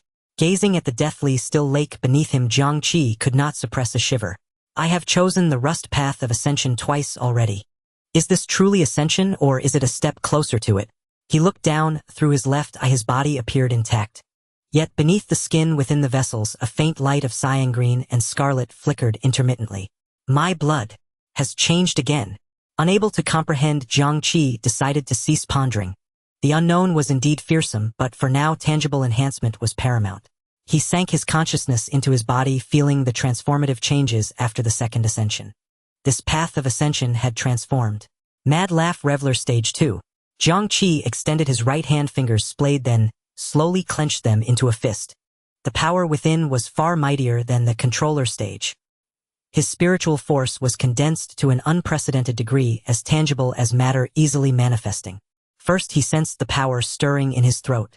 Bewitchment no longer sufficed to describe it. Now it was utterance.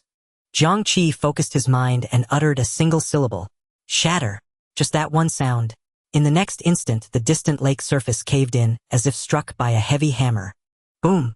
A fountain of water several meters high erupted the rust lake, exploding into a mist of cyan. Utterance was power. He murmured to himself. Effective range is similar to Mad Laugh, about 30 meters. Impressive power consumption. Almost negligible. This ability was insidious yet elegant. Jiang Qi was satisfied. Next was Mad Laugh. The greatest change was that the indiscriminate area effect attack could now precisely target any entity within a 30-meter radius. Jiang Qi lowered his head slightly. Heh! At least when needing to protect someone alone, he would no longer be caught in a dilemma. The core transformation of this ascension was the final new passive ability. Revelry. The concept in his mind was simple. Sustaining damage converts into pleasurable feedback, enhancing one's spiritual power. Activates automatically upon bleeding or blood detonates upon leaving the body. Jiang Qi studied the description, a wry expression crossing his face. This ability reeked of abnormality. To grow stronger, one must first be struck, and endure the strikes with a sense of enjoyment. Jiang Qi took half of the broken blade in hand. Without hesitation, he made a light cut across his left palm. A slender wound opened. A few drops of blood eagerly seeped out. The anticipated sting did not come. Instead, there was an exceedingly faint pleasure. Gazing at the wound on his palm, a bizarre sense of delight stirred within him, even prompting a desire to cut again. The wound is too light. I cannot sense any enhancement in power or spirit. He shook his hand, and a single drop of blood detached, falling toward the lake below. The moment it left his body, a crimson radiance blazed within it. A madly twisted smile flickered within it for an instant. The corners of the smile gradually rose and expanded. Boom! A muffled explosion resounded. The blood detonated, unleashing a shockwave, imbued with spiritual impact. The lake surged, then, in the next second, eerily returned to absolute stillness. Jiang Qi's eyes flickered. The explosion of his blood stirred the Mad Laugh power within him. He finally understood why Controller had become Reveler. Henceforth, battle might truly become a carnival for him. A power tailor-made for a madman. Jiang Qi looked at the wound on his palm, which had stopped bleeding, and suddenly laughed. He did not dislike this feeling. Yet all the changes on the Mad Laugh path paled in comparison to the mere glimpse revealed by the other path. That path he had chosen of his own accord. For the first time, it revealed but a corner of the iceberg. Rust deconstruction left IC's rust marks. Striking rust marks triggers large-scale collapse with minimal force, unlike the ability system of the Mad Laugh Reveler. The rust path of ascension was more akin to something fundamental. The rust lake, the rust path of ascension, the indescribable eye at the lake's bottom. The connections among the three were gradually unfolding before him. Rust marks. Are they the death lines of all things? In the vision of his left eye, cyan mist swirled. He cast his gaze around, eager to verify the deconstruction ability. Yet within the churning cyan mist, the whole world remained unchanged. Jiang Qi frowned slightly. The rust marks he imagined did not appear. The entire rust lake, from water to shore to sky, even the sparse black waterfall, all displayed an eerie state of completeness. Even the solitary slender sapling rooted on the lakeshore bore no rust marks. Jiang Qi suddenly realized he had been scanning the rust lake with the rust ability. He could not help but laugh at himself. How could an apprentice who had just glimpsed the threshold see through the patriarch's domain? Gazing at the vast lake, Jiang Qi's heart swirled with myriad emotions. The fall of the Purification giant vine could not stir even a ripple, yet every time I experiment with my abilities, the lake surface responds accordingly. Truly, I thank you for always showing me such courtesy. Jiang Qi stepped across the water and arrived before the Purification giant vine. The lonely little sapling remained rooted there, exuding a faint trace of vitality in the deathly space. Sensing his arrival, a single vine lifted slightly and swayed gently. Jiang Qi took his notebook in hand. It has been a while, Lady Purification giant vine. How are you? I'm hungry. These 3 simple words carried a wave of grievance. Jiang Qi looked at the little tree with a mix of amusement and helplessness. He crouched slightly, bringing his eyes level with the top of the sapling. I know, Purification Vine. His voice echoed with unusual clarity by the Rust Lake. But finding food for you isn't easy. I'm too weak now to venture far and take risks. I can only wait. The vines drooped slowly. A new short sentence appeared on the notebook. Then I'll wait. Jiang Qi leaned close to the vine, observing the little tree that clearly expressed its dejection. He asked a question he himself found a bit strange. Do you feel lonely here? In this space, there was nothing but his occasional visits. No sound, no change, even the passage of time was blurred. Any thinking being staying here for long would likely be driven mad. Jiang Qi stared at the notebook, waiting for the sapling's answer. The longest vine swayed slightly as if in thought. Yes. The little tree's answer was certain. The vine gently touched Jiang Qi's finger. Its texture was peculiar, smooth yet with a moist coolness unlike a plant. But I know you will come. Jiang Qi's heart was gently struck by this silent utterance. Felt heavy. Deep down, Jiang Qi had always remained vigilant towards the Purification Vine. Even though the vine had now regrown into a sapling, he never forgot. The Purification Vine was a world eater. He wanted to devour it to enhance his abilities and obtain the purification nectar. But this reborn sapling's trust was so pure it didn't seem like a pretense. In the forbidden zone facing the unknown terror beneath the lake, did it have any reason to put on an act for him? Jiang Qi pondered. Was this connection between man and world eater born from the Rust Lake? Or was it because he was the first living being the Purification Vine saw after its fall? Like an animal. Looking at the vine that was tentatively touching his fingertip again, Jiang Qi made a soft promise. I will. If such an opportunity arises, I won't miss it. Besides advancing, I'll come back to see you when I have time. He stood up, surveying the cyan space that had led him onto 2 completely different paths of ascension. I should go. The sapling's vines waved left and right, and the notebook displayed its final 2 words. Farewell. Jiang Qi took a deep look at the lonely little tree, then turned and left without hesitation. The vortex deep in his left eye slowly reversed. The surroundings began to blur, and Jiang Qi gradually dissolved into a wisp of sigh and mist, vanishing into nothingness. District 4 Inspectorate Dormitory. Jiang Qi stood in the center of the room, eyes tightly shut. He slowly calmed the surging spiritual energy from his ascension, then opened his left eye again. This time the world was utterly different. In his field of vision, the familiar room was now scattered with corrosive patterns. These patterns were a strange cyan green flowing slowly within objects like living things. Rust marks. Jiang Qi's gaze immediately fell upon the solid wood desk before him. Several rust marks were visible on the originally sturdy desktop, varying in thickness and length. One of the most conspicuous marks was on the right desk leg. The cyan green light there flickered like a heart on the verge of failure.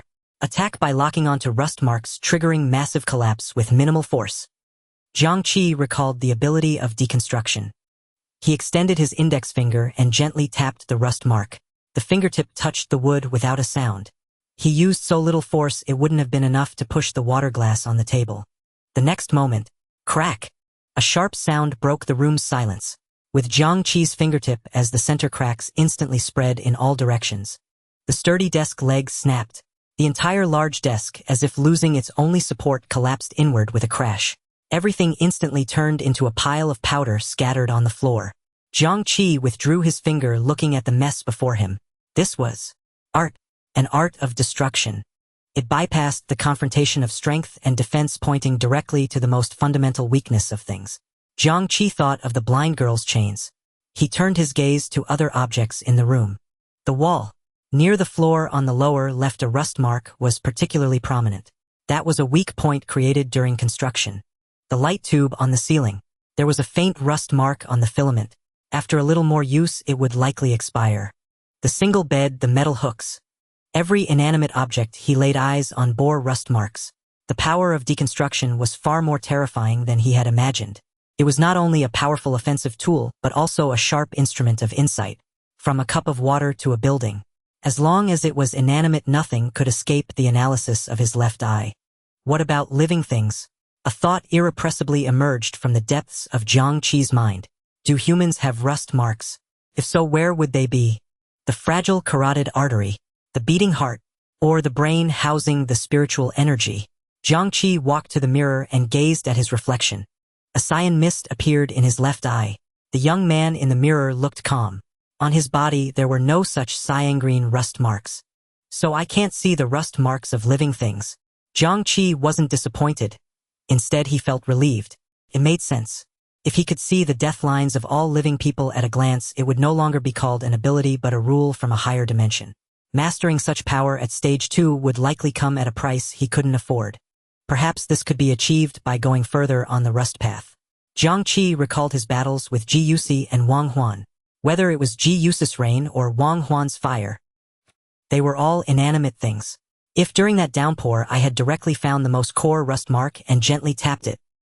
Jiang Qi's breathing quickened. He quickly suppressed this impulse. This was just a preliminary theory in his mind. Real battles where ever-changing enemies wouldn't stand still for him to find their weaknesses. The power of deconstruction must have its limits. At least I couldn't pierce Inspector Wang's fire with my current rust marks. But overall deconstruction does suppress elemental abilities in every aspect. The rust path. It only truly began to reveal itself from stage 2 and it directly led Jiang Qi to another dimension. However, this also brings a new problem. Jiang Qi's fingertip gently touched his reflection in the mirror. What exactly is the boundary between the inanimate and the living? Is it blood? Is it a heartbeat? Or consciousness? Jiang Qi had a premonition. When he could truly see the rust marks on living things, he would be one step closer to the secret beneath the rust lake. The new ability needed to be tested in real combat. Before completing his second ascension, no freshman at the 4th Academy could possibly be his opponent. Should he seek trouble with senior students, that would violate the friendly agreement with Shen Yun. Suitable, capable of fighting, and absolutely won't complain about me. There's only one person. Should I strike at the blind girl again? Just then, buzz. A slight vibration from the synchronizer on his wrist interrupted Jiang Qi's thoughts. Shen Yun, come to the inspectorate. I have something to ask you. The Supervision Bureau building soared into the clouds 21 stories high. Enter. Jiang Qi pushed the door open and the office's decor was as minimalist as ever. Phase 2 not bad.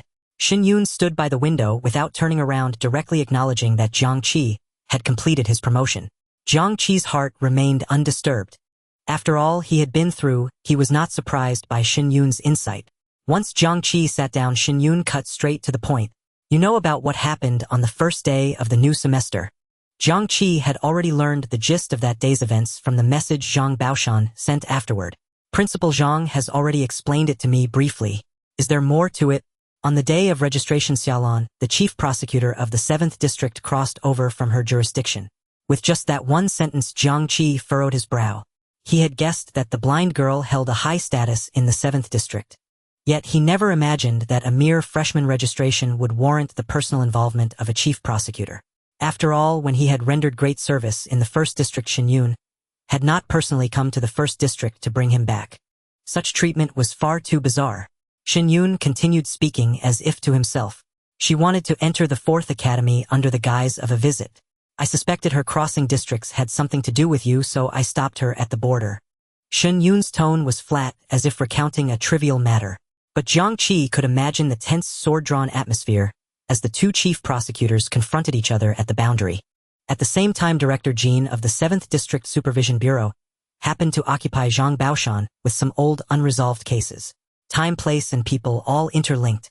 They cleared away every possible interfering factor, all to create an opportunity for the blind girl, a chance to naturally come into contact with you. Shen Yun returned to his desk and sat across from Jiang Qi. For this blind girl to make Xiaolan go to such lengths to orchestrate this, her purpose is anything but simple. He looked up at Jiang Qi. What happened between you two? Chief Prosecutor Shen, the blind girl, mistook me for a mole from the White Tower Parliament. The moment the words White Tower Parliament left his mouth, the aura of Shen Yun across from him shifted abruptly. The calm in his eyes shattered and the pen in his hand silently cracked into a thin fissure. An invisible heavy pressure clamped down on Jiang Qi's throat, making his breath catch. He stared blankly at Shen Yun until the latter reined in his sharpness and signaled him to continue. As if it had all been an illusion, it vanished and he finally spoke again.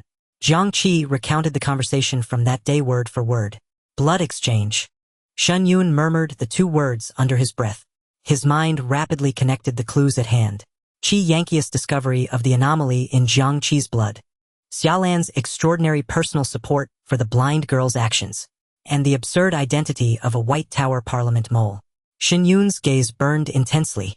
Xiaolan has set up multiple layers of protection around the blind girl. I cannot probe freely without alerting her.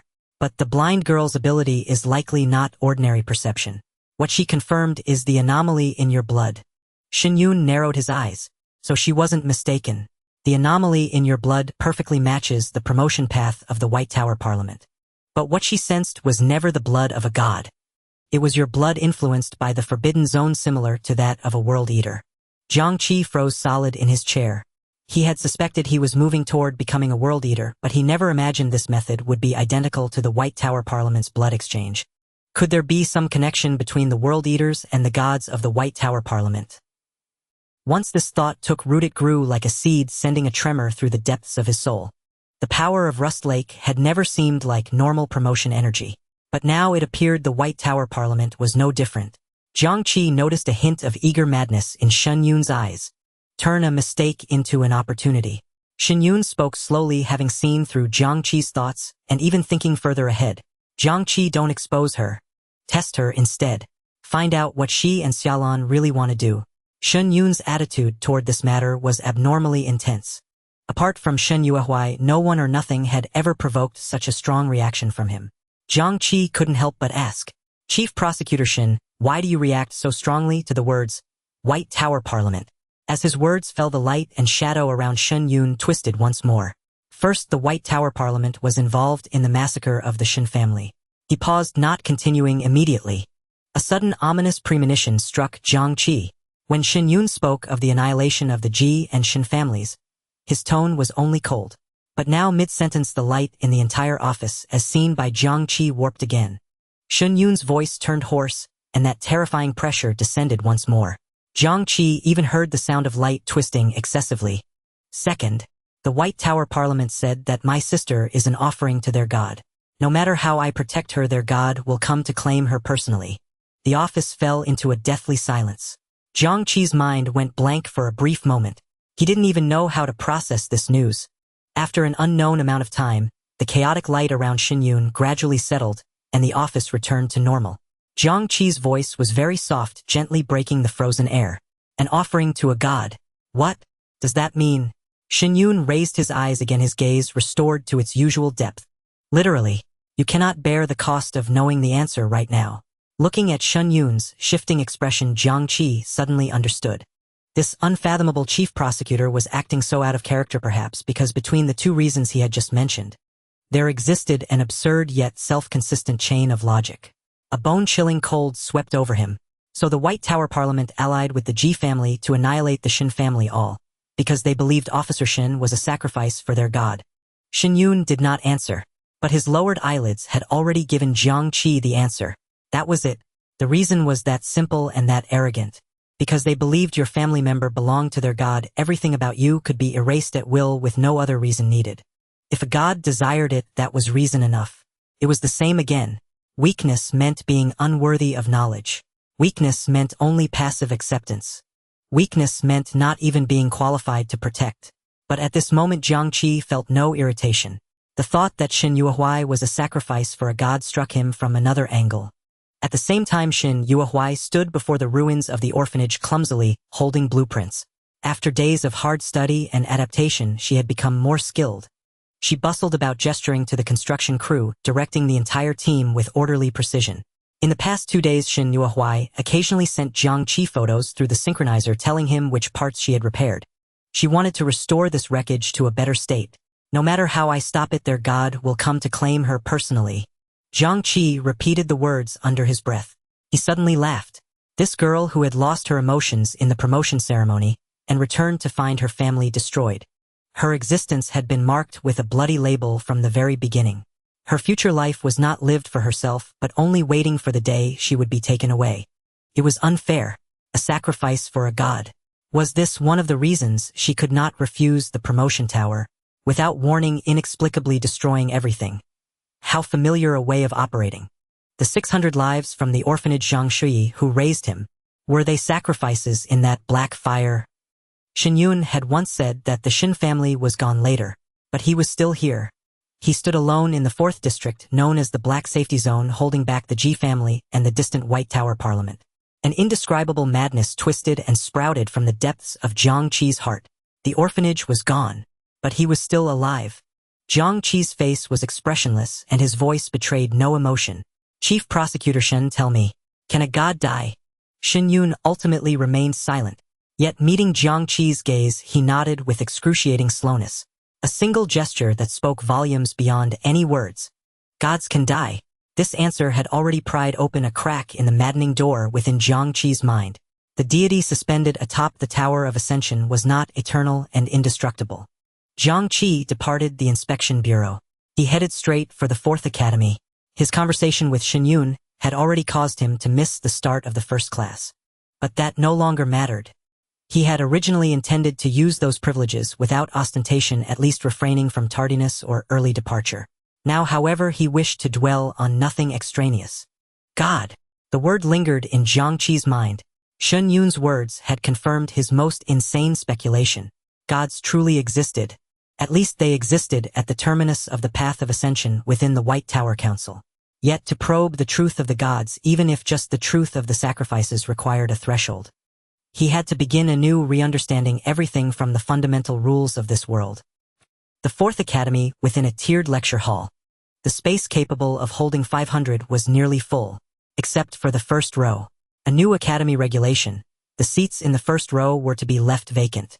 Most of the new students appeared excited, whispering to one another, filled with aspirations for the future, yet tinged with a hint of tension regarding the legendary World Eaters.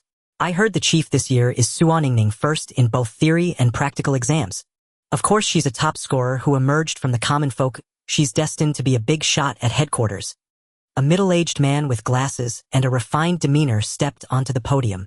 For conspicuous vertical lines on the chest of his academy uniform proclaimed his identity as a stage 4 ascender. I am Zhang Xiaoming, instructor for the basic course on World Eaters and Rifts. His gaze swept across the room, instantly silencing the entire lecture hall. Welcome, students. I hope that during your time at the academy you will gain a sufficiently sober understanding of our human race's greatest nemesis, the World Eaters. There aren't many rules in my class. Feel free to raise questions at any time, but maintain order. Zhang Xiaoming's formalities were brief. He quickly delved into the subject. He lightly touched the holographic teaching screen, and the characters for World Eater were projected. World Eaters, named for their meaning as alien species that erode worlds. They are born in the stars and die in devouring. As you have learned previously, the term World Eater is not a classification for a single type of life form. All malevolent beings from the stars that invade through rifts are called World Eaters. They are currently divided into 10 major categories: flora and fauna, mechanical species, ethereal species. He paused, each word laced with gravity. And finally, the most dangerous, humanoid species. Zhang Xiaoming's pace slowed noticeably at the words humanoid species. Then he stopped. Thump, thump, thump. The half-closed door at the back of the lecture hall was knocked upon, the sound neither heavy nor light. Zhang Xiaoming gave a slight nod to the newcomer, signaling him to enter. This subtle gesture instantly ignited the curiosity of the hundreds of new students. Jiang Qi pushed the door open and entered. Still clad in his inspection bureau uniform, he stood out starkly among the surrounding new students. Ignoring the hundreds of gazes converging on him, he descended the steps from the last row's entrance. With unhurried steps, he passed through all the new students. He finally stopped at the specially vacated seat in the very center of the first row. With an utterly natural motion, he sat down on the seat to the relative left. Zhang Xiaoming was visibly waiting for him to be seated. Only when Jiang Qi was ready did he intend to continue the lecture. The murmurs in the classroom instantly swelled. Damn, who's this? So arrogant. Keep your voice down. Look, Instructor Zhang hasn't even said anything. Are you kidding me? Weren't the first row seats supposed to be empty? Whispers coalesced into a cacophony of background noise. All eyes focused on Jiang Qi's back, filled with curiosity, envy, but mostly discontent. In the center of the second row, a girl with a neat short haircut furrowed her brows tightly. Her name was Suaningning. Scale 8, Elemental Affinity. She had entered the 4th Academy with near-perfect written exam scores. She was the most dazzling prodigy among this batch of new students at the 4th Academy. Suaningning came from a commoner background. She firmly believed that hard work and sweat were the only paths to strength and becoming a higher ascender. Jiang Qi's blatant display of privilege clashed with her beliefs regarding academy rules. Why should he? She had studied day and night, memorizing every single theory flawlessly. Combined with her scale, which neared the upper limit of stage 1, she had only earned a seat in the center of the second row. Yet this man, just by walking in, had seated himself above everyone else.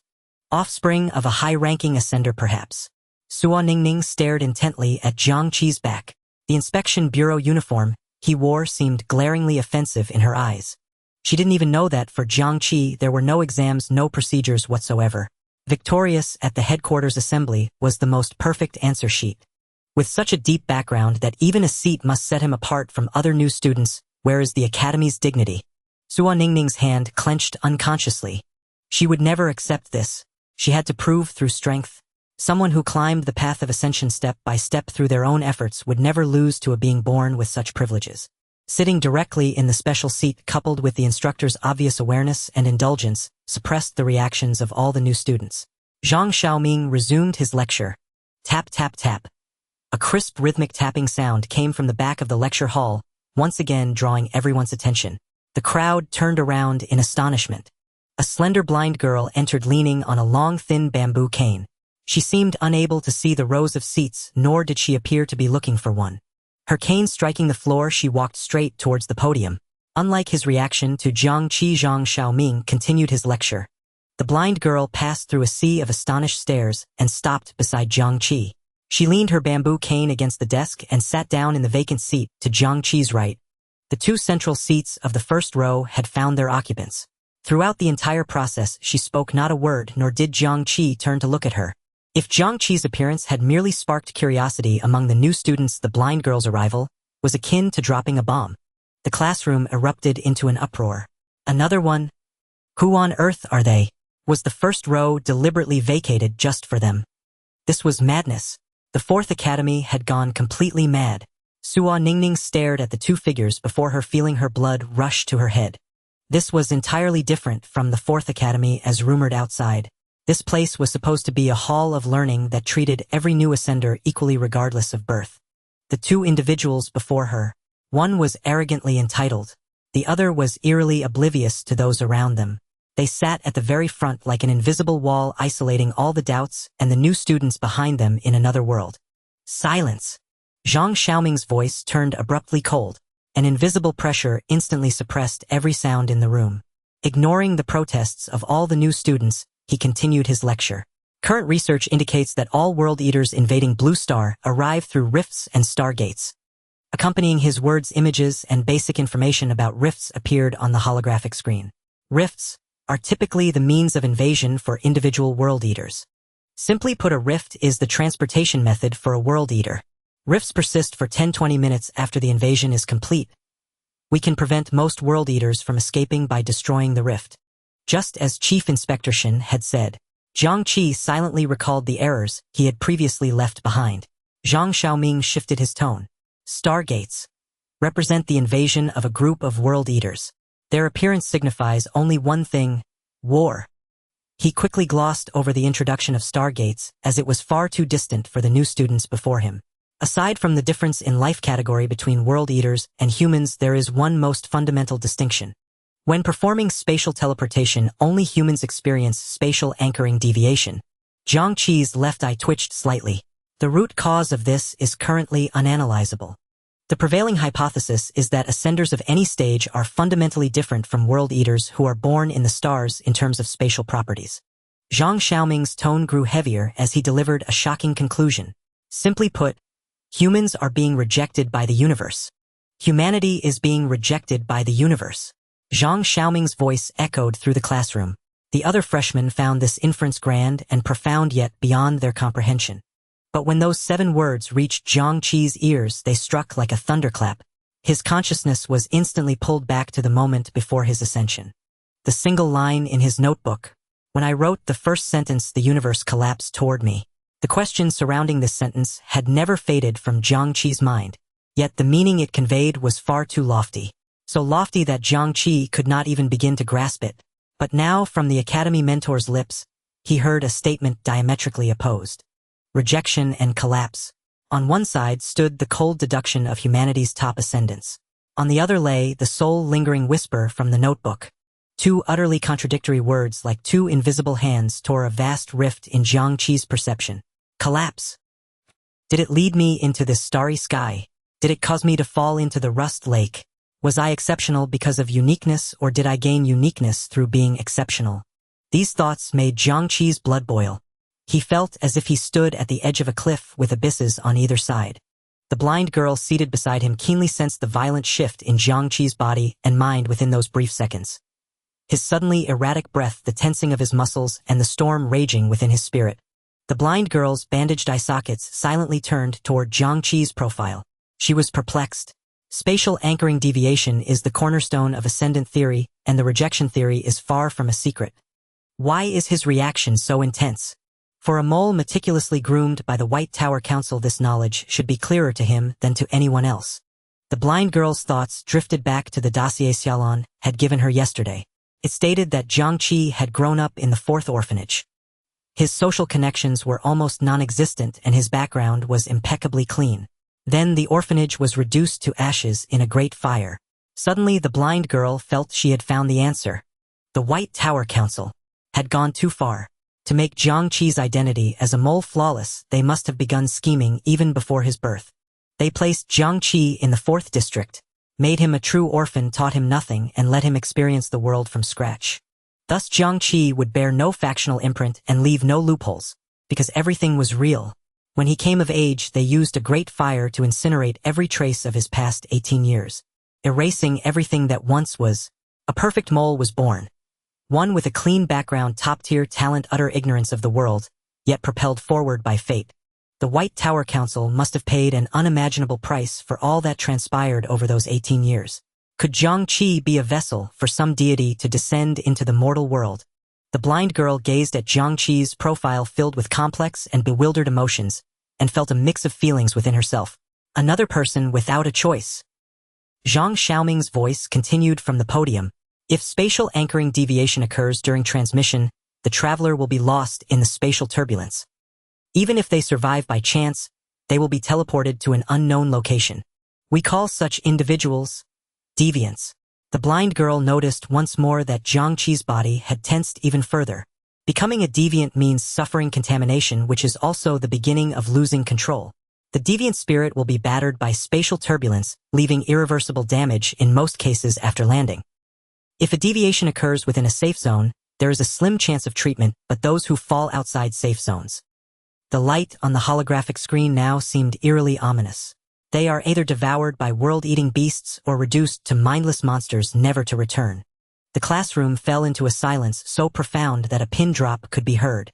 The freshmen, terrified by words like loss of control and madness, dared not breathe loudly. Their earlier doubts were forgotten and everyone slowed their breathing. Zhang Xiaoming continued, "Therefore every ascendant must remember, any uncalibrated and unauthorized spatial transmission is absolutely forbidden. Otherwise, even if you teleport to the academy gate, no one will come to save you. No one can be sure whether you have already been contaminated." Gulp. The sound of someone swallowing echoed in the dead silent classroom, unnervingly clear. Zhang Xiaoming seemed to find the atmosphere too heavy and changed the subject. Of course, for high-level ascendants, the rules of the world are different. Procurators can initiate transmission on their own. Moreover, their transmission methods are highly unique, giving them strong resistance to spatial anchoring deviation. He put on a smile and encouraged, "Strive to ascend, students. Perhaps among you will emerge a new procurator. In the world of Ascension, anything is possible." Though he said this, Zhang Xiaoming's gaze was fixed solely on Jiang Qi. As an academy mentor, he had naturally heard of Jiang Qi's performance at headquarters. The academy's new resource allocation and the improvement in mentor benefits were all tied to the student in the first row. No one opposed the new rules and privileges announced by Principal Zhang Baoshan. Jiang Qi's performance at headquarters signaled that Shun Yun still had countermeasures in this struggle.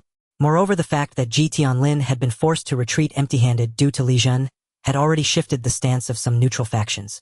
The Ji family wanted Jiang Qi to become a target for all, yet they did not wish for his potential and dominance to spread further. This did not benefit the struggle between the Ji and Shen families. This led to the birth of a peculiar phenomenon. Jiang Qi had gained some renown among mid-level ascendants, but remained utterly unknown among low-level ascendants. Suo Ningning, seated in the second row, furrowed her brows even more tightly. She could sense that the content of this lesson was far too heavy. It differed from the standard first lesson in the textbooks. The first lesson was not supposed to directly discuss the universe and deviance. She noticed that during the latter half of the lecture, the mentor's gaze had barely left her direction a few times. But Suo Ningning knew Zhang Xiaoming was not looking at her. Gazing at the backs of Jiang Qi and the blind girl in front of her, a strange feeling mingled with her sense of defiance. Part of the knowledge seems tailored specifically for these two. Their reactions to the dangers and taboos mentioned by the mentor were unlike those of the other freshmen. When the rejection theory and deviance were discussed, the blind girl glanced at Jiang Qi several times. They clearly know the deeper inside story. Just then Jiang Qi broke the classroom's silence. Mentor Zhang. Zhang Xiaoming looked at Jiang Qi. He had deliberately paused to give the students time for discussion and reflection, waiting for questions. Is there truly nothing in the world that can interfere with the destination of deviated transmissions? Jiang Qi stared straight at the podium. Or can anything allow humans below the rank of procurator to avoid spatial anchoring deviation during transmission? For instance, during Ascension, the classroom fell silent for a moment, then erupted into suppressed snickers and whispers. Isn't that a fantasy? If such a thing existed, there would be no deviance. Truly, ignorance breeds audacity. Does he think Ascension is going wherever one pleases? These two questions were too insightful yet too naive. So naive that they made Jiang Qi's ignorance seem exaggerated. But his inquiries were too specific. How to interfere below the rank of procurator traveling to and from the Ascension Tower. So specific that it seemed as if he had experienced it. However, Zhang Xiaoming's reaction on the podium silenced all the laughter. His smile vanished, completely replaced by an unprecedented seriousness. Jiang Qi, your question has exceeded the scope of basic theory. Generally speaking, the answer is no. Zhang Xiaoming paused again, as if choosing his words carefully. But if you insist on asking about the boundary between existence and non-existence, then there are indeed three places that transcend the rules of spatial anchoring deviation. The three forbidden zones. The concept of the three forbidden zones had appeared in textbooks before, yet no records bore their names. Zhang Xiaoming shut down the holographic screen used for teaching. He no longer relied on any imagery as before. It seemed the very names he was about to utter possessed a power that defied direct gaze. Stepping officially into the Ascender Academy means you have chosen to delve deeper into the path of ascension. I can now reveal these three names to you. All 500 freshmen held their breath almost simultaneously. The Truth Graveyard, the Eternal Night City, and the Rust Lake. Boom! The moment those words fell, the Rust Lake water deep within Jiang Qi's left eye stirred with a frigid ripple. A bone-chilling cold erupted from the depths of his soul. Cyan mist surged out of control. He abruptly raised his hand, pressing it firmly against his left cheek. Simultaneously, the temperature in the classroom plummeted. The mere utterance of these three appellations had already begun to erode reality. Sweat beaded on Zhang Xiaoming's temples, but he pressed on. No one has ever returned alive from the forbidden zones. Even world-eating seeds cannot survive before them. Any form of teleportation is distorted within these zones. The three forbidden zones are like vortexes specifically designed to devour deviance. As Zhang Xiaoming's voice faded, a deathly silence fell over the entire lecture hall. Fear is the best sedative. The names of the forbidden zones loomed like an insurmountable mountain, crushing the breath out of all the freshmen. Suo Ningning's back was drenched in a cold sweat. Her near-perfect theoretical knowledge test, once a source of pride, now seemed utterly feeble before the concept of the forbidden zones. She had no understanding of what these three names meant, yet an instinctive dread gripped her heart. Instructor Zhang. Jiang Qi broke the silence, once more his voice as steady as ever. Since no one has ever returned alive from the forbidden zones, how were the information and names regarding them defined? This question precisely jolted every freshman out of their fear. Exactly. If no one returned, where did this data come from? The freshmen stared in astonishment at Jiang Qi's. Back then, all turned their gaze to Zhang Xiaoming on the podium. This question was exceptionally sharp, targeting a fundamental logical flaw. Suo Ningning shuddered violently. Her mind was entirely consumed by the terror of the forbidden zones, leaving no capacity to ponder the contradictions in Zhang Xiaoming's words. Yet Jiang Qi, whom she perceived as part of the privileged class, had immediately seized upon the most critical core. His focus was not on the horror and strangeness of the forbidden zones, but on the source and veracity of the information. Zhang Xiaoming's eyes narrowed slightly as he gazed at Jiang Qi, remaining silent for a full half-minute. Finally, he shook his head. Student Jiang Qi, this question ends here. The instructor's resolute response stifled everyone's curiosity. Jiang Qi nodded as if he had anticipated this answer all along. He posed another question. Instructor Zhang, one last question. Zhang Xiaoming nodded, signaling for Jiang Qi to proceed. Since it has been established that world-eating seeds are a collective term for malicious invading organisms, why expend tremendous effort on classifying them in detail? Is this classification merely for distinguishing appearances? He paused, then continued. Or do all world-eating seeds of the same type share a common weakness? If the previous question showcased Jiang Qi's meticulous thinking, this one laid bare the depth of his understanding. Weakness. This inquiry created an even deeper chasm for the freshmen. Most of them had never even seen a real world-eating seed and were still learning basic theories about them. Yet Jiang Qi was already contemplating the connection between classification and weaknesses, strategizing targeted hunting methods. Suo Ningning's tightly clasped hands unconsciously loosened. She stared blankly at Jiang Qi's back, her resentment mingling with more confusion and a trace of yearning. She too wanted to know the answer. She too yearned to think from a higher vantage point like Jiang Qi. This time Zhang Xiaoming on the podium was genuinely taken aback. He finally realized that this student's success at the headquarters assembly was not due to Shen Yun's favor alone. He chose his words carefully. The classification of world-eating seeds bears similarities to our path of ascension. Imagine an immensely vast tree with branches extending in opposite directions. We and the world-eating seeds are the leaves on these branches. This commonality cannot be simply summarized as a shared weakness. Different branches implied a common origin, while the leaves signified divergence. Jiang Qi recalled that both Chun Ren and Zhang Fanhai possessed a similar clone ability. But Chun Ren's clones behaved identically to himself. Zhang Fanhai's clones were more numerous, yet all expressionless.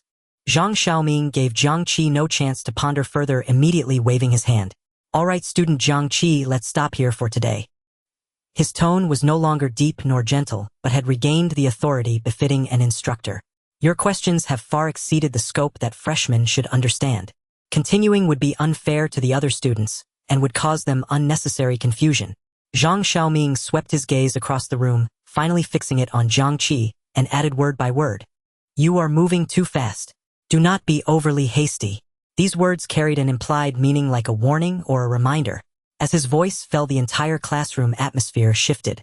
Was the content of this lesson prepared for him? Are we just auditing?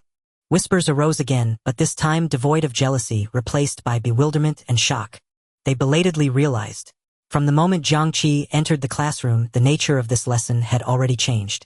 This was no longer a large class of 500, but a session of questions and answers between instructor Zhang Xiaoming and Jiang Qi. On the podium, seeing that Jiang Qi had no further questions, Zhang Xiaoming cleared his throat. He began to steer the first lesson back on track. Next, we will discuss the rules that ascenders must follow within safe zones and the academy.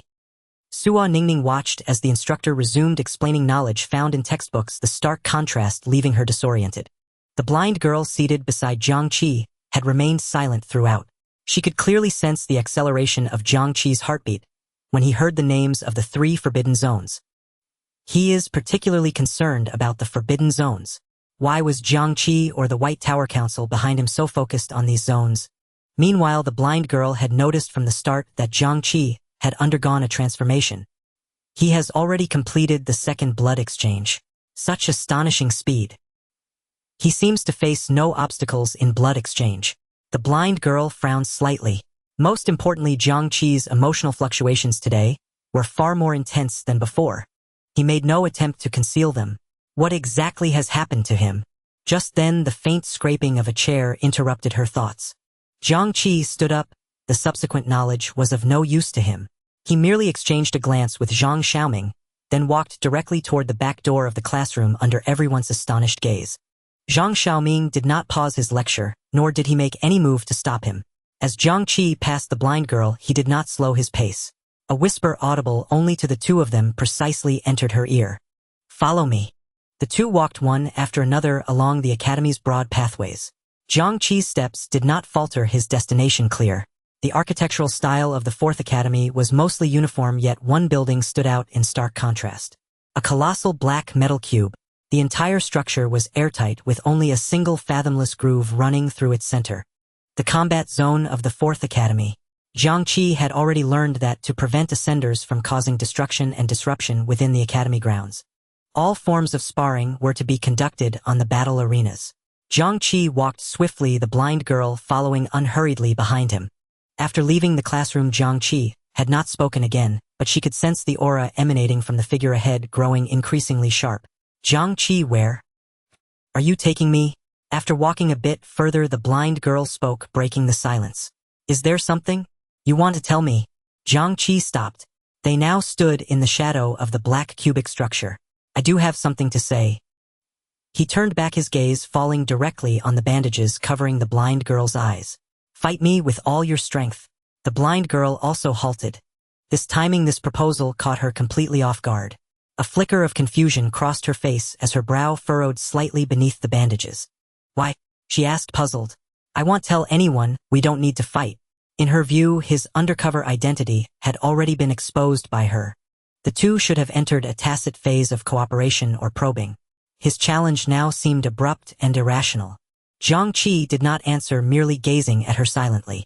The blind girl felt the unadulterated pressure combined with Jiang Qi's earlier unstable emotions. A thought took shape in her mind. He didn't gain much of an advantage in our last fight. Is it because after completing the second blood exchange and his power surging, he's resentful that I easily neutralized his abilities? She leaned on her bamboo staff, sighing softly to herself. Ha, male pride. She believed she had seen through Jiang Qi's thoughts. Still, a fight would be acceptable. Her mission was to naturally approach Jiang Qi and understand him. Combat was undoubtedly the fastest and most direct way to know an ascender. Moreover, appropriately indulging this kindred spirit's pride and showing him a degree of recognition would be greatly beneficial for their future interactions. With that thought, the blind girl hesitated no longer. She nodded, gently agreeing to Jiang Qi's proposal. All right. Meanwhile, several kilometers away on the 21st floor of the Inspectorate Bureau, a massive holographic screen floated in the center of Shen Yun's office, clearly displaying two figures, Jiang Qi and the blind girl walking toward the combat zone. Zhang Baoshan stood to the side, watching the two freshmen on the screen with an insincere smile on his face. Chief Inspector Shen, is this really okay? He spoke cautiously, his tone laced with worry. Student Jiang Qi is issuing a challenge. After all, she is someone Chief Inspector Xiaolan holds very dear and values highly. If something goes wrong, it might be hard to explain to the 7th District. He knew well that a fight in the academy was a trivial matter. But when both parties involved in the fight each had ties to a chief inspector, it became a major affair. Shen Yun, fingers interlaced, watched the screen, his expression unruffled. Since Xiaolan let her come, it implies tacit approval, he said flatly. Otherwise, she can come and tell me herself. Zhang Baoshan was taken aback, then quickly plastered a smile back on his face, feeling a wave of relief. You've thought of everything. With your word, naturally, there's no problem. His worries dispelled, curiosity immediately took over. Speaking of which, if these two kids really fight, it's hard to say who would win. Zhang Baoshan was like an audience member anticipating a good show. Student Jiang Qi crippled the third miss of the Ji family at the 1st District Assembly, killing 11 in one go. But this blind girl, with her mysterious origins and personal tutelage under Chief Inspector Xiaolan, is definitely no pushover. Chief Inspector Shen, who do you think is stronger? Shen Yun's gaze shifted from the screen. He picked up the coffee on his desk and took a light sip. Principal Zhang, your understanding of Jiang Qi is still stuck at the 1st District Assembly. Zhang Baoshan was startled. Shen Yun set down his coffee, his voice calm. He is no longer at stage 1. Boom! The words exploded in Zhang Baoshan's mind. Already at stage 2. How is that possible? It hasn't even been a week since the assembly ended. Zhang Baoshan's mind reeled. After digesting this shocking news, elation followed. In the short span from completing his ascension to the start of the new semester, Jiang Qi had already crossed the 1st stage. A terrifying rate of ascension coupled with nearly unmatched combat ability at the same stage. Haha, so that's it. The worry on his face vanished completely. As long as the blind girl isn't also at stage 2, given the strength student Jiang Qi has shown, this fight is naturally a foregone conclusion. Zhang Baoshan's tone was filled with confidence in Jiang Qi. But Chief Inspector Shen, shouldn't we remind student Jiang Qi to be careful with his force? After all, the assembly incident is still fresh in everyone's mind. Shen Yun did not look at him, his gaze returned to the screen, landing on the slender figure following quietly. His voice carried an indescribable nuance. You're right too, Principal Zhang. She indeed is not at stage 2. The smile on Zhang Baoshan's face instantly froze. He stood rooted to the spot, Shen Yun's words echoing in his mind. Realization dawned and his face turned pale. Indeed, not at stage 2. At the entrance to the combat zone hung a holographic screen displaying simple rules. Please select a battle arena. Battle arenas are divided into stages 1 through 4. Please choose, according to your own ability.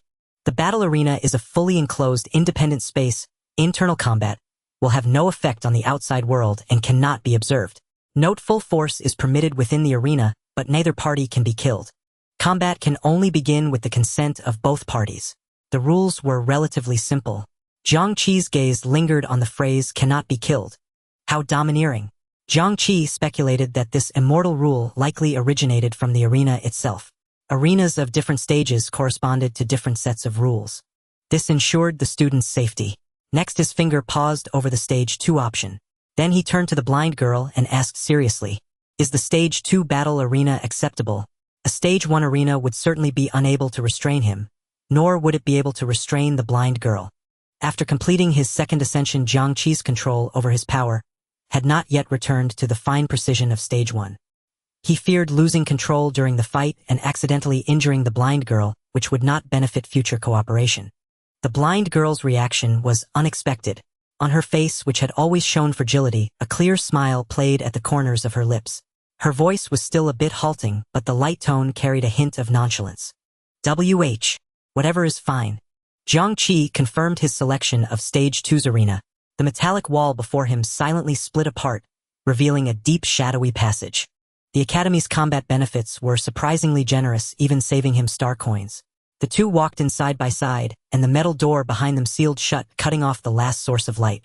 The passage was utterly silent, only the echo of their footsteps reverberating. The two walked together, each harboring different thoughts.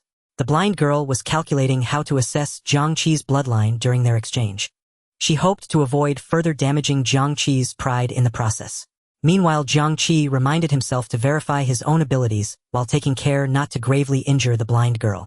After all, he still needed to extract much information from her. A few minutes later, they reached the end of the passage. The entire combat arena was a circular space of unimaginable vastness. The dome simulated a starry sky with faint starlight dotting the profound darkness, and the entire floor was made of smooth alloy. Though called an arena, it had no boundaries. The space was dead silent, only their breaths and heartbeats audible. Jiang Qi and the blind girl walked to the center of the arena, naturally separating by a small distance. Here he could finally hold nothing back. He needed a fierce battle to verify the changes after his second ascension, and to vent the myriad doubts and pressures that haunted him. More importantly, he wanted to tear through the layers of disguise this woman wore. A spy from the White Tower Council, the scent of a kindred spirit. You think you've deciphered my secret? In Jiang Qi's right eye, a crimson bloodline suddenly flared, but this time it didn't vanish. Instead, like a drop of thick ink into clear water, it swiftly dyed his entire pupil. A mad, chaotic aura brutally radiated from him. What hides beneath your bandages, blind girl? The blind girl across from him stood quietly, gently placing her bamboo staff on the ground. She raised her slender, pale fingers and touched the edge of the bandage on her cheek. Jiang Qi, before we begin, can I ask one last question? Jiang Qi's eyes locked onto her, remaining silent, which she took as tacit consent. The blind girl tilted her head, slightly adopting an innocent posture. The second time you changed blood. Which saint's blood did you use? The madness in Jiang Qi's pupils froze slightly. A saint, another unfamiliar term. Shen Yun's information only mentioned that the White Tower Council believed in divine power. Their method of ascension was blood exchange, seeking the bloodline of gods. What was a saint? It sounded like a title, perhaps a rank between mortals and gods. Why did the blind girl assume he had exchanged saint's blood instead of divine blood? Countless questions churned in his mind, but Jiang Qi's face remained impassive. He had grown accustomed to disguising himself under extreme information asymmetry. He looked at the blind girl, her head tilted, as if awaiting a standard answer, and felt a bitter amusement rise within him. The misunderstanding seems to be deepening. She's likely misjudged the purpose of this battle as well. Perfect. Jiang Qi's face was expressionless.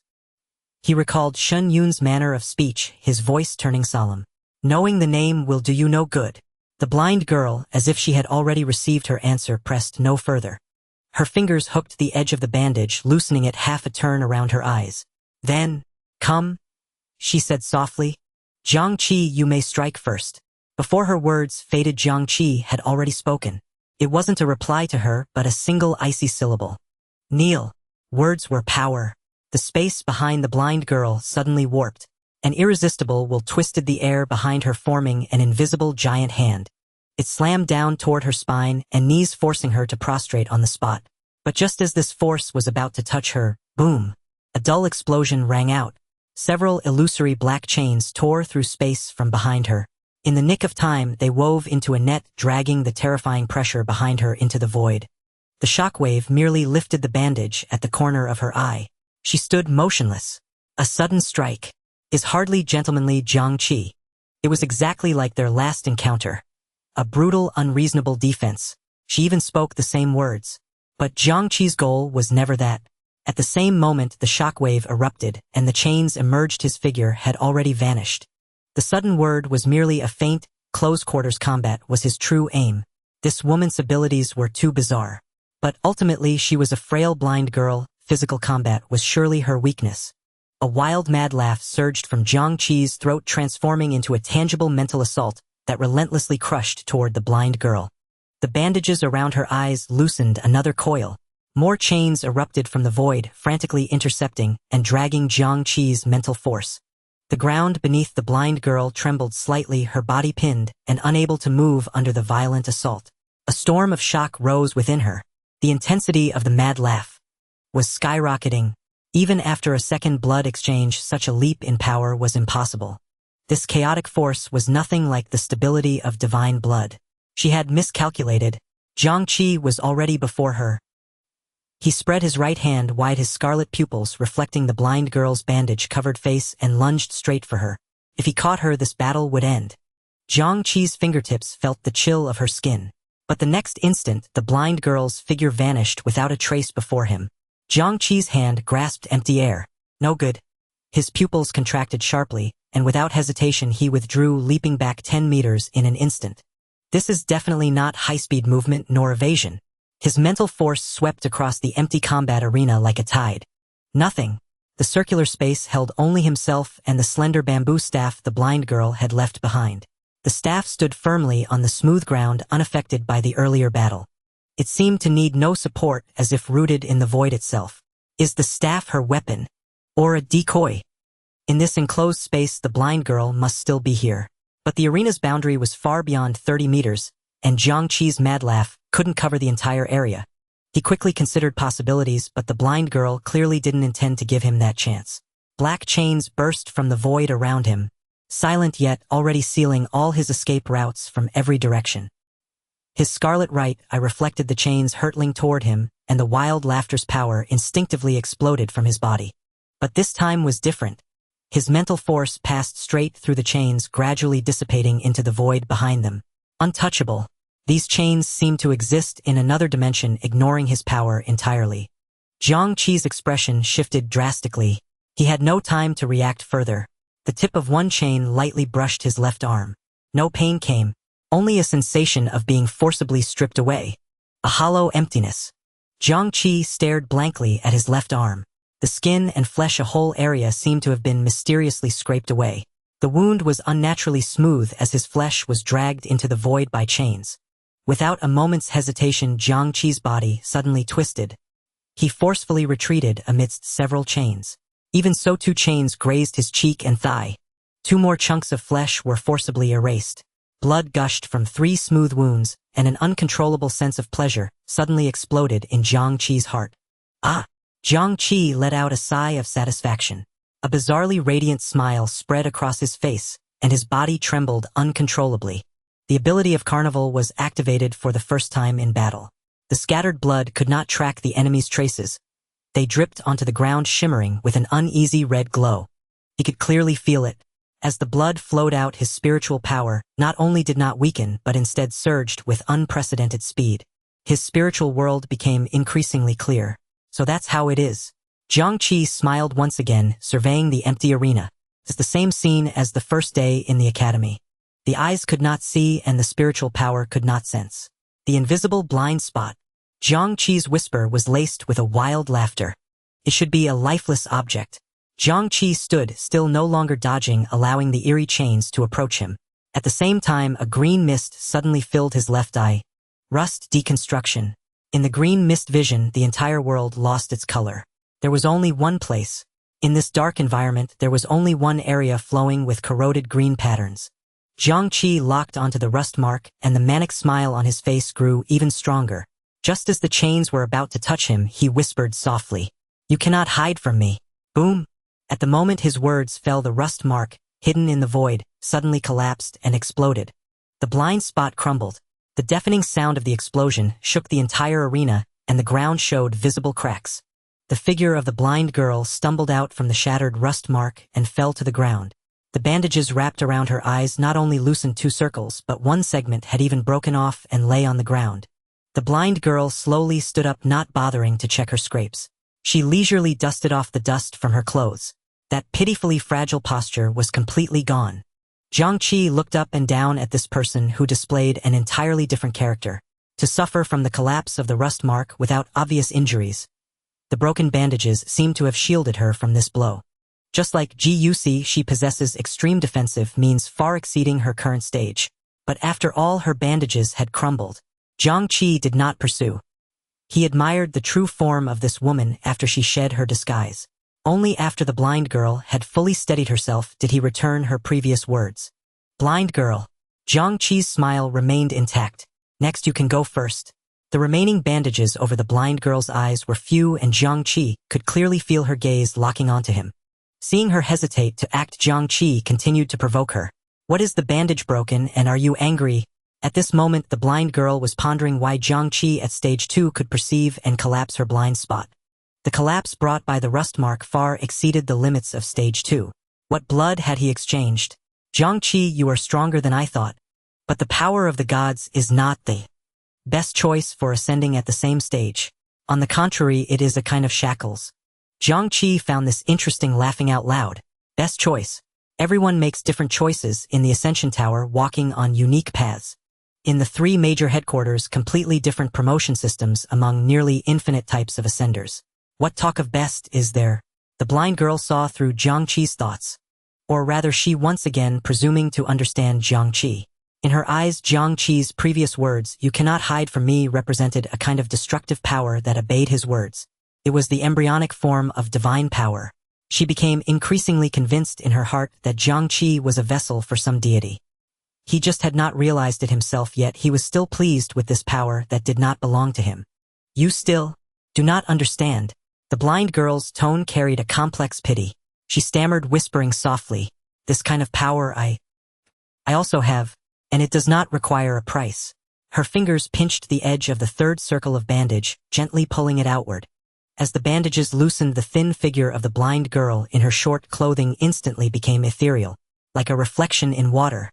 She stated a fact. "Between you and me there is no distance." The moment her words fell, Jiang Qi's vision suddenly twisted and folded. The order of distance was altered. In the next moment, Jiang Qi was already standing in front of the blind girl.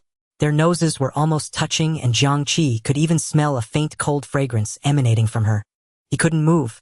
Not just his body, even his spiritual power was pressed on pause. "Jiang Qi, I won." The blind girl looked at the Jiang Qi so close to her, the eyes behind the bandages curved into crescent moons. She leaned close to Jiang Qi's ear, about to continue speaking, but her attention was suddenly drawn by a flash of red light. She had overlooked one thing. Just as Jiang Qi was forcibly transported before her, the blood that flowed from his wounds and scattered on the ground also followed the same rule and was transported over. The blood of Carnival, which had previously been silent due to the inability to seek out a target, finally found the only enemy in this space at this moment. The brilliance of the scarlet smiling face surged. Boom! Boom! Boom! A series of violent explosions suddenly erupted before the blind girl. The violent energy on both physical and spiritual levels overwhelmed the chain's defenses.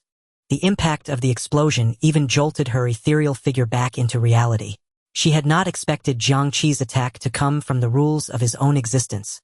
My rules were exploited. This was the only thought that flashed through the blind girl's mind. The binding power instantly collapsed. The scarlet light in Jiang Qi's eyes had risen to its peak.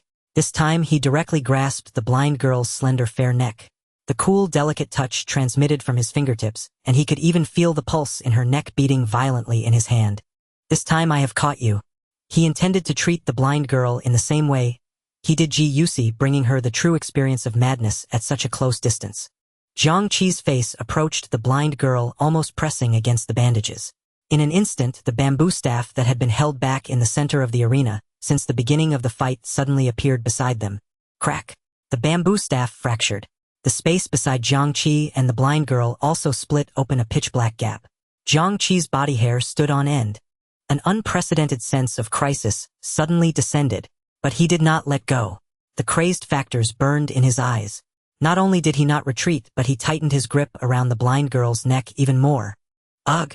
The blind girl let out a painful grunt, her face slightly flushed due to lack of oxygen. Crack!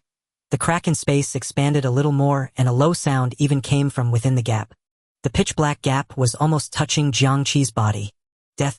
The shadow of death instantaneously engulfed all of Jiang Qi's senses. It was so close that he could feel the dark fissure breathing. Jiang Qi felt the arm that was gripping the blind woman's neck being pulled outward by an irresistible force, drawing him into that absolute void. The madness of mutual destruction screamed in his mind, yet his Bodis instincts were issuing a dying warning. Only at the last moment did he suddenly release his grip. He rapidly retreated. The ground of the arena was scratched by an invisible force. At the moment he withdrew, the dark fissure suddenly contracted, seamlessly healing along with the broken bamboo staff. It was as if nothing had happened. The entire arena was left with only the sound of Jiang Qi's heavy breathing. He stood several meters away, his chest heaving violently. The near-death sensation brought by that fissure still lingered on his skin, making him dare not act rashly. A door? A storm surged within Jiang Qi's heart. Is the bamboo staff essentially a door that can be opened at any time? Or is it that the one she holds is simply immovable? Fissure. A name appeared in Jiang Qi's mind. Xiaolan, the chief prosecutor of District 7. It was she who sent the blind woman to approach him. Was the power of this prosecutor behind that door? Jiang Qi's face turned ashen. He had not forgotten that at the entrance of the academy, the end of that bamboo staff had already brushed against his pant leg. The blind woman coughed violently a few times, covering her neck where a clear impression of fingers lingered on her fair skin. Even having teetered on the edge of suffocation, her posture remained steady. With her other hand, she once again grasped the already healed bamboo staff. Then she bent down to pick up the bandage that had been torn on the ground. She wrapped the scattered bandage back around, carefully tying a knot. Her movements remained unhurried. The sense of disconnection that made her seem out of place along with her commanding presence vanished with the completion of that knot. She transformed back into the fragile blind woman. Jiang Qi continued to regard her with caution, or more accurately, he was watching the bamboo staff she held once more. Though their battle ended in this manner, he felt no hint of disappointment. This fight had confirmed many things for him. His strength had indeed undergone a qualitative change after his second advancement. The explosion of the blood of revelry was far more intense than during the experiments at the Rust Lake. The existence of rust marks also just so happened to restrain the abilities of the blind zone. Not only the blind zone, rust marks could almost counter all forms of power characterized as death. Most importantly, Jiang Qi had confirmed the greatest weakness of this woman. As long as he could truly approach her, her body was pitifully weak with no ability to resist. But that weakness was perfectly protected by that unknown door. Across from him, the blind woman's emotions were equally turbulent. Jiang Qi's blood could actually explode. The more severely he was injured, the stronger his mental power became. The madness displayed by the man at the last moment completely exceeded her expectations. The sensation of suffocation from having his neck gripped still felt real. So chaotic, so violent. She had never heard of any divine blood exhibiting such characteristics. Before this battle began, both thought of themselves as hunters and the other as the ignorant prey stumbling into a trap. Now both had changed their minds. Jiang Qi, the blind woman's delicate voice shattered the silence. You are the first person to grip my neck. There was a strange tone in her voice that was hard to describe. This headless statement made Jiang Qi's brow twitch. So what? I might still be the first to strangle you to death. The blind woman suddenly laughed lightly, seemingly pondering seriously before continuing. So are we. Even now. Jiang Qi nodded in silence, his gaze never leaving the bamboo staff. If their battle continued, it would soon spiral out of control. It would completely devolve into an unknown door versus a bronze man.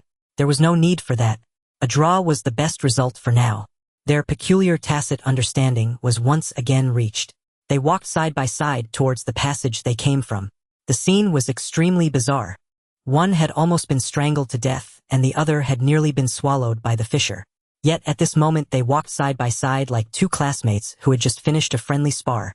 Just as they were about to leave this independent space, Jiang Qi suddenly spoke. "You really are a stutterer." The blind woman's steps faltered. Jiang Qi's thoughts wandered. From the moment they met, he had regarded everything about the blind woman as a disguise. Her fragile demeanor, her harmless appearance, including her stuttering speech. When the blind zone collapsed and she briefly displayed a strong and proud side during the battle, Jiang Qi had become even more convinced that everything before was an act. Yet at that moment the blind woman still spoke haltingly. The blind woman slightly tilted her head towards Jiang Qi, responding softly. "Yes. Yes. Why?" Jiang Qi asked out of the blue. "What? You're so strong, why not fix it?" Jiang Qi furrowed his brow.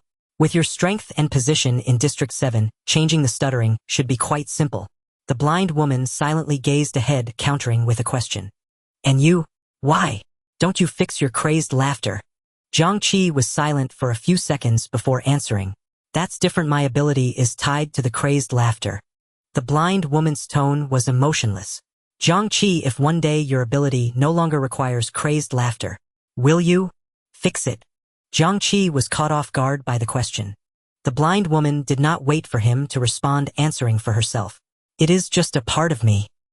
After saying this, she did not wait for Jiang Qi, walking forward alone.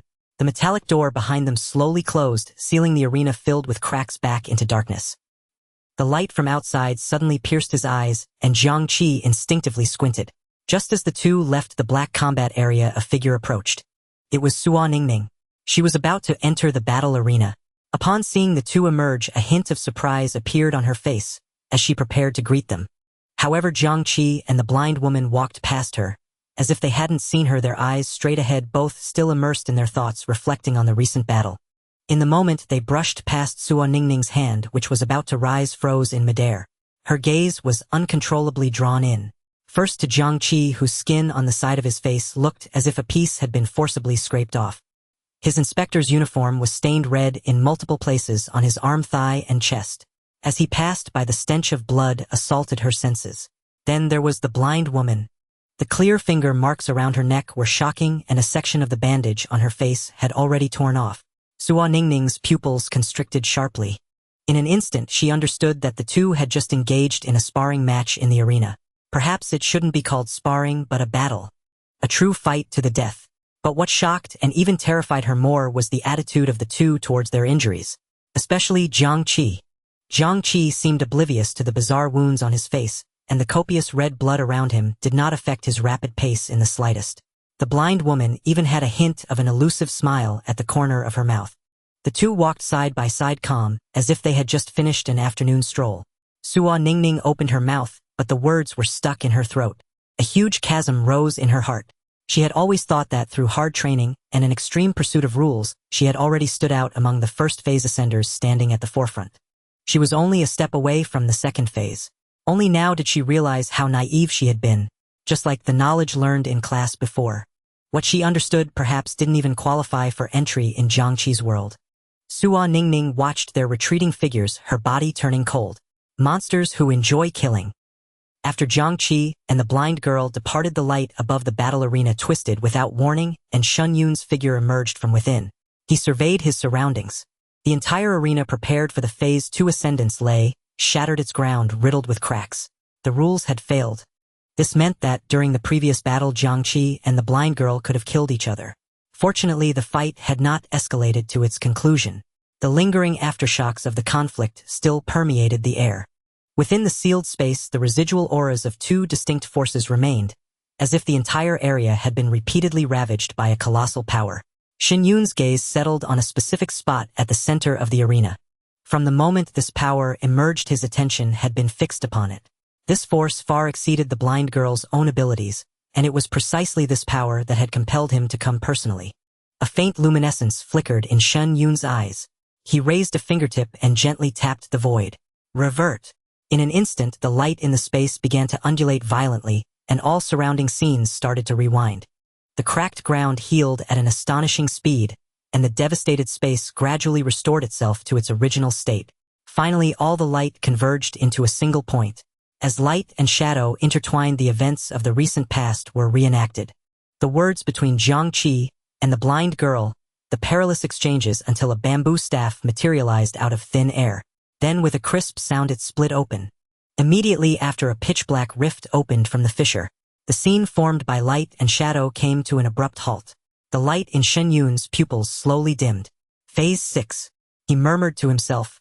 Not Xiaolan. He was well acquainted with Xiaolan's abilities.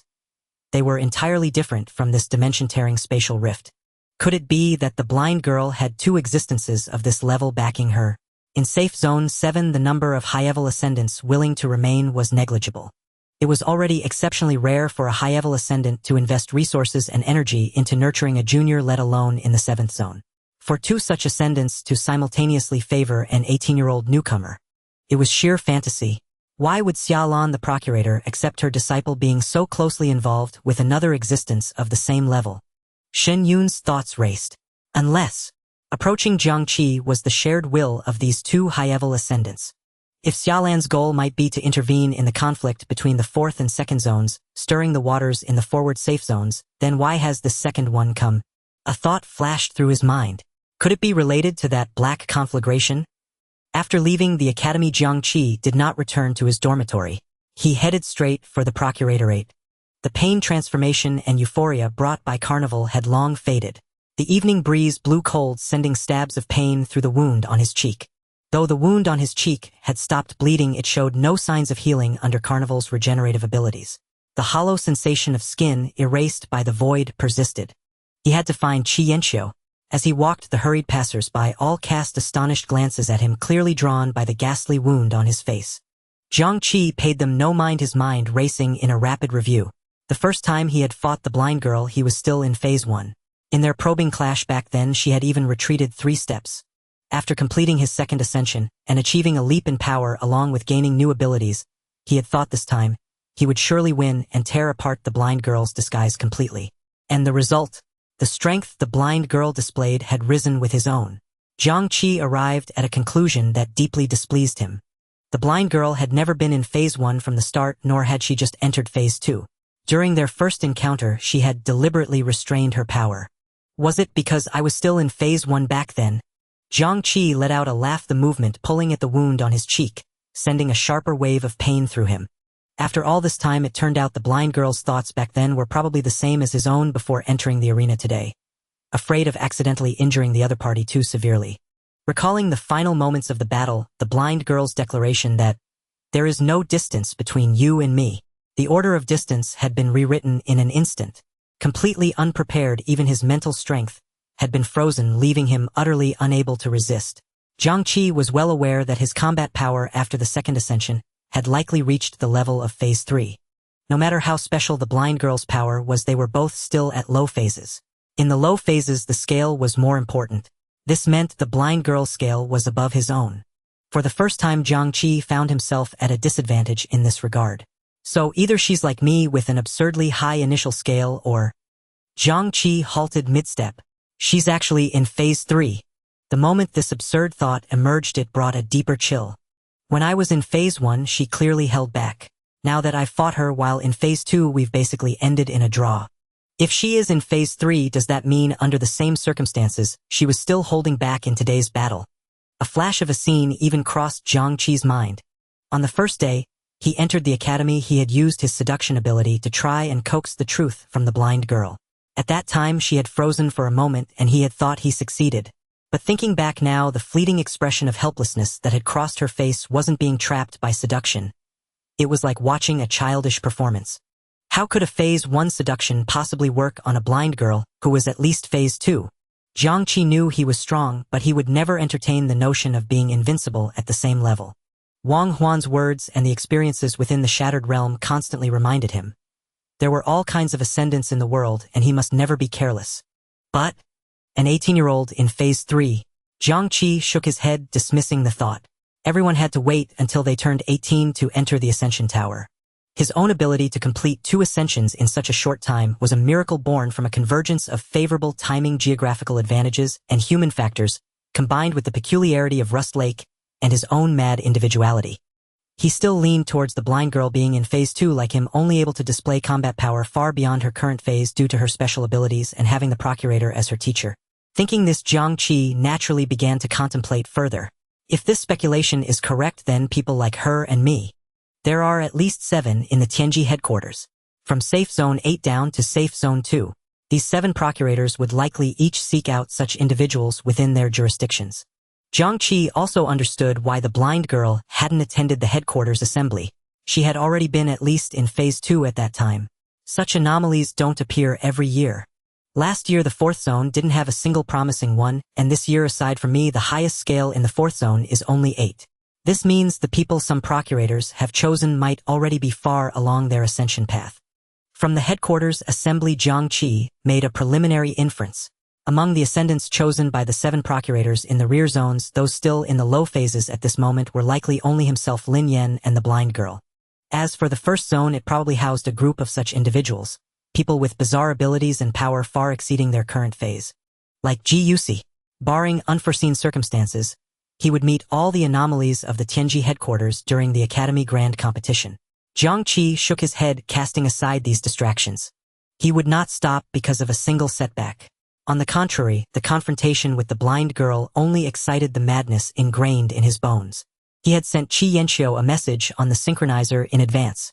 Soon he arrived at the Procuratorate building. He did not go up immediately. He was considering one final question. After his 2nd ascension, his blood must have changed again. Should he come clean with Qi Yanxiu? Tell her that his body was evolving in an unpredictable direction. Jiang Qi's fingertip paused before the elevator button. Could Shen Yun's words truly be trusted? Absolutely. The elevator stopped at the 20th floor. Jiang Qi skillfully traversed the corridor and pushed open the door to the herbal bathroom. A familiar scent rushed toward him. A familiar figure stood with her back to him, recording data on a holographic screen. It was Shen Yuehuai. Qi Yanxiu saw Jiang Qi but did not stop her work, continuing to speak to Shen Yuehuai. The consumption is rapid, and this is the list of the new batch of potions that need replenishing. Shen Yuehuai sensed something was off and turned her head. Officer Shen. Jiang Qi greeted, surprised to find Shen Yuehuai here, recording data. The moment their eyes met, Shen Yue's hand completely froze. Her gaze fell on Jiang Qi's face. There was a smooth yet eerie wound. His inspector's uniform was once again tattered, stained with dried blood. Shen Yuehuai frowned. I had a spar with a classmate. Seeing Shen Yuehuai maintain her silence, Jiang Qi spoke in a relaxed tone. The new student from the academy is very strong. He briefly introduced the blind girl, omitting key details. Shen Yuehuai did not pursue the matter, but simply looked at him, letting out a very faint sigh after a long while. No need to worry. Jiang Qi smiled and then turned to look at Qi Yanxiu. Dr. Qi, do I need to take off my clothes? Qi Yanxiu's gaze remained fixed on the wound on Jiang Qi's face. She shook her head, walked up to him, and removed a glove. Not this time. A strand of dark green starlight ignited at her fair fingertips. Thank you for your trouble. Don't move. Qi Yanxiu extended her finger, and the starlight slowly approached the wound on Jiang Qi's cheek. Jiang Qi could feel a pure life energy approaching his face. As the starlight touched him, the skin that had been erased began to visibly regenerate at an astonishing rate. The newly formed flesh and skin quickly filled the hollow area. Jiang Qi felt no pain. He only felt a slight itching sensation. The wound left by the blind girl was such that even the wild self-healing ability could not take effect. Yet before Qi Yanxiu, it appeared no different from an ordinary external injury. She must be quite strong as well. In Jiang Qi's impression, Qi Yanxiu was the only person in the 4th district who did not show much respect towards Shen Yun. Jiang Qi looked at Qi Yanxiu's serious face, recalling the 2 previous occasions when she had taken his blood. Shen Yun had said she was helping herself while inadvertently helping him. Jiang Qi's thoughts inevitably drifted. Shen Yun had a deep-seated grudge against the Ji family. Shen Yuehuai had countless connections with the divine. Wang Huan, who had abandoned himself to retrace the path of ascension. Now Qi Yanxiu was also facing her own predicament. It seemed everyone he encountered in the 4th district was struggling to survive. A very strong residual power. Your classmate is quite impressive. After confirming that the starlight could heal completely, Qi Yanxiu stepped forward. Her fingertips touched Jiang Qi's chest. A large area of dark green starlight instantly enveloped Jiang Qi. The gentle power seeped into every wound in his body like a warm current. Even the mental fatigue accumulated from the previous battle gradually dissipated under the washing of this power. Jiang Qi closed his eyes, surrendering his body entirely to this powerful healing force. He did not know how long had passed, but when the last trace of pain disappeared, he reopened his eyes. Shen Yuehuai, who had been standing nearby, was already gone. The herbal bathroom was left with just him and Qi Yanxiu. All right, little Jiang Qi. Qi Yanxiu had already put on her gloves again. Be careful next time you spar with her. Unless absolutely necessary, don't go all out against someone like that. She seemed to understand what had happened, advising Jiang Qi. If you get hurt, come find me anytime. It's getting late, go eat and then rest. Jiang Qi moved his body, feeling even better than before his injury. He looked at Qi Yanqi's focus profile and his decision became clearer in his heart. After a moment of silence, Jiang Qi suddenly spoke. Dr. Qi, I have completed my second ascension. Qi Yanxiu did not look up, continuing to record. Do I need to draw some of my blood this time? Qi Yanqi's hand suddenly paused. She raised her head to look at Jiang Qi, her eyes clearly filled with astonishment. She had never expected Jiang Qi to take the initiative to bring it up. You? Jiang Qi interrupted her with a smile, extending his right hand. Come on, Dr. Qi. Qi Yanxiu was taken aback for 2 seconds, staring directly at Jiang Qi. She suddenly smiled gently. All right. The two sat down face to face. Qi Yanxiu took out the blood-drawing tools and casually asked while preparing. How does it feel to have ascended a second time? Not bad, the growth in power is quite obvious. Qi Yanxiu glanced at Jiang Qi upon hearing this. Then why did you get beaten up like this? Jiang Qi chuckled dryly, twice not responding. Qi Yanxiu quickly began to draw blood. Jiang Qi watched as his blood was slowly drawn out, suddenly realizing something. Oh no, wild blood. Wait, Qi? Before Jiang Qi could finish saying the word doctor, at the moment the needle left his body. A flash of crimson laughter passed by. Boom! The blood that had been drawn exploded violently. So close. Jiang Qi instinctively tried to retreat, but it was already too late. A blinding red light erupted violently between Jiang Qi and Qi Yanxiu. The raging energy instantly distorted the air. Qi Yanxiu sat quietly. The red light reflected in her pupils.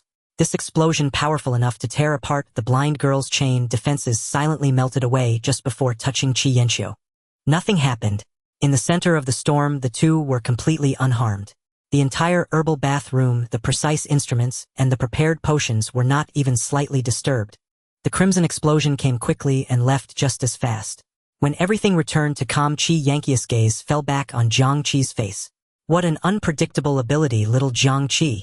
Jiang Qi stared blankly at Qi Yanxiu before him, as well as the tranquil herbal bath room. He never expected Qi Yanxiu to be this strong. Such close proximity, such a sudden explosion. It was within Jiang Qi's expectations that it could not harm her. But everything brought by the explosion seemed to have been erased. Even the blood-drawing and blood-storing instruments before him were intact. Sorry, Dr. Qi, I only realized it after the blood was almost drawn. He felt a surge of frustration at his loss of control. The wild ability brought him certain negative effects. Qi Yanxiu did not blame him, but simply placed the syringe in front of Jiang Qi. You do it yourself. Jiang Qi nodded and said nothing more. He took the tool, his expression focused. As the needle pierced his skin again, he could clearly feel the wild power in his blood stirring restlessly. It longed to break free from its restraints and unleash a magnificent destruction. Be calm. Jiang Qi silently chanted in his heart, suppressing the reaction of his blood. This time the blood draw went very smoothly. The detached blood remained calm with no further abnormalities. Qi Yanxiu took Jiang Qi's blood, her expression somewhat complex. Jiang Qi. As Jiang Qi was about to leave, Qi Yanqi's voice came from behind him. Thank you. On the other side, Shen Yuehuai was walking towards Old Chen's laboratory. Jiang Qi's inspector uniform was due for a change again. Images of Jiang Qi's face with missing skin and his feigned relaxed tone floated in her mind. An indescribable emotion stirred in her mind. At that moment, a grand and cold will unexpectedly descended into her consciousness. The scale is full, the limit has been reached. The ascension ceremony is about to begin. Will you enter the Ascension Tower? Shen Yue's footsteps halted. Her world was pressed the pause button. The bustle of the inspector bureau and distant honking faded away from her in an instant. She couldn't refuse. Nor could she react in time. The control over her body was stripped away in an instant. An irresistible force enveloped her. The call of the Ascension Tower directly severed her from this world. Shen Yue's figure instantly vanished from the 4th district.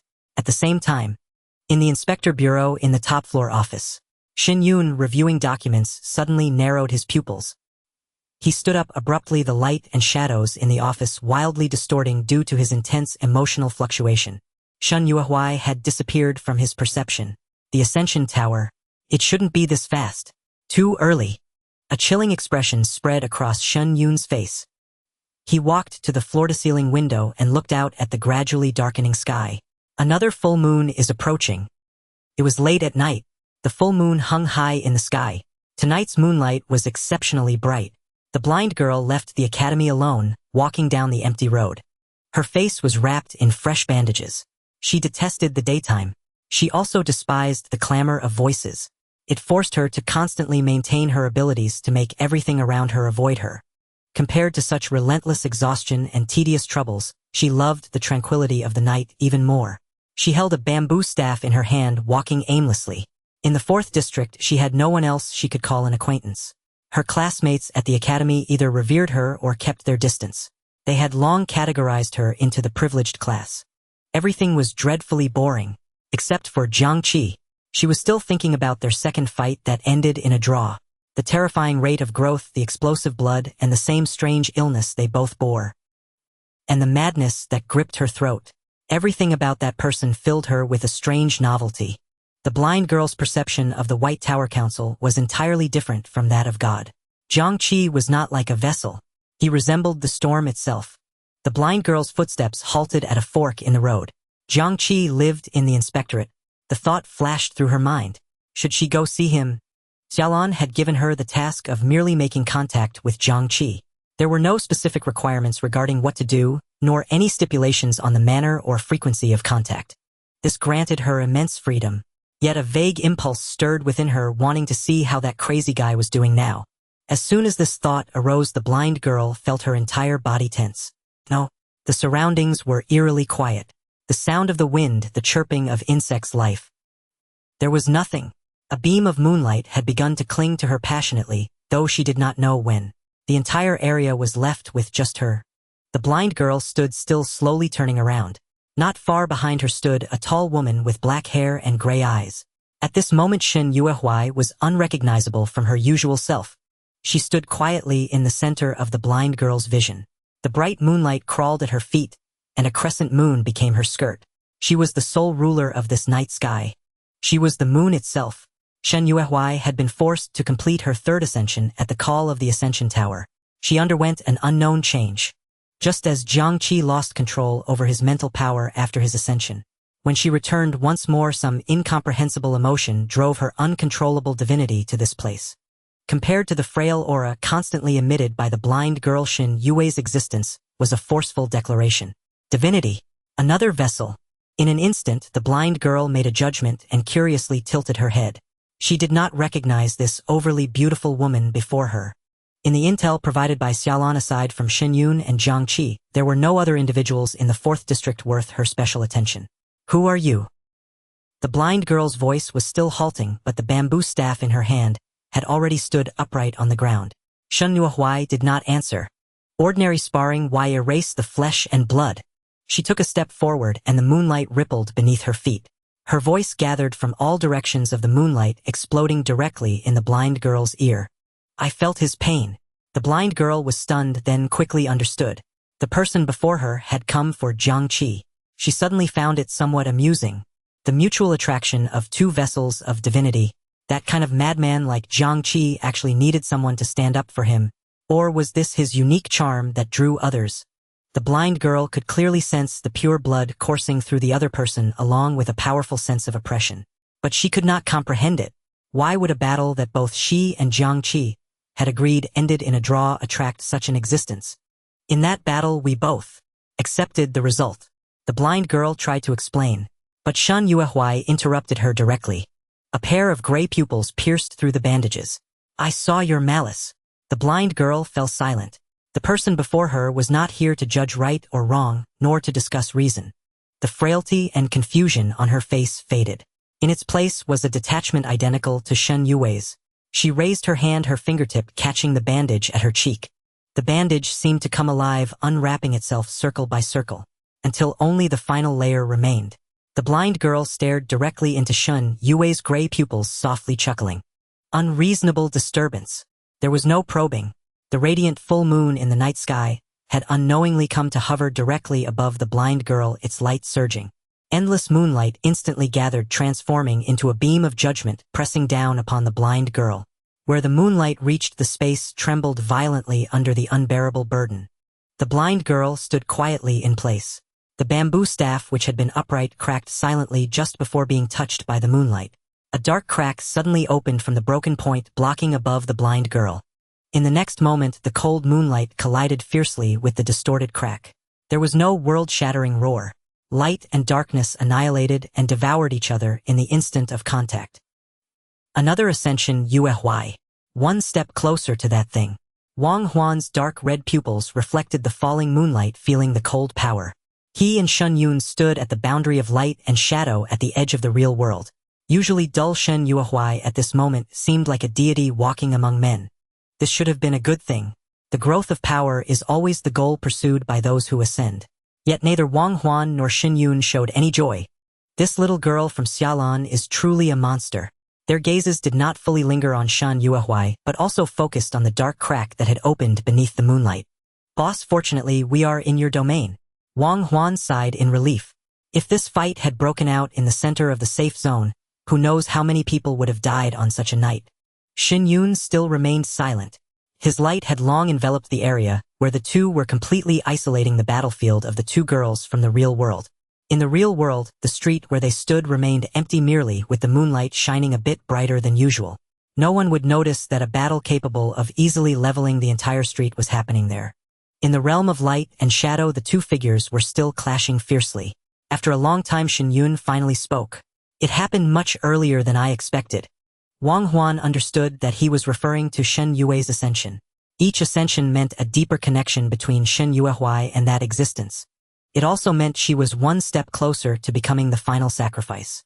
Shen Yun had been trying to delay this process, seeking a way to break the situation. But now it seemed that the will of the Ascension Tower, or rather the will of the full moon, was evidently stronger. Did Jiang Qi provoke her? Wang Huan speculated. He had heard from Qianqiu. Jiang Qi had a fight with the blind girl at the academy arena and ended up getting himself injured. Shen Yue chose this moment to approach the blind girl, and her motives were self-evident. Perhaps. Shen Yun's response was somewhat distracted. The change in scale could not possibly be due to such a trivial provocation. So what are we waiting for now? Wang Huan looked at Shen Yun in confusion. They could have interrupted this battle long ago. Shen Yun's gaze was fixated on the crack that kept devouring the moonlight. The first time he sensed this power was at the academy arena. It had briefly appeared and then quickly disappeared.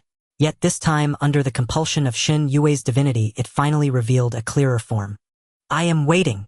Shen Yun lowered his voice as if afraid of startling something.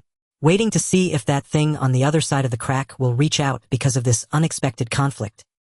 Unable to help but extend its hand out.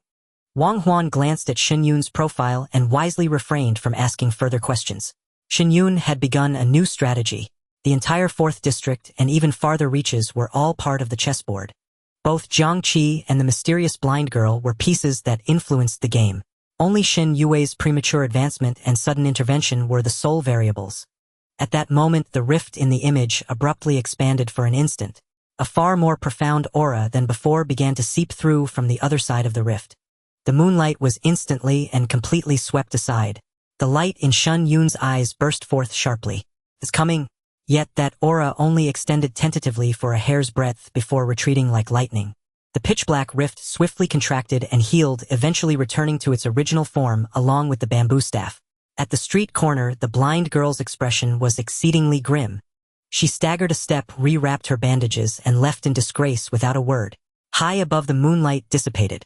In Shen Yue's gray pupils, the divine glimmer also receded like a tide. Her tense body went limp and she fell straight backward. Shen Yun's light caught her. A battle on the verge of total chaos ended anticlimactically. It fled. Wang Huan's tone was filled with surprise. Is that thing beyond the rift so cautious? He had already prepared to instantly end the battle within the light and shadow the moment Shen Yun made his move. No! Shen Yun shook his head. His light carried Shen Yuehuai and silently sent her back to the medical floor. The light and shadow covering the center of the 4th district completely dissipated with his words. It wasn't caution. Shen Yun looked at the moon in reality, which had returned to normal, and spoke slowly. It saw me. A white ceiling came into view. Shen Yuehuai slowly opened her eyes, her consciousness still somewhat hazy. Her last memory remained in the Ascension Tower. How do you feel? Is anything wrong? Shen Yun's voice sounded beside her. Shen Yuehuai turned her head and saw Shen Yun sitting by the hospital bed. His face betrayed little emotion, but the tension in his eyes had finally relaxed. Brother, when did I come back? How long did I sleep? Shen Yun replied gently. An entire night. Do you remember what happened after returning from the Ascension Tower? Shen Yue's pupils had turned black again. She tried hard to recall, but her mind was a complete blank. She couldn't remember anything. She shook her head. You were just too tired and fainted from exhaustion. Shen Yun did not mention her brief and dangerous battle with the blind girl, nor did he mention the terrifying scene of divinity descending upon her. Some things were better left unknown for now. Shen Yuehuai did not suspect anything. She could feel the weariness in her body. It indeed felt like she had endured a tremendous ordeal. Shen Yun instructed her. Rest well here today. Later Dr. Qi will come to give you another checkup. Shen Yuehuai remained silent, but her gaze involuntarily drifted toward the window. After a moment, she suddenly gripped the bedsheet beneath her and spoke softly. The orphanage is almost repaired. I want to go see it. Shen Yun was stunned. This was the first time Shen Yuehuai had refused his suggestion since becoming an ascender. Shen Yuehuai noticed the change in Shen Yun's expression. She added an explanation as if seeking a reasonable justification for her thoughts. Brother, that place is also within your light. Nothing will happen. A myriad of emotions surged in Shen Yun's heart. After this ascension, aside from the brief descent of divinity, Shen Yue's condition showed no signs of deterioration. She had clearly been changing since her increasing contact with Jiang Qi. This brought Shen Yun comfort. Yet Shen Yuehuai completely remembered nothing of what happened when divinity descended. Did this mean that when divinity fully descended, his only family would vanish forever? Shen Yun harbored this deepest fear. Finally, a gentle smile appeared on his face, and he nodded. All right, but only after Dr. Qi finishes the checkup. At this moment, Jiang Qi was completely unaware of what had transpired. He had already returned to the academy's classroom. Today's lesson was on basic cultivation and combat for the 3 major paths of ascenders. The lecturer on the podium was explaining the respective strengths and weaknesses of the power elemental and mental systems. Jiang Qi was not wearing his inspector uniform today. Like Shen Yun, he had chosen an all-black ensemble. He listened with great interest. For him, these theoretical knowledge points were far inferior to actual combat with different ascenders. Still, he could use them to identify and fill his own gaps. Jiang Qi sat in the front row. Suo Ningning was still behind him. Her gaze uncontrollably fell on Jiang Qi's back. The side of his face from yesterday, where a patch of skin had been brutally erased, and his blood-soaked inspector uniform as he strode forward boldly. These images were still vividly etched in her mind. Yet today Jiang Qi sat here completely unscathed, attending the most basic theory class with her. He wasn't wearing his inspector uniform today either. This contradicted Suo Ningning's original understanding that Jiang Qi and the blind girl wanted to constantly highlight their uniqueness. The stark contrast made it hard for Suo Ningning to calm down.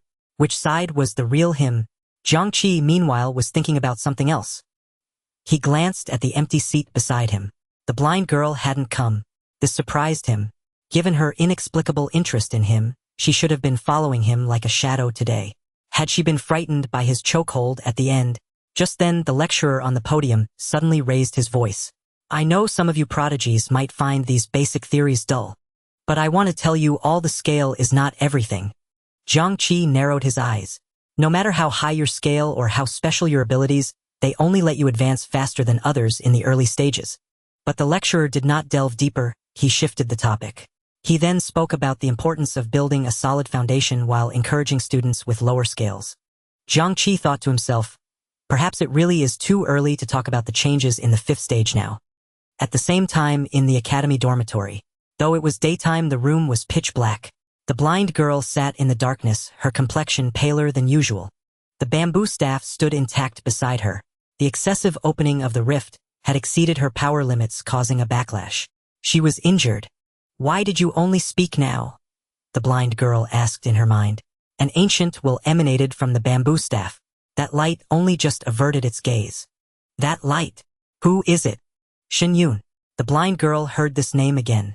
The last time was from her teacher Xiaolan. She pressed on in her mind. How strong is Shen Yun? The will on the other end of the bamboo staff paused slightly. When Shen Yun withdrew unscathed from the first district, the world speculated. He was a match for Ji Tianlin.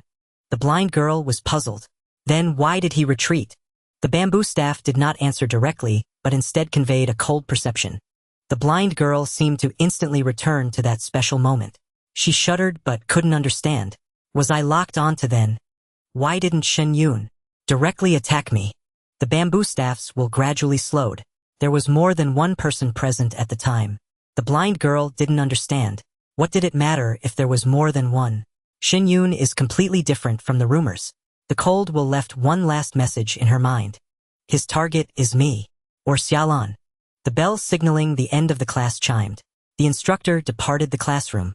Jiang Qi did not gather any belongings as he had brought nothing with him in the first place. He also strode directly out of the classroom. His destination was clear, the spiritual training zone. Suo Ningning found her gaze unable to pull away from his figure. Apart from occasionally arriving late or leaving early for classes, he hasn't done anything out of line. Suo Ningning mused silently. This was far from the arrogant, domineering, and privilege-abusing image she had conjured in her mind. She quickly packed her personal items and set off for the elemental training zone. She had been affected by the battle between Jiang Qi and the blind girl. As she walked out of the teaching building, Suo Ningning noticed that Jiang Qi was still not far ahead of her. Is he going to train as well? The moment this thought arose, Suo Ningning hesitated no more and quickened her pace to follow him. Classmate Jiang Qi. She had learned Jiang Qi's name earlier from her conversation with instructor Zhang Xiaoming. A crisp voice sounded from behind and Jiang Qi halted his steps. His gaze fell calmly upon the short-haired girl before him. You are. Suo Ningning's heart skipped a beat, but then a wave of relief washed over her. Indeed, he didn't remember her at all. My name is Suo Ningning, I'm your classmate. Hello, classmate Suo. Jiang Qi offered a perfunctory greeting. She tried to make her tone sound calm. Are you heading to the training zone too? Jiang Qi nodded. The three main training zones are in the same direction. Could we walk together? Jiang Qi sensed Suo Ningning's unease and did not refuse. The two walked together towards the training zone, their pace unconsciously slowing down. Suo Ningning was constantly pondering how to start a conversation. She had many questions she wanted to ask, about power, about combat, and even wanted to directly inquire about Jiang Qi's privileges. But she knew these questions were far too presumptuous for a chance-met classmate. In the end, she chose a safe topic. Jiang Qi, what did you think of today's lesson? Some parts were quite useful. Jiang Qi's reply was candid. Suo Ningning was somewhat surprised. She had expected Jiang Qi to dismiss it with contempt. The instructor said that scales aren't everything, that they only help us progress faster in the early stages of advancement. I don't quite understand. She looked at Jiang Qi's profile as if talking to herself. Suo Ningning exuded innocence, yet her few words revealed a deep thirst for power and knowledge. Jiang Qi pondered for a moment, then spoke. I guess it's like building a house. The scale is the foundation, but after everyone has built their house to a certain height, what materials to use, how to design the structure, those issues might become more important. This simple metaphor instantly enlightened Suo Ningning, and a wave of clarity washed over her. That's just my guess. I might be wrong. Seeing her expression, Jiang Qi added, Classmate Suo Ningning, don't be troubled by things or people that are too distant. After all, we've only just entered phase 1. Suo Ningning thanked him earnestly. Thank you, classmate Jiang Qi.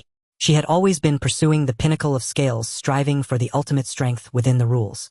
Yet she had never considered what lay beyond the rules. It's nothing. Soon the two reached a fork in the road. The spiritual and elemental training zones lay in different directions. I'm here. Jiang Qi stopped. Suo Ningning halted as well. Goodbye, classmate Jiang Qi. Goodbye. Jiang Qi was the first to walk towards the gray building of the spiritual zone. Jiang Qi was far easier to get along with and far friendlier than Suo Ningning had imagined. She increasingly believed that she had initially misjudged the two of them. The practical combat test is coming up soon. A fighting spirit ignited in Suo Ningning's eyes. Then I'll get to see for myself just how tall your house has been built. In the hall of the spiritual training zone, Liu was still the only one there. Seeing Jiang Qi, he stood up. Back so soon, classmate Jiang Qi? Jiang Qi inquired. Teacher Li, since I only use the spiritual room, can I go upstairs directly? Liu nodded. Jiang Qi went up to the second floor alone, scanned his personal information, and swiped 2-star coins. The thick black door closed tightly behind him as he entered the spiritual room once more. He closed his eyes, slowly releasing his spiritual power. The familiar heavy pressure squeezed in from all directions. Yet unlike last time, it failed to confine Jiang Qi's spiritual power to a small area around his body. He could see further. Under the heavy pressure, his spiritual power was compressed, condensed, and then expanded. An hour passed. The whispers that had once incessantly clamored in his ears, though still present, now seemed muffled behind a thick pane of glass, unable to shake his mind. A faint sheen of sweat appeared on Jiang Qi's forehead, but his mind remained remarkably clear. Although the advancement ceremony hadn't directly increased his scales, his spiritual power had indeed undergone a transformation. There was no change on the quantitative level, but the qualitative level had been elevated. This further solidified his earlier conjecture. Those who advanced would inevitably undergo a drastic change at a certain stage, and the advantage brought by the initial scale would gradually diminish upon reaching a threshold. 2 hours passed quickly, and the black door reopened. The training zone is more like forging spiritual power. After completing the advancement, the spiritual room helps one regain a sense of control more quickly. Jiang Qi walked out, his eyes slightly weary, yet he appeared entirely normal. True rapid improvement must still come through combat. He reached the first floor, where Liu was surrounded by a group of new students and had no time to attend to him. Jiang Qi left, directly heading towards the inspectorate dormitory. Just then, his synchronizer vibrated gently. He tapped the screen. It was a message from Shen Yun. A batch of world-eating seeds will be transported to the academy in 2 days. Jiang Qi didn't slow his pace, but a surge of barely contained excitement welled up inside him. World-eating seeds. Finally, since his advancement, he had only truly devoured one mechanical disc. He had gained rusted warp. After that came a different kind of devouring. The sunken purifying giant vine. He had obtained the purifying spiritual liquid. A new opportunity had finally arrived. What would it be this time?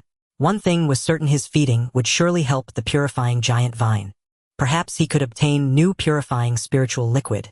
At the same time, the arrival of the world-eating seeds reminded Jiang Qi of another matter. After completing his second advancement ceremony, he could pose a second question to the notebook. Back in the dormitory, the new desk had already been replaced. A crucial decision lay before him. Who to ask? Jiang Qi's initial thought was to ask about the Weaving Fate Pavilion. This mysterious organization and Granny Zhu, who had gifted him the peculiar broken blade. What had this old woman or a higher existence in the Weaving Fate Pavilion seen in him back then? But now a new option had emerged. The blind girl. The thought of her name brought back the faint fragrance he seemed to smell when their noses had nearly touched. This woman, who was like a shadow, was a shroud of mist. Behind her stood the chief prosecutor of the 7th District, Xiaolan. Their approach towards him seemed so natural.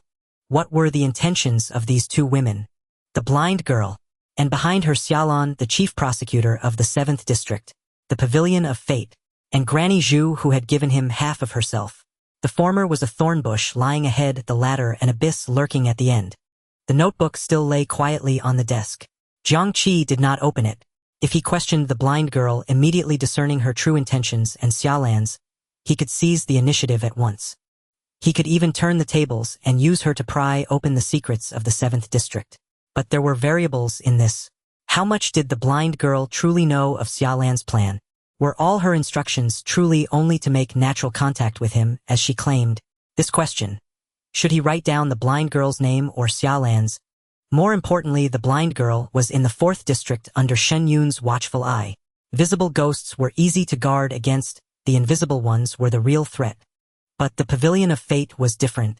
Jiang Qi knew nothing of this mysterious organization. Before he had truly entered headquarters view, before he had displayed his talent and combat prowess at the assembly. This behemoth that the Celestial Mechanism headquarters had entrenched itself against had already taken notice of him. Jiang Qi had even suspected that the Pavilion of Fate was connected to the Black Fire. This unearned goodwill was itself the greatest suspicion. Jiang Qi hesitated no longer. He opened the notebook. He still kept the previous lesson firmly in mind. Questions must be precise. It was impossible to obtain answers about the Pavilion of Fate, Granny Zhu, the Black Fire, and all other directions through a single question. Even if they might be inextricably linked. He had to strike at the core. After pondering for a long time, Jiang Qi finally figured out how to phrase the question. A wisp of green mist seeped from his fingertip, wandering across the blank page. He deliberately avoided the word I. Jiang Qi was not sure who the I in the notebook's cognition referred to. Was it his present self or the former owner of this body? Even after his blood had undergone constant changes in a future where he was continuously eroded by rust. I might come to represent something else entirely, so he wrote his own name. What is the most fundamental reason for the Pavilion of Fate's premature attention and goodwill toward Jiang Qi? The green mist branded itself onto the notebook. The anticipated response in corroded script did not appear immediately, and at that very moment in the distant First District, the black gold pavilion erupted into a blinding golden light without warning. A low hum. The countless spirit lamps hanging around the entire pavilion swayed violently. An ancient strange melody resounded through the sky and golden patterns spread from the pavilion's base to its peak. The entire First District was plunged into immense shock. Countless ascendants stared in terror at the source of the light. The Pavilion of Fate. Since its existence, it had never stirred like this. In a dimension unknown to anyone, two forces clashed in a silent collision for a single instant. At the pavilion's summit, a figure stood still. Golden eyes flowed with incantations that mortals could not decipher. She had sensed it. Just moments ago, a gaze had peered into her destiny. On the still page, the corroded script finally began to appear. You are? Just two words not yet fully formed. The writing stopped. Jiang Qi's heart jolted violently. Then this sentence suddenly weathered away, rapidly vanishing.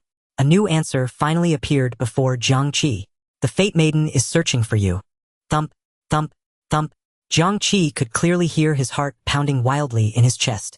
Just 6 words completely shattered all his conjectures. The green mist around him spread uncontrollably. A chilling image replayed repeatedly in his mind. Before the final answer emerged, that sentence that had not fully formed. You are? The notebook's initial response was not about the Pavilion of Fate's reason. It was about what I was. Why had this answer disappeared? Erased by some greater power, or had the notebook corrected itself? Did it consider the original response beyond the scope of the question asked? This forced Jiang Qi to confront a fact. I am not the original owner of this body. I have taken over this shell that perished in the Black Fire. But now, what exactly lay hidden within this body? Jiang Qi's knuckles gripping the notebook turned white from the strain.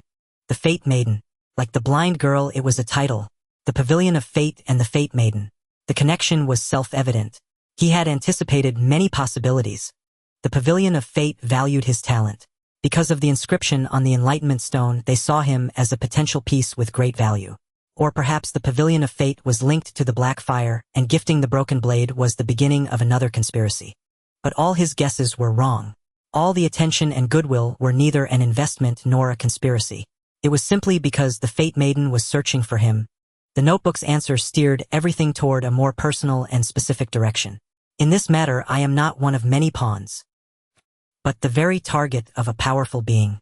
Jiang Qi's gaze finally settled on the word searching. This word revealed a crucial piece of information.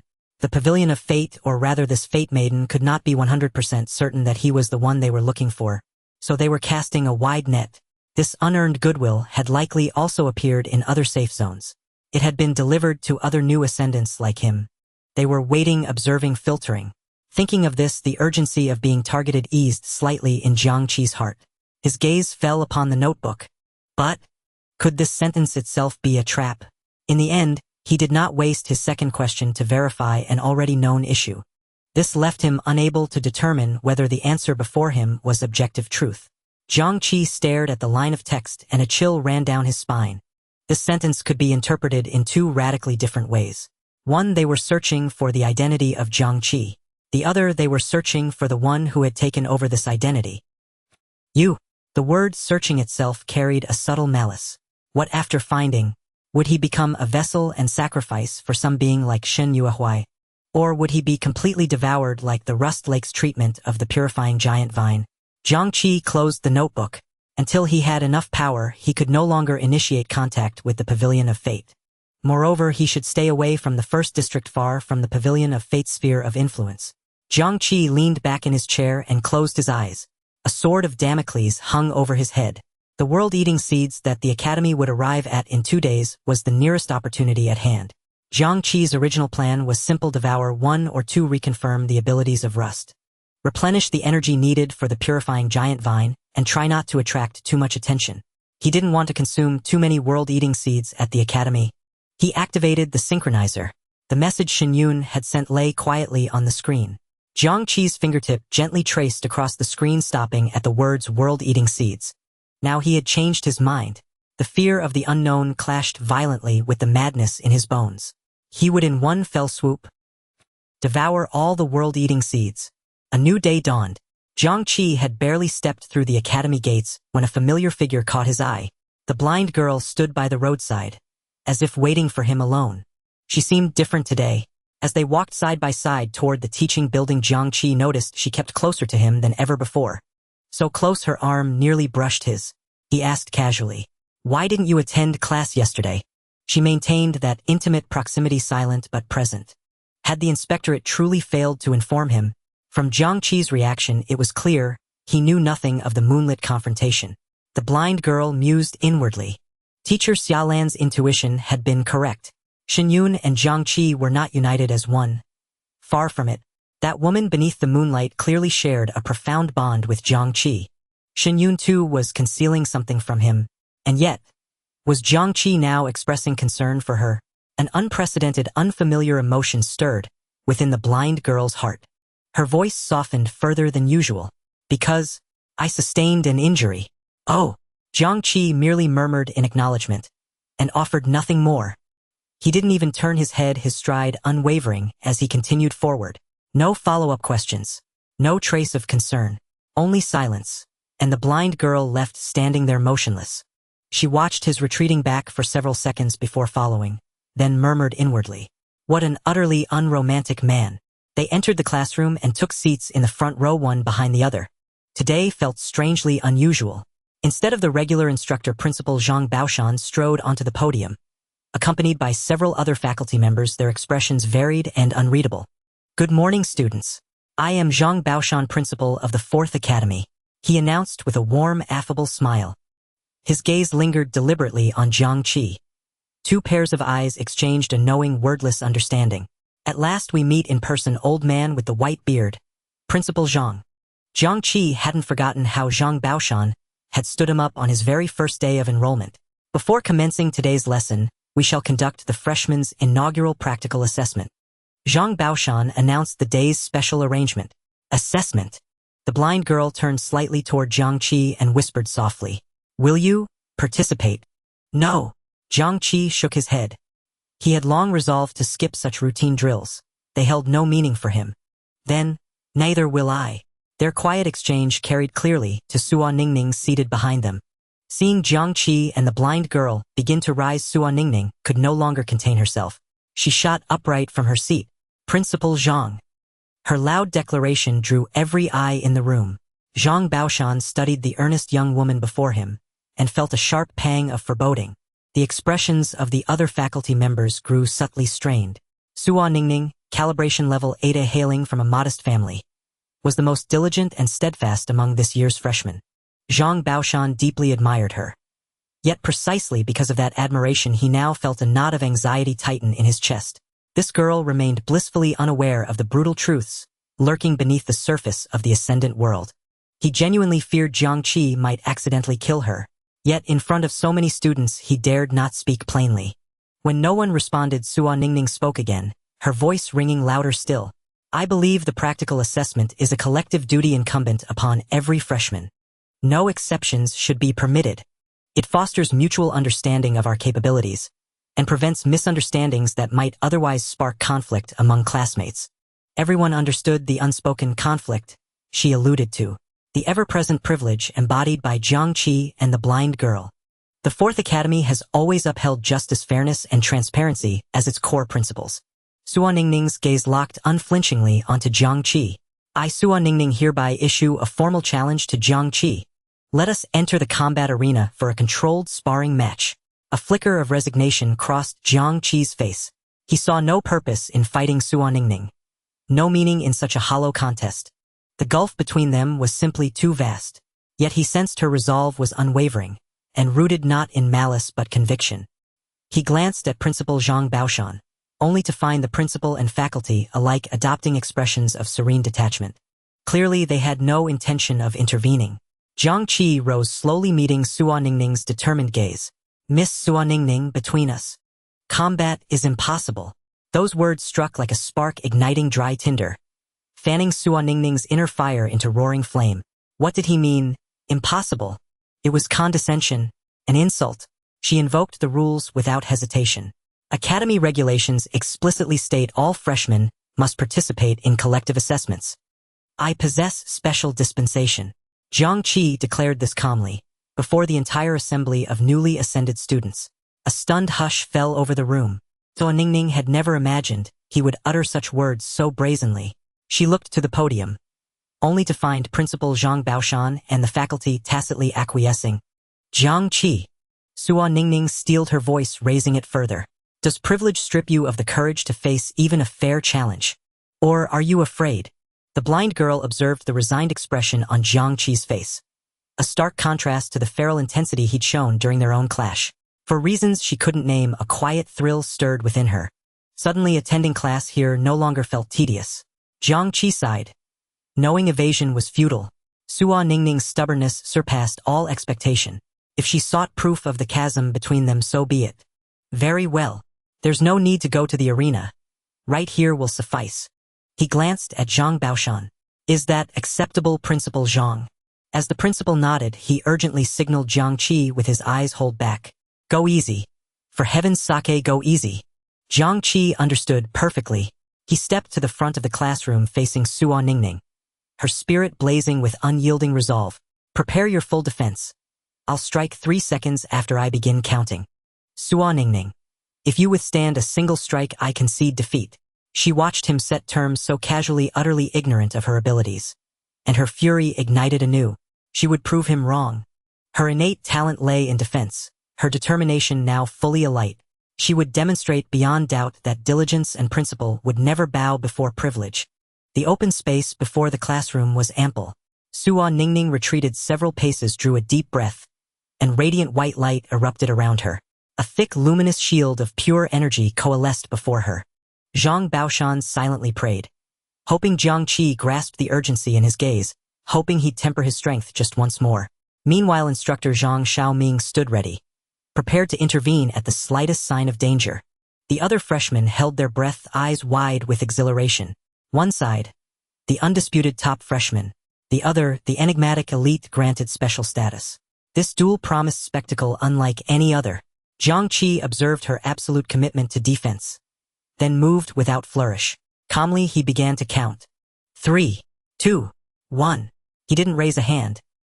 He restrained his power with meticulous care and uttered a single syllable, softly yet resonant. Shatter. Instantly, explosive force descended upon Suan Ningning. A sharp, brittle crack echoed through the air. Her shield didn't endure even a heartbeat, shattered instantly into shimmering dust.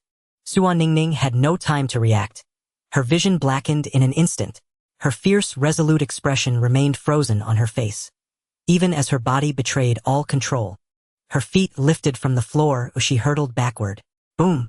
With a deafening crash, she smashed straight through the classroom's reinforced rear door, landing hard in the corridor beyond. Silence, absolute and suffocating, engulfed the room, defeated in a single word. Every expression, excited, eager, skeptical, froze midair, suspended in disbelief. Disaster. Jiang Qi's eyelid twitched. He'd misjudged his restraint. Again. He sensed it immediately. Suan Ningning had lost consciousness before impact. Had he just violated his informal accord with Shen Yun? Every student stared at him, not as a peer but as a creature of myth. And atop the podium, Zhang Baoshan groaned inwardly. I knew it. I knew it. Beneath that calm exterior beats the heart of a born brawler. A deathly silence fell over the classroom. All the freshmen's gazes converged on the same spot, the shattered back door, and the unconscious Suo Ningning. Then, as if drawn by a magnet, those gazes turned in unison back to the front of the room. Jiang Qi still stood there calm and composed. A single word. With just one word, he had defeated Suo Ningning, who had originally claimed first place among the new students. Fear, awe, and disbelief mingled in their eyes. A storm of emotions flickered across the freshmen' faces. They finally began to grasp the source of Jiang Qi's privileges. Zhang Xiaoming dashed out in a single stride, crouching to check Suo Ningning's injuries. After a moment, he breathed a sigh of relief. She had only been knocked unconscious by the sheer force of the impact. Her body was otherwise unharmed. Finally, Zhang Xiaoming and another female instructor helped Suo Ningning up and headed towards the academy's infirmary. Instructor Zhang. Jiang Qi's voice suddenly rang out, tinged with helplessness. Please tell Suo Ningning that I didn't mean it. I just couldn't control my strength. Zhang Xiaoming paused mid-step, nodded, and quickly disappeared down the corridor. Only then did Jiang Qi turn to face Zhang Baoshan, whose face was ashen with fury on the podium, and spread his hands. Principal Zhang, she was the one who insisted on challenging me. This can't be considered me throwing my weight around, can it? Zhang Baoshan stared at the completely wrecked door. Then he looked at Jiang Qi's innocent expression, his beard nearly bristling with rage. He wanted to say something, but the words died in his throat. In front of the entire class, he had to maintain the dignity of a principal. Finally, he forced out a few words through gritted teeth. Fine. Fine. Fine. Just go get out of my sight. Jiang Qi shrugged, and under the awed gaze of the entire class turned and walked out of the classroom. The blind girl immediately followed the two, leaving one after the other. Only after their figures had completely vanished did the oppressive atmosphere in the classroom finally lift. The freshmen erupted into chaos. Heavens! What kind of ability was that? I didn't even see how he moved. Suo Ningning was a scale 8. One move. It wasn't even a move, was it? No one dared to criticize anymore. All that remained was fear and admiration for Jiang Qi. Walking out of the teaching building, the sky had darkened without warning. Thick layers of clouds piled up, blocking out all light. Jiang Qi thought of the message from Xinyun and stopped. The blind girl also halted, standing quietly by his side. Jiang Qi turned, his expression serious. Blind girl, I have something very important to do tomorrow. I hope you won't cause any trouble. The blind girl tilted her head. What is it? Jiang Qi looked at her in silence. He couldn't possibly tell this woman of uncertain allegiance about the arrival of the World Eater. To his surprise, the blind girl didn't press further. She suddenly chuckled softly, her agreement crisp and decisive. All right, I promise you. In her heart, however, her curiosity grew. The more solemn Jiang Qi acted, the more it proved a great secret lay behind this matter. After parting from the blind girl, Jiang Qi went to the Academy's exchange zone for the first time. He needed a new defensive artifact. Though the power of Carnival was formidable, ending every battle covered in wounds was no long-term solution. He hadn't yet had time to exchange for a new supervisor uniform. He didn't want to end up in the same situation every fight. The exchange zone was located in a silver-white building. A massive holographic screen floated in the center of the hall, displaying a dazzling array of products that scrolled and refreshed. Similar to the fate-weaving pavilion, Jiang Qi mused. He guessed this layout might be an imitation of the fate-weaving pavilion. He walked straight to the holographic screen and began searching for a suitable artifact. Jiang Qi's gaze quickly locked onto an item. It was another waste token. Second-tier defensive artifact, Boulder Waste Token. Price 15 credits. Usage requirement, second-tier ascender. Function, can withstand 2 physical impacts within the limits of Stage 2. Requires recharging after energy is depleted. Stage 2 artifacts can be recharged and used multiple times. He didn't need any spiritual or mental defense. Rust deconstruction suppressed all ascenders oriented towards elemental transformation. In the end, he chose this purely physical defensive artifact. He walked to the exchange counter. Hello, I'm Jiang Qi. How many star coins does the Boulder Waste Token cost? To avoid encountering staff who only knew his name but not his face like Liu, Jiang Qi stated his name directly. 15 star coins. Jiang Qi's brow furrowed. The ratio was different from the spiritual cultivation zone. In the exchange zone, star coins and credits were equivalent 1 ton. This waste token's performance wasn't much better than the one head bought at the fate-weaving pavilion, but the price was a full 50% higher. The items in the academy were grossly overpriced. He had 65 star coins left. Too expensive. Jiang Qi turned and left without hesitation. For 15 star coins, he could get a much better item at the fate-weaving pavilion. He was unwilling to enter the fate-weaving pavilion again, but he could check the Twin Woods Merchant Guild. Better to have none than something shoddy. Not far away, a fiery, fashionably dressed sophomore woman had witnessed everything. Su Manqin. She had noticed this freshman earlier. Seeing Jiang Qi naturally use star coins instead of credits within the academy piqued her intense interest in his identity. In her eyes, he was undoubtedly a young master from some prominent family out to experience life. But this young master was giving up a badly needed artifact over a mere 15 star coins. Su Manqin leaned against the wall, curling her lip. Humph! Her initial impression of Jiang Qi as unfathomable shifted in that moment. So he's just a guy with a status but no money. Jiang Qi was unaware. He had already been tagged as a down-and-out young master. He left the academy, bypassing the supervisor bureau dormitory, and headed straight in another direction, the fourth orphanage, before carrying out his insane plan to devour all the world eaters. Jiang Qi intended to return here. He didn't know what changes the mad devouring would bring to him. Would his blood accelerate its transformation? Would he, like the fusion cult, gradually merge with the world eaters as he gained power? He planned to set aside all his worries here.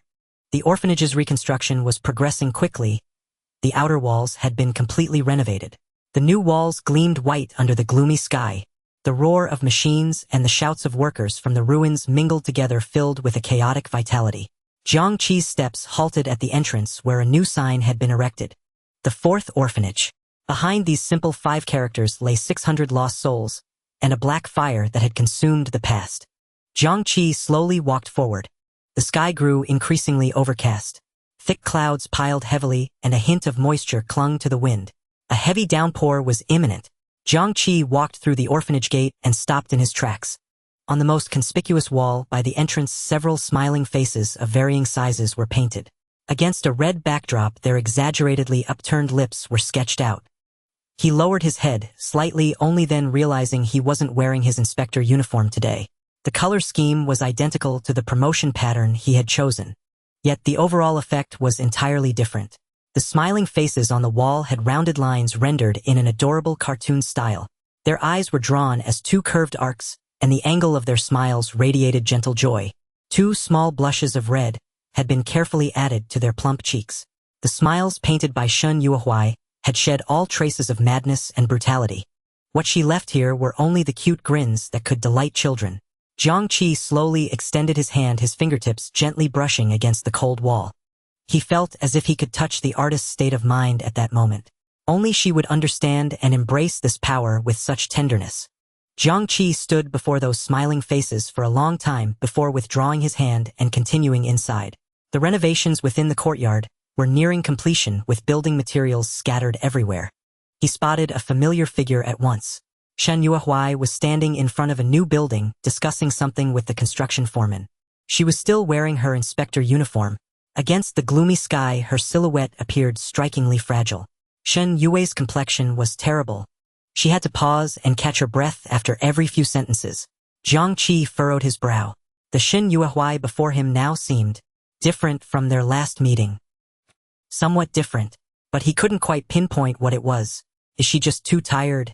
Jiang Qi attributed it to her days of toiling over the orphanage affairs, while simultaneously handling work at the inspectorate. After all, Shen Yuehuai was neither skilled in combat nor a seasoned ascender. Her ability even harmed herself. In Jiang Qi's heart, the vulnerability revealed by the blind girl paradoxically underscored her inner pride. And it was Shen Yue's extreme aloofness that truly laid bare her fragility. Only after the construction foreman had left did Jiang Qi step out from the shadows. Officer Shen. Jiang Qi. Shen Yuehuai turned around. Perhaps caught off guard by his sudden appearance, her body swayed slightly. Standing so close, Jiang Qi became even more certain of her frailty. You should get some rest. It's almost done. Shen Yuehuai looked past Jiang Qi's shoulder at the brand new building. Just 1 or 2 more days and the repairs will be completely finished. She began to walk with Jiang Qi through the rebuilt courtyard, explaining the changes. The cafeteria is a third larger than before. The dormitories here have been reinforced and rezoned to accommodate more children.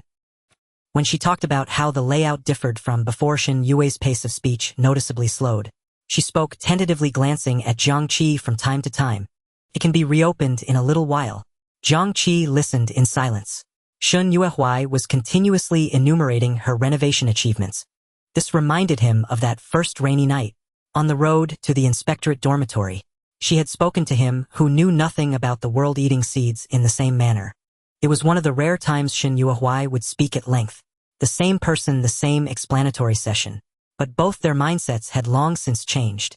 Shen Yuehuai had once regarded Jiang Qi with complex pity, and now Jiang Qi looked into Shen Yue's eyes. He didn't want the person before him to become a sacrifice to the gods. Before he knew it, Shen Yuehuai had finished speaking.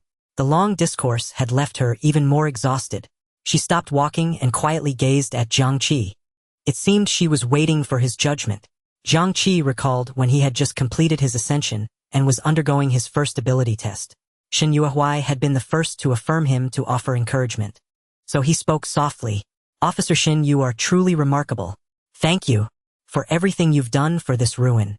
Shen Yuehuai was visibly taken aback. This direct praise left her momentarily unsure how to respond.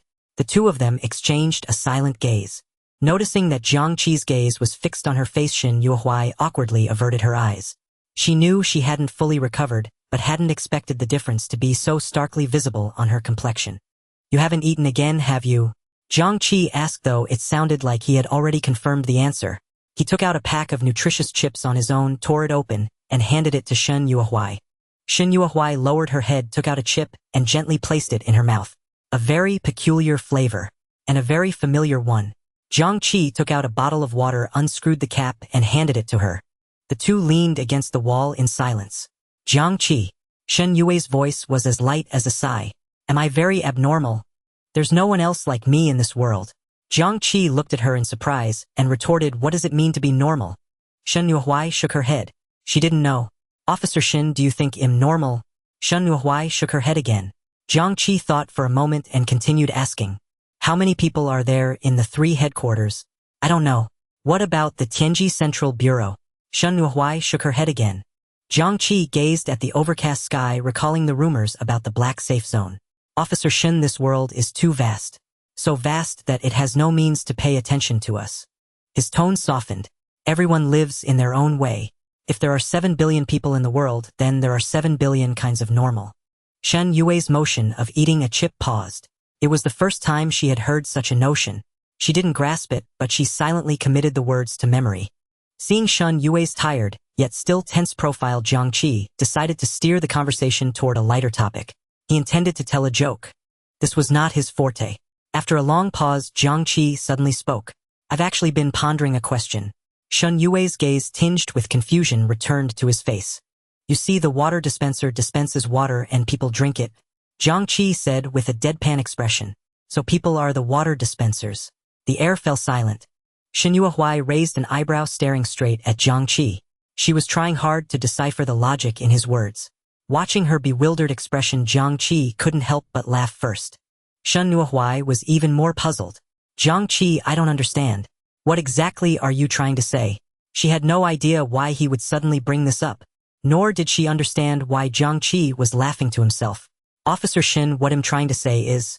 Their eyes met. Even if the sky is overcast. I hope you will always be radiant. The sky, overcast all night, finally unleashed a torrential downpour at dawn. A colossal black transport vessel tore through the clouds, hovering above the restricted zone behind the academy. Intense energy fluctuations mingled with chaotic and brutal auras instantly radiated outward from the vessel. The first batch of realm eaters destined for combat and experimentation had arrived. Within the academy, countless students gazed at the pitch-black transport ship through their windows, their faces etched with confusion and astonishment. Jiang Qi did not attend class. He lowered his head to look at his synchronizer screen. Shen Yun's approval had already arrived. Keep 2. 1 first order, 1 second order for the academy's research and teaching. The rest belong to you. Jiang Qi turned off the screen and strode directly toward the restricted zone. He carried no umbrella. The rain soaked his black attire, yet he paid it no heed. Ever since gaining the power to enter the Rust Lake, his sensitivity to the auras of realm eaters had become extraordinarily acute. He could clearly perceive the chaotic emanations from the transport vessel that made his blood race. At the periphery of the restricted zone, he halted. Rainwater dripped from the tips of his hair. A figure materialized silently beside him. It was the blind girl, also without an umbrella. The rain itself seemed to avoid her. I won't do anything, she said before Jiang Qi could speak.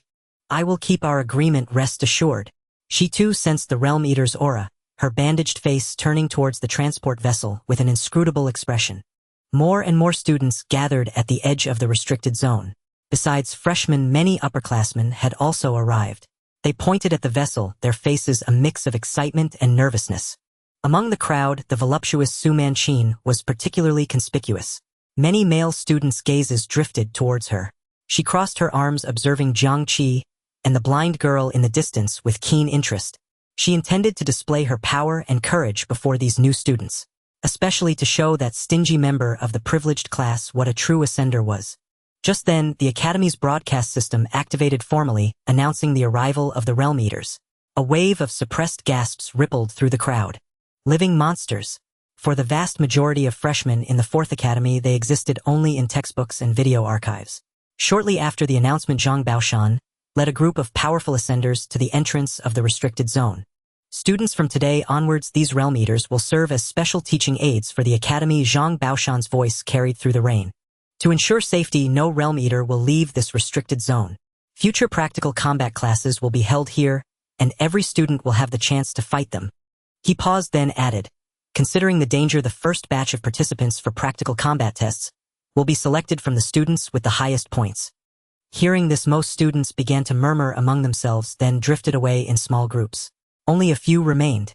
They were mostly elite sophomores and juniors. Their faces held no fear, only a palpable eagerness for battle. Among the freshmen, only 3 remained.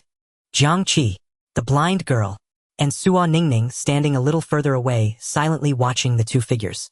After Suo Ningning woke up, instructor Zhang Xiaoming had relayed Jiang Qi's words. She had prepared herself for Jiang Qi being stronger than her, but she never imagined the gap between them could be so terrifyingly vast. She looked at the two figures standing in the rain, recalling the first lesson. Zhang Xiaoming had practically taught them alone. Why didn't she leave? Was this spectacle today also arranged just for you? Bitterness filled Suo Ningning's heart. Principal Zhang. Su Manqin stepped forward first, but was stopped by the ascenders in charge of the escort. She fired off a series of questions. How do we qualify for combat? When will these practical classes start? Will the battles be open to the public? No one answered her. Jiang Qi moved, walking directly into the restricted zone. The ascenders who had blocked Su Manqin remained motionless, as if they hadn't seen him. This scene made Su Manqin's face turn ugly instantly. Suo Ningning's eyes widened. She saw Zhang Baoshan completely ignore Jiang Qi's entry, yet impatiently cut off Su Manqin's questions. This person's privileges extended far beyond the freshman class. The sense of superiority within Su Manqin was utterly shattered. Why? But after being silenced by Zhang Baoshan, she had no choice but to retreat in frustration. She stared at Jiang Qi's back. Thinking of how he couldn't even scrape together 15-star coins, she couldn't help muttering. Just a down-and-out young master, nothing great about relying on family connections. It's not like his family members are here studying at the academy themselves. Her voice was not loud, but it was clear enough for those nearby. Jiang Qi's forward steps halted. The blind girl tilted her head slightly. She perceived that Jiang Qi's state today was exactly like when he had challenged her to a fight. His whole being radiated a kind of madness. But she also knew that Jiang Qi always maintained basic courtesy towards women. Whether it was herself or the rash Suo Ningning, this fashionable woman trying to provoke Jiang Qi this way had likely miscalculated. Yet something unexpected happened. Jiang Qi slowly turned around, his pitch-black pupils locking onto Su Manqin. Kneel. Su Manqin felt an irresistible, terrifying pressure descend upon her back and legs. Thud. She uncontrollably crashed heavily onto the wet ground. The rain continued mixing with mud to spatter all over her. Each raindrop striking her face brought immense humiliation and rage. Before the principal, the instructors, before so many admiring classmates, she was kneeling to a newcomer. Su Manqin had no time to ponder what this turn of events meant. She tried to mobilize her psychic energy to resist. But the moment her psychic energy left her body, she felt a tempestuous spiritual tsunami crashing upon her. The moment the two forces collided, the spiritual world, within her mind, shattered with a roar. Eft! Blood instantly sprayed from her mouth and nose. Yet she remained rooted to the spot, kneeling, completely unable to move. Everyone around was stunned. No one had expected the situation to escalate so violently. No one had imagined this freshman could be so terrifying. The principal, the instructors, all the escorting ascenders continued to act as if they saw nothing. Several senior male students who had been fawning over Su Manqin were now silent as cicadas in winter, not daring to breathe. Suo Ningning's pupils constricted, a chill running through her body. The scene before her brought back the memory of Jiang Qi and the blind girl leaving the combat arena. Is this his true form? Zhang Baoshan's face darkened completely. He had already been displeased with Su Manqin's recklessness and persistent questioning. The moment those last words left her mouth, he knew it was over. But he had no intention of stopping it. Zhang Baoshan was well aware of Jiang Qi's background. All his family had perished in a great fire. Xin Yun and Wang Huan were both extremely tight-lipped about that fire. Su Manqin was courting death. For the first time, the blind girl's face showed a flicker of astonishment. This wasn't like him. Why was he provoked by such clumsy words? Jiang Qi walked step by step until he stood before Su Manqin, looking down at her. Speaking of my family at our first meeting. You? He laughed. Who do you think you are? The rain fell furiously upon everyone at the boundary of the restricted zone, carrying a bone-chilling cold. Prosecutor Shen and I made an agreement. I promised to get along amicably with my classmates. So, Jiang Qi leaned down, bringing his mouth close to Su Manqin's ear. Kneel here, until I leave. Rainwater mingled with the blood spilling from her mouth and nose, spreading a glaring patch of crimson on the ground. Jiang Qi no longer looked at Su Manqin, who was trembling on her knees from humiliation and severe injury. He turned and stepped directly into the energy curtain of the quarantine zone. Outside the quarantine zone, there was a dead silence. Zhang Baoshan's face was ashen. The mentors behind him also slowed their breathing, watching the scene with varied expressions. Suo Ningning stared at the figure stepping into the rain, and the last shred of her desire to challenge him was utterly extinguished by fear. The blind girl's gaze followed Jiang Qi intently. Confusion flickered across her bandage-wrapped face. She could clearly sense that the moment Jiang Qi entered the quarantine zone, the mad aura within him was no longer suppressed, but instead leaped with joy as if finding its home. What exactly do you intend to do? The interior of the transport vessel was a vast space composed of alloy and energy walls. 12 separate cabins were lined up in a row, each imprisoning a world eater of a different form. 12 of them. Far more than Jiang Qi had anticipated. Jiang Qi counted them one by one. 7 at the first stage, 4 at the second stage, and 1 at the third stage. He only needed to keep 2. With a clear goal, he walked to the first cabin housing a first-stage world eater. Starting with the weakest. Without a moment's hesitation, he pressed his palm directly against the cabin door. Time to eat. The heavy door sealed shut again after Jiang Qi entered. The first one was a bestial species. It had the appearance of a cheetah, its body covered in armor plates. The moment Jiang Qi entered, it transformed into a blur, launching a sneak attack. Yet it couldn't even reach Jiang Qi. An invisible psychic shockwave erupted out of nowhere. Bang! The cheetah-like world eater slammed directly into an unseen wall. With a howl of agony, it was pinned to the ground, unable to move. To Jiang Qi now, monsters of the first stage posed no threat whatsoever. Recalling the process of the bronze man devouring the mechanical disc, Jiang Qi stepped forward slowly and seized this world eater by the throat. Wispy green mist seeped through his fingers, climbing into his vision. The vortex in his left eye began to reverse slowly. A strange power flowed through his palm, surging into the body of the struggling world eater before him. The creature's vitality withered at a visible rate. Patches of bronze rust began to appear on its skin, and its entire body shrank rapidly as if desiccated. It transformed grotesquely between flesh and blood and bronze constructs. Dozens of seconds later, the once ferocious roar of this world eater grew hoarse. The final sound that emerged from its throat was like a rusted gear grinding forcibly. It wasn't dead yet. Jiang Qi could sense that his control over rust seemed to have reached its limit. Still not enough. He couldn't instantaneously corrode the world eater into a mass of metal like the bronze man could. Staring at the bizarrely transformed cheetah world eater before him, the maddening factors within him boiled over completely, his eyes burning an abnormal crimson. Fine then. Jiang Qi actually bent down and bit directly into the cheetah's neck. The scent of flesh and chaotic energy exploded instantly in his mouth. Devour. Devour. Primitive instinct overwhelmed everything. The flesh, the energy, even the chaotic will of this world eater were all violently torn apart and swallowed into Jiang Qi's belly. During the devouring process, fragmented memories of the world eater's dying moments assaulted his mind. Shattered worlds, grotesque creatures, and maddening, incomprehensible whispers echoed in his ears. God! Devour! Open! The door! Fragmented words reverberated within his mind. But this frenzied psychic assault was immediately overpowered by an even more insane will. Jiang Qi accelerated his consumption. When the last shred of flesh was swallowed, Jiang Qi slowly raised his head, his face expressionless. A mixture of blood and rust still lingered at the corner of his mouth. And at that very moment, he clearly sensed a joyful thought from the Purification giant vine in the Rust Lake. This was the first time he had perceived the Purification giant vine outside the Rust Lake. No new ability was gained, but a surge of pure power rapidly filled every void in his physical body. It wasn't just the flesh. A faint green light flickered to life within his spiritual world. Power was genuinely increasing. Jiang Qi did not pause. He walked toward the second cabin, repeating the process. The second, the third. His body began to undergo mutations. Beneath his skin, greenish copper rust appeared, faintly flowing slowly, as if alive. He devoured 6 first-stage and 3 second-stage World Eaters in succession. Consuming second-stage World Eaters imposed a far greater burden than the first-stage ones. During the devouring, the whispers in Jiang Qi's ears grew increasingly frenzied, nearly tearing his thoughts apart. He felt himself on the verge of completely becoming part of the World Eaters. Illusions even began to appear before his eyes. The cute, smiley faces on the orphanage wall. Shen Yue's weary expression. The next second, these images were all mercilessly incinerated by a towering black fire. No!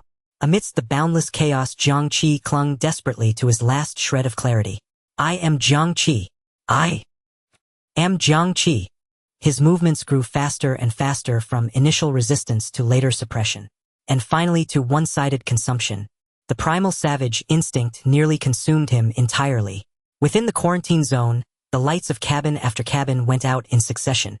The Rust Lake. The Purification giant vine's body grew visibly, its branches emitting a soft luster. On the last page of the left eye notebook, a single drop of crystalline purification liquid had already materialized on the paper. Meanwhile, in the Academy's monitoring room, Shen Yun had already given orders forbidding any surveillance of the transport vessel's interior. Zhang Baoshan and the others could only watch in disbelief as the signal lights went out one after another. What's happening? A mentor exclaimed. Another staff member responsible for monitoring life signals, his face pale, pointed at the main control console. Principal Zhang. The life signals. 9 have already disappeared in a row. At the top floor of the Supervision Bureau, Shen Yun stood before the massive floor-to-ceiling window, his eyes reflecting everything within the quarantine zone. He watched the figure devouring madly, his expression calm. God! And the forbidden zone. Within the quarantine zone, Jiang Qi stood before the last and largest cabin. Inside was imprisoned the final third-stage World Eater. By now his body was trembling slightly from the overload, and his mental exhaustion far surpassed his physical fatigue. His head throbbed with pain, and the urge for the corners of his mouth to curl upward wildly was almost impossible to restrain. He understood that this feeding had reached its limit. Under the severe mental interference, forcibly devouring this third-stage World Eater would lead to only one outcome: complete loss of self. Devouring World Eaters will gradually drive me toward madness. But Jiang Qi looked at his own arms, at the green light flowing beneath his skin. His power was increasing at a frenzied pace. The power of rust is merging with my body. Jiang Qi looked at the remaining third-stage cabin, the crimson in his eyes slowly receding. He temporarily gave up. He sat down on the spot, calming the spirit and flesh that had been thrown into turmoil from the consecutive feeding. After a long while, the rust beneath his skin came alive and began to flow. Finally, it layered an indestructible defense over his flesh bones. Jiang Qi felt the terrifying transformation of his body. The consecutive devouring has ultimately granted me another ability. Jiang Qi spread his palm, and the notebook materialized out of thin air. Rusted writing had already appeared on it. An unprecedented heaviness seeped from every inch of Jiang Qi's bones. He raised his hand, and now his skin showed no signs of abnormality. But when he clenched his fingers, he could clearly feel an invisible barrier flowing beneath his skin, unbreakable. Rusty characters slowly took shape on the blank page. The final coating covered his body with a rusted defense enhanced through consumption. Indeed, Jiang Qi felt the absolute defense flowing through his blood and bones. The coating had already become a part of his body. It reminded him of the chains the blind girl ignored and the elemental transformation of Guci. The whispers in his ears still existed and his temples throbbed. After calming down for a while, Jiang Qi slowly stood up and stretched his body. He appeared to be nothing but fatigued. The dull pain in his spirit was still intense, yet his body was filled with unprecedented strength. Jiang Qi stifled the manic laughter that threatened to escape several times. He glanced back at the final cabin. In the end, he turned and walked toward the transport ship. Now was not the time. He needed time to digest the side effects brought by this insane feast. He also needed to fully regain his spirit to face the final banquet. When Jiang Qi's figure reappeared outside the isolation zone, the rain had lightened considerably. Su Manqin was still kneeling in place. The rain had completely soaked her hair and clothes, sticking tightly to her body. Blood and tears washed away all her makeup. On her once delicate face, only humiliation and terror remained. She saw Jiang Qi emerge unscathed, and her body trembled uncontrollably. That man had been inside for a long time. What exactly had he done? There was nothing inside except the devourer species. He fought the devourer species for half a day. The blind girl stood not far from her like a quiet statue. The rain continued to avoid her. Jiang Qi's gaze did not linger on Su Manqin for a second. He walked straight towards the blind girl. In the moment Jiang Qi approached, the fingers of the blind girl, holding the bamboo cane, suddenly tightened. She felt it. A primal chaotic aura was approaching her. His blood has undergone earth-shattering changes again. How is that possible? How long had it been since their last confrontation? His body could never have completed a third blood transformation. What did this change have to do with the devourer species in the isolation zone? What the transport ship brought was definitely more than just the devourer species. For the first time, Jiang Qi had completely detached from the blind girl's cognition and predictions. Not gone yet. Bloodshot veins filled Jiang Qi's eyes, and each breath carried a scorching aura. The chaotic power surrounding him made the blind girl feel a sense of dread. This person was now extremely fatigued. The door of the inspection bureau dormitory was locked behind him. Jiang Qi leaned heavily against the door, his entire body soaked through with rainwater and exhaustion.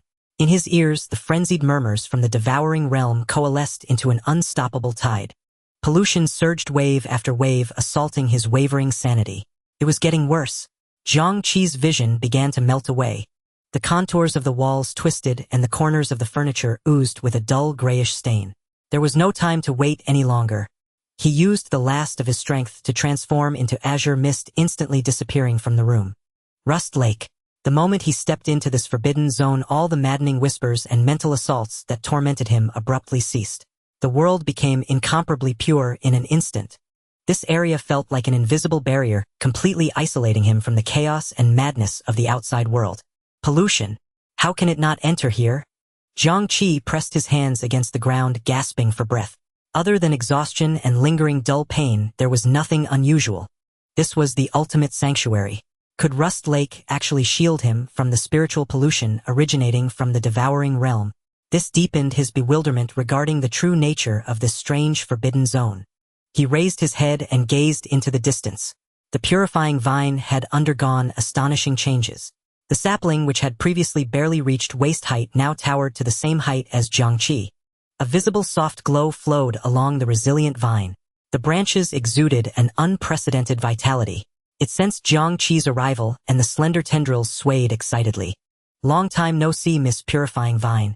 Jiang Qi felt a much stronger sense of joy than before. He took out his notepad. You're back. I've grown so much. Feeling the sapling's excited and affectionate emotions, some of the violence accumulated within Jiang Qi due to devouring was soothed. He walked beneath the giant vine, relaxing his entire being. I had a big meal. Jiang Qi spoke softly. 9 of them, though they didn't taste very good. The branches of the purifying vine gently swayed. One of its tendrils cautiously extended towards Jiang Qi, softly brushing against his arm. New words appeared in the notepad. You've worked hard. But it was quite tasty. Jiang Qi couldn't help but chuckle at the two entirely different phrases. Suddenly recalling something, he flipped his notepad to the last page. A new drop of purifying spiritual liquid had quietly coalesced on the paper. Jiang Qi gently touched it with a wisp of azure mist. The drop of liquid instantly leaped from the paper and merged into his left eye. A new drop. A tremendous purifying force rippled through his spiritual world. Jiang Qi suddenly understood. A perfect closed loop had formed. By devouring the devouring realm beings, he gained power and growth, while also being polluted by their chaotic origins. Meanwhile, the purifying vine absorbed this polluted energy as nourishment, growing robustly. Ultimately, it condensed a more potent purifying liquid to cleanse itself of hidden dangers. In the notepad, the purifying vine's thoughts came through again. Next time, I need more, so I can grow taller and produce better water. Jiang Qi nodded as this was within his expectations. He felt the lingering dull pain in his head and hesitated for a moment. Should he use this new drop of purifying liquid now? Could eliminate all negative effects below stage 4. What he had consumed were only stage 1 and stage 2 devouring realm beings. Logically, this mental pollution was completely within its purifying range. However, the ability to devour itself came from an unknown existence far beyond stage 4. Could the pollution brought about by this ability truly be considered below stage 4? What if it failed? After a long while, Jiang Qi ultimately abandoned that thought. This drop of purifying liquid was too precious a trump card in the face of unknown dangers. Using it here would be too wasteful. He believed in his own will. Jiang Qi did not leave immediately, but instead sat cross-legged beneath the purifying vine. The tendrils perfectly shielded him from the eternally unchanged azure sky above Rust Lake. He couldn't help but exclaim, "How long has it been since you've been able to cover me? Your growth is truly astonishing." Jiang Qi smiled and closed his eyes, taking advantage of the absolute tranquility here. He began to slowly repair and stabilize his nearly uncontrollable spiritual world due to the forced devouring. At the same time, his thoughts became incredibly clear. The terminal coding needs to be enhanced through consumption. This means that the main benefits from future devouring will all be categorized under this passive defense. With that, the last stage 3 devouring realm being could afford to wait. He had ample time to digest this harvest and adjust his state. Even with the terminal coding, my battle with the blind girl will still be hard to determine a victor. The terminal coding will give me the upper hand. However, if the battle continues, it will ultimately turn into a clash between the bronze man and the door in her hand. Jiang Qi sensed the last drop of Rust Lake water remaining in the space of his left eye. Similarly, he did not want to use this last opportunity in a battle with the blind girl. He had repeatedly failed in his attempts to actively take water from Rust Lake. Rust Lake water could not be transported away from here. Just like Xinyun could not see the notepad, no container could touch it, except for himself. Beyond that, all the evolutions brought about by devouring seemed to focus on the physical body and power. This sparked an idea in Jiang Qi. It was time to retest his strength scale. After reaching a consensus with Xinyun, he no longer needed to hide in many aspects. In the 7th district, within a luxuriously styled office, Xiaolan was lazily leaning against a soft sofa, holding a lattice cigarette between her fingers. Suddenly, the image in the dressing mirror before her distorted. "What's wrong, my dear apprentice?" The blind girl's bandaged face appeared, looking more serious than ever. "Teacher Jiang Qi has undergone a significant unknown transformation." She detailed the astonishing scene of the transport ship arriving and Jiang Qi grabbing her chains with his bare hands. The laziness on Xiaolan's face disappeared in an instant. Her fingers also froze in midair, grabbing the order chains with bare hands. Still unscathed after taking a hit, she immediately pressed for details. Did something go wrong with that batch of devouring realm beings from the 4th Academy? The blind girl laid out everything she knew.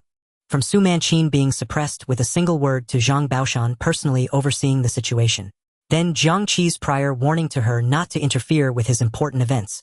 Finally, the blind girl expressed her speculation. Jiang Qi might possess a way to draw power from the devouring realm beings, and this method should cause irreversible damage to them. Teacher, what exactly is he? The White Tower Council has never recorded a bloodline like this. Xiaolan's brow remained tightly furrowed throughout the conversation. Explosive blood, chaotic power, and extremely unstable spirit, and the terrifying ability to draw power from the devouring realm beings. The blood he exchanged might not belong to any deity that has manifested. She extinguished the cigarette in her hand and voiced her speculation. The White Tower Council has passed down the oldest legends. Before humans and devouring realm beings, before any life, the universe was ruled by a few primordial deities. To this day, the White Tower Council still has no saints from those primordial deities. Xiaolan stared at the blind girl in the mirror, who was breathing chaotically from shock, her voice lowered to a whisper, each word deliberate. Perhaps the blood flowing within Jiang Qi is that of the primordial deities. Jiang Qi's figure reappeared in the inspectorate dormitory. Hum. The ubiquitous whispers like a shark pack catching the scent of blood once more surged back in. However, compared to the maddening torrent before his departure, the whispers now resembled distant tidal sounds, their intensity diminished by more than half. Clinging like a bone-gnawing maggot, Jiang Qi furrowed his brow. After adjusting for such an extended period in the utterly serene rust lake, this spiritual contamination rooted in the world-eating species' origin had yet to fully recede. A full day and night had passed in real time. The side effects of devouring were more stubborn than he had anticipated. The incessant noise even faintly stirred the maddening essence of carnival within his bloodline, driving him to an impulse to shatter the table before him. This means each devouring requires days to alleviate. He thought of Qi Yanxiu. He recalled the emerald starlight that could heal even spiritual exhaustion. Jiang Qi activated the synchronizer and checked the date of his last blood test. Several days had passed, yet Qi Yanxiu had sent no news. He sent a brief message, then set off for the medical floor. The 20th floor of the inspectorate. Qi Yanxiu stared at the final data on the floating light screen before her. It was the third in-depth analysis report on Jiang Qi's blood. She leaned back in her chair, rubbing her brow with slender fingers, her weariness difficult to conceal. Over these days, she had repeatedly conducted analyses and comparisons, seeking the answers she desired. Yet the results diverged entirely from her expectations. Jiang Qi had clearly undergone a second ascension, his strength experiencing a qualitative leap. Logically, his blood should have undergone a drastic shift as well. But the changes in his blood, in similarity to the world-eating species, were minimal. The first two test results had stabilized at 5%. This time it had only risen from 5 to 7%. Too slow. Qi Yanxiu closed her eyes. On one hand, she felt relieved. At this sluggish rate of change, even if Jiang Qi ascended to higher stages in the future, becoming a high-rank ascender, his human essence would always hold absolute dominance. He would not completely degenerate into a monster like the world-eating species. But on the other hand, an irrepressible disappointment lingered. At this rate, Jiang Qi's blood might ultimately fail to aid her. She required blood from a stage 6 supremely pure and potent world-eating species. She also needed human blood. Vast quantities of it. Jiang Qi's blood sample was evolving in a direction she could not comprehend. This ran counter to her goal. Thump, thump, thump. Just then a knock came at the medical room door. Enter. Qi Yanxiu quickly straightened up her face, reverting to that cold, aloof, professional expression. Dr. Qi. Qi Yanxiu pointed to the chair opposite, succinct. Sit. Jiang Qi did not beat around the bush, stating his purpose directly. My spirit is suffering from a long-term, persistent negative influence. Dr. Qi, is there a way to resolve it? A persistent negative influence on the spirit. Qi Yanqi's gaze sharpened. After a few conjectures flashed through her mind, she pointed to the treatment bed nearby. Lie down. Close your eyes. Jiang Qi complied. Qi Yanxiu removed her gloves. The tip of her pale, slender finger gently pressed against the center of Jiang Qi's forehead. Emerald starlight rippled like water, slowly enveloping Jiang Qi's entire body. Yet the moment the starlight spread, Qi Yanqi's expression shifted. She could sense it clearly. A lingering shadow covered Jiang Qi's spiritual world, like countless chaotic, maddening noises echoing without cease. Contamination. Such a high level of contamination. She paused the treatment, the starlight hovering above Jiang Qi's forehead. Have you been fighting world-eating species for extended periods, or been in close contact with them? Jiang Qi opened his eyes, slightly surprised. Qi Yanxiu seemed exceptionally knowledgeable about his condition.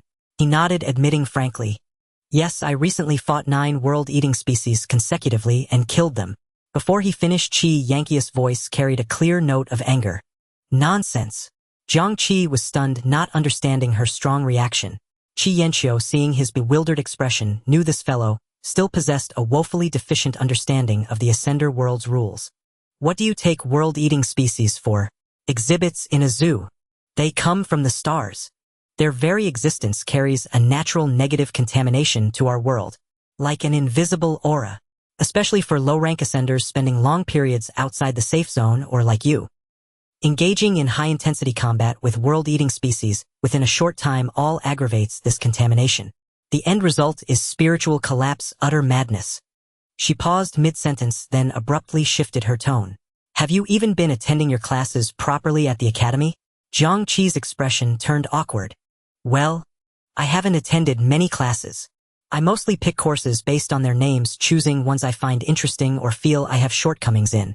Qi Yankee's fingertip starlight resumed the treatment. Her tone was stern. Jiang Qi, don't focus all your energy solely on power enhancement. It's not only knowledge where you feel deficient that needs learning. You should carefully attend the Academy's courses on contamination. Words similar to instructor Zhang Xiaoming's. They all implicitly advised him to slow down his ascension pace. Was his scale change and ascension speed truly too fast?